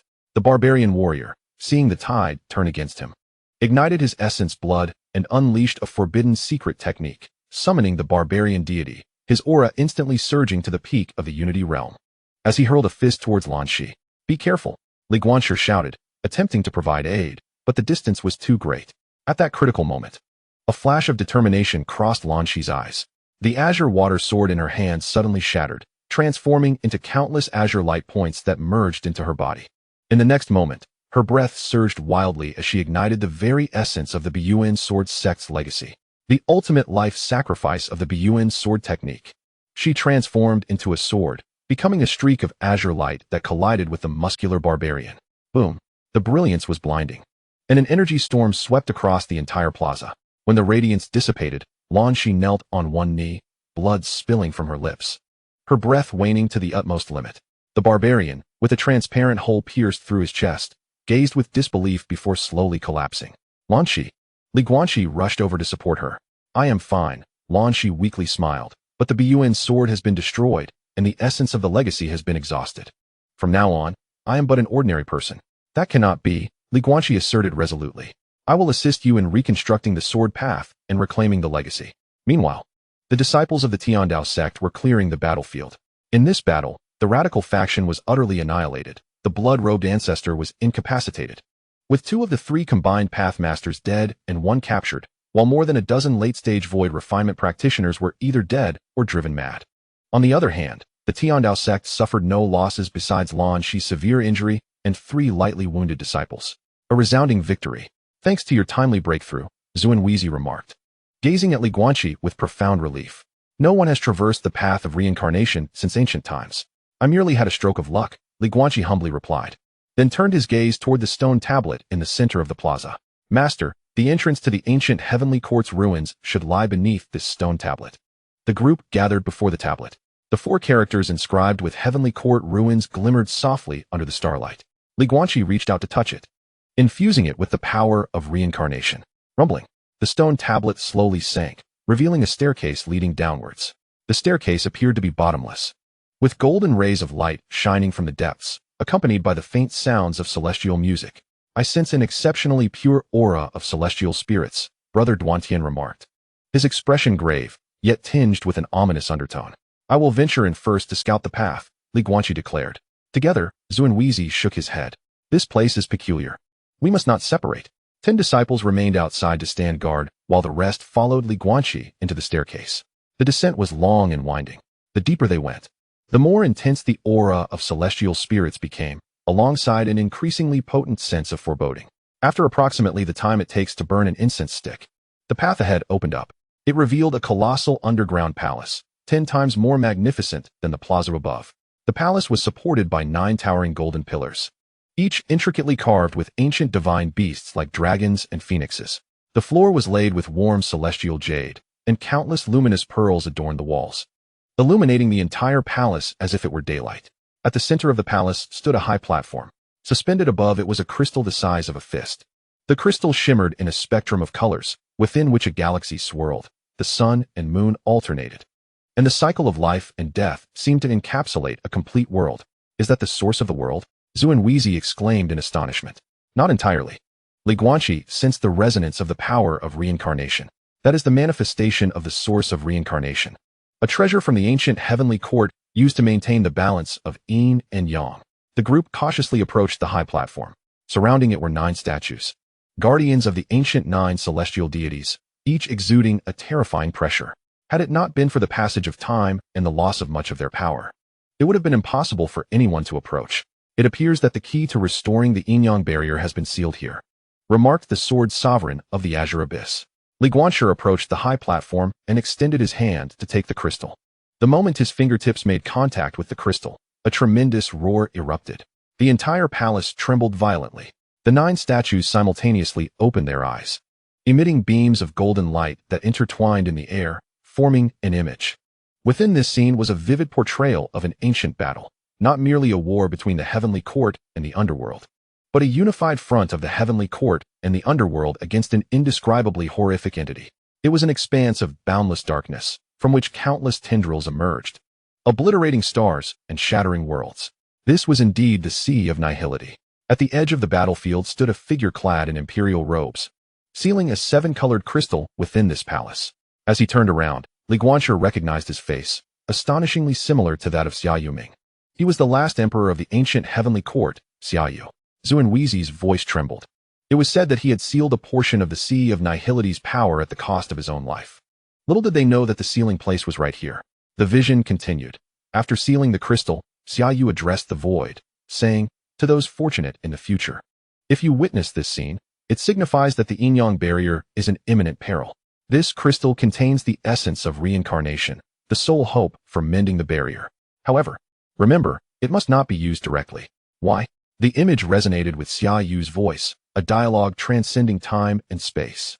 Because once the essence of reincarnation is unsealed, it will awaken the seed of the Sea of Nihility that I have planted within myself. Xia Yu's voice was laden with weariness, though I have sealed it. There remains a possibility of my bloodline descendants becoming corrupted by the seed. Should such a person obtain the essence of reincarnation, they would ultimately transform into a puppet of the void. Guanqi's heart trembled at the thought. Xia Yuming, with the surname Xia, could it be? Therefore, before utilizing the essence of reincarnation, one must first sever all connections between the Xia bloodline and the seed of the void with the Sword of Severance. Xia Yu continued. The Sword of Severance lies beneath my statue. As the vision concluded, the 9 statues returned to their original state.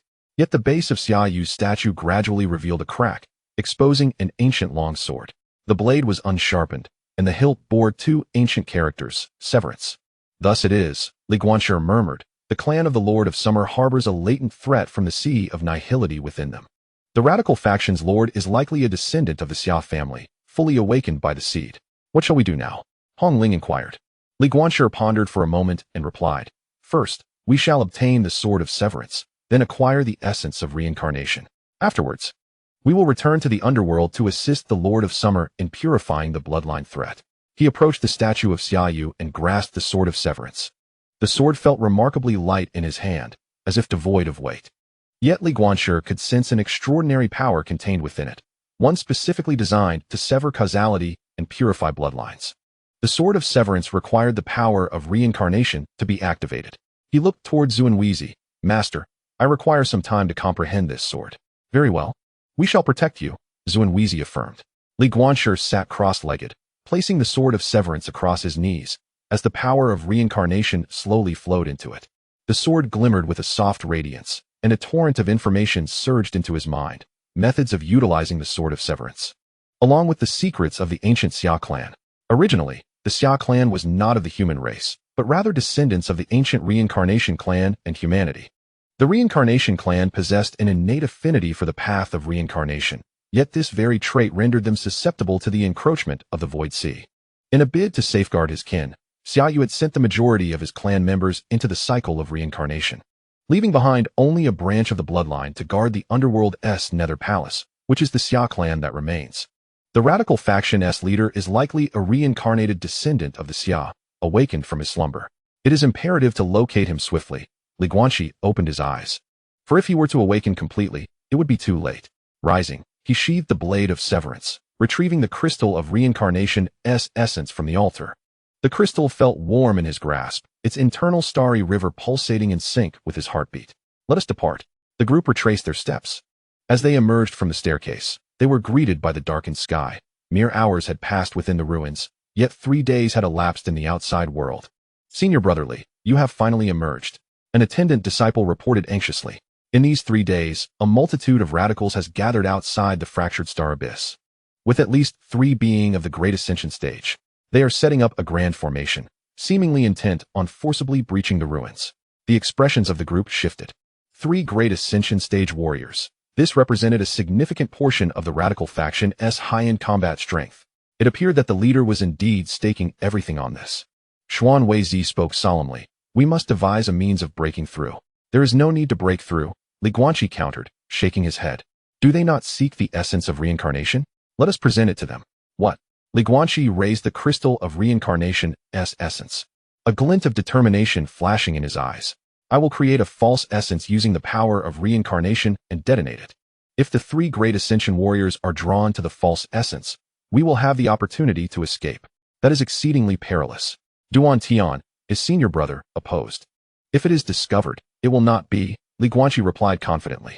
The aura of reincarnation's essence is unique.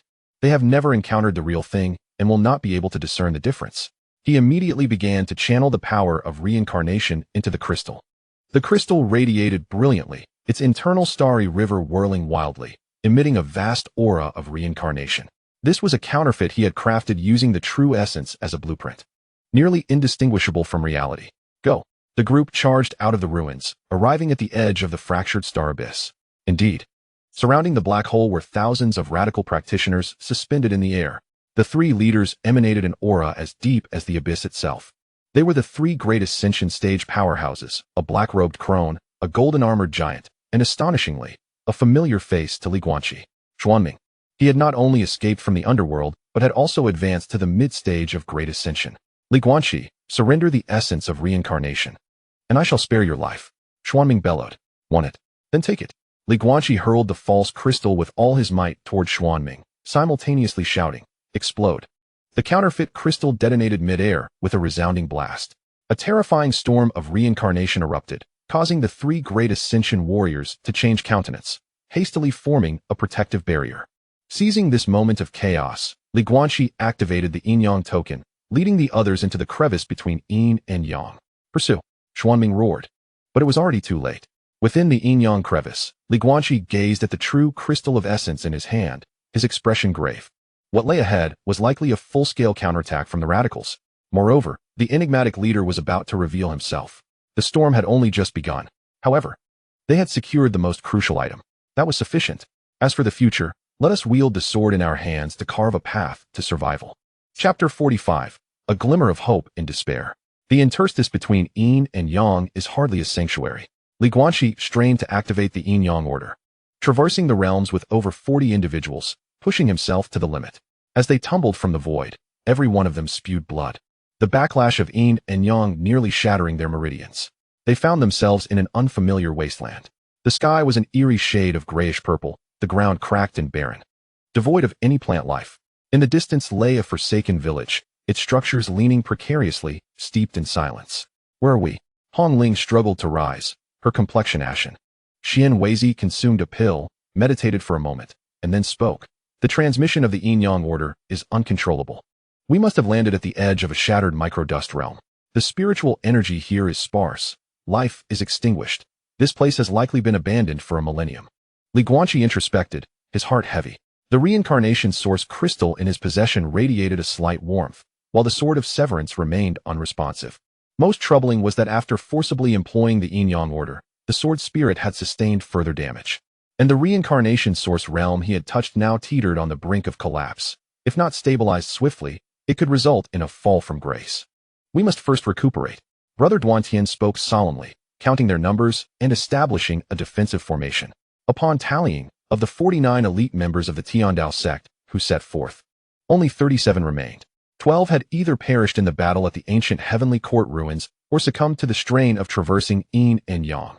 Those who survived were all injured, their combat prowess reduced to a mere 30 or 40%. Guanqi bore the most grievous injuries. The essence of her by Shui's sword Dao had been entirely expended, rendering her akin to a mere mortal, requiring Hong Ling's support even to stand. I apologize for burdening everyone, she lamented with a bitter smile. Do not speak such foolishness. Li Guanqi retrieved a jade vial from his robes, pouring out 3 golden pills. The life creation pills, which could temporarily stabilize your foundation. Once we return to the underworld, Lord Xia will undoubtedly possess a method to help you reconstruct your sword path. Guanqi consumed the pills, her complexion improving slightly. The group sought refuge in an abandoned stone dwelling, setting up a concealment formation to begin healing their wounds. Xin Weizi, Qing Ming's sword lord, and Brother Duantian, the 3 with the highest cultivation, took turns standing guard. Meanwhile, Li Guanqi sat cross-legged in a corner, attempting to mend the sword spirit. However, this time the situation was worse than anticipated. As he touched the reincarnation source, the sword spirit fused deeply with the power of reincarnation, which was meant to be a gateway to a higher realm. Yet, the forced activation of the yin-yang order had violently interrupted this fusion, causing the reincarnation power to rampage within the sword spirit like a wild stallion. We must swiftly locate the reincarnation flower or journey to the source of the Wanchuan River. He opened his eyes, cold sweat trickling down his forehead. But we are trapped here. How can we reach the underworld? Hong Ling expressed her concerns. No sooner had she spoken than a piercing shriek suddenly echoed from outside the formation. An enemy attack. Brother Duantian unsheathed his sword, the sword energy soaring skyward. The group rushed from the stone house, only to behold a dozen enormous monstrosities spiraling through the grayish-purple sky. These birds measured 3 zhang in length, with wingspans nearing 10 zhang, their feathers as dark as ink, yet their eyes glowed with an ominous red light. They screeched as they dove downward, their talons shredding the air, producing a deafening sonic boom. It is a corpse vulture. Xian Weizi's expression shifted. These creatures feast solely on the deceased. How could they possibly appear here? Even more terrifying was the sight of figures seated upon the backs of the corpse vultures, draped in black robes. Their faces obscured by hoods, they exuded an aura reminiscent of radical factions. They pursued relentlessly. The sword sovereign of the Azure Abyss bellowed, forming the sword array. Though the disciples of the Heavenly Dao sect were injured, their rigorous training enabled them to swiftly assemble the Northern Dipper sword formation. The radiant sword light enveloped them like a net, blocking the descending corpse vultures. However, the hooded figures refrained from launching a direct assault. The leader removed his hood, revealing a pallid visage that belonged to a youth appearing no older than 20, yet his eyes bore the weight of millennia. Li Guanqi, I have awaited your arrival for quite some time, he smiled, his voice as soothing as jade. Allow me to introduce myself. I am the Shadow Elder of the Netherworld Palace, and I have been sent by the Palace Master to request an audience with you. The Palace Master? Li Guanqi tightened his grip on the newly bestowed sword, recognizing the shadowy figure behind the radical faction's machinations. Radical faction? Moderate faction? The Shadow Elder chuckled softly, shaking his head. In this world, there exists no absolute good or evil. Xia Yuming seeks to gradually mend the yin-yang barrier. That is his path. The Palace Master aims to shatter the barrier completely and reconstruct order. That too is a path. They simply differ in their philosophies. To sacrifice countless lives. Is that also a path? The mortality of mortals is but a speck of dust in the cycle of reincarnation, as far as we are concerned. The Shadow Elder replied nonchalantly. The Palace Master envisions a far-reaching future. Should the yin-yang barrier be entirely dismantled, the merging of yin and yang will grant all beings eternal life, liberating them from the agony of reincarnation. Is this not a profound merit? Li Guanqi's heart trembled. The ultimate goal of the radical faction was indeed to obliterate the yin-yang barrier. And what do the voids see? He queried. If the barrier collapses, it will surely devour everything. The Palace Master possesses means to control it. The Shadow Elder's eyes gleamed with fervor. Once yin and yang are unified, the Palace Master will master reincarnation, becoming the true sovereign of the cycle. At that point, the Void Sea will merely be a pet beneath the Palace Master's dominion. Madman. Li Guanqi finally comprehended that the Palace Master had not only succumbed to the Void's corruption, but had also lost his sanity entirely. So, you come to seize me? Rather. It is an invitation. The Shadow Elder raised his hand, a sphere of black flame materializing within his palm. The Palace Master holds you in high regard. Your sword soul and your insights into reincarnation will serve as crucial assets for the Palace Master's ascension.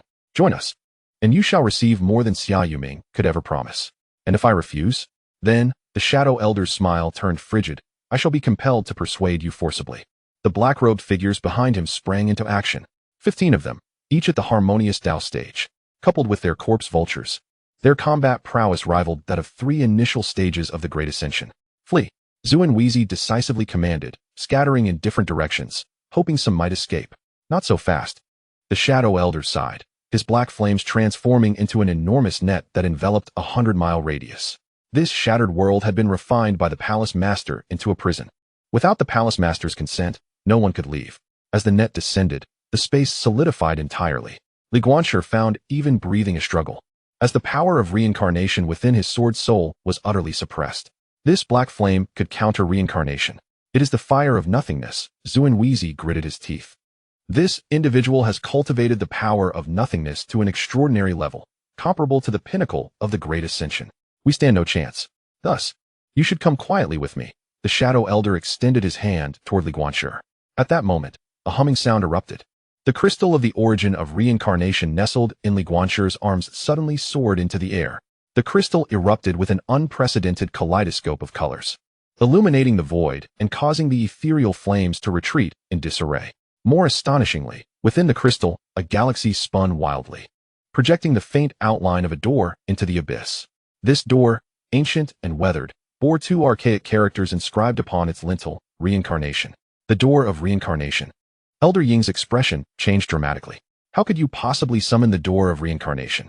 That is a feat only the Hall Master can achieve. Before he could finish his words, the door of reincarnation burst open with a thunderous roar. Behind it lay neither the underworld nor the realm of the living, but rather a chaotic, indescribable expanse. Countless specks of light floated within, each representing a world, a life, and a cycle of reincarnation. Enter. A venerable voice resonated within Li Guanqi's mind. It was the River Lord. The River Lord? Li Guanqi was both astonished and elated. No time for chatter, hurry. I can only maintain this for 10 breaths. The River Lord's voice was urgent. The door of reincarnation connects to the tributaries of the River of Reincarnation. By following these tributaries, you can return to the source of the Wangchuan River in the underworld. This is your only chance. Li Guanqi no longer hesitated, seizing the source crystal of reincarnation. He bellowed to the crowd, "Follow me." He was the first to plunge into the door of reincarnation, with Zhu Weizi and the Qingming Sword Sovereign closely behind. Elder Ying roared in an attempt to intervene, but the oppressive force radiating from the door of reincarnation was so formidable that even the ethereal flames could not approach. He could only watch helplessly as the members of Tiandao's sect vanished within, the door slowly closing behind them. Curse it! Elder Ying shattered the mountaintop beneath him with a single strike, sending a message to the Hall Master. The target has entered the River of Reincarnation. What does the River of Reincarnation look like? Li Guanqi could not articulate it. It was a river composed of countless specks of light, flowing through the void. Each speck contained a complete memory, a profound emotion, a trajectory of life. Some lights shone brightly like stars, while others dimmed like dust. Some were warm as spring, while others were cold as winter. At this moment, they found themselves within a slender tributary of this river. Flowing within the tributary were not waters, but myriad fragmented images: a newborn's first cry, an elder's peaceful departure, lovers embracing in tears, enemies drawing swords against one another, cultivators ascending to immortality, and mortals toiling through their lives. This was the manifestation of reincarnation, the sum of all life trajectories. Do not gaze at those specks of light. The River Lord's voice echoed again. Follow the markers I have left. If you are lured by any speck, your soul will be eternally ensnared within that cycle. A chill ran through the hearts of the crowd, prompting them to focus their minds. Li Guanqi led the way, the source crystal of reincarnation in his hand radiating a gentle glow, guiding him forward. He could sense that the River Lord, from a distant place, was exerting his own strength to stabilize this tributary. Yet, the River Lord's power was swiftly waning. Hurry faster. The River Lord's voice grew weaker. Elder Ying had already notified the Hall Master. If the Hall Master intervened personally to sever the tributary, they would never return. Could the Hall Master enter the River of Reincarnation? Li Guanqi was astounded. He possessed the seed of the void within him and the bloodline of the reincarnation clan. In some sense, he had transcended the conventional cycle. The River Lord's voice faltered, urging them to hurry. The group pressed on with all their might. This tributary, seemingly tranquil, was fraught with peril. From time to time, luminous orbs would drift forth, seeking to merge with their bodies. Once integrated, an alien memory would manifest, tainting their very souls. Hong Ling inadvertently fell victim to one such orb. It bore the sorrowful recollection of a mother mourning her deceased child, and the overwhelming grief engulfed her in an instant. She stood frozen, tears streaming down her face, as if that child were truly her own lost kin. Awakened, Li Guanqi struck her back with a palm, forcibly expelling the orb with the power of reincarnation. Hong Ling regained her senses, her heart still trembling. "Stay close to me," Li Guanqi commanded in a low voice. The further they advanced, the wider the tributaries became. Ahead loomed a colossal whirlpool, from which a crimson glow faintly emanated, an ominous sight within the river of reincarnation. The vortex of vengeful spirits, all souls that perished with resentment, unable to enter the cycle of reincarnation, would ultimately converge here, forming eternal agony. "We must circumvent it," Xuanweizi exclaimed. Yet at that moment, a calm voice resonated from all directions. It was not heard through the ears, but rather resonated directly within each heart. The voice was soft yet imbued with an indescribable authority, akin to the will of the heavens. Everyone's movements froze simultaneously. Even the flow of the river of reincarnation came to a standstill. Before the whirlpool, an enigmatic figure emerged unbidden, clad in a plain gray robe. The middle-aged man bore an ordinary visage and a tranquil demeanor, reminiscent of a humble schoolteacher found anywhere. Yet, as he stood there, the entirety of the river of reincarnation seemed to revolve around him. The hall master, Li Guanqi, felt his throat constrict. This was the leader of the radicals, the mysterious hall master. "Li Guanqi, at last, we meet," the hall master smiled. "I had thought you would be accompanied by Xianming or the blood robe. I did not anticipate the multitude of surprises you brought. Ancient heavenly court ruins, the source of reincarnation, the sword of severance, and the assistance of the river god." His gaze swept over the crowd, ultimately resting on the crystal held by Li Guanqi. "Hand over the source of reincarnation, and I shall spare them all. Will you honor your promise?" Li Guanqi retorted. "Certainly," the hall master nodded. "What I seek is the source of reincarnation, not their lives. Even your sword spirit has become of no use to me, for I have already discovered a superior vessel." "Vessel?" The hall master did not respond, but slowly raised his right hand. In his palm appeared a swirling chaos of light. Within the radiance, a faint silhouette of a slumbering infant could be discerned, strikingly resembling Xia Yuming to a remarkable degree. "Is this the bloodline of Lord Xia?" Xuanweizi gasped. "To be precise, it is a direct descendant from before his reincarnation," the hall master replied coolly. "When Xia Yu sealed the void seed, a fragment of it scattered and integrated into the reincarnation marks of some of his descendants. As these descendants reincarnated, the seeds awakened alongside them. The seed resides within Xia Yuming as well, but he has suppressed it through sheer will. However, this child," the hall master gazed at the infant's silhouette in his palm, "his seed has fully awakened. I shall use the source of reincarnation to reconstruct his body. He shall become my most perfect vessel, embodying my will and presiding over the new cycle of reincarnation." Madman, utterly deranged. Li Guanqi finally comprehended that the master of the hall sought not only to shatter the barriers of yin and yang, but also to usurp the lineage of the Xia clan, wielding the power of the void seed to manipulate reincarnation. "You shall not succeed." He tightened his grip on the Zhanyuan sword.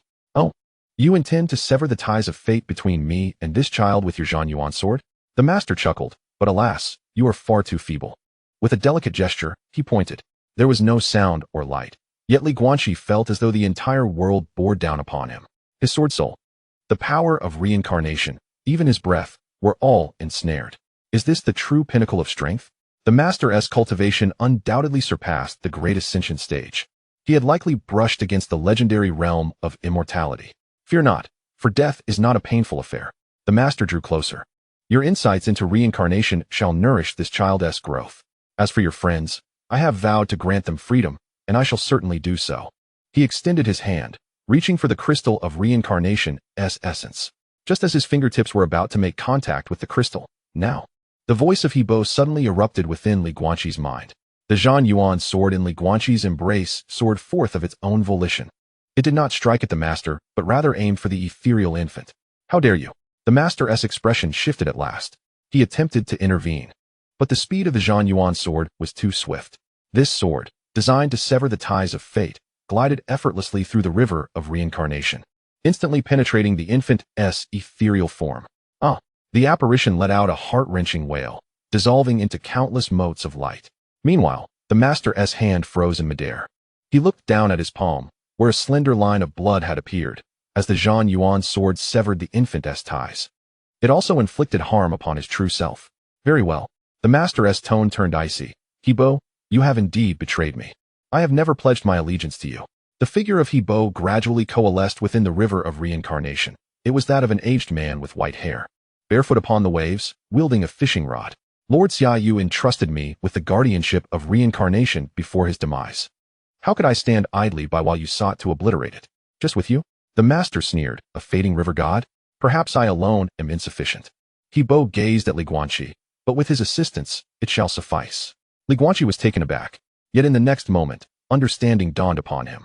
Hebo gently flicked the fishing rod, and the hook ensnared the crystal of reincarnation's essence.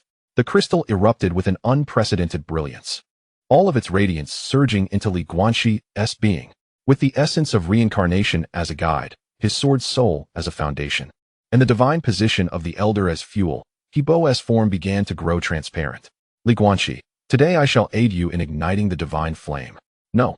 The master was finally alarmed, unleashing his full power. But it was too late. The force of the reincarnation's essence erupted within Guanqi. His sword's soul ignited, transformed, and transcended. Countless memories of reincarnation flooded his mind, and visions of myriad worlds flashed before his eyes. He beheld the truths of ancient battles, witnessed Xia Yu's sacrifice, observed the rise and fall of the reincarnation clan, and glimpsed the source of the river of reincarnation.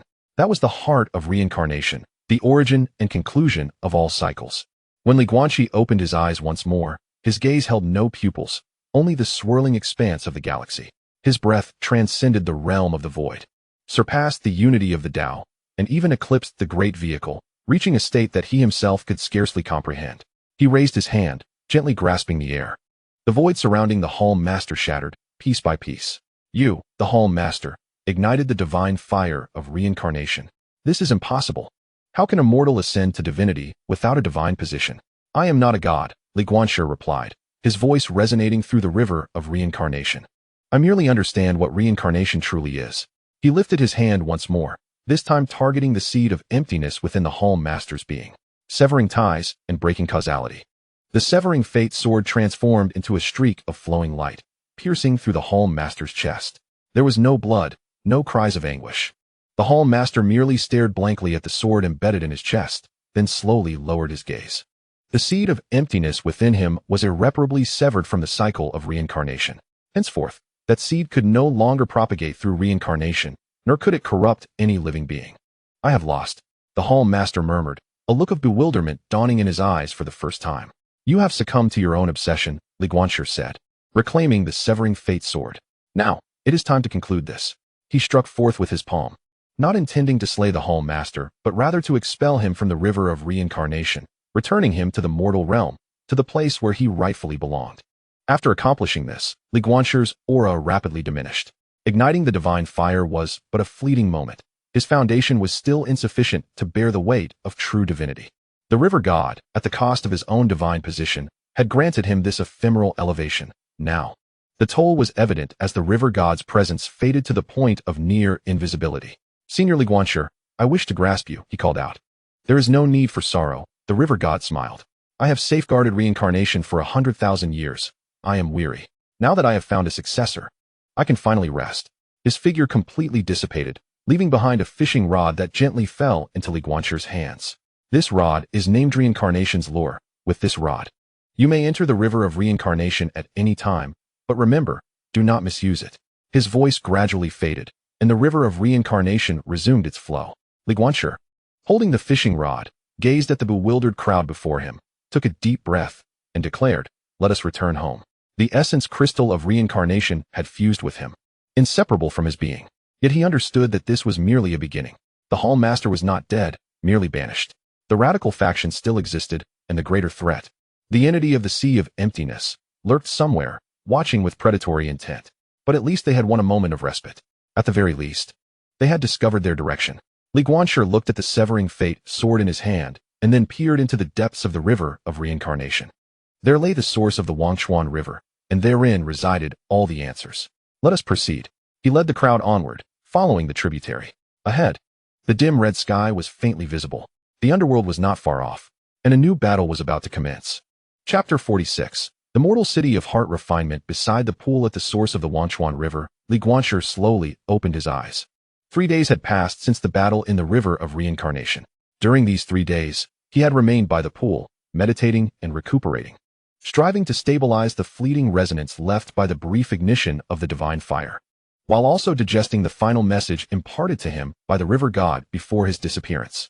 In the realm of reincarnation, the god of fire stood by the river, murmuring to himself as he unfurled his palm. In the center of his hand, a faintly shimmering rainbow-hued pattern emerged, a mark signifying the fusion of the essence of reincarnation with his sword soul. He could sense the vast power contained within, yet he also recognized that, given his current cultivation, he was utterly incapable of wielding such energy. To forcefully employ it would only lead to backlash, potentially resulting in his own assimilation into reincarnation, becoming yet another river god. Time was required for contemplation. Rising to his feet, he gazed towards the distant, dark crimson horizon. Hong Ling was tending to Lanqi not far away. Though Lanqi's injuries had stabilized, having lost the foundational essence of the azure water sword path, her cultivation was entirely depleted, rendering her no different from an ordinary mortal. Yet, there was no despair in her eyes. Rather, they exuded a clarity reminiscent of purity untainted by worldly affairs. Senior brotherly, upon seeing Li Guanqi awaken, Hong Ling hastened over. Master Xianwei and the others have returned to the Heavenly Path sect. They mentioned the need for post-incident arrangements. They advised you to rest here until your injuries heal before returning. Li Guanqi nodded and turned to Lanqi. Miss Lan, how is your health? Lanqi smiled gently. Though I have lost my sword path, I can begin anew. Yet you, my friend, have sustained far greater injuries. Indeed, he replied. The backlash from the divine fire of reincarnation was far more severe than it appeared. Although Li Guanqi's sword soul had grown stronger through the fusion with the essence of reincarnation, it had also become burdensome. Akin to a child wielding a heavy hammer, one misstep could inflict harm upon himself. I require a tranquil place for introspection, a sanctuary where I can rediscover the essence of simplicity, Li Guanqi mused. While the source of the forgetting river is appealing, the oppressive yin energy makes it unsuitable for calming the mind. Hong Ling's eyes brightened. I know of a place, Qingshi City. Qingshi City? Li Guanqi inquired. Isn't that a mortal city on the edge of the eastern celestial domain? Hong Ling explained. In that city, cultivators are prohibited from engaging in battles, and the spiritual energy is sparse, suppressing any cultivator's power to below the qi refinement stage. Many cultivators, before breaking through their bottlenecks, travel there to refine their hearts and experience mortal life, seeking completeness of spirit. The notion of a mortal city stirred something within Li Guanqi. Throughout his journey from the lower realms to the upper realms, traversing both the mortal and ethereal planes, he had encountered countless battles, intrigues, and the cycle of life and death. While his sword path advanced and his cultivation heightened, the human essence within him had gradually become obscured. Perhaps it was time to return to his true self. Very well, let us go to Qingshi City, he resolved. Miss Lan, you should accompany us. The mundane experiences may aid you in reconstructing your sword path. Lanqi nodded in agreement. That sounds agreeable. 3 days later, they arrived at Qingshi City. This ancient city, nestled by mountains and rivers, bore walls constructed of grayish-blue stones, hence its name. The streets within were crisscrossed, bustling with shops and throngs of pedestrians. Amidst the clamor of candy sellers, acrobats, storytellers, and vegetable vendors, the vibrant essence of life permeated the air. At the city gate, the trio was halted by an elderly cultivator whose hair and beard were entirely white. His cultivation was merely at the foundation establishment stage. Yet the token hanging from his waist emanated a peculiar aura, the core of the city's protective array. Are you three here to refine your hearts? The old cultivator inquired with a smile. According to our regulations, those entering the city must seal their cultivation levels. Unless faced with a life-threatening crisis, unsealing is prohibited. Violators will be expelled from the city and barred from re-entry. Understood, Li Guanqi and his companions replied in unison. The elderly monk produced 3 jade talismans, which he pressed against the foreheads of the 3 individuals. As the talismans entered their bodies, Li Guanqi immediately felt his cultivation level suppressed by an extraordinary force, forcibly reducing him from the brink of touching the essence of reincarnation to a state akin to that of an ordinary mortal. No, he was slightly stronger than a mere mortal, perhaps equivalent to a third-level body refinement practitioner. Hong Ling and Lanqi fared worse, as they were completely reduced to the state of ordinary mortals, unable to sense even a trace of spiritual energy. In the city, flying was prohibited, spells were forbidden, and the use of storage treasures was disallowed. The old monk then handed over 3 wooden tokens, stating that these were their identity cards, which would allow them to rent accommodations and seek employment within the city. When they wished to leave, they could return to the city gate to have the seal lifted. Employment? Han Ling was taken aback. Of course, the old monk replied with a smile. According to the rules of Qingshi City, all practitioners must earn their keep while refining their hearts. You may work as assistants, teachers, or blacksmiths, anything, really, except for earning money through spells. Otherwise, it would be considered a violation. Li Guanxi couldn't help but chuckle at the irony of having to work while refining his heart. Yet, he thought, this would provide a complete experience of mortal life. After entering the city, the 3 sought refuge in an inn named Yueli, the largest in Qingshi City. The innkeeper, a plump middle-aged man surnamed Qian, warmly welcomed them, noting their extraordinary demeanor. "Ah, you must be newcomers to Qingshi City," innkeeper Qian cheerfully remarked. "We have many rules here, but they come with benefits. Many practitioners who refine their hearts here return to break through their bottlenecks. However, the prerequisite is adherence to the rules." "Sir, we are in search of work," Li Guanxi stated plainly. "Work?" Innkeeper Qian scrutinized the trio. This young lady possesses a gentle temperament. She could serve as a guzheng player at Tingyu Pavilion in the east of the city. This lively young woman in red could work as a sparring partner at the martial arts school in the west. "As for you," he said, eyeing Li Guanxi's sword at his waist, "do you know how to forge swords?" Li Guanxi shook his head. "Can you write?" "Somewhat proficient in calligraphy." "Then you may work as a copyist at Maxiang Study in the south of the city," innkeeper Qian concluded. "The pay is modest, but it includes room and board. What say you?" The 3 exchanged glances and nodded in agreement. Thus, Li Guanxi went to Maxiang Study, Han Ling headed to the martial arts school, and Lan Shi proceeded to Tingyu Pavilion. Maxiang Study was a bookstore and school combined, run by a middle-aged scholar surnamed Wan, who, though strict, had a kind heart. Upon seeing Li Guanxi's excellent handwriting, he immediately hired him to copy ancient texts and occasionally teach children to read. The work was monotonous, yet Li Guanxi found a long-lost tranquility within it. Every morning, he would carry a bamboo basket to the market to buy vegetables. Though his current physique no longer required sustenance, he believed that to fully experience mortal life, one must do so thoroughly. He would haggle with the vegetable vendor, engage in idle chatter with neighboring tea drinkers, and, when weary from copying, gaze out the window at children at play. Gradually, he forgot the perils of the river of reincarnation, the bloodshed at the ruins of the ancient heavenly court, and the conspiracies of the underworld palace. He was merely a humble copyist, working at dawn and resting at dusk. Yet, certain things were quietly changing. One evening, after finishing the last volume of the Book of Songs, Li Guanxi set down his brush and rubbed his sore wrists. Master Wen approached with a bowl of mung bean soup. "Shaoli, take a break," he said. "Your penmanship has improved remarkably. Just a few days ago, the city lord's office sent someone to request your assistance in transcribing the family genealogy." The shopkeeper praised him. Li Guanxi accepted the mung bean soup, savoring it slowly. However, the shopkeeper hesitated and remarked, "I can't shake the feeling that you are troubled. Every time I watch you write, your gaze drifts far away, as if you are observing something beyond our sight." Li Guanxi felt a tremor in his heart. Is this what it means to be mortal? Though devoid of cultivation, they possess a keen intuition. What should one do if they bear too many responsibilities? He suddenly inquired. Shopkeeper was taken aback, then replied with a smile. "What can one do? Carry what needs to be carried, and release what must be let go. Just like this bookstore of mine, inherited from my ancestors. I must safeguard it. But if the day comes when I can no longer protect it, then let it be. One cannot be crushed by burdens." Li Guanxi pondered thoughtfully. At that moment, hurried footsteps echoed from outside. Han Ling burst in, her face pale. "Senior Li, it's bad. Lan Shi is in trouble." "What?" It turned out that Lan Shi, a Qi musician at the Listening Rain Pavilion, had gained fame for her exceptional talent and graceful demeanor. This afternoon, Zhao Wuyan, a young master from the prominent Zhao family, visited the pavilion and became enamored with Lan Shi, insisting on taking her as a concubine. When Lan Shi refused, Zhao Wuyan attempted to abduct her. The pavilion's owner, fearing the Zhao family, had already surrendered Lan Shi. Han Ling exclaimed urgently, "Our cultivation is sealed. We cannot save her." Li Guanxi's expression hardened. He had heard of the Zhao family. They are one of the 3 great families in Qingshi City, with the patriarch Zhao Tianxiong being a peak foundation-building cultivator, ruling the city with an iron fist due to his family's historical contributions. Even the city lord must yield to him. Let us head to the Zhao residence. But our cultivation, even without our cultivation, we cannot stand idly by while our companion is humiliated. The 3 hastened towards the Zhao estate, located in the north of the city. The Zhao residence sprawled over an expansive area, featuring grand red gates and towering walls. Four guards stood at the entrance, each robust and imposing, clearly skilled in physical cultivation. Halt! This is the Zhao residence. No idle persons are allowed entry. The guards blocked their path. Li Guanqi looked up towards the estate. He sensed several formidable auras within, likely belonging to the Zhao family's guest cultivators. However, under the suppression of the city's protective array, those individuals only possessed the strength of the 7th or 8th level of physical cultivation.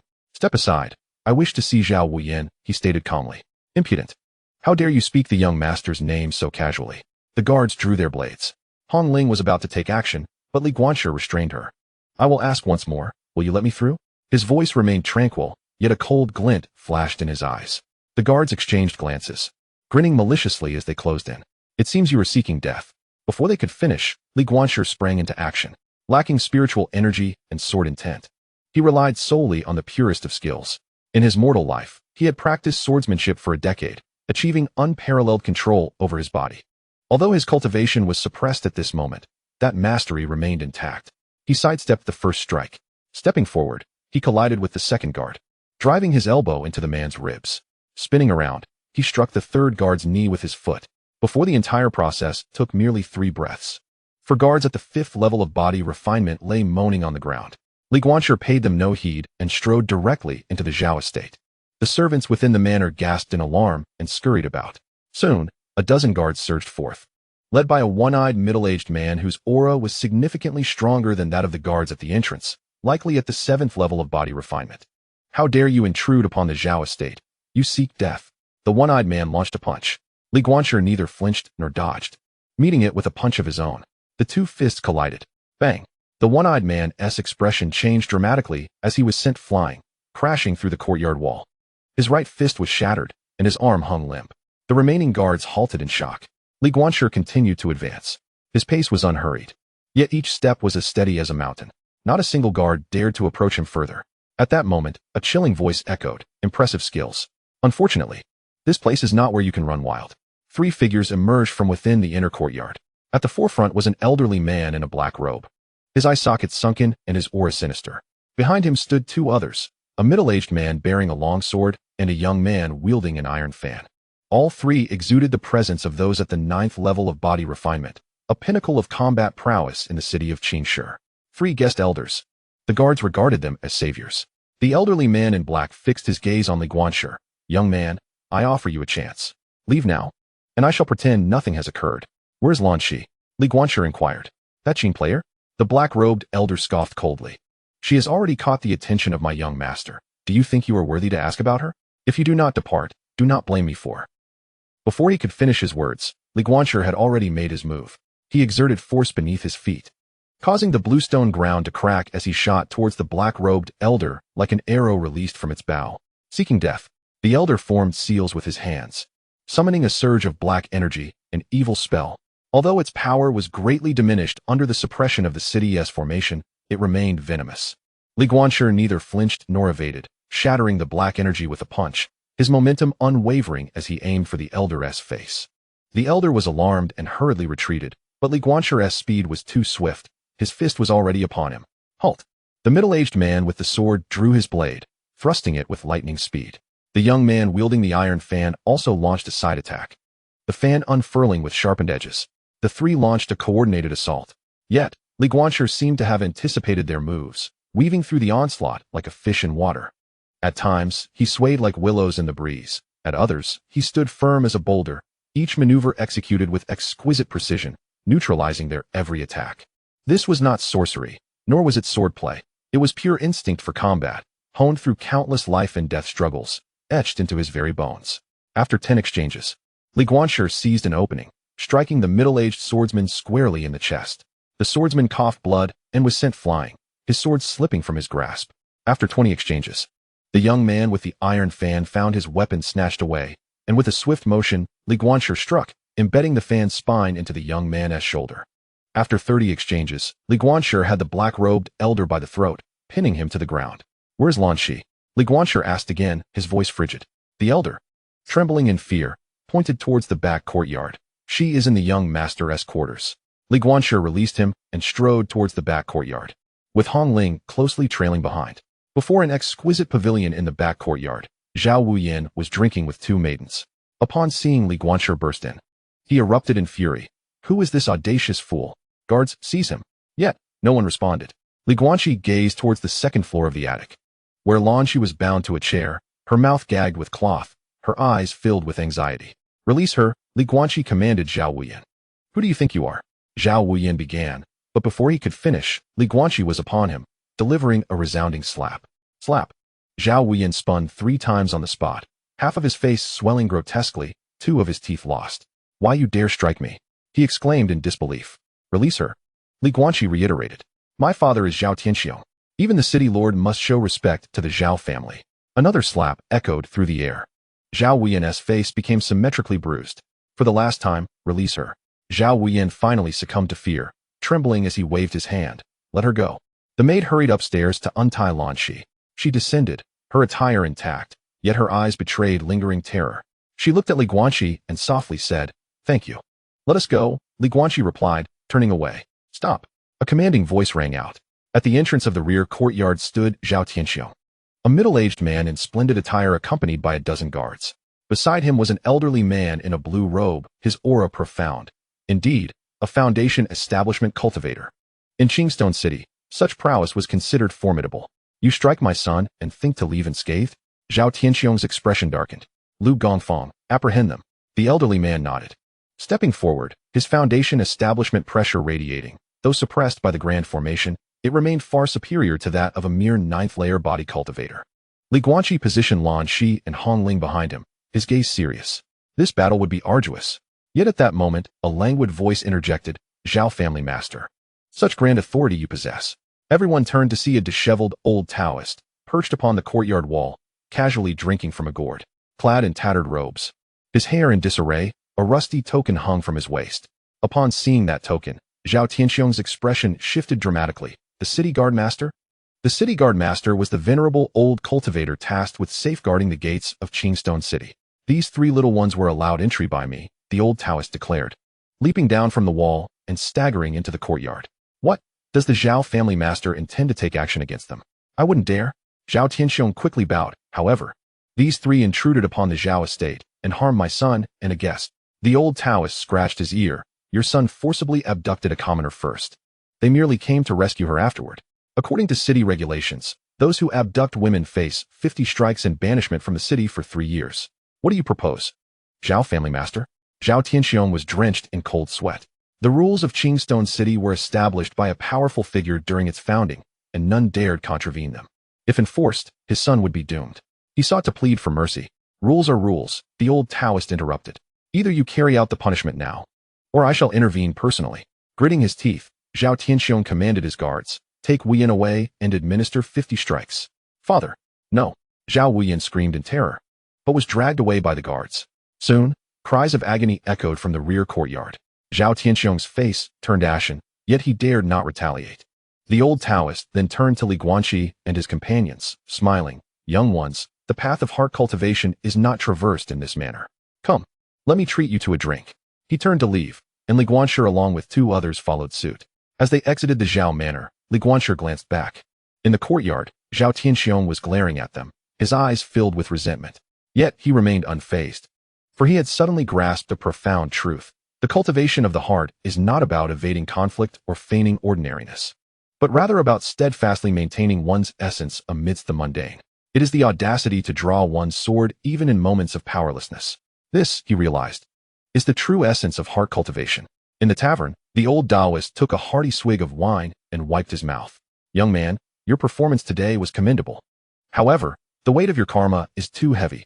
The shallow waters of Qingshi City cannot nurture a true dragon like you. Li Guanqi respectfully replied.